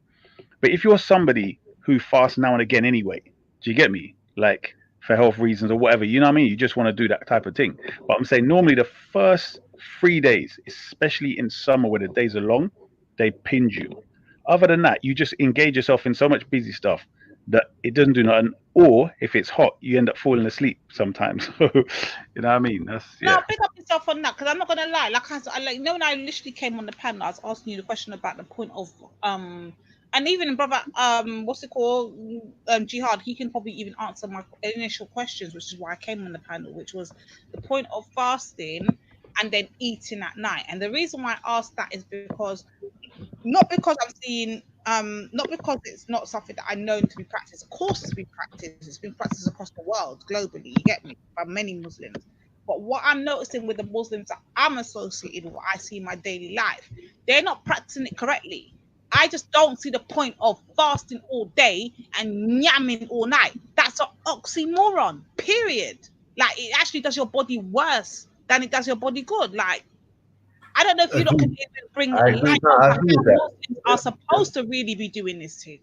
Now, they're not supposed to be eating all night, to be fair. That's not part of the plan. Do you understand? Some people, they just get greedy and they just start going OTT. But really and truly, like, you're generally speaking, when it comes to food, the teachings is with your stomach, like a third of it for food, a third of it for water, and a third of it for air. So really, you're only supposed to fill your stomach 2/3 anyway, full. Do you understand? That's what I told her that earlier on. Yeah, so basically, the people that's like eating all night and then just sleeping all day and waking up just before the thing opens again a couple of hours before, they're not doing anything right. You're correct in that. But you have to understand that fasting as well, it's not only a Muslim thing, the Christians fast as well. Some of them do wet fast, some of them do dry fast, do you understand? And a lot of other people do intermittent fasting, like the health conscious community right now. Intermittent fasting is a big thing in there at the moment. So the health benefits of fasting are seen like outside of religious context anyway. Do you follow? So, but for us, the fasting, the primary reason of fasting is to try to bring us closer to the Most High. And if you're just eating all night, sleeping all day, missing the prayers and that, and then waking up and waiting 2 hours and then eat again and then smoke 2 cigarettes and then, you know what I'm saying? You're not really, it defeats the whole purpose. You're kind of fooling yourself, to be fair. Mm-hmm.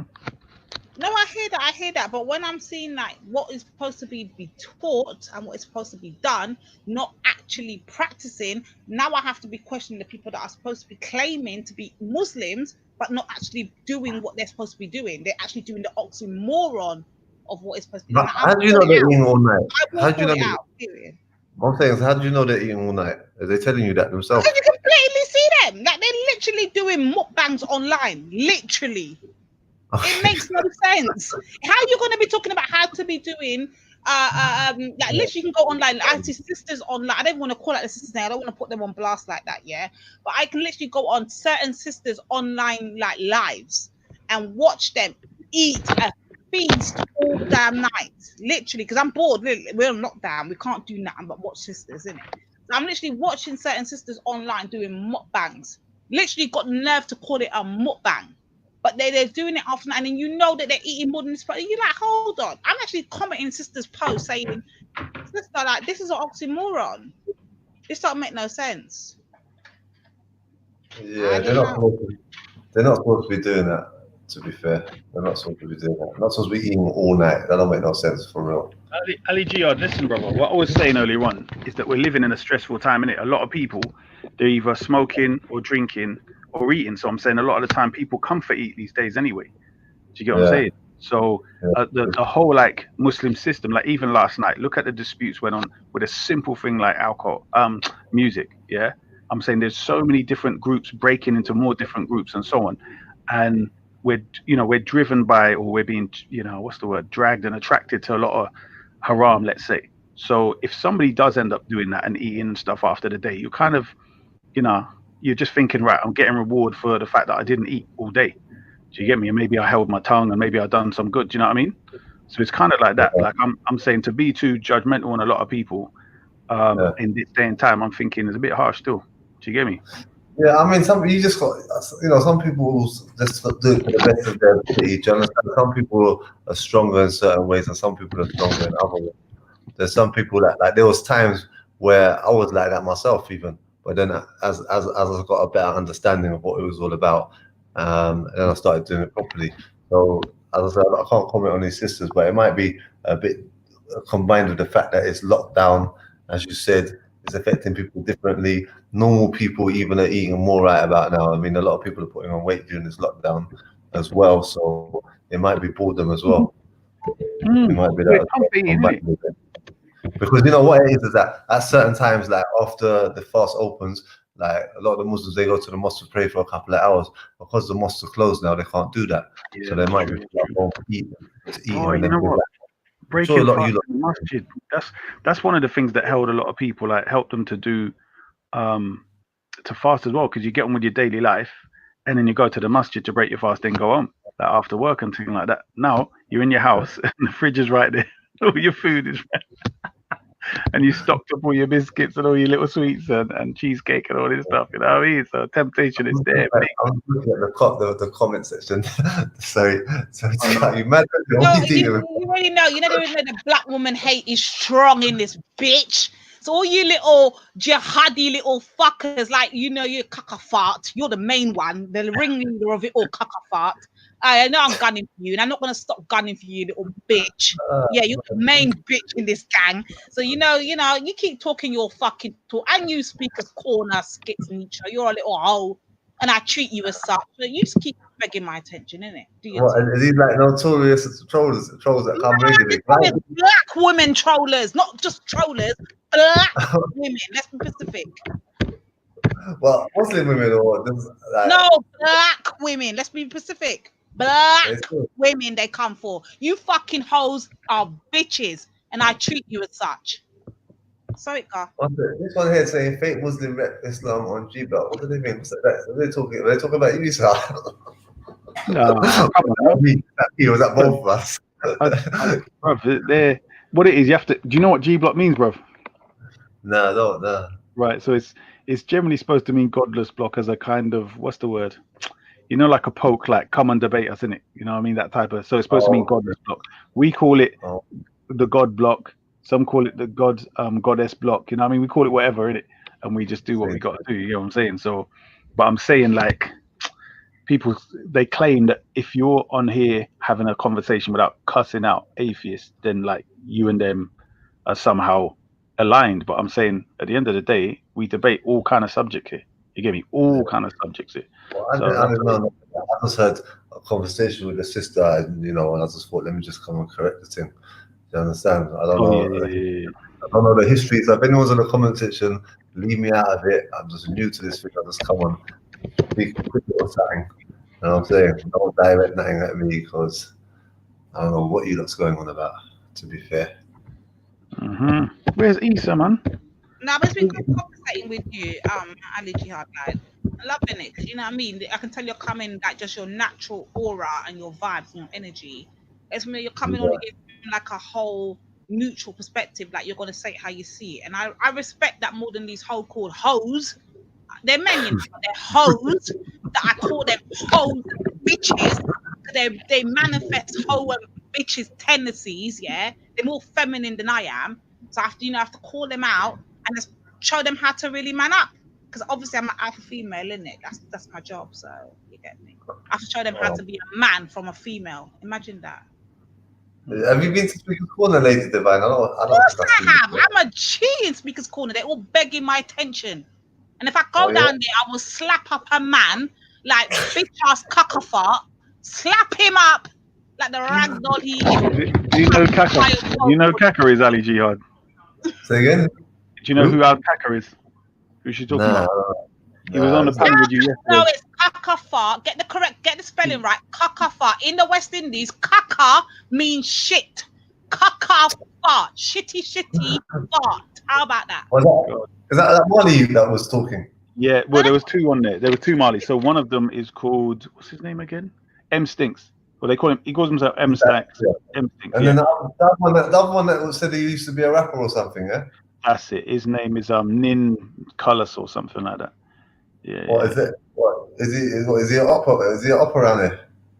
Yeah, he's weird. Another weird. They're all weird, bro. They come on here, complain about what we talk about. And I'm thinking, like, this is the channel where, you know, we discuss what we want to discuss. Like, if you don't like it, just tune to something else. Simple, like, do you know what I mean? Yeah, but to be fair, when I came on it, like when I came on here, the way that brother just approached me straight away, that was a bit off for me, man. I was like, I don't know, like, yeah, I don't know, like, No.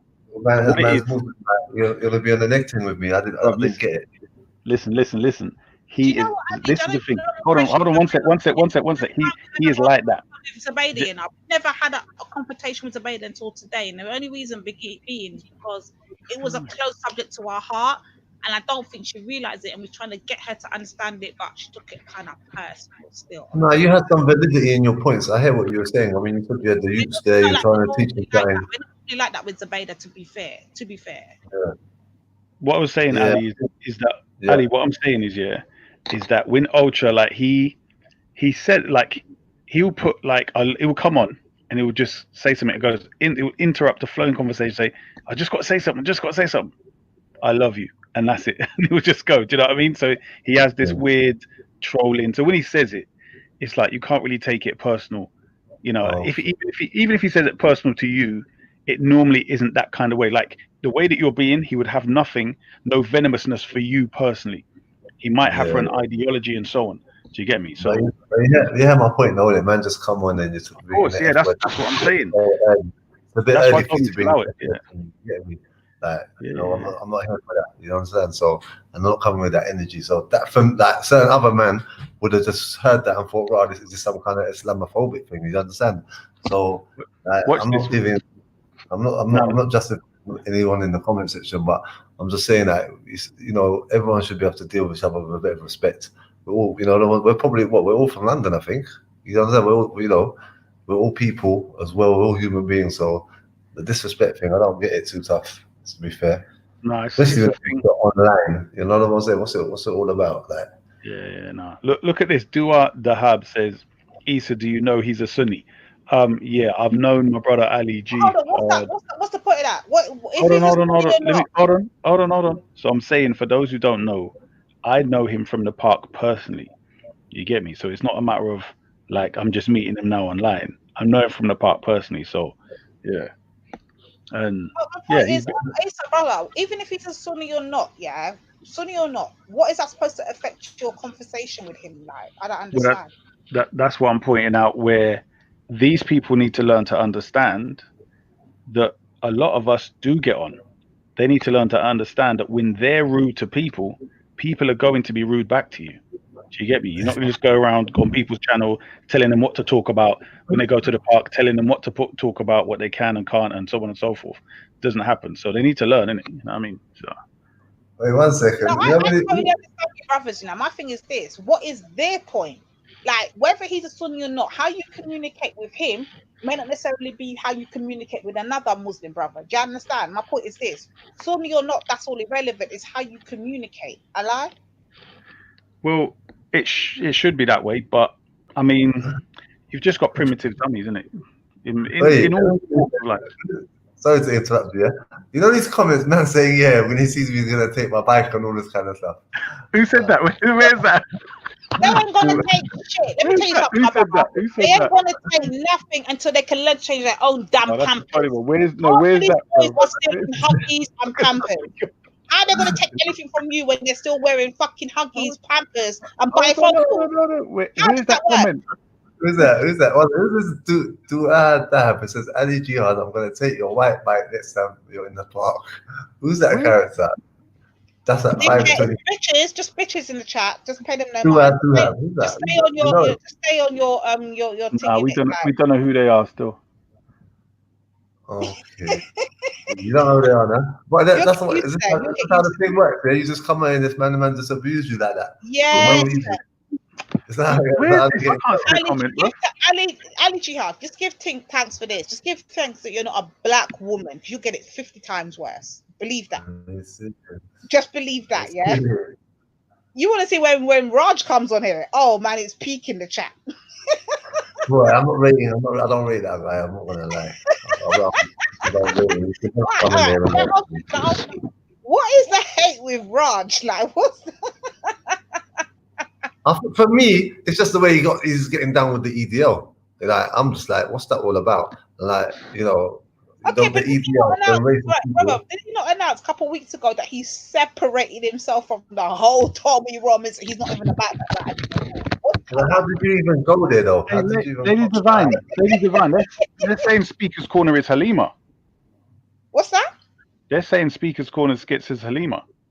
Is that the case? Halima. Halima. You don't know Halima? Oh, that woman that's always shouting in the Speaker's Corner. No, she's normally online. I don't Coming know who online that is, in the comments. you You know don't what I know? mean? These people are irrelevant to me because they're not my people. They're so irrelevant to me because they're not my people. So I don't care. Wow. All right. I don't know who the hell Halima is. Who's Halima? Well, she's all the things. No, that should show you whoever. If you are a Halima, that should show you Halima. I don't even know who the fuck a Halima is. That means you're irrelevant in my world, love. Cut it out. Cut it out. Dua Dahab. Who's that? That's not Muslim. Never mind. Never mind. Lisa, how you been? How you been? Huh? How you been? All right. Alhamdulillah, bro. I've just been busy, man. Just, I don't know, like, time is going too quick, fam. Like, it's just so many things I spoke. Oh, this lockdown thing, time's going slow, innit? Nothing to do. No, I'm saying up till this point of, this thing's normal for me, bro. I like to stay in and get things done. Loads of research and writing and thing, you know what I mean? So, but is it hard on you, is it, for you to stay in? I mean, nah, it's not, you know. I'm not in the UK right now, so it's like it's kind of man's not in the UK right now. Okay.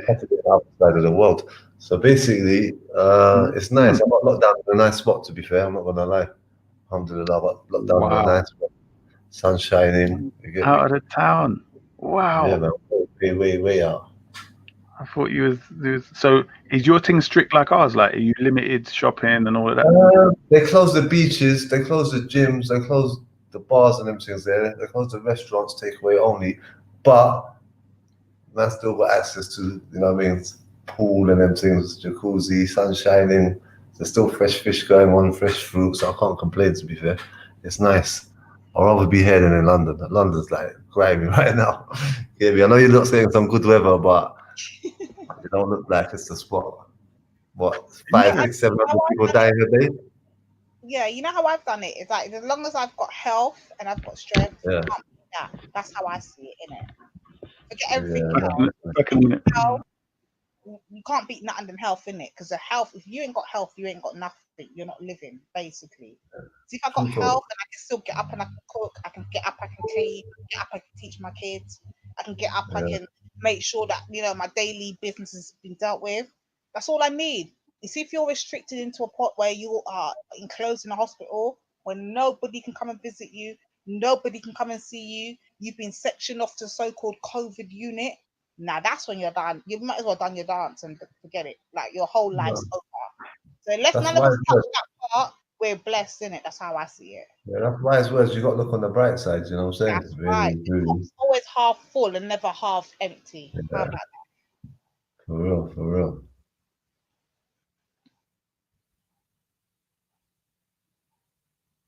Was it still working?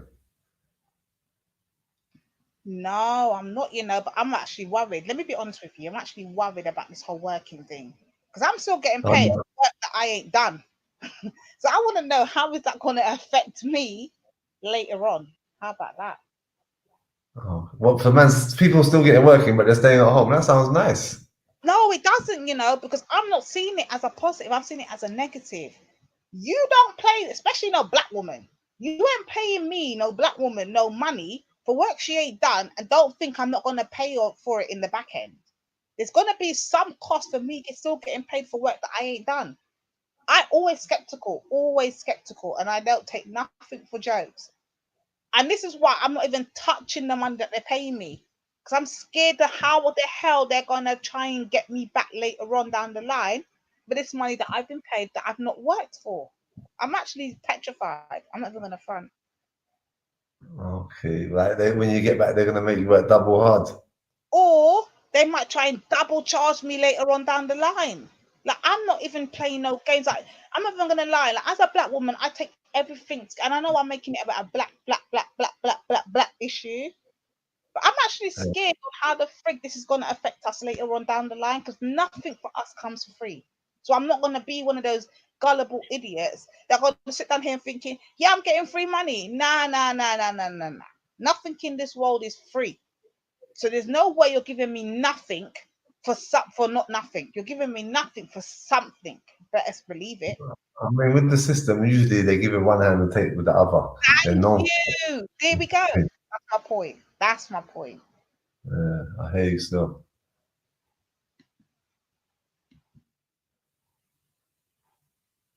So what happened to the other Isa? Is he not there now? I think he cut out. I've only spoken to him a couple of times, and he seems to be an all right brother still. Although he what kind of subjects do you not cover on it? What kind of subjects do you not cover on this platform?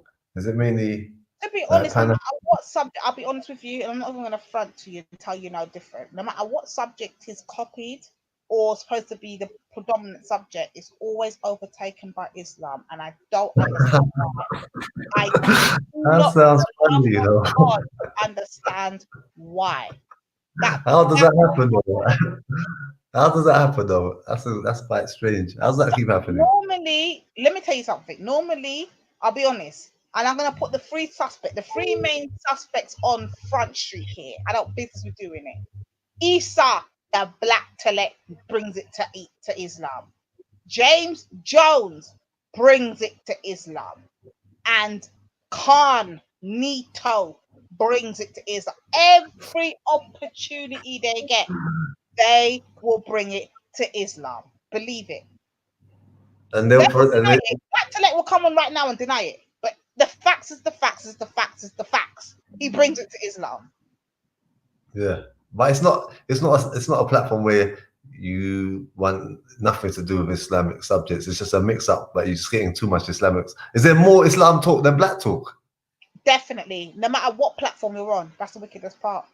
It doesn't even matter what platform you're on. It will somehow be directed to Islam.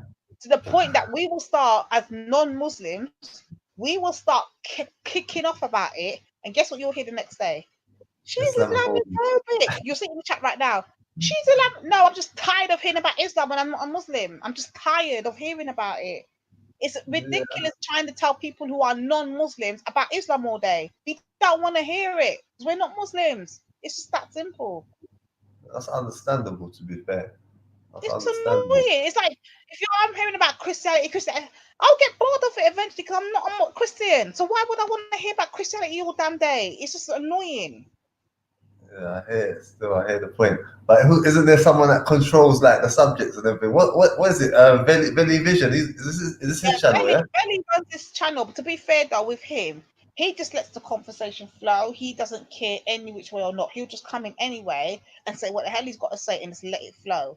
But the fact of the matter is, it's 99.99999%, no matter what panel you go on. At first, I used to think it's just a lion's den. But I've come to the realization it's not just a lion's den. It's anywhere you go.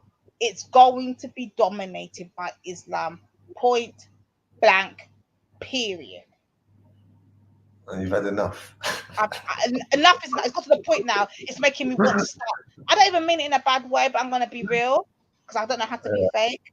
It's making me starting to hate Islam because I can't stand hearing about it all day, every day. It's just all of that all day. I'm tired of it. It's not to say that I hate Islam, it's like I'm tired of hearing about it all day in, day out. I want to tune out. It's Islam. It's annoying. These comments are funny, you know. Okay, yeah, I hear your point, you know. I hear your point, to be fair. Then someone should moderate the thing. So you're saying that you talk about a different subject initially, and then somehow it will just switch on to Islam because you have a Muslim in there. Let me tell you how it's really done. This week is supposed to have been African Spirituality Week, and you heard me going back and forth earlier with Zubaydah about it, yeah? And the reason why I was mainly going back and forth about it because it's supposed to be African Spirituality Week, but somehow it was overpowered by Islam.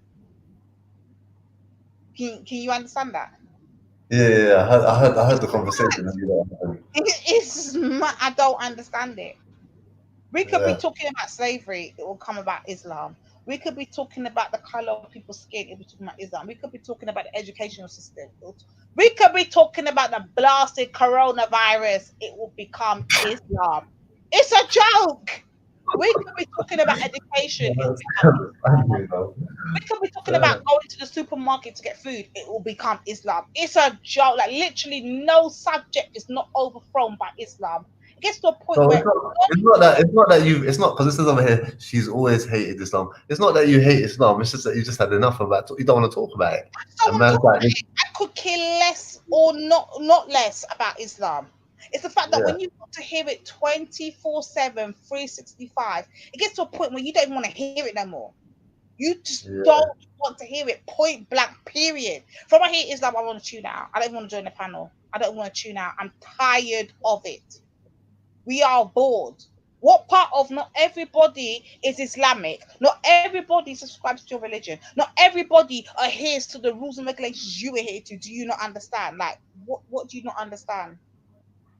I mean, we're living in one of the most multicultural cities in London. You know, people's got to understand that it's not that's not the case. Not everybody wants to hear about Islam all the time. You know, that doesn't make you Islamophobia from where I'm standing in the slightest. You know what I'm saying? So I don't know what's going on here, but it seems like a lot of people are acting like you're Islamophobia. You know? Of course they will. No, they won't. Not one time when you see in the chat though, they will tell you that my son was a Muslim though. Notice that. Not one time in that chat will they tell you that. Say what? Say that again. Not one time in the chat will they tell you that my son's Muslim or was Muslim. Are you serious? They're not going to tell you that. I tell you, it's a narrative they're pushing and they're pushing it hard. You know what we're going to ride with their narrative. Yes, I fucking hate Islam. Now what? What are you going to do about it? Literally, what can you do behind it? Behind the power of fucking screen? What are you going to do about it? I hate Islam. What? What are you going to do? Like, where does that get you? They're not going to tell you that. They will never tell you that. But they will tell you that she hates Islam. Imagine that. No, one second. Did you say your son was Muslim or is Muslim? Which one did you say? No, was Muslim, as in when he was alive, he was Muslim. Oh, so he passed away. I'm sorry to hear that, man. Yes, but they never would type that. What they would type is she's Islamophobic, she hates Islam. They would type everything about Islam under the sun that's negative, but they will never tell you the truth. Fucking a pussy on her. I suck on a mama. How about that? So, when your son was Muslim, you used to get on with him fine, though, yeah? Your son. No, when they were under the illusion my son was Muslim, it was all good. Once I start telling them I'm tired of hearing about Muslim, hear what now? She's Islamophobic. No, you missed the question. I said when your son was Muslim, you said your son was Muslim. Before he passed away, R.I.P. recline in paradise, inshallah. Did you get on with him fine? Of course, my son was like, let me tell you the best way to describe my son, yeah? It would be like an Esau without the Sunni without the Shia aspect. So my son was Muslim and black and proud. You couldn't tell him nothing about his blackness. You couldn't try to differentiate the two. You couldn't separate him being Muslim from him being black. And that's what I love about my son. You see, if my son was here right now and you tried to talk about anything black and Islam, my son would be the first to be up in and gunning everybody out, smoking everybody. Period. Like anyone could get it, Muslim or no Muslim. And that's what I read about the certain brothers who are Muslim and are black and still, and this is what to Esau earlier. I don't know how he's physically doing it. Like, to me, he's got a double struggle. Not only is he black, but he's a Muslim and he's trying to rep the two.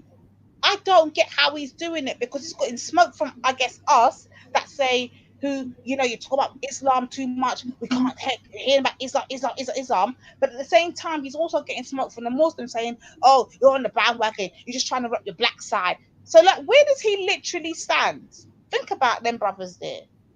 Even the other Esau, where do they stand? Being black and being Muslim. They literally are divided between the two, trying to defend the two. I get it. But let me tell you something with my son, though. My son's different. My son was Muslim and rep the red, black, and Ras green. How does that work? You can't tell my son he can't be Muslim and not nationalist. That's what he knows, to be Muslim and a nationalist. Now, I want to hear one of these bitches in the chat tell him anything. I would love to hear one of them. Most of them are showing respect, you know. They're saying R.I.P. So I know they are. Don't get me wrong. There are some proper, and these are the ones I'm saying. I differentiate the two. I don't go hard on all Muslims, you know. I go hard on the bitches. Notice that I call the specific ones bitches compared to the ones that I know who are real Muslims. Hence why I don't go hard on Zubaydah ever. Notice I'm normally one of the only sisters, one apart from me and Anifa.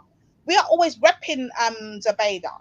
The only reason why I had a problem with Zubaydah today is particularly because it was a touchy subject for us this week. And it happened to be overthrown yet again by Islam. And it was annoying for us because, you know, obviously we've got the kids at home. We're doing this homeschooling thing. We're trying to learn. And while we're supposed to be having this conversation, it's just been overthrown by something that we're not. And we're never going to get the opportunity again. Like, I don't think people understand. This time we're living in right now would literally be going down in history books as the generation of people that had to live through the COVID-19 and how we got through it.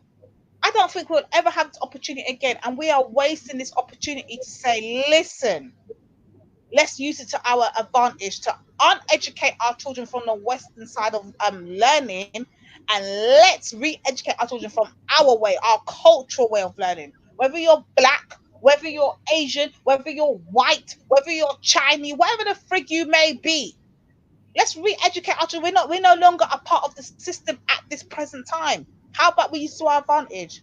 But no, we can't even do that. Imagine that. We can't even do that.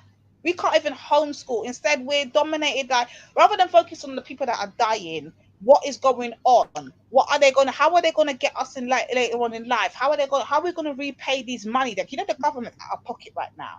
You know, this is going to lead to a global recession. A global economical pandemic is about to happen. And rather than we focus on what is going to happen, we know for a fact it's going to happen, we're focusing on religion? Really? Really? Is that what we're doing? I don't get it. I don't get it. Okay. Oh God, here comes this blasted Hebrew now. Pick up yourself, God of Jacob. See? And this is the thing, Ali, this is the thing. They will say that I'm an actual Islamophobe, but they will never say I'm a Hebrophobe. They will never say that. Even though I go harder on the Hebrews than I do on the Islam in the Muslims, they will never say she's a Hebrewophobe. But they will definitely say I'm an Islamophobe. Imagine that. Okay, so who's this that's just coming? What are you saying, Hebrew? Let me know what. Has he got something to say? He ain't got nothing to say. I'll smoke him up out of here. What's he gonna say? That's funny. Hebrewophobe in the building. Wagwan, brother Jacob. These confused black people need help. They need to come back to the motherland. Confused black Negroes. What's going on with you? God, Jacob's gonna smoke me now. I'm gonna have to cut out for a short while. I'm gonna come back again though. Yeah. Pick up yourself. Alright, ladies, if I'm not speaking to you. Anti-African. Here's the anti-African. He's here now. Unmute yourself. Go on. Well, nice speaking to you. Anyway. I'm gonna cut for a minute. Yeah. Pick up yourself. Take care, bro. Peace, panel. Look after your health, if nothing else. Look after your health. Thank you, man. Thanks a lot, sis. Take care.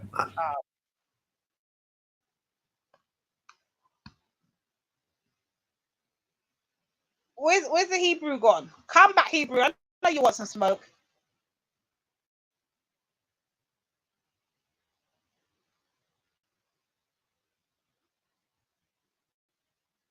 Walter, take your white ass back to your white Jesus. We ain't got time for you, right? I don't even want to start on you, rude boy. Oh Lord. Let me stick with the Hebrews. I ain't got time for you, Walter. You're a fucking dickhead.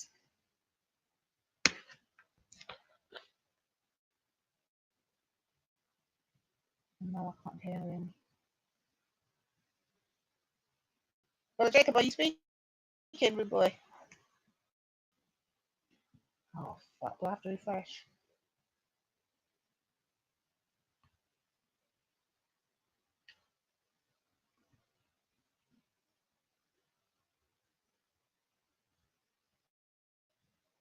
Let me refresh, brother. Jacob, I can't hear a word you're saying. Hold on.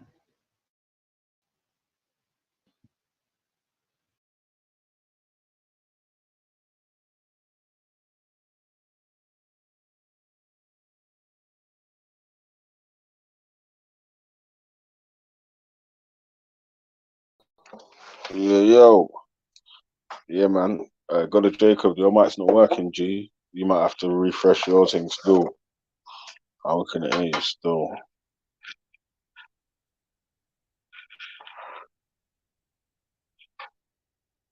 Yo, big up, Lady D. Big up, bro. Sorry. Where did the Hebrew go? Yeah, his mic wasn't working. It wasn't yours. I It was knew his mic it. wasn't working. You know, I'm ready for that smoke, yeah. I'm ready for the Hebrews now. I'm tired of dealing with the Muslims. Let me deal with the Hebrews. Mm. Yeah, I think the mate. Hebrews need to get smoked up out of here now. Like, I'm tired of their bullshit. Their tribes and their Hebrew talk and all this fucking shit that's anti-African. We're tired of it, blood clot on the boy. Oh, man. Oh God, here he is. Here he is. Can y'all hear me? Yo. Yeah, we can hear you now, gang. Oh, all right. What's good? Lady D, I heard you today. You was all right. Yeah, I was all right until I start smoking the Hebrews, isn't it? No, you can't smoke us. We built for this. You can't run up on Saturday. Like, nah, that ain't happening over here. No. You can hang that one up. But you had some fire today. You had some fire. Brother, you don't understand this with me, yeah? I'm kind of contradictory. I kind of contradict my own self, and I'm the first to admit it. I was smoking Hebrew out in a second and defend him Nah, you better stick. You better stick. Yeah, but I defend him in the next second, though. They get me that I contradict myself on every aspect going. I'm not gonna front. Nah, you gotta start. You gotta work your way up to the heavyweight division. Get you a couple. Get you a couple. Yeah. Three round matches, and then start working you. Now you already got one of my, you already got one of my people. This is the problem. Go to Jacob. This is the problem. You know what I mean? You already got one of my sisters, though. Did all right. They almost. Go Jacob, can you hear me? Look at that. Got a Jacob, you know. Yeah, man. I'm on the road, man. So. Okay, but Yeah, this is the problem, Jacob. This is what I have with the Hebrews, yeah? You already took one of my sisters, innit? You took one of my sisters already. I'm not gonna lie. You see, what do you mean who that? How do you not know who that? Think about the main sister that was on Star Netter's channel. Think about that main sister that used to be there. I thought you were talking about Empress Becca. Empress Becca? No, not Becca. The main sister. You got Empress Becca, the main sister. Who was the main I know why Becca, man. The main sister who used to rep the red, black, and green. She literally got actually raided live online. Think about Sekhmet. There we Sister go. Sekhmet. Them fucking Hebrews stole our main sisters. It's payback. Oh, I'm coming for the Hey, Hebrews. she came to the truth, man. Nah, I'm bunning you lot out. I'm coming to come and claim my sister back and bun you lot out in the process. How about that? Look, all you gotta do is come home, quit all this red, blue, and all that crayon shit, and come on and be all the way black. I love you, God of Jacob, but I don't love you that much. We have to bun you lot out. Hey, look, I give you your credit. You was on fire today. You had a couple bars in there that I liked. I almost I'm not gonna converted lie, to an when it comes African to my people, but this is my thing there, brother. This is what I sound like. I really contradict myself, and I totally am aware that I'm not even under no delusion that I do. I contradict myself in the fact that I stand for my people, no matter what walk of life they're from, no matter what their personal relationships may be like. That's my people. All my people, regardless. You're my people, regardless of your. Understand? Esau's my people, regardless. But at the same time, I will ban you lot out in it on the shit that I see you lot do personally. But when it comes to anyone, hey, that's all right, man. Hey, you can't catch no feelings up here, man. You know I'm going to be there to defend it. Like I literally contradict myself all day, every day, and I'm aware of it. You can't catch feelings around here, fam. It is Even myself, cause like I've got to let people on that I don't even fucking want to listen to half the time. Do you know what I'm saying? Like, sometimes certain man might click the black link here, and I'm like, fuck. You know what I'm saying? Like, so yeah, man. It's the no feelings zone, man. We just got to fucking try and build good conversations so we can have strong fors and against on each side and just make it worth watching. And I educational understand that, for and you know people. what? And that's why I appreciate your panel the most, Belly. And the reason being is because I know there's a lot of shit that all of us say, especially me. I say a lot of shit that I know for a fact you don't subscribe to, you don't adhere to. But you will still let us say it, and I had to make that point. Like, no, like they think that you're biased or whatever. And they'll say, oh, Veli's an Islamophobe, Veli. But you literally let everybody on, even me. You don't subscribe to nothing red, black, and green. You don't roll with no red, black, and green, but you'll let me come on and tap my red, black, and green rhetoric, don't you? And that's my point. Like, if they can't understand that you let everybody come on, no matter what local life they come from, then when would they ever get it? Like, when would you get it? It's all interesting, isn't it, man? Hey, I'm gonna have to link up with you when I get to the castle, man. This shit ain't working. Yeah. Yeah. All right, man. G, say that, brother. All right, fam. But yeah, it's just a thing of. I'm just trying. I like the interesting conversations on the for and against is on the opposite sides. But yeah, man, it's just interesting, isn't it? Like, I used to roll with my uncle, yeah, and he used to listen to debates a lot, yeah. And I used to moan about right, put some fucking music on, man. Just listening to debates, but I'm listening to some old dons moaning, fam. And now I'm doing the same shit myself. You get me? So yeah, man. I'm not gonna lie, I have to give it to you. You have to be one hell of an unbiased person to do that, because I'm so indoctrinated in the way that I can feel. You know what? Yeah, I've let my bias show a few times, yeah, but then I still have to pull myself back. It's personally, innit? Yeah, but it might not. You might not see it, or someone else might see it, or whatever. Do you know what I'm saying? I'll tell you what happened then. Yeah. So when Walla was questioning Shakara, that got me angry, but he wasn't talking to me. It wasn't nothing to do with me, really. Yeah, but you know what I'm saying, to the point that you're passionate in your anger. Like I'm emotionally, I'm a Scorpio, innit? So I get emotionally invested in arguments.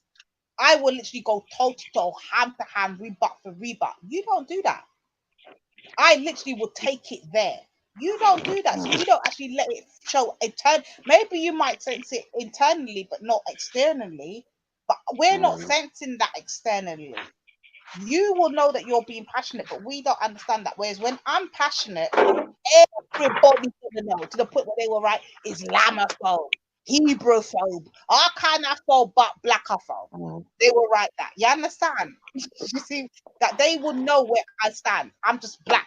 Fuck the rest of all that. You didn't know that man was calling me Veli Robinson for a piece. Oh, that's true. That's true. That's true. He's calling me Veli Robinson, you know, around there still. So yo, Veli. You know what I'm saying? That so. That's true. They were saying that they're gonna boycott and all sorts. They were saying that. Yeah, actually. man. But doing times there, things honest, like that. Belly, that wasn't about you though. That's the main thing though. That wasn't. That's about your actual channel. Let's be clear. It wasn't actually about you. I things like that promote the thing, you know.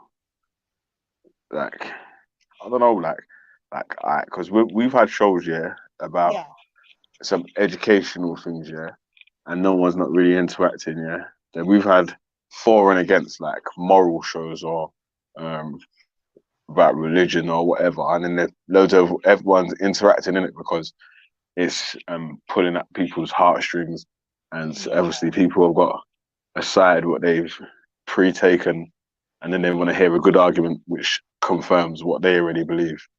You know what I'm saying? Like, so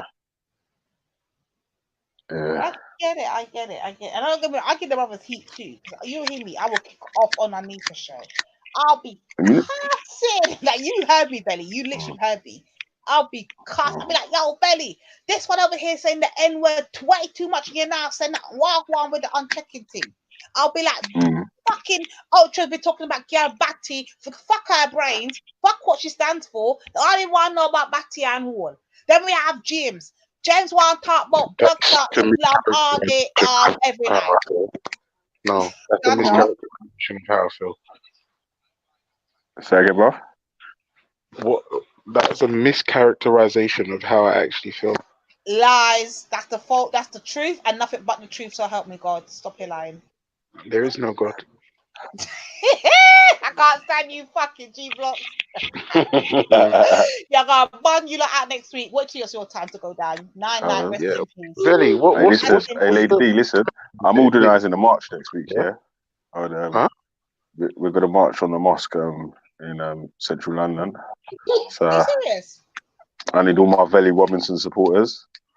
Oh, I'm there. I'm gonna bun you lot out and still be there. I'll bun you lot out and still will be there. You got your Shakara's gonna have his England flag. I'm coming there with my Pekka drums. You're lucky. I'm coming beating the heartbeat. Yeah, I'm coming there doing that. Yeah. So, Velly, what's on the menu for next week? Is it G Block on trial? Yeah. Yeah, man. G Block on trial and Ultra and James Jones are going down. You two are going to be the fall of G Block. You two are going down. Big up the G Block sisterings though. Big up Melanated. Big up Nynaeva. Bun you man them minute. Velly, you're on the fence right now until you pick a child. Pick a side. You're on the fence until you pick a side. But you see James Jones and Ultra Funky, you're gonna get banned out of time. Period. I'm not gonna you know lie why to you. James is one of my favourite panelists, yeah, because so much people want to kill him. Yeah, bro. Do you know what the funny thing is, Velly? It's deep, bro.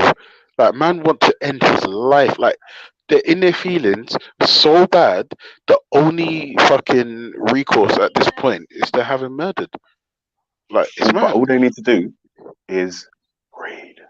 You know, that's the thing. Not even that. Just refute him. Just refute him. That's what I said. Like, read. Being dead. Read, but they won't kill him. Said for me, there's too much bitch made dudes out here in their feelings. It's like so hard where because they feel like they can't refute, their only recourse is threats of physical violence. And for me, that is sad and ridiculous. Shame.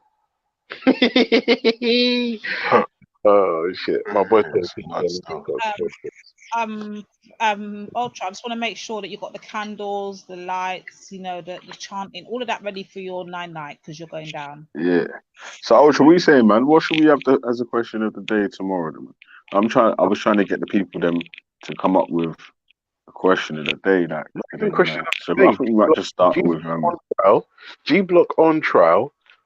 Come and tell us why atheism is garbage. Because you don't have anything to believe in. Like literally, you're believing in nothing. You Spoilers. believe in air. Of course, I believe in air. That's what I mean. What is the point? Air. I'll tell you what you do. Cover your mouth and your nose for 20 minutes, and if you're not bag on your head, bitch. Yeah. Let's do scientifically. Let's just deal with you scientifically because you don't deal with nothing but science, innit? So if I cover my nose, who told you that? And hold my breath, yeah. I'm not gonna be here. I won't be here. There will be no existence for me. So let me know how does that make sense. That's the point, babe. That's shit. The point. Yeah, you see what I'm saying? Like anyone who said, "Oh, you only believe in air," or you don't. Like, come on, behave yourself. And it ain't only about science. I'm not an atheist because of science. I'm an atheist because all the man them with the God belief, I don't believe them. I don't believe them. I'm not saying they're wrong. I don't believe them. And then the amount of people, the amount of brain dead zombies that come in the chat and on the panel and like are emotional or don't make a convincing argument, threats of physical violence. If I'm honest with you, I don't want to be on your team. Like I'm not playing for God. Let me just ask the people. Yeah. Go on. No, finish your sentence there. I was gonna say I don't want to play for a team where the god of this team is gonna send a dude who cries like a bitch when they hear things they don't like they're back in kindergarten. Grow up. No, I'll give you the Abrahamic faith people, followers, whatever the hell they want to call themselves. They are all bitches. We can agree on that. But Not all of them. you Not all of them. All of them. are Not. delusional. Boy. You are a bit delusional to not have at least a higher power. Forget a religion, but at least a higher power. Come on. All right, listen. The Hebrews want Brad. Yeah, the Hebrews want brothers and James, and yeah, everyone else wants me and Oxford to die here. So the Muslims want James. Everyone wants to Rob. Everyone. What I was gonna ask, yeah, come on, areas now, come man like James, you know, come on, yo. So what I was gonna say, yeah, do you think, yeah, panel members and people in the chat, that it will be better for us to come up with the questions of the day, or for the people in the chat to vote, obviously from Monday, for the question of the day for the next day? To be fair, Belly, I don't even care which way you go. I've already got my direct questions for each one of you. The Father, the Son, and the Holy Ghost can get this smoke. All of you. I'm coming for Unholy Spirit. I'm not going to my unholy spirit. Jones, rest in peace, my brother. Rest in peace. Yo, to be honest, that's why I wanted to jump on for two things there. Quickly. One, what you said. Sorry, go on, Belly. To my vote is you give like 2 or 3 options and then let them vote, because it can't just be man coming up with random shit. You get me? Yeah. So maybe you on a sly, if people are suggesting ideas, pick 3 that you like and then let man vote on those 3 or something like that. All right. And then I feel like 2 things you did wrong. Yeah, big up by the way, but you misrepresented the show, because it's the pagan infidel Kaffir dogs that come on and suggest religion, and then we talk about it. Sometimes we could be we'd be talking about black issues for time. You know what I'm saying? And then people want to come in and make it about Islam, and that's not me. And then the second thing is that what I just said, which is you said I'm one of the main culprits that make it about Islam. I engage people. I make jokes about it. No, bro, I never suggest. I just, when someone chats wicked, when like someone jumps on and they're all blessed, I'll come on and go, hey, didn't you call this one a Kaffir last week? Them ones, like, but I don't do what them man do, which is me and Shaka be talking about Ifar or whatever for time, and then Zabida, like just for example, Zabida will come on and be like, something Islam, and then it becomes about Islam. I don't do what Islam's the best, la ilaha illallah all day, fam. Example though, bro. Let me just give Right, listen to my impression of Zabida. This is my impression of Zabida. No, hold on. Listen to my impression of Zabida, yeah? Hey, fuck James, man. He's a pagan. You get me? La ilaha illallah all day, fam. James, let me just do that. James, let me get on to burying you alive, yeah? Literally giving you a literal live online 9-night, yeah? Yeah. We're going to bury you. But what the thing is, I get to eat and drink as well. No, but the thing is this year, James, this is a lie. This I know it's a lie from the pit of hell, yeah? Because I can literally draw back to just today, for an example. You literally waited, yeah, for I'm watching now. I'm observing, I'm taking notes. So don't get this shit twisted, James. I've been watching, yeah, and just not been typing. I literally watched you observed. Yeah, and I watched it and observed you literally try to call out. Was it brother? Issa was on the panel, and you called out somebody else. I can't remember who the brother was at the time. Was it Morris? I can't remember which one it was. You're gone. Yeah, you like, yeah, I've only done that deliberately to get at you. Like, you literally try to make this shit an Islamic subject. Like, you can't help yourself, James. What? No, that's vague. We have to be. Come on, you're not talking. No.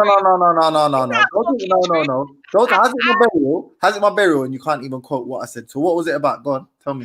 I can't remember. I have to play it back a little bit. I'm not gonna lie. There's so much happens on these shows. Lady D, worst prosecutor in history. Yeah, just lost the case now. I've gone to the judge. And said, listen, there's no case to answer here, Judge. Throw this out. Yeah, throw this case out. Throw this case out, please. Yeah, throw it out. I'm gonna pull it up tonight, and I'm coming back for you next week. Ready? Yeah, let me ask a question. Let me ask a question. Let me ask you a question, Lady Divine. Big up, Lady Divine, man. You're the best prosecutor in the world, man. There's 4 people on this panel. Yeah, we're at war at the minute, so I'm not doing the nice. What do you mean? I'm not at war with anybody. Just for today, I'm always. Hold on, man. Oh, I do know. I'm Do not you know at how war. I was thinking about how to trigger you? Do you know how I could trigger you? Oh my Go on. god. If I was to learn how to play Street Fighter, yeah, and beat you mercilessly, I think that would drive you mad.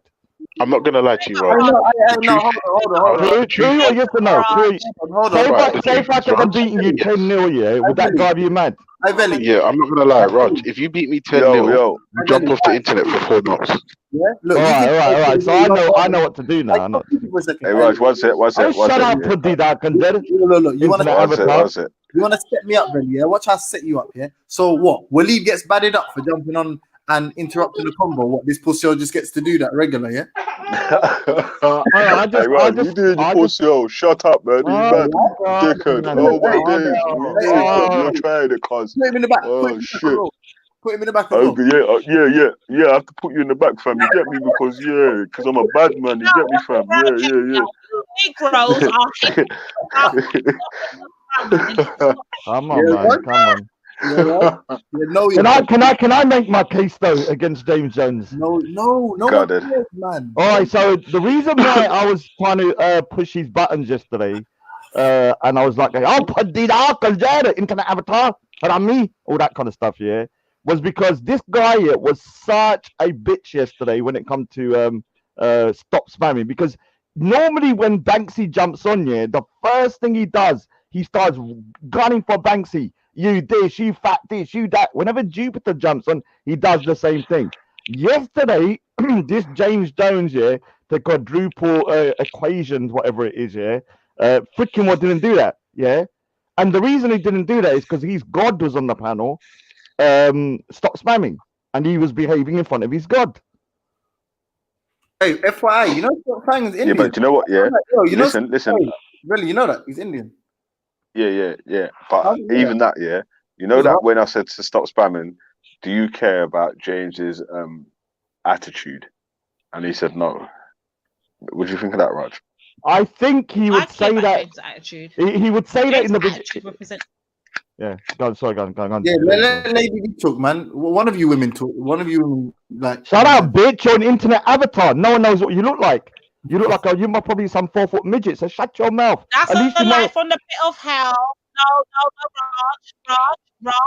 Raj. Stop, Raj. On my slide. Somebody doesn't. I know what it looks like. I do. Honestly, no word of lie. He's definitely a black man. But what I'm not going to lie about is this. James Jones disappoints me every day as a black man. Oh, no. Go on, say it. How? You are a coon. Oh no! Whoa! Why? Wow! This is savage, man. This is like me. This is like reversed, yeah. Instead of me getting savage, now it's James Jones. I'm glad I'm listening to this. Speak. Absolutely no one to hear your voice. I don't give a shit, man. You're always talking 24 hours a day, yeah. The amount of bullshit that comes out your mouth. Why, Lady D? When you're always crying about other people talking. Okay, why, Lady D?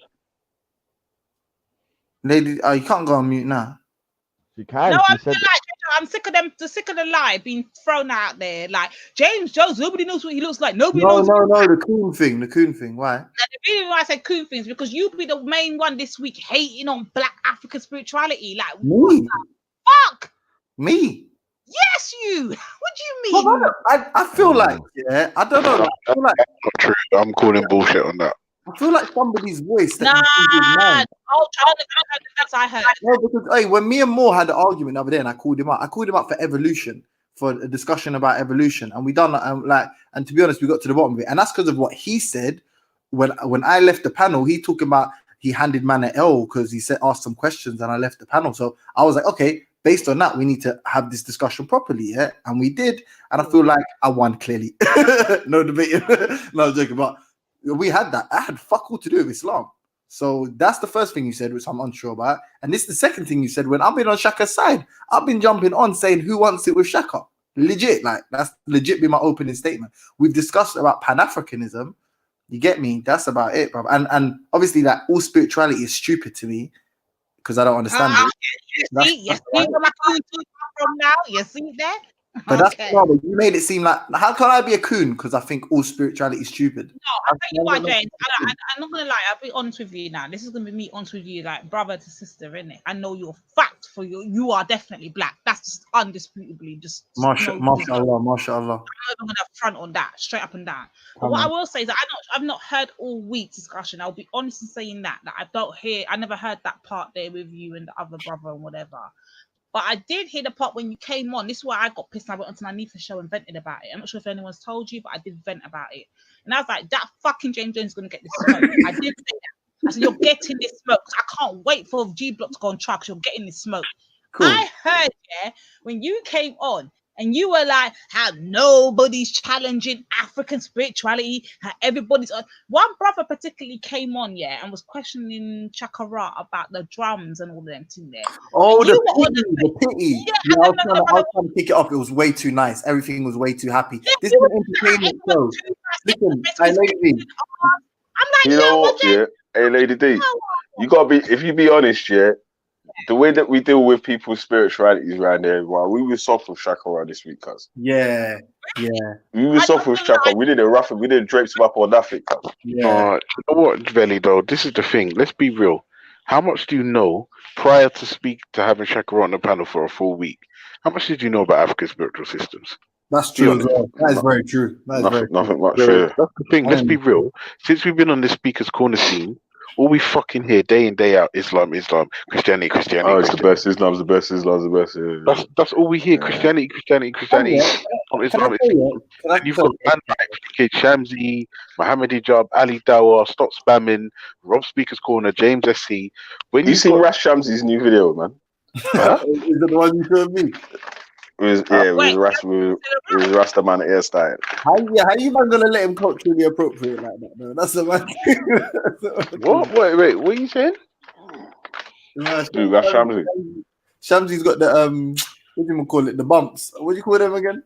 China bumps. China bumps. You get me? Black man. Oh, yeah. What are you saying? He's met a black woman. Yeah. Big up, everyone. Big up. What you saying, bro? E? So he's got a distinctive voice, you know, bro. Man knows my man's voice. Yeah, big up. But man, Lady D, man, you gotta take that back, man. Serious, man, because you can't be saying them kind of things about the brothers, man. Because then we're just giving ammunition to these donuts, man. Seriously. What I gotta take back, brother? Huh? Place, and I'll take it to my place. What you call James, man? Why took it? Why I call him a coon? I hear it was a joke on that, but still, man, come on. Yeah. All right. Tell me where I went wrong. One, you did it in a public forum, and you're just giving ammunition for non-community members to be using that word because you know he's already got enough haters. Two, it's more of a joke, innit? And that's a serious word. Yeah, I hear you, brother, but you understand, me and James have got a long history, Me and James have been going back to forth, And I'm not gonna lie, I did make a claim, and I did state before I even called him that, I didn't hear all of the whole week, so I'll be wrong in assuming that I didn't hear that him and the brother Moore and whatever going back and forth, whatever. But the bits that I did hear, that's when I was like, oh hell no, James, and I told him straight, I went on Nifa show and I vented on him, I was like, yeah, I'm gunning for James. Hence why I've been gunning for James. James can get this smoke too, but James knows that. Just quickly, you can call man an idiot or something like that if you wish. Get on my list now. You know what I'm saying? But to say them kind of words there. Because I'm so honest in what I say. I'm very honest in what I say. So if I know that I've called him that, I'm going to tell him that. I'm not going to call him one thing behind his back and then tell him a whole different thing to his face. I'm very honest in it. James, I called you this, this is the reason why. And he just put me in my place, told me oh, you didn't hear that part. And I was like, oh, okay, I didn't hear that for real. I didn't hear that. I admit it. I'm not two-faced like that at all. Definitely not. So we done now.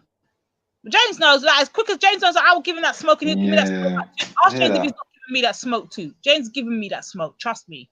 He giving me that smoke on Reels panel bare times. Go on, James. Give me that smoke. Yeah, but nothing equivalent to that though. That's the worst thing you can call that person. James called me a sellout too, James has called me a sellout too. Red, black or green or not. James has called me a sellout. Trust and believe. Yeah. Don't know about that. See, he didn't know about that though, innit? But yeah, He didn't that's know about that though, what I innit? was feeling anyway. That was just a bit too Alright, much, and like I'm know saying, about that around certain part. people, it's like, you know, just feeding the trolls, man. Hey, but you know what, E? Yeah. So I haven't listened, but I heard what you said when you first came in. Big up, by the way. But Don't kiss his ass now, James. Yeah, I'm no, dumb. he's the bad one. How you mean? No, seriously. He doesn't know how to do anything else apart Lady from kiss D, ass, yeah, man. all right, man. Is anyone Fucking addressed dope. you? Lady D been talk to me like that. It's cool. That's just her, like, it's, get me. To be no disrespect, Lady D, but I know for a fact you don't mean that. Definitely not. Like I said, like, It's cool, before I though. made my claims, I made it known. Trust me. For anyone that feels that James is not black, James is definitely black. I made that very clear before I even put anything else out there. So let's No, that's not what I'm saying. I'm saying that he doesn't show his face. people walking around talking about James. We don't know what you are. We don't know. all right, you not that. I'm tired of it. Like, I know for a fact James is fucking black. So anyone talking about James ain't black. James is definitely black. I can guarantee that. Is the picture that he had? You know, when he left his camera, is that him though? In the backpack? Definitely, and I was there. Not only was I there after the fact, I was there when it happened. I was actually there when it happened. I can tell you, James is definitely black. That's that was him then. All right. Big up Can I just say that the Chinese and the Portuguese are on my shit list now. First, it was just the Portuguese, but now the Chinese, they're on the shit list for me. I won't be buying any of their products. I won't be contributing to their economy in any way, shape, or form where feasible. They can fuck themselves. Well, you know how many stuff is manufactured in China? Yeah, I just bought 2 masks from China. Still, it's a mad thing. Huh? I went to the DIY shop the other day and bought 2 of them. Like, I don't know what you called it. That it's like felt, not felt, like foam material, but it's like, you know, the upgraded masks. You know, you got the What, the N95 respirator? No, what's the company that makes the N95 again? What are they called? 3M. Say again? 3M. 3M, that's it. Yeah, not them ones. They had the 3M ones that were like $8.99, and then they had these foam ones with like Chinese, and they were black and they looked cold-blooded, and they were $10.99. I was like, yeah, can get them instead, fam. So I got 2 of them joints, but they had Chinese writing on them. I was like, yeah, should I? And I thought, no, you know what? Fuck it. It's the guy in the shop was wearing the one I bought, so I thought, yeah, fuck it. No, do you know what? Like I said, where feasible, because Chinese are manufacturing near enough fucking everything on the planet. Yeah, trust me. So where feasible, the Chinese could go fuck themselves, and so can the Portuguese. Like, you know, sometimes, yeah, when I think about equality, I look at some of the trainers I've got, and I'm like, am I happy with this world system? Kind of.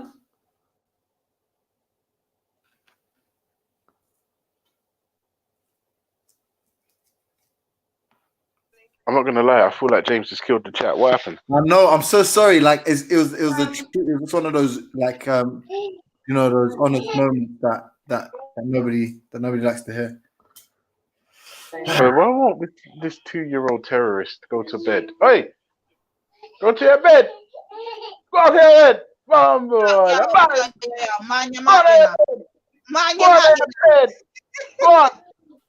Go to your bomb bed. Don't look at me like that. Go to your bed. Go on. The way he's just looking at me like, what's wrong? Go on to your bed. Go on. What are you saying, though, E? I'm scared of E now, because you know E's my personal police officer. He will debating put me in my place when he has to. So like, I'm kind of scared. Yo, I like to be more like a security force or something. You get me? Police officer, that's a bit dumb. Behind there to put her in her place. I say it, girl. He works for you. You know what I'm trying to say? So he's not against you, he's for you. No, yeah, he's for me in my betterment, but he's against me in the fact of the way I speak in the current times. That's how it goes. But you know what it is, yeah? You when it comes to them things there, like, especially all this pro-black stuff, this is just my advice, isn't it? There's 0 reason to be beefing with black people online if you're claiming to be pro-black, and that goes for everyone. There's no one specific. James. Well, James, you see what? At least Lady D has proved that there can be black people in Morocco, innit?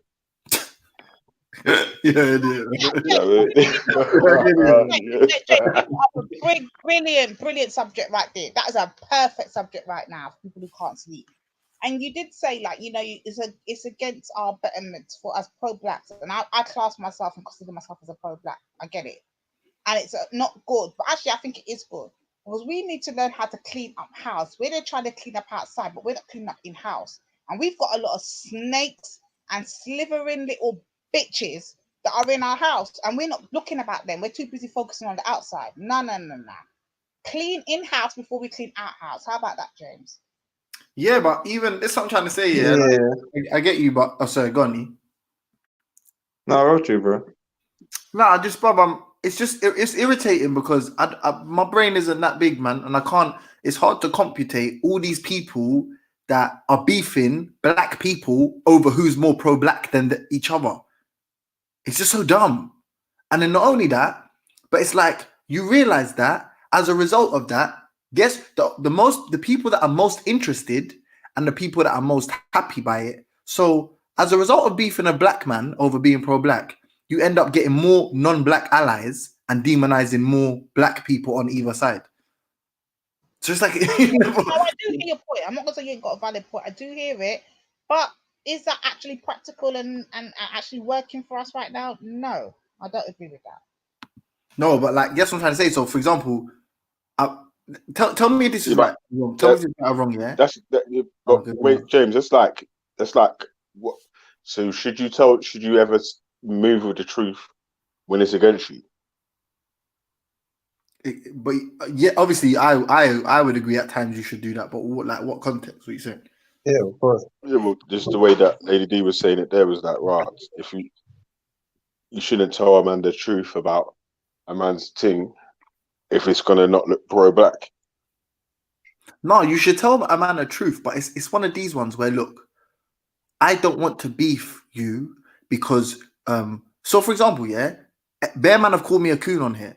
Have I ever called it? And I'm not pro-black, right? I feel like I am, but I don't. That's not a category. I don't want to be beholden to some idea that someone's got in their mind of what I should be. Yeah. So let's say I don't class myself as pro-black like that. But no, I've never called nobody a coon on here. Even people that some might argue deserve it. Yeah, I'll never say that. But they've called it to me. Yeah. I'm not telling no black man, unless you count one person as black, but is a personal situation. So it's not to say I never told no black man I want to fight him or kill him or stab him or anything. Yeah, or let me link up with you. Yeah. And again, I don't call myself this. But if you're pro-black, supposedly, can you not see there's far more sense in any of these conflicts being resolved with I disagree with you vehemently? But that's where it ends, bro. Like, how can you say I'm back for the betterment of my people, but we gotta get rid of that nigger over there? Like, that be your fucking. I get your point, James. I'm never gonna argue your point. I do actually understand and comprehend what you are saying. I'm not gonna dismiss that. But what I would say, what you might not call a coon, you have definitely called them a nigger. That word definitely flies out your mouth like there's no tomorrow. Words that we don't use, you use. And the words that we use, James, you don't use. That's all it is. It's an exchange of words.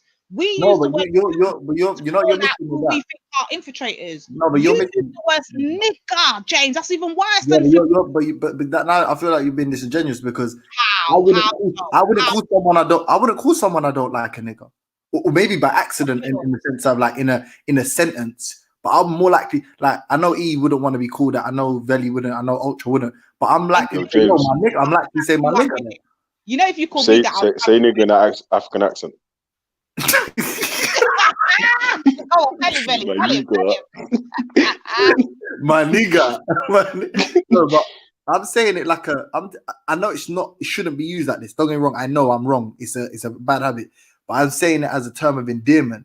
When someone's calling me a coon, they're saying I'm not black. And I don't give a shit what anyone thinks anyway, but who the fuck am I to tell you what your experience is throughout your whole life and that you're not part of some great club, which is a club that's basically based on persecution. So I'm just going to tell you because I don't like your attitude or because because I think you're bougie, I'm going to say you're you haven't been persecuted your whole life. You haven't struggled as much as me. That's basically what I'm saying when I call man a coon. But when I say, yo, my nigga, that's like my bridging. And so it's not the same thing. Yeah, When you call someone a coon, it's not the same that's thing. what we're having now, though, James. This is what we. And I'm dying for Velly to do a show on this word, you know. And this is the problem we're having. I even voiced it on Anifa show the other day. I'm not. You already know. I already voiced this from Raspect show, from you know what I mean, from the Lions and all of that.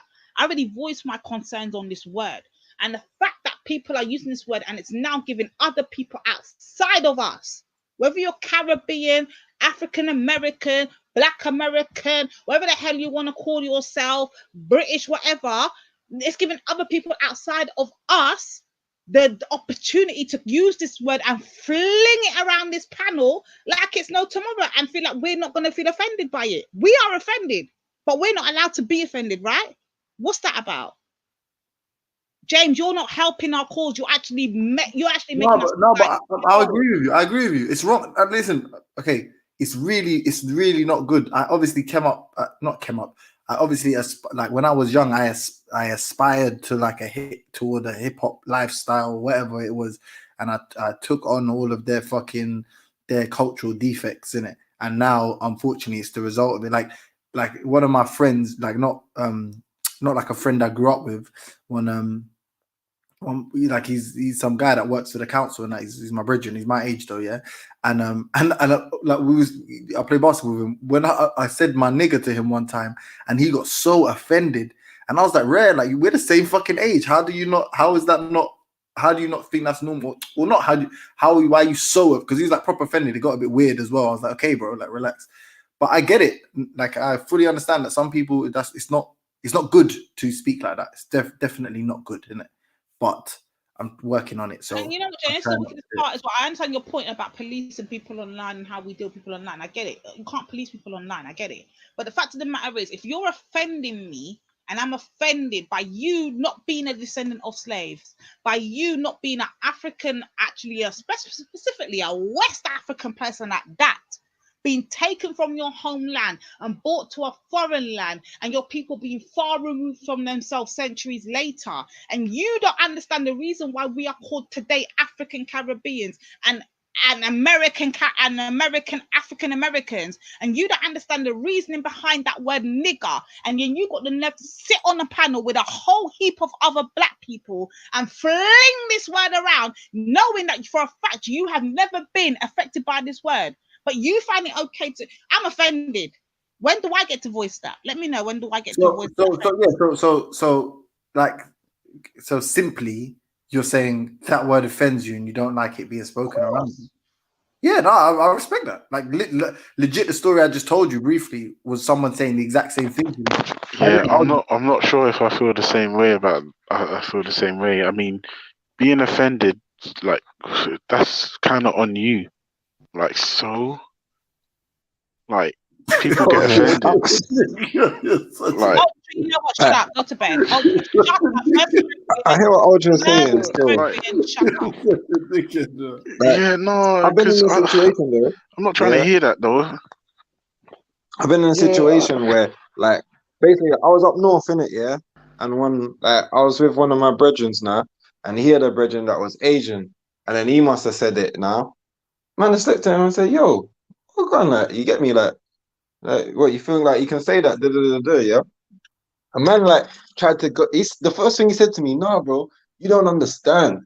Yeah, the word is cool now. You can say it. Yeah, I don't mean it in this such." And I was like, "Right, bro." Like, I literally was telling him, "Don't say that around me," and he kept going on like he was gonna. He didn't end up saying it around me anymore, but like I had to stress the point. Like, man actually wanted to argue with me over his ability to now use the word. Like that, I was getting a bit like offended. You get me? But if it's a misunderstanding, because like I feel like certain people of certain age groups, like you might have certain people around you that, you know, like the people from the community don't have such a knowledge of self of the word, right? So they got brethren that might be Turkish or they might be whatnot, and their Turkish brethren are calling themselves that word. Do you see what I'm saying? And all madness like that. So I understand that there's a certain level of re-education that also needs to come with like the distribution of that word. Wait, did you get what I'm saying? No, I totally understand my brothers, you know. Don't get me wrong. I'm not trying to be like proper female. I'm the only female on the panel right now. I'm not trying to be over emotional, but you don't understand. I guess being a red, black, and green representative, on top of that being the so-called pro-black, pan-African, whatever it is you want to call me as Hotep, whatever the hell you want to say, I take special offense being a descendant of slaves, being directly removed so far from my continent, I don't even know my mother tongue. Being the fact that my children will never know their mother tongue unless they directly take their black asses from the Europes and go right back to the Africans and know who they really truly are. I'm offended. And then you got these other people outside of us that feel okay and liberated enough that they're so comfortable they will sit on a panel full of black people and say this word freely and not consider how we may feel. But let me say something against their religion, it's a problem. Can I shift the focus really quickly, mate, Lady D? Because you're real young. You're real young, so I don't really like to hear that defeatist attitude. Like, you can learn any language you want, and obviously, like, your kids will follow, depending on what you want to learn or whatever, and your kids will follow. I definitely take your point about like being deracinated and that. I like and there's no excuse, so it's unforgivable. And what you're saying about the N-word, 100%, I agree with you as well. Like, it's your right to say that. Listen, this has real cultural like connotations or like whatever implications. Yeah, but bruv, you're young. Like, you can learn whatever language you want to learn from. I take that humbly, James. I understand your point, and don't get me wrong. I'm not saying that patronizing way or not. And I understand exactly the point you're making. That I'm still young enough for the fact that my brain still works and I can still learn another language. But James, you got to understand the reason why I have to learn that, because it was unwillingly taken from me by force. It was never given up willingly. It was my culture, my way of life, my way of living, who I am. My African DNA was taken from me to the point that I have to call myself an African Caribbean. Do we not get this? No, you're right. I'll tell you that part's right. Like, that's the point I'm making. That's the point I'm trying to drive home. Do you know it's ultra though? Yeah, like as well, because it's weird because I agree exactly 100% with you, and I agree 100% with Lady D. It is on us to, like, if you do like someone and respect someone, and they tell you they're offended though. Even if you wouldn't be offended by what they're offended by, the fact that you know now it offends them and you choose not to offend them is commendable, or is something I think it should be the default in that situation. Unless you're trying to trigger someone, and if they haven't respected you, then why not respect what you this doing this offends you? Unless it's something natural or something, you know. I don't know, man. If they're trying to censor something that you believe is like justifiable, whatever, then I don't think you see an issue with you saying, all right, cool, that offends you, I won't say that around you. I don't know. Yeah, like if you tell someone something's offensive and then they keep saying it, then they're basically trying to offend you. Yeah, like, you know, that's what it is. But like, yes, but I feel like if somebody's you feel sensitive, innit? Feel like that person's too sensitive as well. Yeah, no, because I feel like if someone's like nigga, like they're obviously, like, I mean, you can tell immediately that the person's probably a cunt. Yeah, so rather than get upset with a cunt, just do what you're supposed to and just dismiss them. Because there's certain times where if somebody comes on the panel and says the Earth's flat, there's no gravity, dinosaurs didn't exist, like normally you don't have to take these people seriously. You don't have to. Do you know what I mean? Oh, so can I ask you a question though? Of course, my brother E. Ask me anything. Are you gonna introduce the word nigger to your child, or wait for the world to do it? Oh, that's a good question. That's a tricky To be honest, one. to be honest with you, my 12-year-old and my 17-year-old are already aware of the word. But the reason why I'm saying it's a good question is because if I'm honest with you, I don't actually know if before I sat my children down they'd heard it already. Yeah, I'm not sure if they'd heard it before, but they're at an age now where I can explain like a lot of things where they're actually able to understand and grasp the the gravity of the situation without having to bog them down too much, because at the end of the day, remember, they're still kids. Like, you know what I mean? So yeah, that was an interesting question, because I thought, oh, did they hear it elsewhere before I sat them down? And in this internet age, the answer is probably yeah. Like, I mean, you can't watch a comedy show without being called nigger 1,000 times in the first 20 minutes. Do you know what I mean? So, yeah, that was interesting. Yeah, but that's the thing with comedy. Comedy's a thing for to help people get over certain stigmas or stereotypes. So that's why they use those type of languages, just to, make fun of these things, so that eventually the seriousness goes away. I think satire is a useful tool. Do you know what? It's a useful tool. Do you know what happened the other day? So this is random, yeah. But I watched I'm gonna kill myself here, but I watched that Dave Chappelle, the one where he's in the is he in the jump shoot? I think it's the one. Yeah, I've seen that one. I've seen that one. About I'm gonna say his name, and I'm not saying more the Macaulay Culkin joke. You know what I'm talking about? Oh shit!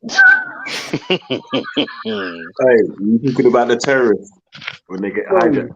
No, a very bad joke, G. A very, very bad joke. And I was like, recently when all that shit was kicking off, that storm, I was disingenuous because I was silent because I didn't like the people that were being insulted. I was silent and I wasn't honest about my true thoughts on freedom of speech, because I'm not a free speech absolutist by no means. But yeah, no, it's just when Archer's saying this, is like, it's interesting, isn't it? Because to be honest with you, I think I know what you're talking about. And if I'm honest with you, there was a furore when I think it was with Banksy said some fucking idiot business, and it all kicked off. I was real. Are you talking about Dave Chappelle's Macaulay Culkin joke? Yeah. If you're brave, say what it is. What, when he said, right, he said, right, if I was a paedophile, he was not Macaulay Culkin or something like that. Is it that one? I swear he said something like that. You know what? This is what I'm saying. Is like, it's how good a joke is. It's not what the subject matter is about. That's fuckery still. I was like, oh, listen. I don't know about that joke there still. At the end of it, at the end he said, because he's hard to catch.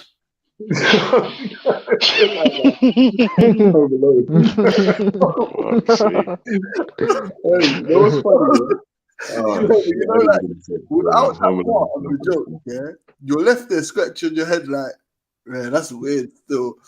And then he sells all that. He did that transgender racist joke, yeah. Oh, the transgender stuff was wicked. Come on. But if you hear the end of it when he's doing the Chinese face, that's hella racist. That's just like randomly racist for no reason. But then, in the context, you're like, oh, okay, that is funny. So it's like, if you curb freedom of speech, like you can't talk about this, or you can't talk about that, or you can't say this, you can't say that. It's like, cool, yeah, all right. Like you understand why, but then it's like, in specific context, like that, it is okay to say. Well, I don't know if it's okay, but I would argue I'm a free speech absolutist. I don't think that any type of speech should be curved. I'm not gonna lie, still. Yeah, what? Like even in front to your mum or something? Sorry, what?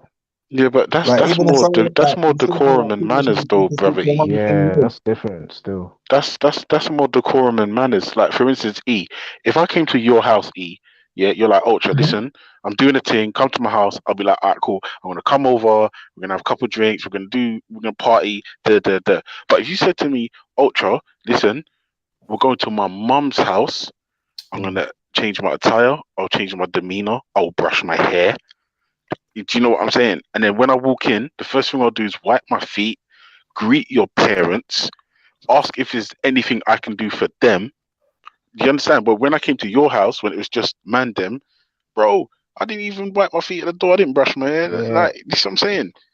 Yeah, and I think that's the limit. That's like, it's not a limit, but it's like, you're switching up. You're like, say around your grandparents, you're not free to speak how you would speak around Wait, certain what do men. you mean you didn't wipe your feet at my house? That you wiped my feet at your every Yeah, year? I No, let but that it's one go no, but still. it's different. It's different, Veli. It's different. Like you know the point I was You gotta trying to have make. respect for my house You as know what I'm well. About that's got respect for my mum. no, you know the point I was trying to make.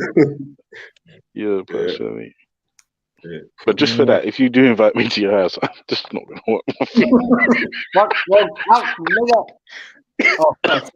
Your invitation's been revoked. If your was going to be one. So like me, I don't know, man.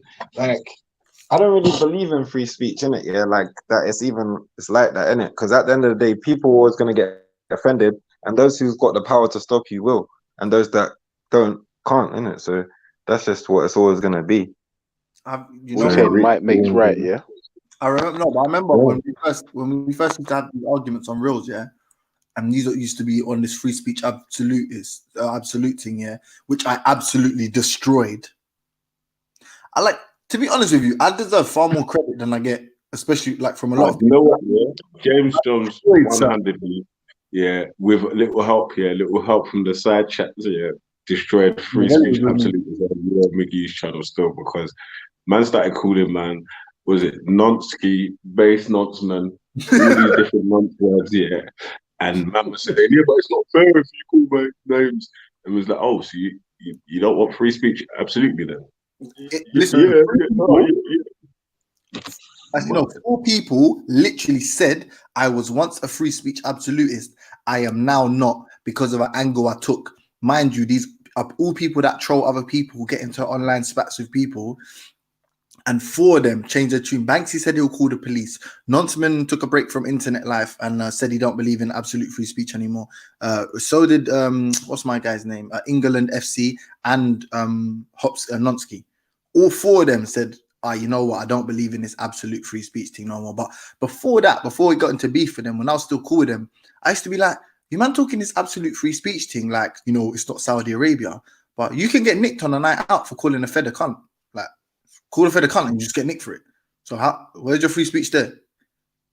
You're not even allowed to say a swear word to a police officer if he doesn't want, if he decides, let alone treason and all these other, perverting the course of justice, leaking secrets, jury duty. There's a million ways of things that you just can't just say because you want to say them. Inciting violence, threats to kill, threats of violence. Like there's pure free speech hasn't existed from there's been an authority.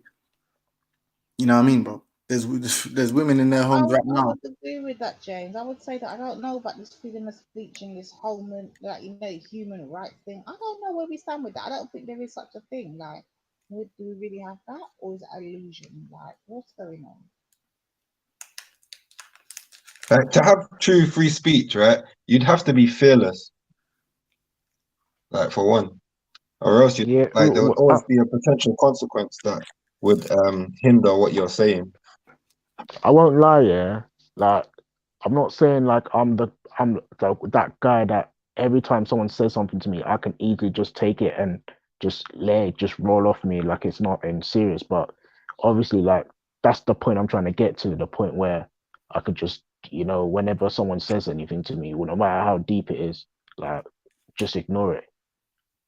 Do you know what I mean? I feel you, bro. And like me, I agree with you at the same time, but it doesn't I want to be able to ignore it, but it doesn't mean that I'm going to ignore it. Do you get what I'm saying? Because sometimes it's not in your best interest to react in that moment, but it doesn't mean when it is in your best interest, you have to let that go. Or like, you don't even have to do something, but if man want to, man will, in it, because same way man's got freedom of life in it and action. Man can do what man wants if you can. Yeah, I hear what you're saying. It's just, it's like, it's not about react. When I mean, like, obviously you can have you can bring it up another time, like, oh, you remember you said this year and whatnot. But it's not like I'm gonna go like fight a person over it. That's why I think freedom of speech should be where you don't get physical with the person. It's always like you talk to the person and like try and make them understand why you shouldn't say something like that. You understand? But like, say like emotional pain, right? Put another scenario into this. So let's just say that we do have freedom of speech. Yeah, let's say forget the whole scenarios of not having it. Say that it is there. It's something that exists. We just don't know about. we don't agree with it. So freedom of speech exists, yeah. But what happens when your freedom of speech can be taken and used against you in the court of law? What do you do then? You can say what the hell you want to, but don't cry when you get into the court of law and it's used against you. How about that? Look at the Raph, look at Vaughn Rich's comment. Raph just used the phrase, take it.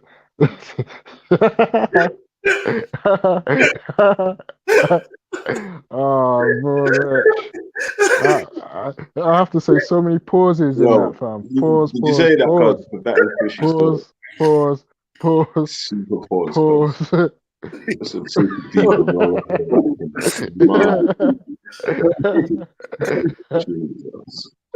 Oh my days, what the fuck? Laugh for a laugh. It's Ramadan, man. No, you broke your fast still. You can say what you like still. Oh shit, that was funny still. They got born rich, man. Are you listening? Well, go on, like I was seeing something here, like in a book that I was reading. I didn't finish it though. That was basically saying that like emotional pain is the equivalent like to physical pain.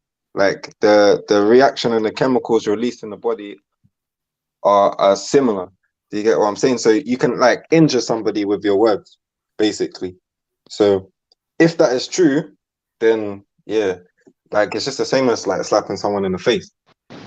No, but that's why, especially when it like if we bring it all the way full circle to what we were talking about in the beginning, and you can guess what book this is from, yeah. But the quote was, "Men are either to be respected or crushed, because they can avenge themselves of smaller injuries." So there will be a point where you should, no homo, let words roll off your back, right? But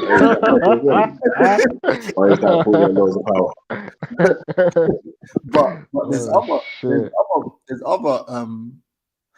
depends what you said. You're like, I can listen. It doesn't hurt me, but the intention behind that, or the suggestion of, or the implication of what these words mean, may warrant. Like I always say, this triggered stuff. Like online is, if I trigger you online, it's funny because it's like we're not in real life. But in real life, you could trigger me really easily. Tell me you're going to knock me out. You trigger me instantly. You see what happens if you would say that to me in real life, or if we're in physical proximity, close proximity of each other. That would instantly trigger me. You can't say, I'm going to knock you out. I hit you in your face. You go, oh, I triggered you. It's like, no shit. Like, of course you triggered me. You threatened. That's different still. Yeah. No, but that's what I'm trying to say. So it's like, in my opinion, the best way to look at it is, is your reaction going to completely put a stop to whatever, be it a threat, if someone's hurting you emotionally, embarrassing you, insulting your loved one, whatever it is, if your reaction going to put a dead stop in it? For example, if someone was chatting shit to you in front of a police officer, would you do anything about it? Most likely, yeah. But even if you did something, you wouldn't be able to get to them fully, and it wouldn't. The end result wouldn't be exactly what you wanted. But if it was like a dark alley somewhere or something, and this person was chatting shit to you, and you're like, okay, I'm not gonna get caught for this. So, like I follow that rule. It's like, if I'm gonna be able to do exactly like, you get me, if my reaction is going to be completely within my control, and I'm going to put a dead stop to all this nonsense, then yeah, react. If not, then if anything, you should take the high road. Like we're talking about this pro-black thing or whatever. Like someone's calling you a coon, why you have to call them a coon back, bro? Okay. If someone's saying this, I have to say it back to them, bro. Like, all right, cool. Call everyone as much as you can coons, guys. If you feel like someone's a coon, call them a coon. Understand? Free speech. No, don't do that. Don't follow me in that, because I will call James a coon and I'll be joking. Like, it ain't even just in it. Like, it ain't no serious thing. Like, call everyone a coon, guys. Call. No, don't listen. I want to hear all the coons and niggas talk out here. Don't follow me. Not anything. I will lead you to stopped. the gates of hell. Don't you follow me. I'm already going to hell.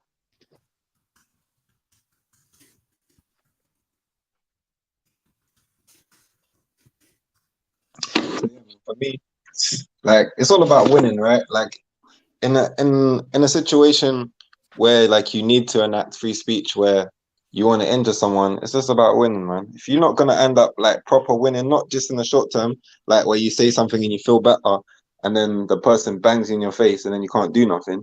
Do you get what I'm saying? But if you can, you know, like if it's gonna end in a victory, then you can feel free really to say what you want to say. But if it's gonna result in a loss, then you're not really free, innit, if you care about winning. Do you get what I'm saying? Or getting banged in the face. Don't you think like sometimes as well, it's like when someone's like moist or whatever and they're chatting shit to you online or whatever, and it's like, bro, you're actually a dickhead, because like in real life you probably wouldn't be talking like that. So I can see where people get triggered on them ones as well. Like, you know, when someone's like, I mean, you gotta be careful. Shut your mouth in real life, but people gotta be careful. Because you know what, bro, that stuff, like, really, I always say this to, like, I've been said this because, like, you know, if you're a pussy and someone clocks you a pussy, yeah, like, I wouldn't know. I've never, like, I'm not that person, but, you know, like, it shouldn't matter what everybody else thinks. If one person actually knows you're a pussy, that should be bad, you know. Like, it's fucked how people get, like, it's fucked how people like, well, these guys don't know I'm a dickhead, so I can pretend I'm this, or I can pretend I'm that, or I can talk this recklessness that I've never done. Not one person in the world can vouch for me that I've been on any type of shit like that. But because these lot don't know, I'm going to say it. It's like, at some stage when you reach some kind of maturity, I think the person could be 40 or 50. I'm not just, whenever they become mature, you realize that even that one person knowing is bad enough, bro. Because I've been young before. I've been that guy. I've been scared out of my mind talking like I'm bad before. And really, when you reflect, you're embarrassed even if some people believe the bullshit you were talking about. Because the people that really knew you weren't on piss, when you think about how they must have thought about you at the time, it makes your stomach turn like, oh, was I that guy? Like, was I that much of a fraud? Like, so people that do it in adult life, like, yeah, man, like, you should be embarrassed if even one. I hear your point, you know, but the point is this: that isn't that what the internet is for? Like, you can be whoever the hell you want to be on the net. No, the internet's for porn. Oh God, I'm down with you lot. That is probably the most honest thing that's ever been said on G Block. That might be the most honest. That's why ultra oil. More. Listen, baby oil can save lives. I'm telling you. I know what, like, you were saying though, still, like, because certain people, like, they are somebody different online. You know, the ones there, they got certain following or certain influence that in their real life they don't have, so it allows them to be a different person. You know, like, if you're on Call of Duty and you're that guy on Call of Duty, like, you're finally that guy somewhere. Do you get what I'm saying? So it's a different experience than you would have been used to in your normal life. And I won't lie to you, brother E. I actually agree with that. I agree with that. It's about power. Yeah, I would suggest that these people ain't well and shouldn't be taken seriously. I'll tell you why. Yeah, I think you have to be mindful that when you're online, like, there's no point trying to keep up a facade, because at some point it's gonna drop. People will see through you. It will get on top, and in fact, you've seen people just lose themselves on this internet shit because they try to preach to the choir or pander to the crowd, and in doing so, they say things that they know are stupid and reckless, or like they go down paths they don't really want to go down, but you know, they've dug themselves into a hole. I'll say to people, please, what he said is actually really, really poignant, because if you think you're the guy from Call of Duty, or you think you're Sam Fisher from Splinter Cell, trust me, that's my game. But you're making a mistake. Like, it's like escapism is like, it's not real.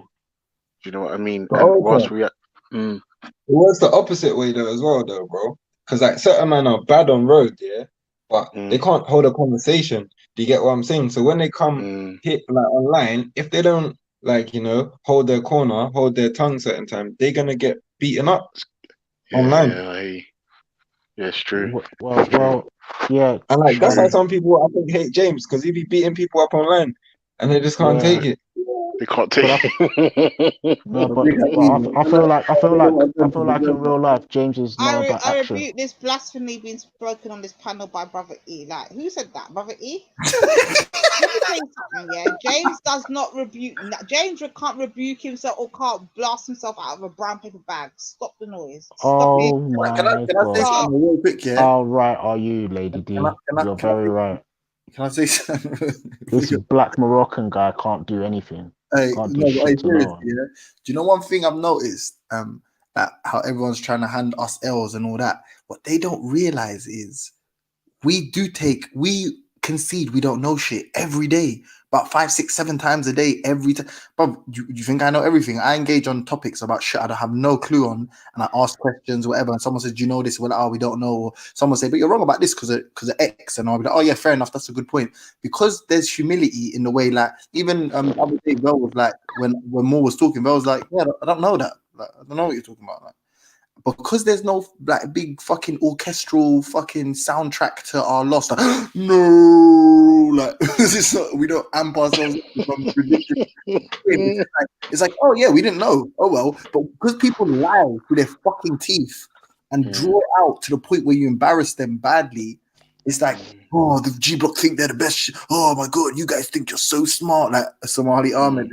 But no, James Jones, that's why, yeah. Remember we did that experiment where we said an atheist who, if they left and joined Team Theist, it would be a problem, right? But when we was asking for a theist to become an atheist, it was a bit like there's no theist that really. Well, be honest with yeah, just like it's just meh. And the thing is, just check, yeah, the behavior of the theists that frequent the G Block and all over the internet. They they tend to be emotional, liars, irrational, and borderline insane at times.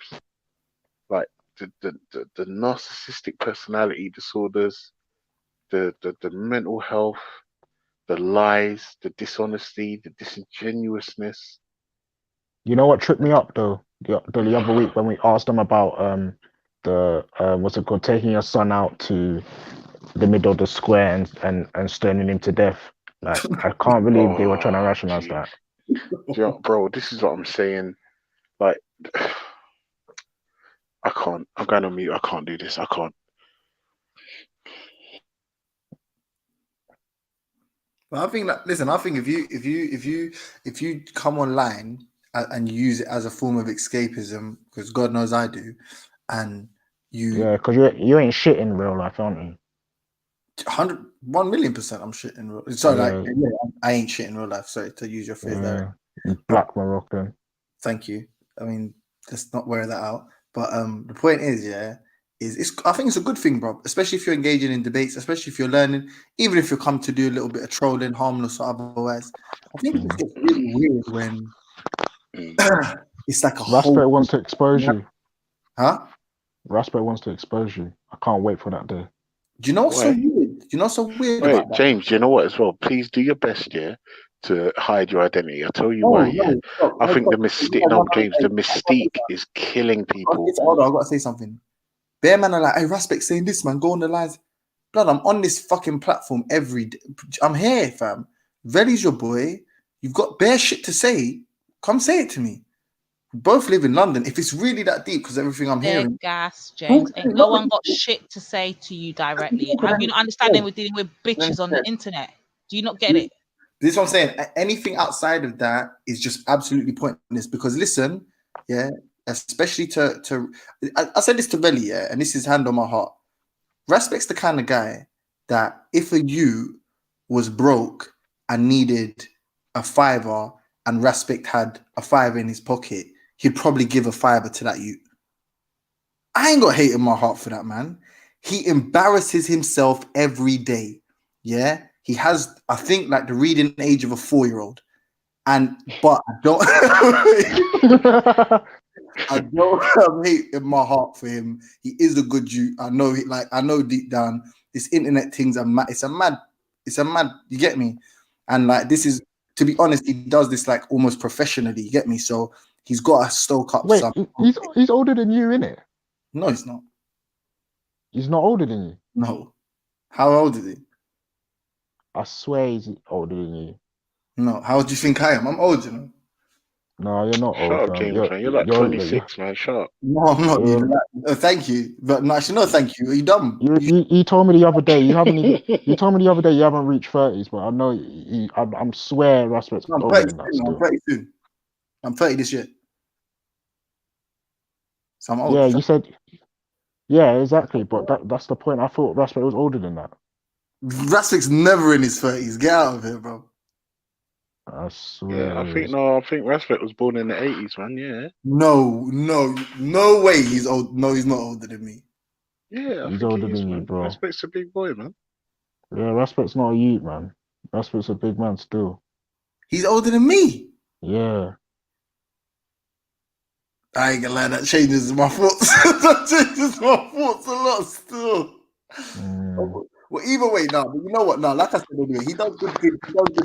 It's not like whatever's whatever, but because we've spoken, me and him have spoken privately before, so we can do it again if ever, like, you get me? Because as far as I'm aware, yeah, Raj is, I don't care a shit about Raj. You don't think it's a ratty you? I've got a bit in my heart for Ras. Like, he's just an asshole, but like, I know deep down he's a good person, and I know, like, you know, some people you take them out of the game quickly, you just be like, oh yeah, okay. But he's one of those people you be like, nah, like, he's valuable for, you get me, for what he does and that. So I don't want to besmirch man's name, but bruv, he's a walking L machine. What can I do, bruv? What can I do if you do mad works for the community, and on the other side you're saying slavery is a test from God? What am I supposed to do, bro? What am I supposed to do, bro? And you know what it is? We fell out because he violated me and put me in the back chat of his thing, yeah, because of that fucking El Shababi waitress, yeah. But at the end of the day, what he's really upset about is Analyze Dunya's video. What do you want me to do? You said it. You fucking said it, bro. I didn't tell you to say that fucking insane shit. You said that shit.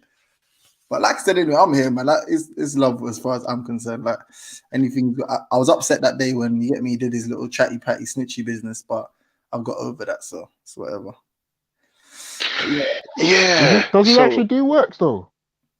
Obviously, but listen, man. Like I said, just remember, your time is your money as well. So even if I don't know how much money he's put into whatever, right? But I know that I've seen him on, like, one of the first things I used to see on content and that in like Speaker's Corner. One of the main reasons I watched Speaker's Corner was because of Sarah, if I'm honest, Callum, and them, man, the G walks and all that stuff. Snap. I'm not gonna lie. For me, it was Sarah. No, it was Callum. I watched the Titans TV video, and I saw a big bro, and then I saw Sarah, and I was like, when does this happen? Why does this happen? Is this real? Is this England? Like, what is going on? And then, like, it was like every Sunday, and then I went down, and this is the first time I saw Sarah, and he was just ripping into someone. I ain't gonna say who because I'm on video and it's long. Like, yeah, it was mad. It was mad. And then I used to actually jostle with Somali Ahmed, because at the time he just didn't rate women. I can't lie, it was just frustrating. Who's Somali Ahmed? The Maverick. That's my brethren. Walk one. That's the only Somali that I'm giving ratings, so I'm not gonna lie right now. No, listen, the Maverick's cool, yeah. But when I was jostling with him in the park, I used to wrestle with him all the time because he did not rate women. Like, you guys are just second class. But to be fair, when I was first going part, Ahmed was on that madness where he's still on Hadith and like, but he's dumped all that now, isn't it? So yeah, I mean, he's a good cat. He's a good cat. Yeah, I mean, I got love for. Have you met him in real life, Ultra? Yeah. I've met all of them, like Sarah, Gary, Big Bro. I understand because I'm in the. And that's what I'm saying, Lady Divine. I feel like I've met you too. I feel like I've met you too. Like, it's Sarah first, then Callum, and then everybody else came after, and it all a trickle effect. But Sarah was the initial person why I met him. But I'm not gonna lie, the first person that I spoke to, being a fold in Islam, being the third in that who I had a conversation with in the park every day, that will be is his name. He goes by the name by Somali Maverick now, innit? But before his name was just Muhammad. No, it's Ahmed. No, Ahmed. Somali Ahmed. Ahmed, that's it. Ahmed. Yeah. Yeah. That's it. That's the. I'm not gonna lie. That's the only Somali that I can say right now that I rate. The rest of them are some bitches. I'm not gonna front. No, not Somali speakers as well. Man like Khaled, he's a cool cat, man, as well. Somali speakers, his channel's called. He's a cool cat as well. And the Maverick, of course. Like, I'm not gonna lie though. Like, for some reason, he's got a bee in his bonnet for G Block at the moment. Like, the other day, I was on a panel with him, and he said atheists are just as extreme as Salafis, and I was like, but Ahmed, no one has threatened you with death or like no one's threatened you here with physical violence. I don't get it. Like, what do you mean? You know what's mad about him though, yeah? Like, and I rate him. Like, it's not just Dunning-Kruger. There's another phrase, but like he's the kind of guy, yeah, that get the shit kicked out of him, and you know when he goes home, when he goes home with that one brethren who held his like bag and his blazer, and that one brethren was like, "No man, you did the thing, man. No, I reckon you won still." Like, but won't let him see a video of the fight. Like, you know, he's like he got assaulted by Stock and Rob. He got actually assaulted, and he literally left thinking he won. He changed the word of God to try to win. Like, that's how stupid it gets. Ahmed said, I asked him, I said, did the Prophet, peace be upon him, free any slaves? And he said, no. How about that? Because there was no such thing as slavery. Wow. Yeah. Yo, can I just clarify something, Carl?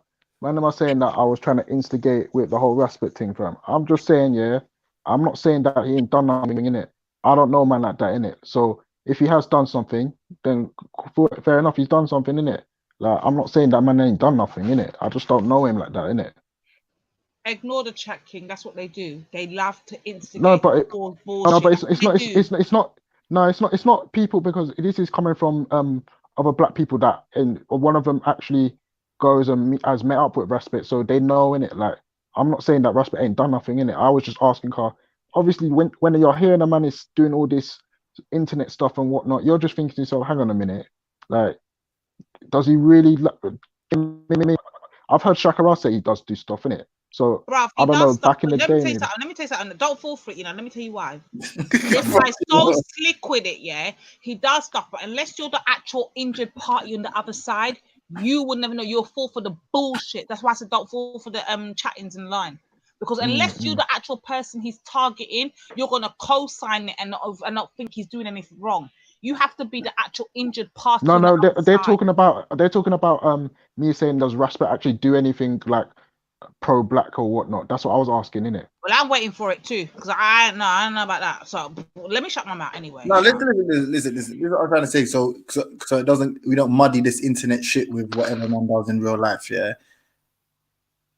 Maybe kids at home don't copy what man does online. Yeah, that's maybe not the best. Like if someone, I get what Raf's saying. If someone, like, not to make it about my man, but if someone is working like an anti-knife crime activist, it gets a bit mad when man threatens people with knife violence online. That's a bit counterintuitive. Do you see my point? Case and point, James. Case and point. However, I think it's fair to say the talk about knife crime online, or the talk about him being violent with a knife, is absolute bullshit, and what he does in the community is actually real. So I think you have to remember, bro, we're all young men, we're all subject to the same social conditioning. So it's like, on the one hand, you know what you're doing is wrong. You know what, Lady D, you know what a perfect example is, because I don't want to be a hypocrite. I know it's not right to say the N-word, but I say the N-word. I get it, bruv. Same way that I know it's not right to say you use the word coon, but I use the word coon. Like, what can I say? Exactly. So it's one of them ones where, like, but I know for someone like Raf, who's probably been disrespected, it's one of the ones where he's got no obligation to just talk man up for no reason. No, I haven't been disrespected by Russ, but I've never been like, me and him have never properly engaged. You understand? Like, Only time I remember I was down at the Croydon G Walk, yeah, and I think I spotted man or whatnot, yeah, and then I think it was the Tan issue, innit? I was there that day when Tan was shouting at Jedi or whatnot, calling him names and that, yeah, and I think I came up to Russ later on. I was late, really, to be honest, but yeah, it was like I'm obviously I'm not trying to disrespect man in it. If I'm sorry if anyone offended, because the people that are offended, that they might like I have no issue with Sosa and Kimo, and obviously they love Russ in it, so like I'm not trying to offend them in it, but that's just me in it. That's I'm only asking because obviously you can be at an event in it and you can be on the panel and doing all that stuff, but like that doesn't necessitate that you're actually like that's how I look at it anyway. But obviously if they're saying he's done stuff in it, he's done stuff in it. I'm not gonna and yeah, like I'm probably just stop now. Sis Sosa. I understand what you're saying, but Sis Sosa, this is the problem with me. I can be contradictory and say out front, not everybody's like me. This is the problem, sis. I know mean it. Like I'm on the receiving end, so I know how Raspet is. Not only do I know, I'm in live direct contact with him. I never used to kiss Russ's arse. Not the point, no, brother. That's not the point. The point is, I'm trying to let you know before you go down that tunnel. Don't go down it. I've been there, done it, real time and internet time. So I'm just trying to warn you. Don't even fall for that trap. If you follow the fucking chat, they will guide you down a fucking long path of darkness. Don't go down that rabbit hole. I'm letting you know. I've been there real time, internet time, and real life time. There ain't no talking to me. So when I tell you, say I contradict myself, you will see me 1 minute backing up the Hebrews like there's no tomorrow. The next day you'll see me smoking the fuck out of them. I say it how I see it. It is what it is. But just because that works for me, that doesn't mean that it's going to work for you. Do you see what I'm saying? So I will let you know from beforehand. Don't do it. Just don't follow the chat. Don't ignore it, innit? Don't do it. I said I was kissing man's arse, you know. Fucking hell, bruv. How was that me kissing man's arse, you know? Whatever, man. This is a problem, man. This is a problem with chatting about people. Cause it never like you give your opinion. Yeah. You know what I mean? Yeah, I shouldn't have brought it up still. I'm not gonna lie still. We have to talk about ideas. That's why, bruv, I like, and that's why Veli's pissed off with my man, because like, cool, bruv, man can have a disagreement. Don't fucking make it a fucking year's worth of material, bruv. Like, you know what I mean? Like, me and Ras have spoken a million times. And we can speak anytime, like any of these times. So it's best left for them. And the same with Belly and my man, which is like I've told you what I thought was wrong. You thought like you don't need to have 5 days on panels jumping around saying, you get me? Like it's just talk. That's why ideas are so much better, above because the conversations are far more fruitful, fam. You get me? But anyway. Just, man. That ain't gonna go nowhere, man. It's just like who you like and you don't like who you don't like, innit? It's one of them ones, man.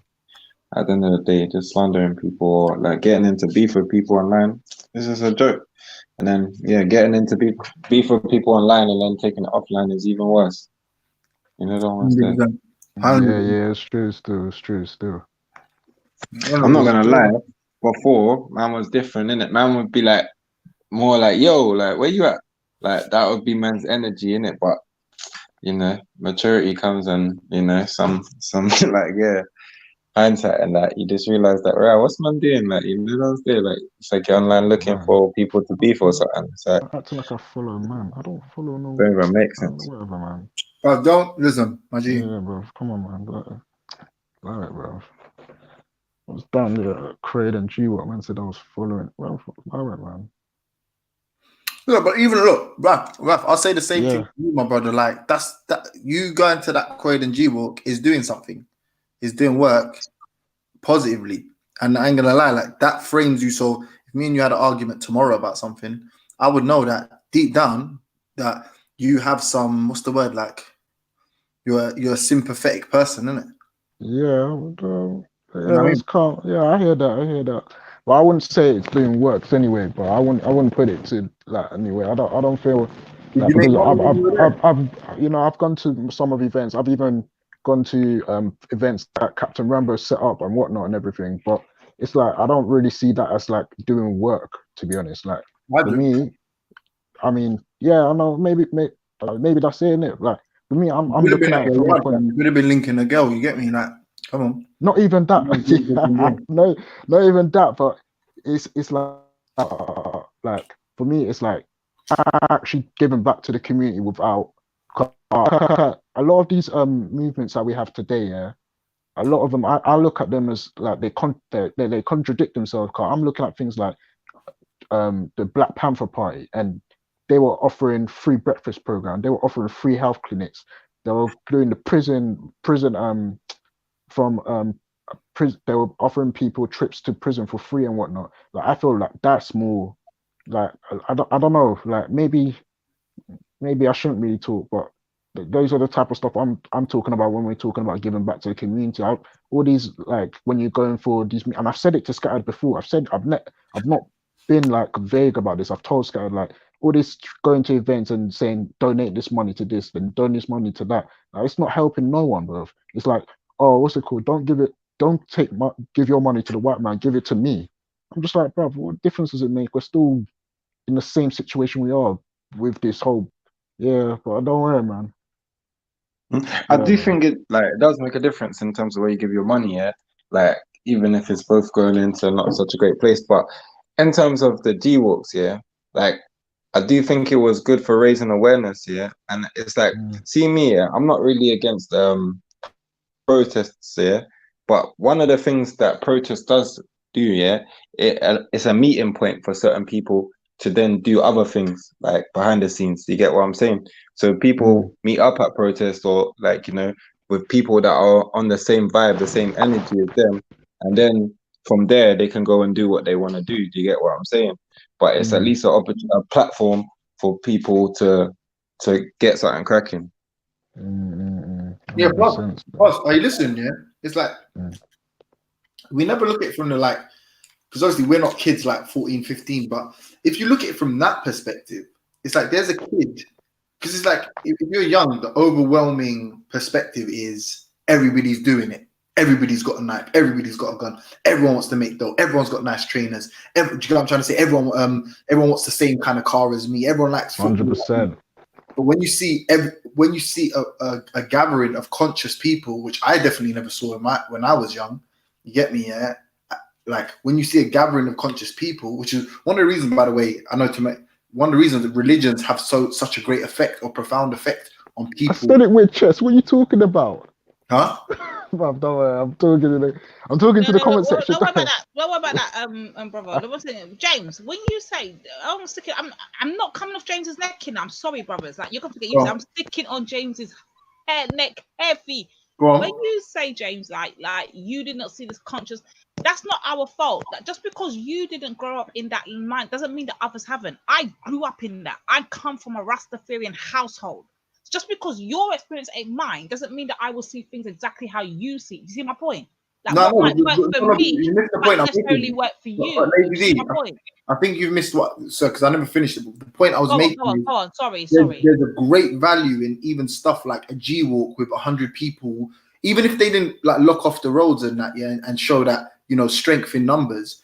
There's strength in numbers by the perspective of a young 14-year-old or young 13-year-old or 12-year-old or 10-year-old or 9-year-old seeing all these people getting together to be anti something, so that when it comes a stage where that impacts their life, be it, you know, someone offers them a knife, they're in beef with someone that's threatening to stab them, or they know of, like, you know, hanging around with a certain group of people that may get into knife crime, they know that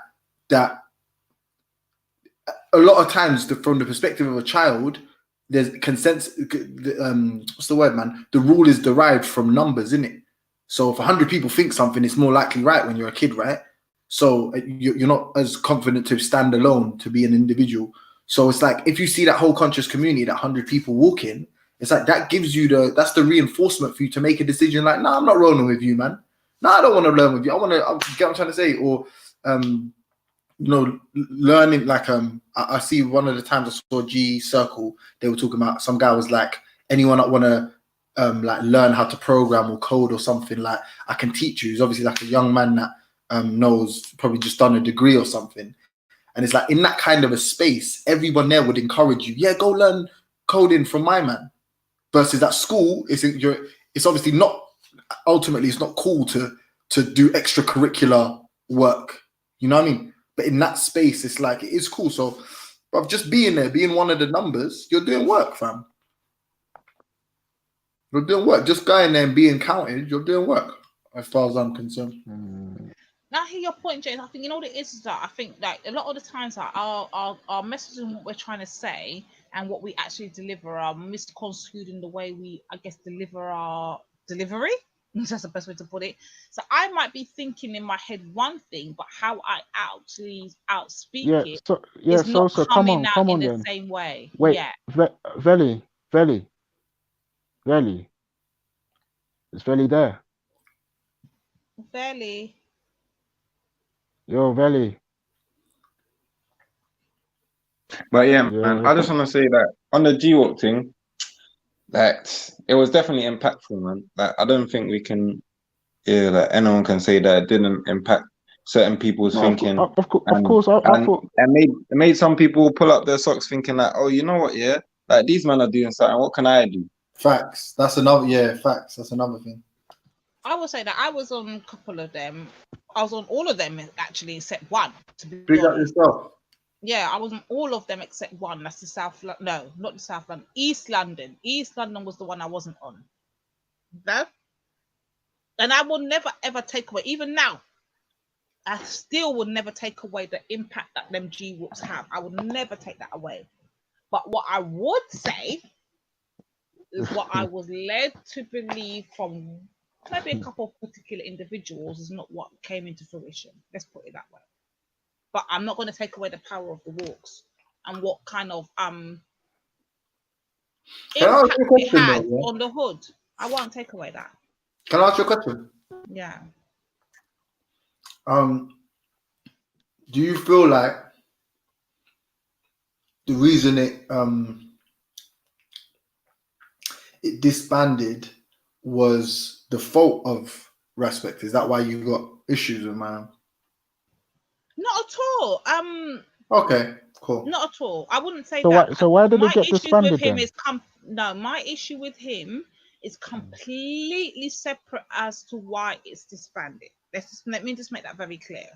Okay. My issue with him is online, not a personal or online. Let's be very clear. Issue with him is nothing to do with personal, and I guess the G-Walk or the whole gang thing is a personal thing amongst them gang people, and that's how I would say it and leave it. But do you not feel some responsibility? And I'm not trying to what's that, like in my ivory tower, but just asking, yeah. Do you not feel a responsibility for not have, because ultimately, yeah, what if from that organization was born another organization, then ultimately these young men would have done their job. You see what I'm saying? I'm saying, so if they had inspired either people that were on the G-Walks or people from other places, and I know some people are doing work, like have been inspired and influenced to do works, but I'm saying of something of that magnitude, or something as that's in the public eye, so to speak, as them, yeah. Don't you feel responsible? Don't you feel responsible for not having picked up where they left off? Hell to the motherfucking no. Let me tell you why. Because the gang represents gang, innit? I don't represent gang. I represent me and what I stand for. And I stand for the red, the black, and the green. That's two separate identities, two separate concepts, two separate ideologies. Remember, when you go into gang, they have their own laws, their own whatever the case may be. So you work with what they're going with on that side. But you see, once I walk away and leave out of that, I am me. I am Lady Divine, and I represent me, and I stand for what I stand for. For instance, this is anybody. Forget Respect. We can either say Jedi, or we can say Mac. Whoever it is you want to say, Beefy. Whoever it is that you want to pick out of the crowd. Whoever it is you just want to pluck any one of them. None of me and any one of those individuals are going to have the same ideologies. We're not going to all stand for the same thing. We're all going to have completely separate ways of thinking, doing things, living our best lives. But once you come into gang, all of that goes out the window, and you're working on what gang's working with, innit? But once you're outside of that, you're not working with that, and it is what it is. I am me. I am a separate identity, and what I do represents me. It doesn't represent nobody else but me, and that's how I deal with it. I don't know if everybody else will do it that way, but that's how I see it personally.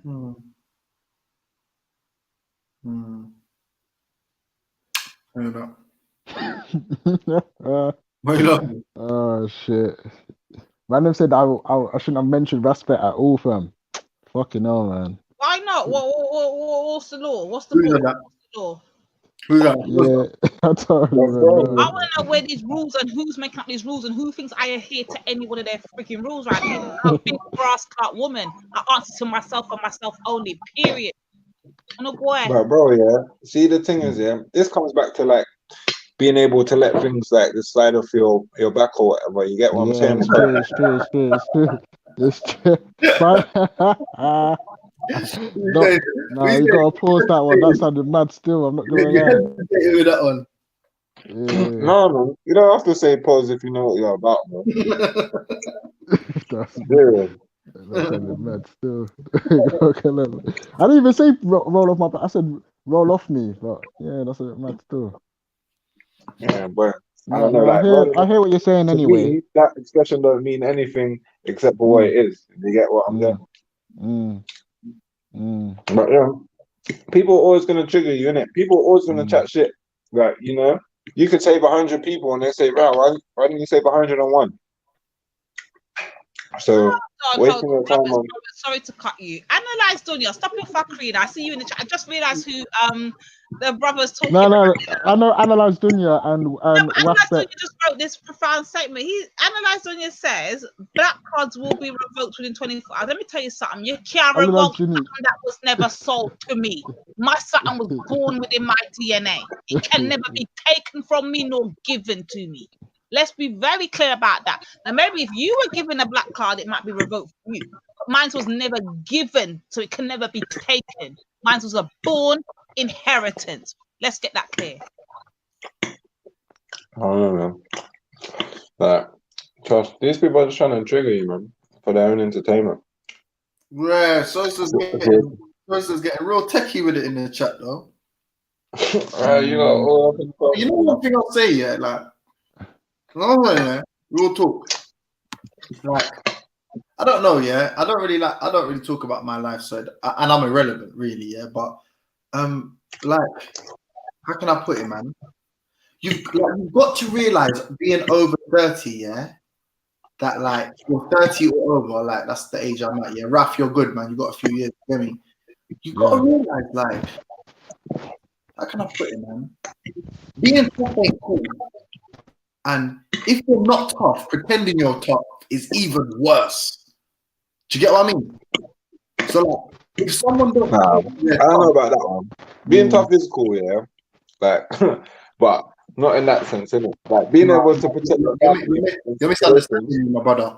Being tough is cool. Okay. Action, tough ain't talking. Okay.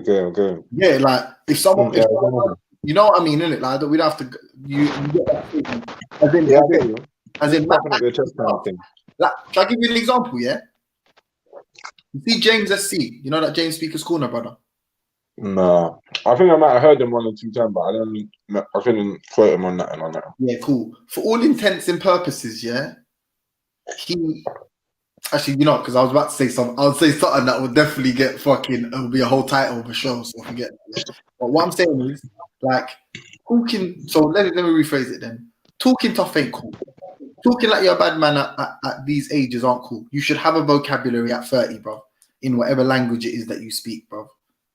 Talking like you're an infant is not cool at this age, innit? It's absolutely not cool. Pretending you're bad is not cool at this age. When you're not bad, it's not really. It's only good if you're trying to deter someone from actually engaging in violence, like really and truly, or you're a boxer. And you're promoting a fight. Robert, so what if you, James Jones and Brother E, what if you are bad, but you play it down like you're not bad, but you really are about that life in real time and they're fucking... Nah, that's cool. Hear what I'm trying to say? What if you're from this hood and you're about that life? What about that? That is cool. That is what cool is. If you've got a brain and you've made bad choices in life and you've had bad experiences and you realize where you went wrong, that is what cool means. That's what deserves respect. That's who we should give respect to. And everyone knows that. No one try to play with me. Everybody knows that. Don't try to impress 15-year-olds and think it's going to fly with everyone. And you know that. So all this, and to be honest, I'm doing a raf now, but I'm not really, it's not specific on that person, it's a thing. Like, don't it's just dead. Like, what does someone have to tell you? It's just stupid anyway. But like I said, anyway, like pretending, talking tough, pretending you're a bad man, all of that stuff. Yeah, like when you're over whatever age, is fucking dumb as hell, bro. And people shouldn't show respect for that type of shit, bro. Like, especially when especially from our community. You know what I mean? Like, that's dumb, bro. Well, I don't think it's kind of like what you're saying. That are really about from this cult, that are really about putting hands on people. Like, what about those people? Like, them people should be quiet as well, man.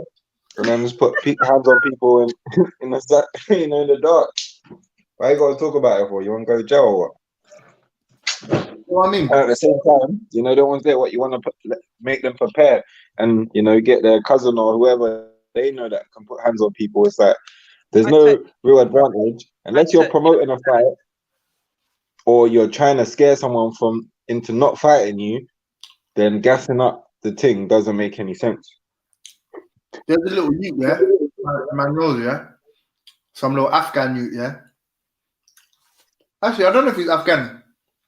I don't know if he's Afghan actually. He's definitely one of them Eurasian. He's Muslim, either Pakistani or like one of them Eurasian, like Azerbaijan, one of them places. Like light skin Pakistan or one of them places, yeah. And I know this youth because he used to train. He used to train kickboxing at a park that man used to play ball in. And then when he was done training, man would come and play a few games. He was absolutely shit at basketball, yeah. But he was a cool youth. I used to smoke weed, like man used to give him 1-2 draw and that on the piff and that, and slowly by slowly we'd get involved in, because he had the full leg guards, everything. So we'd get involved in little kickboxing. This guy's little, he's like 5'8" or something, like skinny wedge. You get me? This kid could it's not that he could fight, right? But so he could obviously fight, but it's like he's teaching me mad shit. You know what I'm saying? Like he's teaching me shit. This kid is a nerd and he will fuck you up. Pretending you're a gangster does not mean you can fight, bro. Bro, I'm like in school, yeah. Fucked me up. I used to have this youth, yeah. Like everyone would look at him. And the funny thing is, even after that, people would still look at him like it was a pussy or whatever, yeah. Excuse my language, ladies, yeah. But boom, like outside the year room, I remember one time, yeah, man stood outside the year room and like everybody queue up and hit him in the stomach, one after the other. Like you could take 2 turns in that. Like seriously, that's what happened. And man took everybody's blows. But the mad thing is, yeah, after that, I don't know, like man still looked at him a certain way. It was weird. But yeah, like he was able to withstand certain punishments. You get me? That other man that would have thought that they was hard could not. But in school, innit? Like it was like how hard you was a mixture of like your popularity, exactly, like and how much you can fight. Exactly. But the and first, who your friends were. Like. Because like man's a black youth and I'm not short, or like I'm not short. Sorry, I'm not like little. Get me? I'm not like I was skinny back in the day, but not like super skinny. Like people still expected shit of me. You're saying you're dense, yeah? Nah, not even that, but just not as in how it goes. Like everyone was skinny when we were kids, didn't it? And you know how like when you're black, people expect you to be able to beat up white youths. That's just like you're just expected to somehow. It's like some unwritten rule, and you feel undue pressure, because of hip hop videos. Like, I'm supposed to be a gangster in this situation. I'm supposed to win. And one time, to be fair though, it was like a kind of, like a little bonus. Like there'll be a little bit of fear that will just like give you that extra second to get your shot off or whatever. Yeah, I didn't get that at all. The youth smoked. Yeah, quickly. And what hurt my soul? the disappointment in my brethren's faces. Like, come on, man. And my brethren had to help me, one of my brethren. And you know what? I was bad for the youth in school. So it hurt even more. It crushed my soul. I had to fight him again as well. Like, it went better the second time, but still wasn't a decisive victory for me. The first time was bad. The first time was dirty. He did me dirty still. But yeah, no, like all this tough, like this road, man, that don't always get like it can help you get away with it if your brethren are professional with it and that. So there's, you know, man are geared up for war, but it don't help you in this like. Yeah, man. So once you're grown as well, like it's like Nick was saying, innit? Bullets ain't got no name. So at the end of the day, all of that bad talk don't really mean nothing, car. You know, like a pussy under pressure, like it bust pipes in it. So man's gonna come with a pipe and bust. So it's like all of that is just, you know, the ones that are so unnecessary.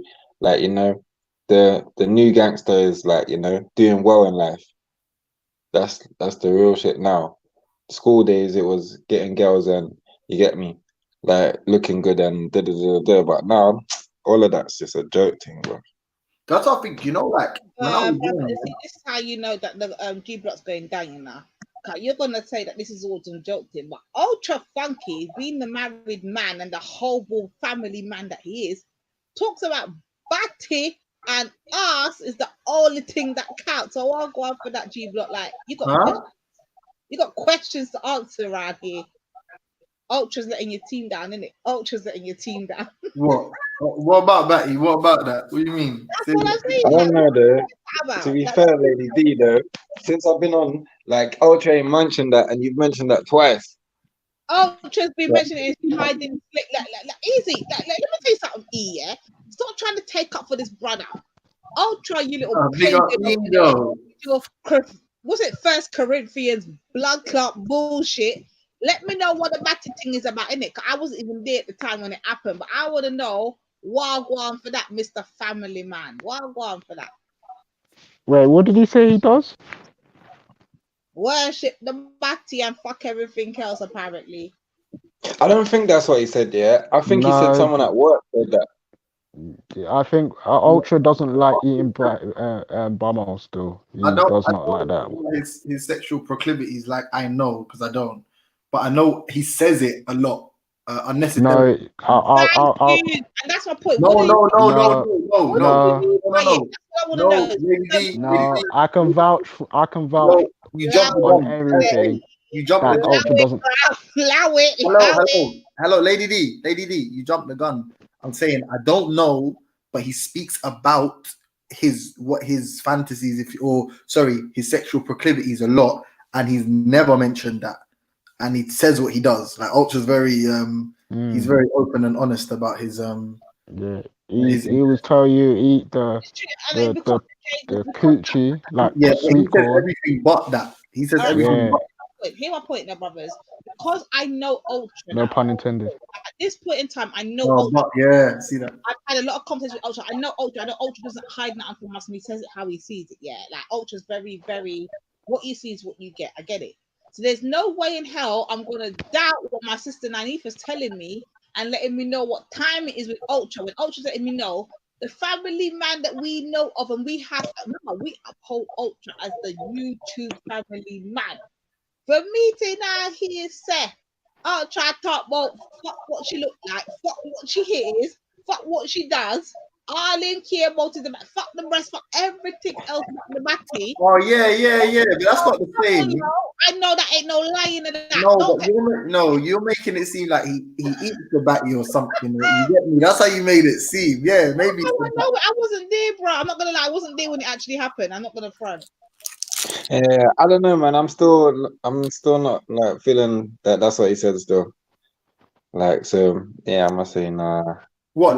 He does a lot, but he's against it. I think he said something like that. Huh?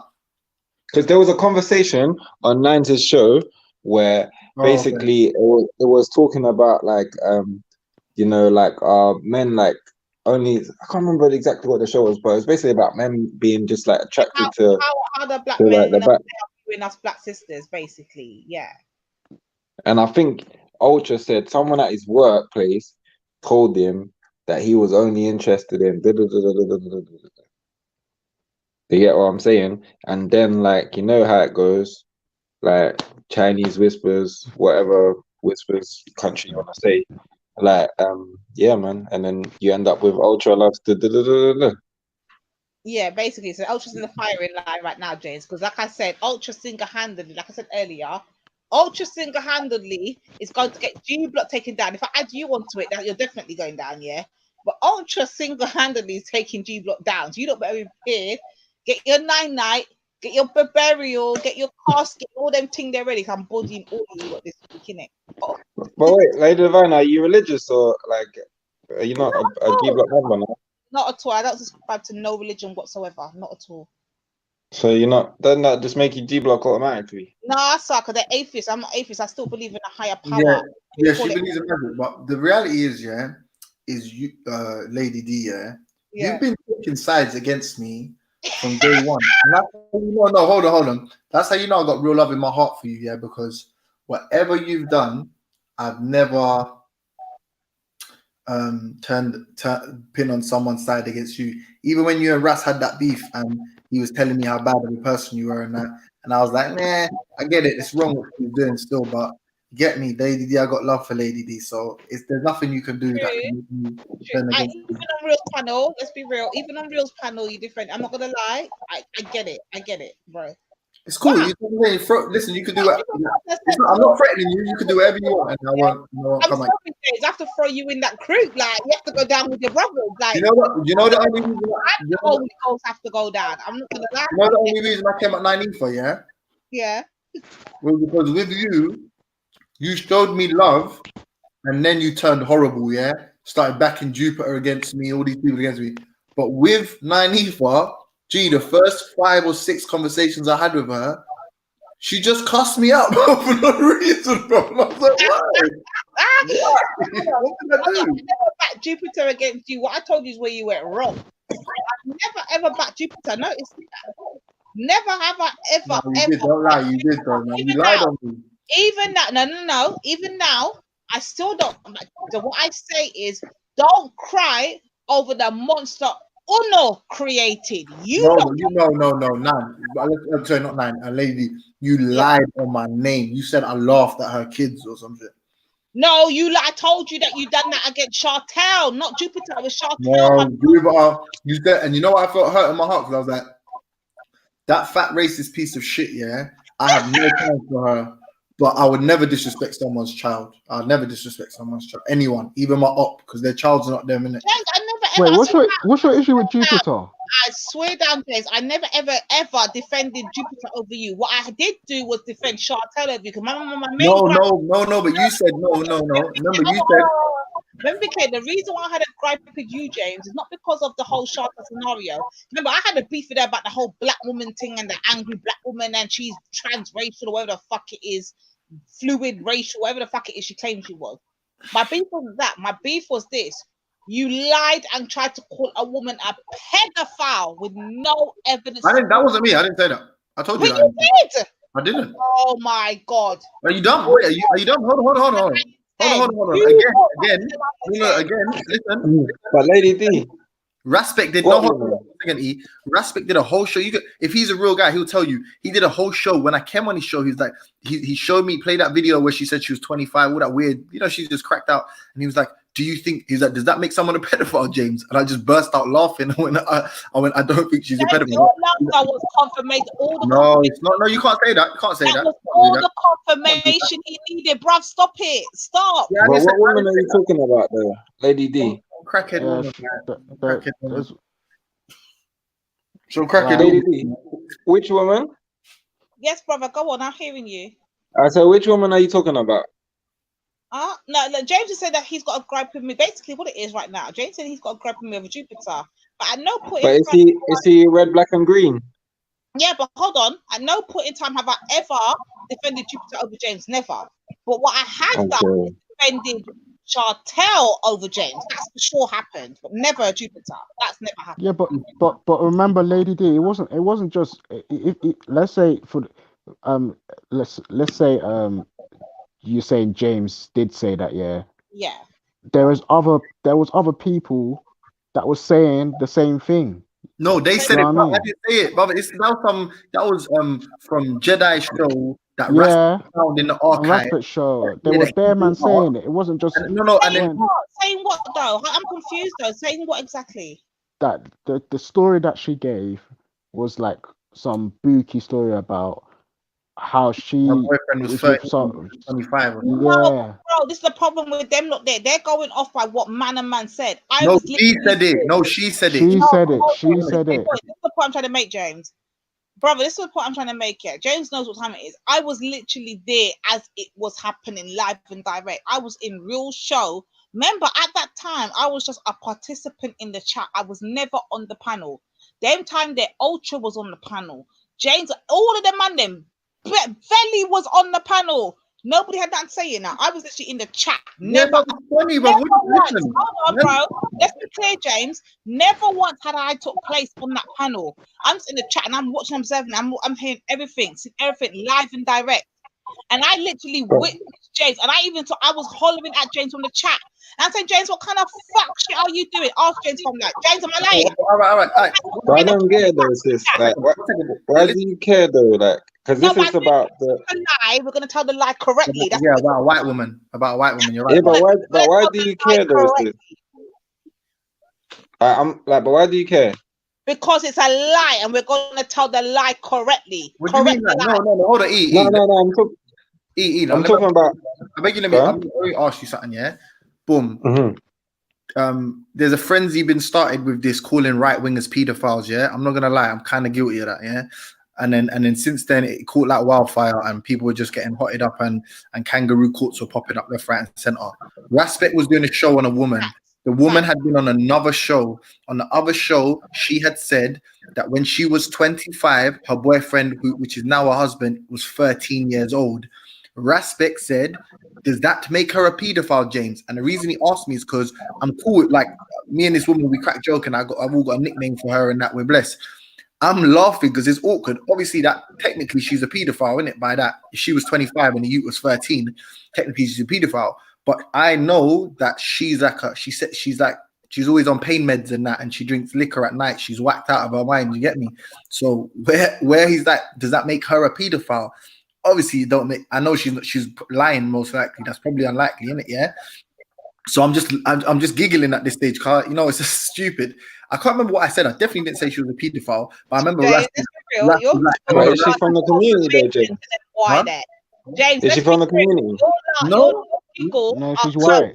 Lady Divine, I don't get it though, because like you're all about the red, black, and green, right? So what James is telling to you so far is so correct. That's exactly how it went down. Yeah. The problem is, like, when James is telling you that he's just laughing because it's a joke to him, that his laugh to him is a joke. Alright, cool, but but even if he said yes, for them it's confirmation. All the confirmation they need. Let's be very clear. Even if he called her that, yeah, I don't get what your issue is. He didn't. No, but if he did, it would be worse if he did, right? Let's be clear. He never went back and corrected it. He just stayed there in the. But why do you care? But I care. Why do you care? From James's non-confirmation or confirmation. That's where this all stems from. But the thing is, though, yeah, is she red, black, and green? I don't give a fuck whether she's red, black, and green. I give a fuck about James. And James made it. To be honest, and you know why I feel like, because there's another reason why we got issue, but forget that for a moment. Yeah, I feel annoyed that you even would bring that up because of how random it is. But I literally fell out with that woman. Can hear this one, E. Do you know what that woman? So me and this woman were cool. You know how we fell out, yeah? Because she was harmless. She's like a druggie or whatever.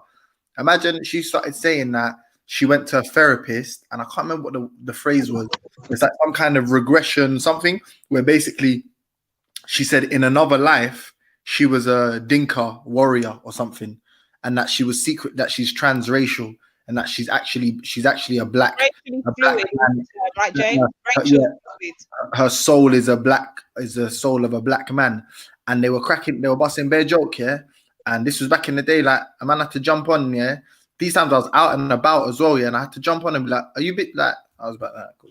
Are you women just fucking out of your fuck? Actually, no, are you bitches crazy, brother? You lot out of your fucking mind. Are we talking about? Because remember, it's her and this other fat cunt talking about. Excuse my French. Talking about we're transracial, haha, tra la la la la, laughing and shit together. And then with the other one, you got the other one talking about, I'm an angry black woman.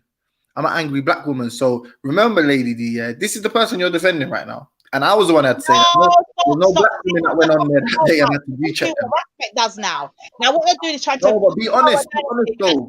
You're wasting your time defending her now. No, because you don't hear me defending nobody but myself. Let's be very clear. I'm defending what I stood for. I'm not defending no Jupiter or no fucking Chantel. Let's be clear. You're throwing a narrative out there. Carry on, though, James. Carry on.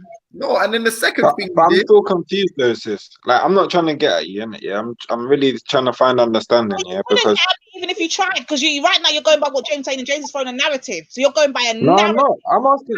No, wait, no, that's not true. That's not true, sis. That's not true. Because I ain't said. I just. What you're going by is what you've been told. What you've been told is the narrative, and you're working with it, innit? So you're going with the narrative. How? But wait, am I telling you something or am I asking you something?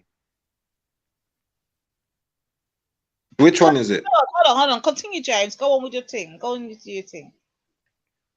Nice. E. I'm not telling you nothing. I'm asking you, right? I'm going on what you told me, right? Which is you're about the red, black, and green. So how can you go about what I'm telling you? I ain't said nothing. I'm making James talk in it. I ain't said a word yet. Remember? Okay, look, but this is basically all of the information that I've got so far. Yeah, is you are about the red, black, and green. This person is not red, black, and green, and James is red, black, and green. Said something about this person that he told you to your face earlier on. I don't know if you've got a hearing problem or not, bro. No disrespect. James told you he don't stand for none of that. He's not on the pro-black shit. Was his words? What more clarity? No, that's not exactly what he said. His exact words were, he's not on this thing. Yeah, he's not on nothing. He don't. No, that's not what he said. That's not what he said. Yeah, you know what though? Lady D. Right now though, big man thing. We're having a conversation. Big man thing. What do you stand for? We're having because I feel like we're getting lost in this old school. You know I'm gonna call you out on your fuck shit, innit? Go on. No, but listen. But you can call me out without getting defensive about someone trying to analyze what the call out is, isn't it? So if he or me or anyone is trying to get to the bottom of something, it doesn't have to be hostile. Because at the end of the day, that's what we all want, right? No, I'm not trying to be hostile now, but this is the way I talk to them. Don't take it as I'm trying. No. I'm not. I swear to God, I'm not trying to. It's not you. About where does Robert he think you're about? Because I know where you're about, but what does he think you're about? That's what I want to know. Well, from what James said, right, he says that he considers himself pro-black, but doesn't want to be associated with the pro-black label because he doesn't know what other people are associating with that. That's kind of a perfect analysis. I'm not gonna lie. James, shut your fart, yeah. I'm just being honest. That's a perfect. Okay. So whatever. Okay. Lady D. Hold on, James. Don't let me start on you, because I've done your dance tonight, you know. All week you've been talking Shakara, and all I've heard come out your mouth all week is this pro-black, and you've actually used the word shit, like literally putting it down to shit. That's a lie. I would never call his Shakara shit. Right now, do you want me to play black right now? Even today. Like, I called his spiritual system shit.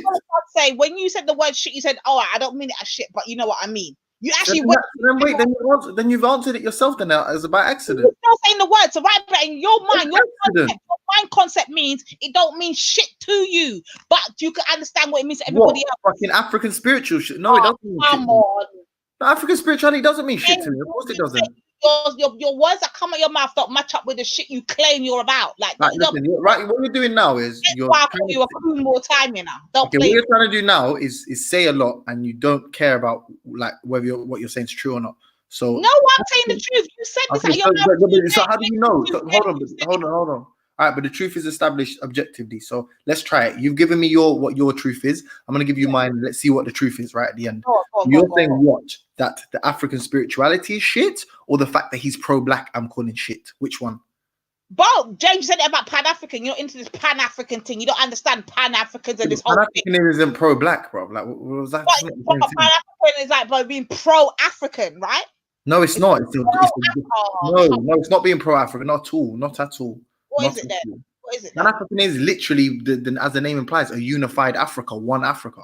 Right, so you're pro-Africa, right? You can't be against. Listen, I'm 1,000,000% pro-Africa. That's okay. So you can't be anti-African and pro-Africa, can you? And I'm not anti-African, no. Well, there we go. That's my point. And my point is, for you to be Pan-African, you have to be pro-Africa. You can't be anti-African and be Pan-African. Yeah, right. I'd agree. That makes sense. But you don't have to be. But listen. You don't have to be Pan-African to be pro-African, right? That's like simple, isn't it? That's true. Many people. And with African spiritual systems, but you most definitely can't be anti-African and Pan-African. Right. But listen. With African spiritual systems, if I did say that, and I'm glad you even told me, because I just said that before you said it. On live on air, you literally said that live on air. Yeah, so if you let me finish what I'm saying, if I did say that, and I said it before you corrected me, before you just gave me that information, I literally said, if I said that, I would apologize, and you just said I apologize. It would have been a slip of the tongue, or Freudian slip, because maybe that's what I think deep down, right? But that's a spiritual system. I don't have to believe that to be pro anything. If you believe in magic, you believe in magic. I don't have to respect your belief in magic. Sorry, I don't have to believe in your belief in magic. I should respect it. I don't have to believe in it. And that is, you know, I'm not going to argue that point. That is so true. But what I'm going to tell you is very telling. Because for you to even come out of your brain, your subconscious is telling me that to you it is shit. But you know what? Because those people over there do it, and I respect those people, I will work with it. But that doesn't mean to say I work with it. That's what it tells me. Your subconscious speaks more than your brain. But that's a fact. That's what you just described my position perfectly. Trying to defend that bullshit. I don't know what he's on. Fuck it. Why though? I don't understand what's wrong with that though. You're not. I don't think you're making a great case for like. I don't understand what you're saying. What are you getting for my case? What are you getting for my case? Go on. You just said. Tell me if I'm wrong, right? You literally just said I'm the kind of person that doesn't believe it, but if you believe it, I'll work with you even though I don't believe it. That's exactly how I feel. You're only working with it to go along to get along. You're not really about that life. So for a successful Africa, why would I don't want to. Is this, James? Here's my point. You will say what it is for in order is to make it sound good to my ears. But really and truly, you're in your brain, in your mindset, in your subconscious, you're like, fuck that shit. I'm not even about that. But let them talk what they want to talk anyway, because it's freedom of speech, innit? Yeah. That's what you're about.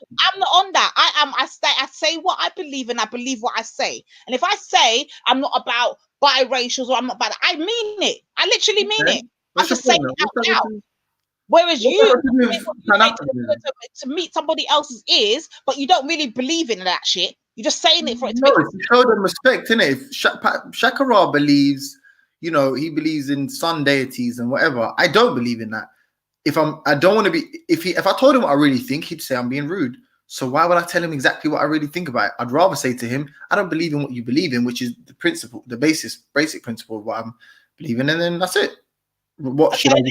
Should I go tell him it's all fucking? That's my case in point, James. And this is why I can respect the people them like the Elrons or whatever. And this is why I always said it on here. Even racist white people. Hold on, let me get my point out. This is why I can respect them. Regardless of whether I like it is what is they're saying, I know where I stand with them. You see, people like you, I never know where I stand with you because you'll say me what you want me to hear in order for it to sound good at the time. Whereas them lot, they will say fuck black people. Me not in a black, I'm in black, and I know where. Well, you want me to be honest with you? Now you're just being it's all like it's bordering incoherent. Yes, that's my point, and I've said it many times. Being honest about what you're saying, a lot of things, right?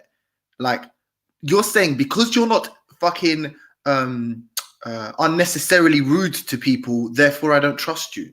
Like, what I'm actually saying is they say what they mean and they mean what they say. So you see, if Elron what have I said that I don't mean? So tell me, not like that. What did I say that I don't mean? James, let me finish my point. My point is, see if he says on this panel right here, right now. See when he's talking with, I don't know. Let me bring up one of the brothers on here. I don't bloody know who comes on the panel, who used to come on the panel anyway. What a boy then Schiffer. Remember, this is all from my point, my question, right? And he's telling Schiffer, yeah, he wants black men castrated. Guess what? I might not like what he says, but I can respect it because he's letting me know what's on his. You can respect him saying he wants black men castrated. Think about what you're saying, though. Think about the example you chose to use. But go on, E. Yeah, say what you're gonna say. Because to me, I feel like we just went on off like on a big one, yeah. Like because regardless, right? Even if you like think that he's not as pro black as you want him to be, right? he's not anti-black, or do you think he's anti-black? James, I'm talking about. James for too long to listen to. I've been listening to James for too long to know how James talks. That's the problem. You've not been listening to him long enough. But the thing is, my answer to this is this: yeah, James is pro-black when he's defending black people. 100% he's pro-black. But you see, when it's not against James, when James's personal ideology and he's talking about amongst black people, he's then anti-African. Hence why you will hear me use the word coon. Do you get it? I've never used the word coon. No, why you will hear me use the word coon. Oh, sorry. Yeah. Because, like, say for example, yeah, the person you defending, yeah, do you see them as more pro-black than James? But you don't hear me defending anybody. You hear me fighting against James's ideology. Oh, sorry. The person that you're attacking James for, like, because he said something against them, basically. I'm not attacking That's what I'm asking. James. That's the thing. I'm not attacking James for anybody. I'm attacking James for the way James thinks. I'm attacking James for James, not for anybody else. No, hey, Lady B, can I show you? Sorry, E, to cut you, but you know what? Just to let you know, yeah. And like I was saying earlier, when I talk to people, I care what they think. The person I'm addressing, and no one else I care about. So it doesn't matter how this sounds. And you can talk to people, you can talk to me. Yeah. You ambushed me and said, I heard you at 5 a.m. taking the piss out of this woman's children. This woman and her husband jumped on the thing and started telling me I'm scum and I'm a piece of shit, which I don't mind. But it was a lie because I didn't. Because someone insulted their kids in front of me, and out of uncomfortability, I what's the word? Because it was not a laugh. You know, like if someone said some mad shit to you, boy. Was it you know what I'm talking about, Edo? If someone says something to you and it's not a laugh, Can you hear me? Was it the Jupiter Sun argument? Yes, and you scoff. Like it's so someone says something so disrespectful that you scoff. Someone called someone's child a homosexual. They alluded to the fact that they were homosexual, and I was like, boy, like that is very disrespectful. I proceeded to say you can't talk about people's children. They said the person's a piece of shit, and I was like, even then, the kid ain't a piece of shit, and it's the person. You get me? Right. And went back and forth. You kind of tried to embarrass me, and I'll be honest with you. Like I said, because I got respect for you and love for you, you're never gonna get corn from me. You're never gonna get fire from me. But that was underhanded, and you can say you weren't defending that woman. You can say you weren't defending that woman. Hold on. You can say, but listen to me. You can say you weren't defending her, but it was you, her, and her fucking husband attacking me together. Stick a pin. That cause right there is the problem. Right there's the problem because there's two different stories. You got your story, my story, and then you got the truth in between. Yeah. So there's your side, my side, and there's the truth. So that's your interpretation of what happened. Now let me give mine. What actually happened was the next day I got up and I got all these arguments saying James. I said, what's going on, James? All these clips were sent to me. Okay, I played it back. I'm hearing James come after this youth. Remember, this is coming from me and I'm Miss Pro-Black who don't defend. I'm not even in support of the whole mixed race thing. Period, point blank. I said it out loud. I don't know how many times. I'm not in support of this. But a child is a child is a child. I don't go for nobody's children. The same way I don't expect nobody to come for mine. Do you understand, James? So my problem is when I'm hearing you come for a child and you're there trying to make it as though I'm defending this white racist woman. Are you saying I came for a child? Is that what you're saying? No, let me finish. You're going to get my point. So you're now going to try and make it sound to this panel like to say, I came after you for a white woman when actually I came at you for in defense of a child. Let's be very clear. No. Okay. Let's be very clear on what actually happened. Can I just quickly clear up? Yeah. Are you saying I said something? I remember even in that time when after you were very rude to me, and I literally said to you, I'm not going to argue with you, and I'm not going to be rude to you. So go at it, have at it, and then you calmed down and you started busting joke with me. And then when I was back to you, so what do you think I said exactly? And I explained what I said. And you said, no, I'm not going to lie, you're telling the truth. But I'm on to you, cracking bare joke. So now you're going back with the original lie, yeah? You're saying that I did say something bad about this. Is that what you're saying? You were basically saying that something about, from my understanding, many videos were made about this you. Now, fuck if a video is made about Jupiter's. I don't give a fuck if videos are made about Jupiter can defend herself. She's got a mouth just like mine, and she's as vulgar as I can get when I want to get. Yeah. When it comes to a children, and I've been saying, I know, but what I'm upset about is you're lying on me again, though. have you not heard me say many a times, children on the internet are off limits? I don't care whose fucking child it is. I don't care what color the child is. Children are off limits. How much times have you heard me say this, James? So when I'm hearing a big grown ass man like yourself is coming after a child, what the fuck you want me to do? I stand in what I stand in. Children are off limits. I didn't say nothing. Yeah, I didn't say nothing. That's what I'm saying. So okay.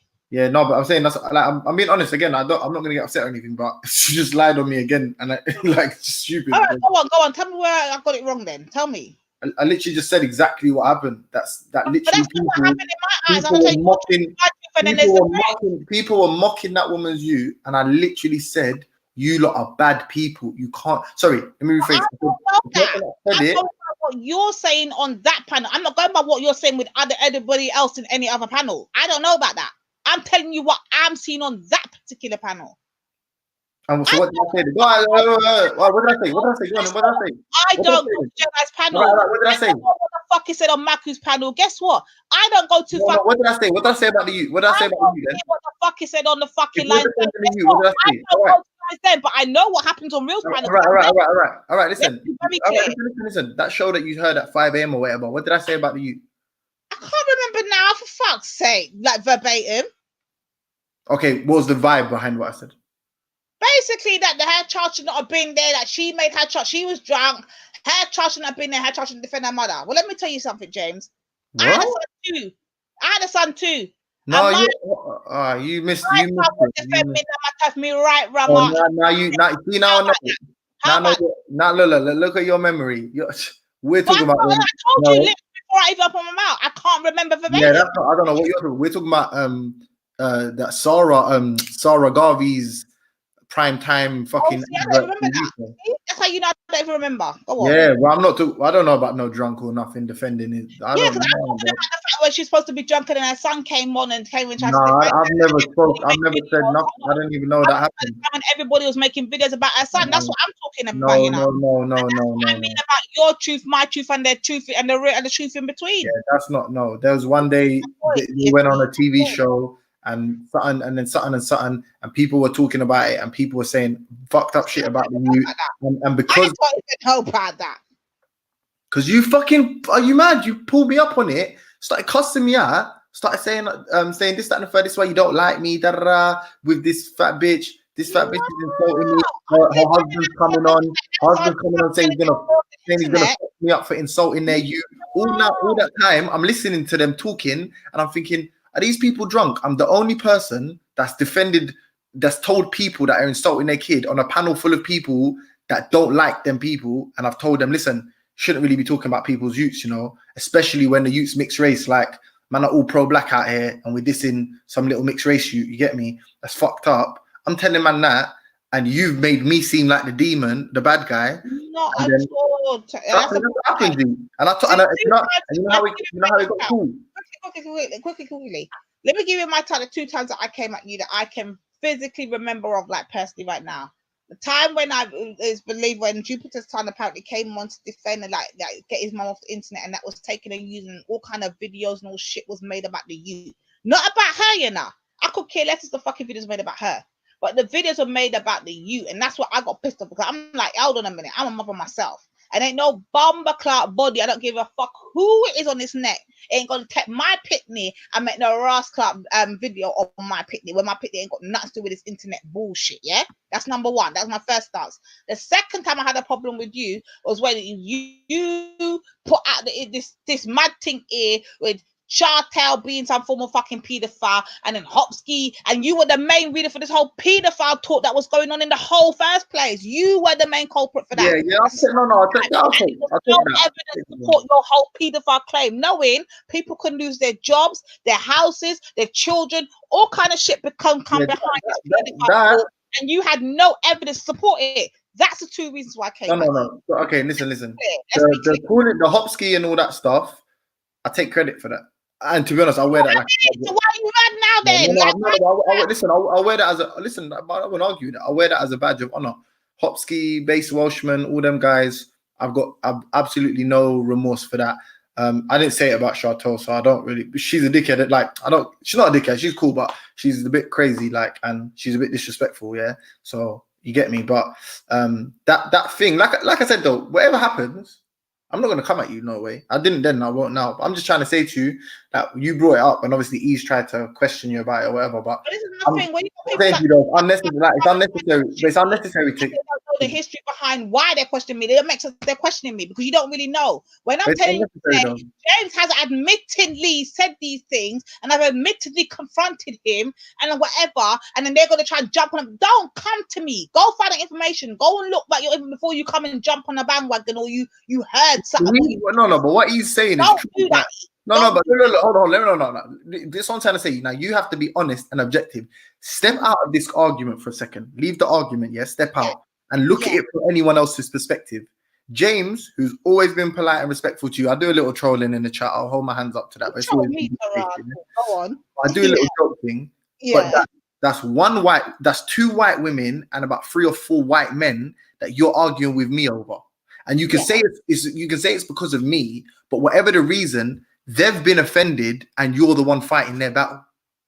Think about it. Think about it though. Be honest. I understand how it could come across, and I get it. I get your point you're making. That it looks like, okay, there's white women and there's white men, and I'm supposed to be red, black, and green. Case in point, I get it. But what you're not getting is that the actual meaning behind it. It's not a case of it being white people behind it or white women or white men or whatever. It's a case of, James, stand in your truth. The truth is you did this and you're not admitting that you done this shit. And when I'm calling you out on it, now you're going to play like, oh, it's a white and a black thing. Fuck all of that. I didn't say that start this bullshit in the first place, yes or nay? No, but I was telling you E's position. And now you're telling me, now what is E got to say? Come on, E, talk to me. Let me know what I want. Listen, you can defend white people all day. I have no issue with you defending white people. I'm not saying you are. I'm just saying I don't care if you do or don't. I'm just saying you can see how it looks to someone. The principle, James. The principle is you started it. And E now gonna see that. All he's gonna see is white people before he looks in the actual aspect. Well, I want to be honest with the Jupiter thing. I didn't start anything. You just was listening at 5 a.m. I remember that. I'm not even talking about. I was talking about a whole concept. I was talking about her son. To be honest, you're talking about Jupiter. So we're still on 2 different trains on that one. My point is this: my whole argument was not on the whole who it was. It was what it was about, and the fact that you're putting out claims on people with no evidence to support this shit, and you've let the whole internet, World Wide Web. The reason why it's called a WWB, it's because of that whole World Wide Web, like www. Sorry, it's because it's a World Wide Web. This shit goes worldwide. You cannot put out false claims on people worldwide and no evidence to fucking support it. Therefore, you put in that a claim. People can lose their children. People can lose their jobs. Fuck a color. Fuck a culture. Fuck where they live. It is detrimental that when you putting out shit out there and you're making the whole net, the whole sector run behind you on this, fucking have facts to defend it. Let's be real. And E, I want to hear you come unmute yourself and defend this shit. Please defend it. Let me hear what you got to say now. Who, me? No, E. I want to hear I've just seen the search. Quick to Cape. So let me hear him defend it.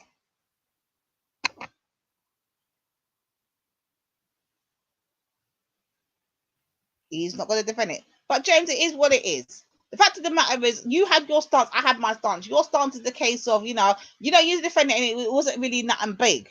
But to me, it was something big because when you put somebody else's character and whatever on jeopardy like that, fuck a color on creed or whatever it is. The fact of the matter is, you're putting out slander on people. And then you've got man making show of, even though you only said it the once, man made show behind your one little thing in her. That's the bit you're forgetting. You're only seeing yourself as a small part in this, but your small part caused months and months and months and months of somebody else's agony. Let's look at it like that. And I don't think that's the bit you're not getting. So, miss something. What happened? Lord, go watch her now. You need to go back to sleeping. I'm done with you, E. I'm done. Where's? I wasn't sleeping. I feel really bad, because I just looked in the side chat because I've been looking in the live. I've got the live comment one up here, and I just seen Sosa saying that she didn't mean a punk like that. Yeah, and she's funny. She said, and before you say you weren't referring to me with that rant, you started by saying Sosa's going in. These This time she's smooth because I would have lied. She said, "I heard what you said about me." I was like, "No, that wasn't about you." Like, get caught slipping. We can't follow the chat, James. I swear the chat will mad. We can't follow the chat. I swear that. No, that hurt me because Sosa's a G still. I'm not even gonna lie. Me too in the chat. Like, it is what it is, isn't it? Like, you can't follow the chat at this point. Like, everybody goes mad in the chat, isn't it? The only black woman on these panels, I really just because like. I really asked Nines for things. I feel like it was Nines that bullied me first, but I still I made a few jokes, yeah. I knew I was hurt by you the other day. Let me give you the good example why I got pissed off at you. I went into Nines and I cussed at your clout, I'm not gonna front. Again, I had to cuss at your clout. Yeah, not for the first time. Let me tell you why now. Nine was getting abused in the chat, and I made sure I made it very clear I was not going to type in the chat. I wasn't even going to make my presence known. That was the same day I'm talking about today, James. I'm saying that my children were literally trying to listen to this Pan-African thing, yeah, and actually do some homeschooling, and Zabeda came in. That's the same day Zabeda came with her fuckery, you get me? That day there. And then Nines jumped on the panel and she jumped in, she said, like, listen, I come in to like putting some female energy onto the panel car. Here's Zabeda here, like a chihuahua. And Zabeda got offended in the chat, innit? Like, once Zabeda got the chihuahua word, innit? Okay, cool. But after Nines made that comment, they told Nine about her clout. They told Nine about to go suck her mother. They told Nine about her underneath. They told Nine about, remember, this person's under the name of Black to let Shia Isa something suck out something. I don't even know what the name was, yeah. And you know what pissed me off with you, James? Let me tell you why you pissed me off. Everybody pissed me off on that day, but you particularly pissed me off because you turned around rather than address the fucking chat and the disrespect, James, that was going on in the chat. You know what you turned around and said? Nanifa, why are you addressing the chat? Like, what the fuck? Is she supposed to? Why am I what? It's a Nanifa what? Is she supposed to sit on the internet and sit on the panel and watch the abuse and not address it? Like, what do you really want from her, James? Like, what are you expecting? I should say that. I heard that, like, to me, innit? Yeah, I thought that was kind of reasonable still. What did she say? I said, what did I say? Like, basically, someone was cussing her in the chat. Your dance. Don't even unmute yourself. Stay muted. Sis, my dance ain't ever been done in, I don't know, 30,000 days, 30,000 and certain days on this earth. I'm still waiting for my dance to done. You get me? No, are you dumb? Hey, wait. It's like 90,000 days, mate. Innit? Wait, no, I'm dumb. Shut up, James. Your blood clot. Yeah, 90,000 days, bro. No, wait. No, you're right. It's getting late. But anyway, it ain't never happened, innit? You get me? Dance never done. Music don't stop. No musical chairs. None of that. Because you had nothing to say when I called out James and he admitted to his bullshit. Now here you want to come hype up. Nah, what do you mean? I was chatting to my missus, man. I just come back now still. Now you want to hype up in it. Chill, what was said? What was said? I don't get it though. What did it? Right. So what happened? Basically, there was an issue. Yeah. And someone said something to Nines, and then basically, this is what I heard that you said to ignore it, which I thought was a reasonable, advice. Yeah, probably. People say that to me all the time. No. You just said that to Raf. You just said that to Raf a minute ago. Let's be very clear. You just said that to Raf. I was on addressing Zabeda, yeah, and Zabeda got offended by the word of Chihuahua. Zabeda and Nines were going back and forth, and they figured it out. They had cleared it all up in the chat. Everything was good. Cleared it all up. Things was good. Go on in. James had fuck all to say about all the abuse going on. Remember, in this time, Nanifa was being told to suck her mother, suck her underneath, her pum pum this, her pum pum that, her pitney this, her looks that. James had fuck all to say. When James finally get speak up, remember this was African Spiritual Week, Chaka was doing his thing. Why did it done? Because Nanifa now said, fuck it, I'm going to start addressing this pussy this Shia Isa, whoever the fuck it is in the chat, whoever this bumper clap pussy is, rather than James say, you know what, let me block this person, or let me stop this person from chatting, or let me ignore this person, whatever. James then chooses to ignore that disrespect in the chat and focus his attention on the person on the panel and tell them, why are you addressing the chat? Bitch, she's addressing the chat because the fucking chat's abusing her on the panel as the only black female, but you choose to ignore that and want to ignore and address the black female. I don't understand.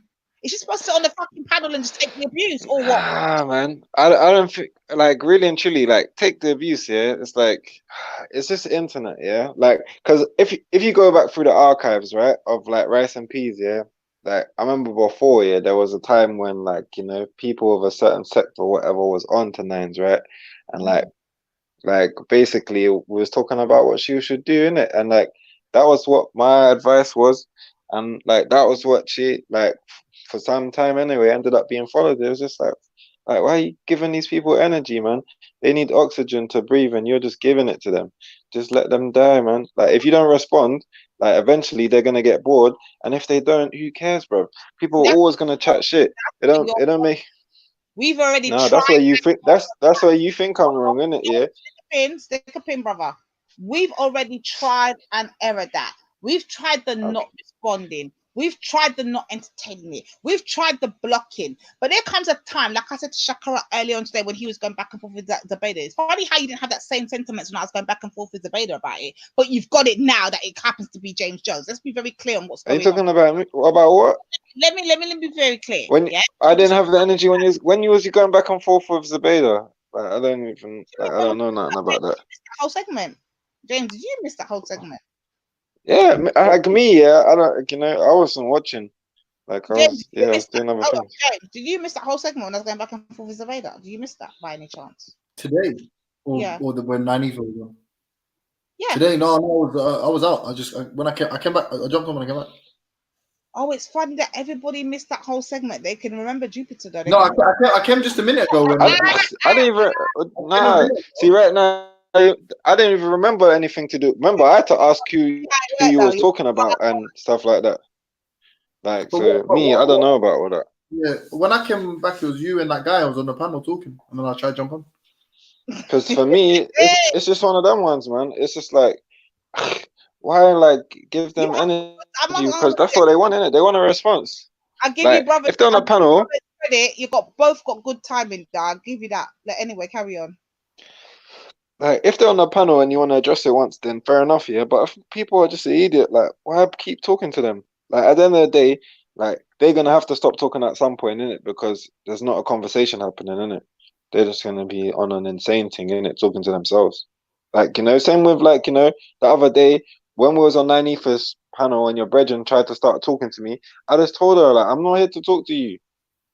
Like, you get what I'm saying? I didn't come here for that. What brethren are you talking about? Oh, she's not your brethren. What brethren? See what I did there? You know what I'm talking about. No, I don't. The non-community member that was invited on there. Be very precise and stand in what you say and say what you stand in it. Who are you talking about? Your brethren. What do you mean? Yeah, so who? I'm asking directly. Who? Be very clear. Your brethren. Be very clear, innit? Who do you start? I'm clear. You don't understand who I'm talking about. Talk English, plain English. Now you're not being truthful. Now you're not being truthful. Now you're not being truthful. Now you're not being truthful. You be who you say you are. You be who you say you are, innit? Because you know who I'm talking about, innit? Pussy and a bitch and be very direct, innit? Who are you talking Okay, so one sec, yeah? Like, being indirect doesn't make you a pussy, yeah? And sometimes it makes it does. I'm smart, emasculating you right now, right here, right now. Be very clear in who you're talking about. You're funny. You think that what you think you can demasculate me? Is that what you think? Very clear. Is that you're gonna? Is that no? But wait. But one sec, though, sis. Do you think that that's possible? Which one is what? Just wait. Just the way someone can't remove your black card, yeah, because you was born with it. You can't demasculate me. You can't. Let me tell you something. I'm very alpha female. I told you this before, and I'll tell it to you again. But what's that got to do? What does that mean to me? But what does that mean to me? Tell me who you're talking about. Like, because for me, yeah. Say James, if you're gonna talk about Benny, say Benny. If you're gonna talk about Jupiter, say Jupiter. It's gonna be Wendy, say Wendy. Be fucking a man about it. Be a man about it. Don't bitch. Don't bitch out. See what? So wait. Let me ask you a question. So now, yeah, if someone don't want to say someone's name, that makes them a female. Is that what you're trying to say? No, I'm asking you a question. Wait.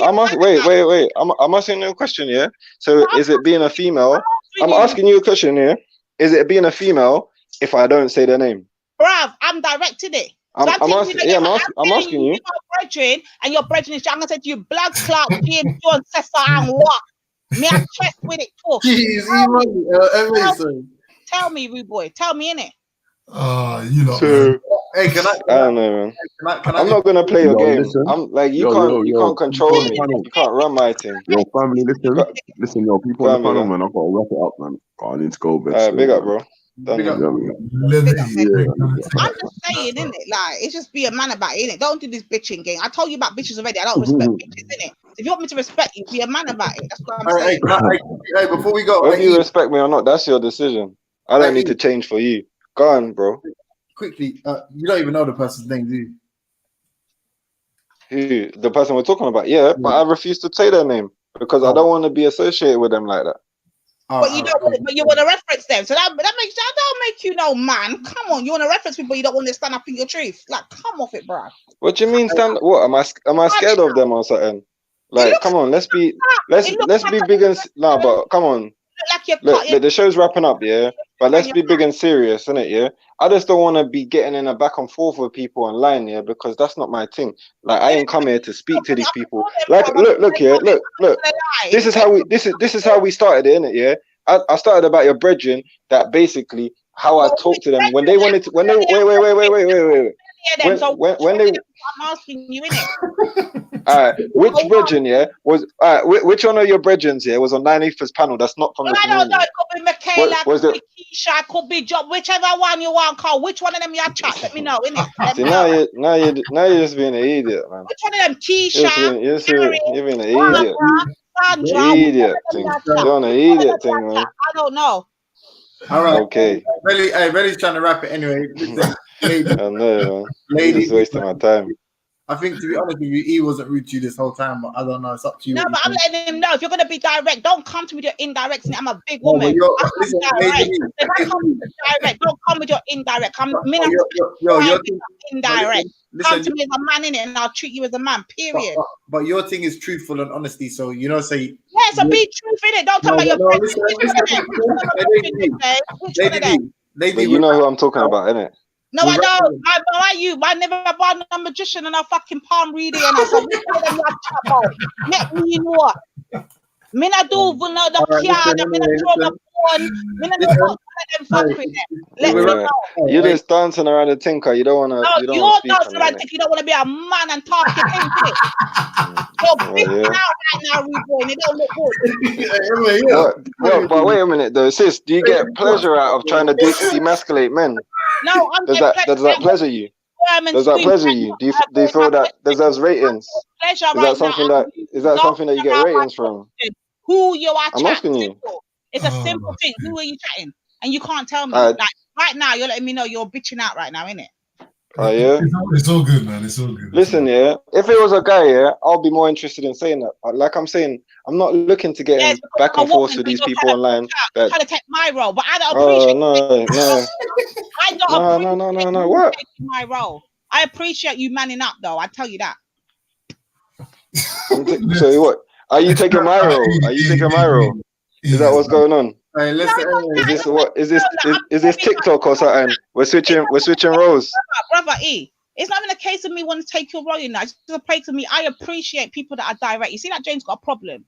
James told me, this is his problem and this is why it's his problem. And I'll say to him, okay, James, but that is not actually what my problem is. My problem was a whole different subject. And then we can come say, okay, well, you're coming it from it like this perspective and I'm coming from this. And this is why we're not making no sense. But you see, with you, I can't even come with you with that because you're not even mean a man for coming and tell me who that. I can't rate that. But all right, let me ask you this though, yeah? But where did you get what a man is from? Where did you get that from? From my what father. Are you basing on that? Direct and very standing what he said. You're not telling me nothing. You're telling me you're going around corner right now. You're not telling me nothing. We can raise this topic of manhood up. All right, man. We can raise this topic. That's a joke thing, man. Now I'm telling you that I appreciate decency. Of course you're being rude. What do you mean you're not being rude? And I'm just trying of course you're being rude. If you're gonna and I'm asking you which brethren, and you can't tell me who my brethren is, then fuck off with your argument. Like your argument don't make no sense if you can't chat to me how you want to chat to me. The thing is though, But you're missing the point. There was not even an argument here. I was just saying, basically, with your brethren, when she was trying to chat to me, yeah, I told her that I'm not. But if you let me talk, yeah. But wait. If you let me talk, yeah, instead of trying to be me, yeah, or I don't know, man. It don't make sense. Seriously. We go no further. So do I need to talk like your pops for you to listen to me? Is that what it is? Is that what it is? I need to know where you're coming from to know where I'm going to. And if I don't know where you're coming from, then Rude Boy, I can't know where we're going to. So what? Done the argument, innit? It's pointless. Yeah, but if you can just hold your tongue for a second, you can find out. Yo. Listen, yeah, man, I got to look up. Big up, man. Yo, James, MA, man's gonna roast you if you got on a chat there, man. Conversation was rolling exactly. I'm not gonna lie. I just want to know who's he talking about, and I just can't get to the answer. Lady D, is you can't even use your logic to deduce who I'm talking about. Be direct. I shouldn't have to use my imagination. Be a man and fucking standing. Yeah, but you should be able to. Oh, shut up. Good night, you lot, man. Sorry, but I didn't even want to go there. Like, I just want to know who you talking. Just be direct with me. I appreciate directness in it, and I can say, okay, I understand what you're talking about. Okay, let me hold this. But I don't even know what he's talking about right now. Let me know. Yeah, man. Listen, Pete. Yeah, we got a goal still, man. I got a goal still. Yeah, so yeah, we done, man. We're gonna be on tomorrow morning. Yeah, so saying that, we'll see you back tomorrow. Pick up everyone on the panel that jumped on. Hope the show running. Also, everyone that was in the chat. Yeah, pick up everyone still, man. So yeah, we done out there still. Yo, bigger. Let Lady V host the show tomorrow, innit, and tell everybody what a man is. That should be the show tomorrow. Yeah, that's gonna be a fire show. All the women that got things swinging in their pants are gonna be on. Done now. And you lot better maybe try to tell you, hold your own nuts. Don't wait for me to hold it for you. Hold your own nuts, innit? How about that?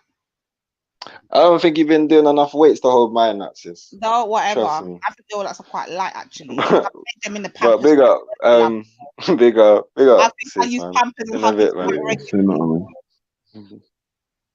All right, yeah, man. So big up everyone, man. So yo, all right, say nothing yet. We're gone. Peace.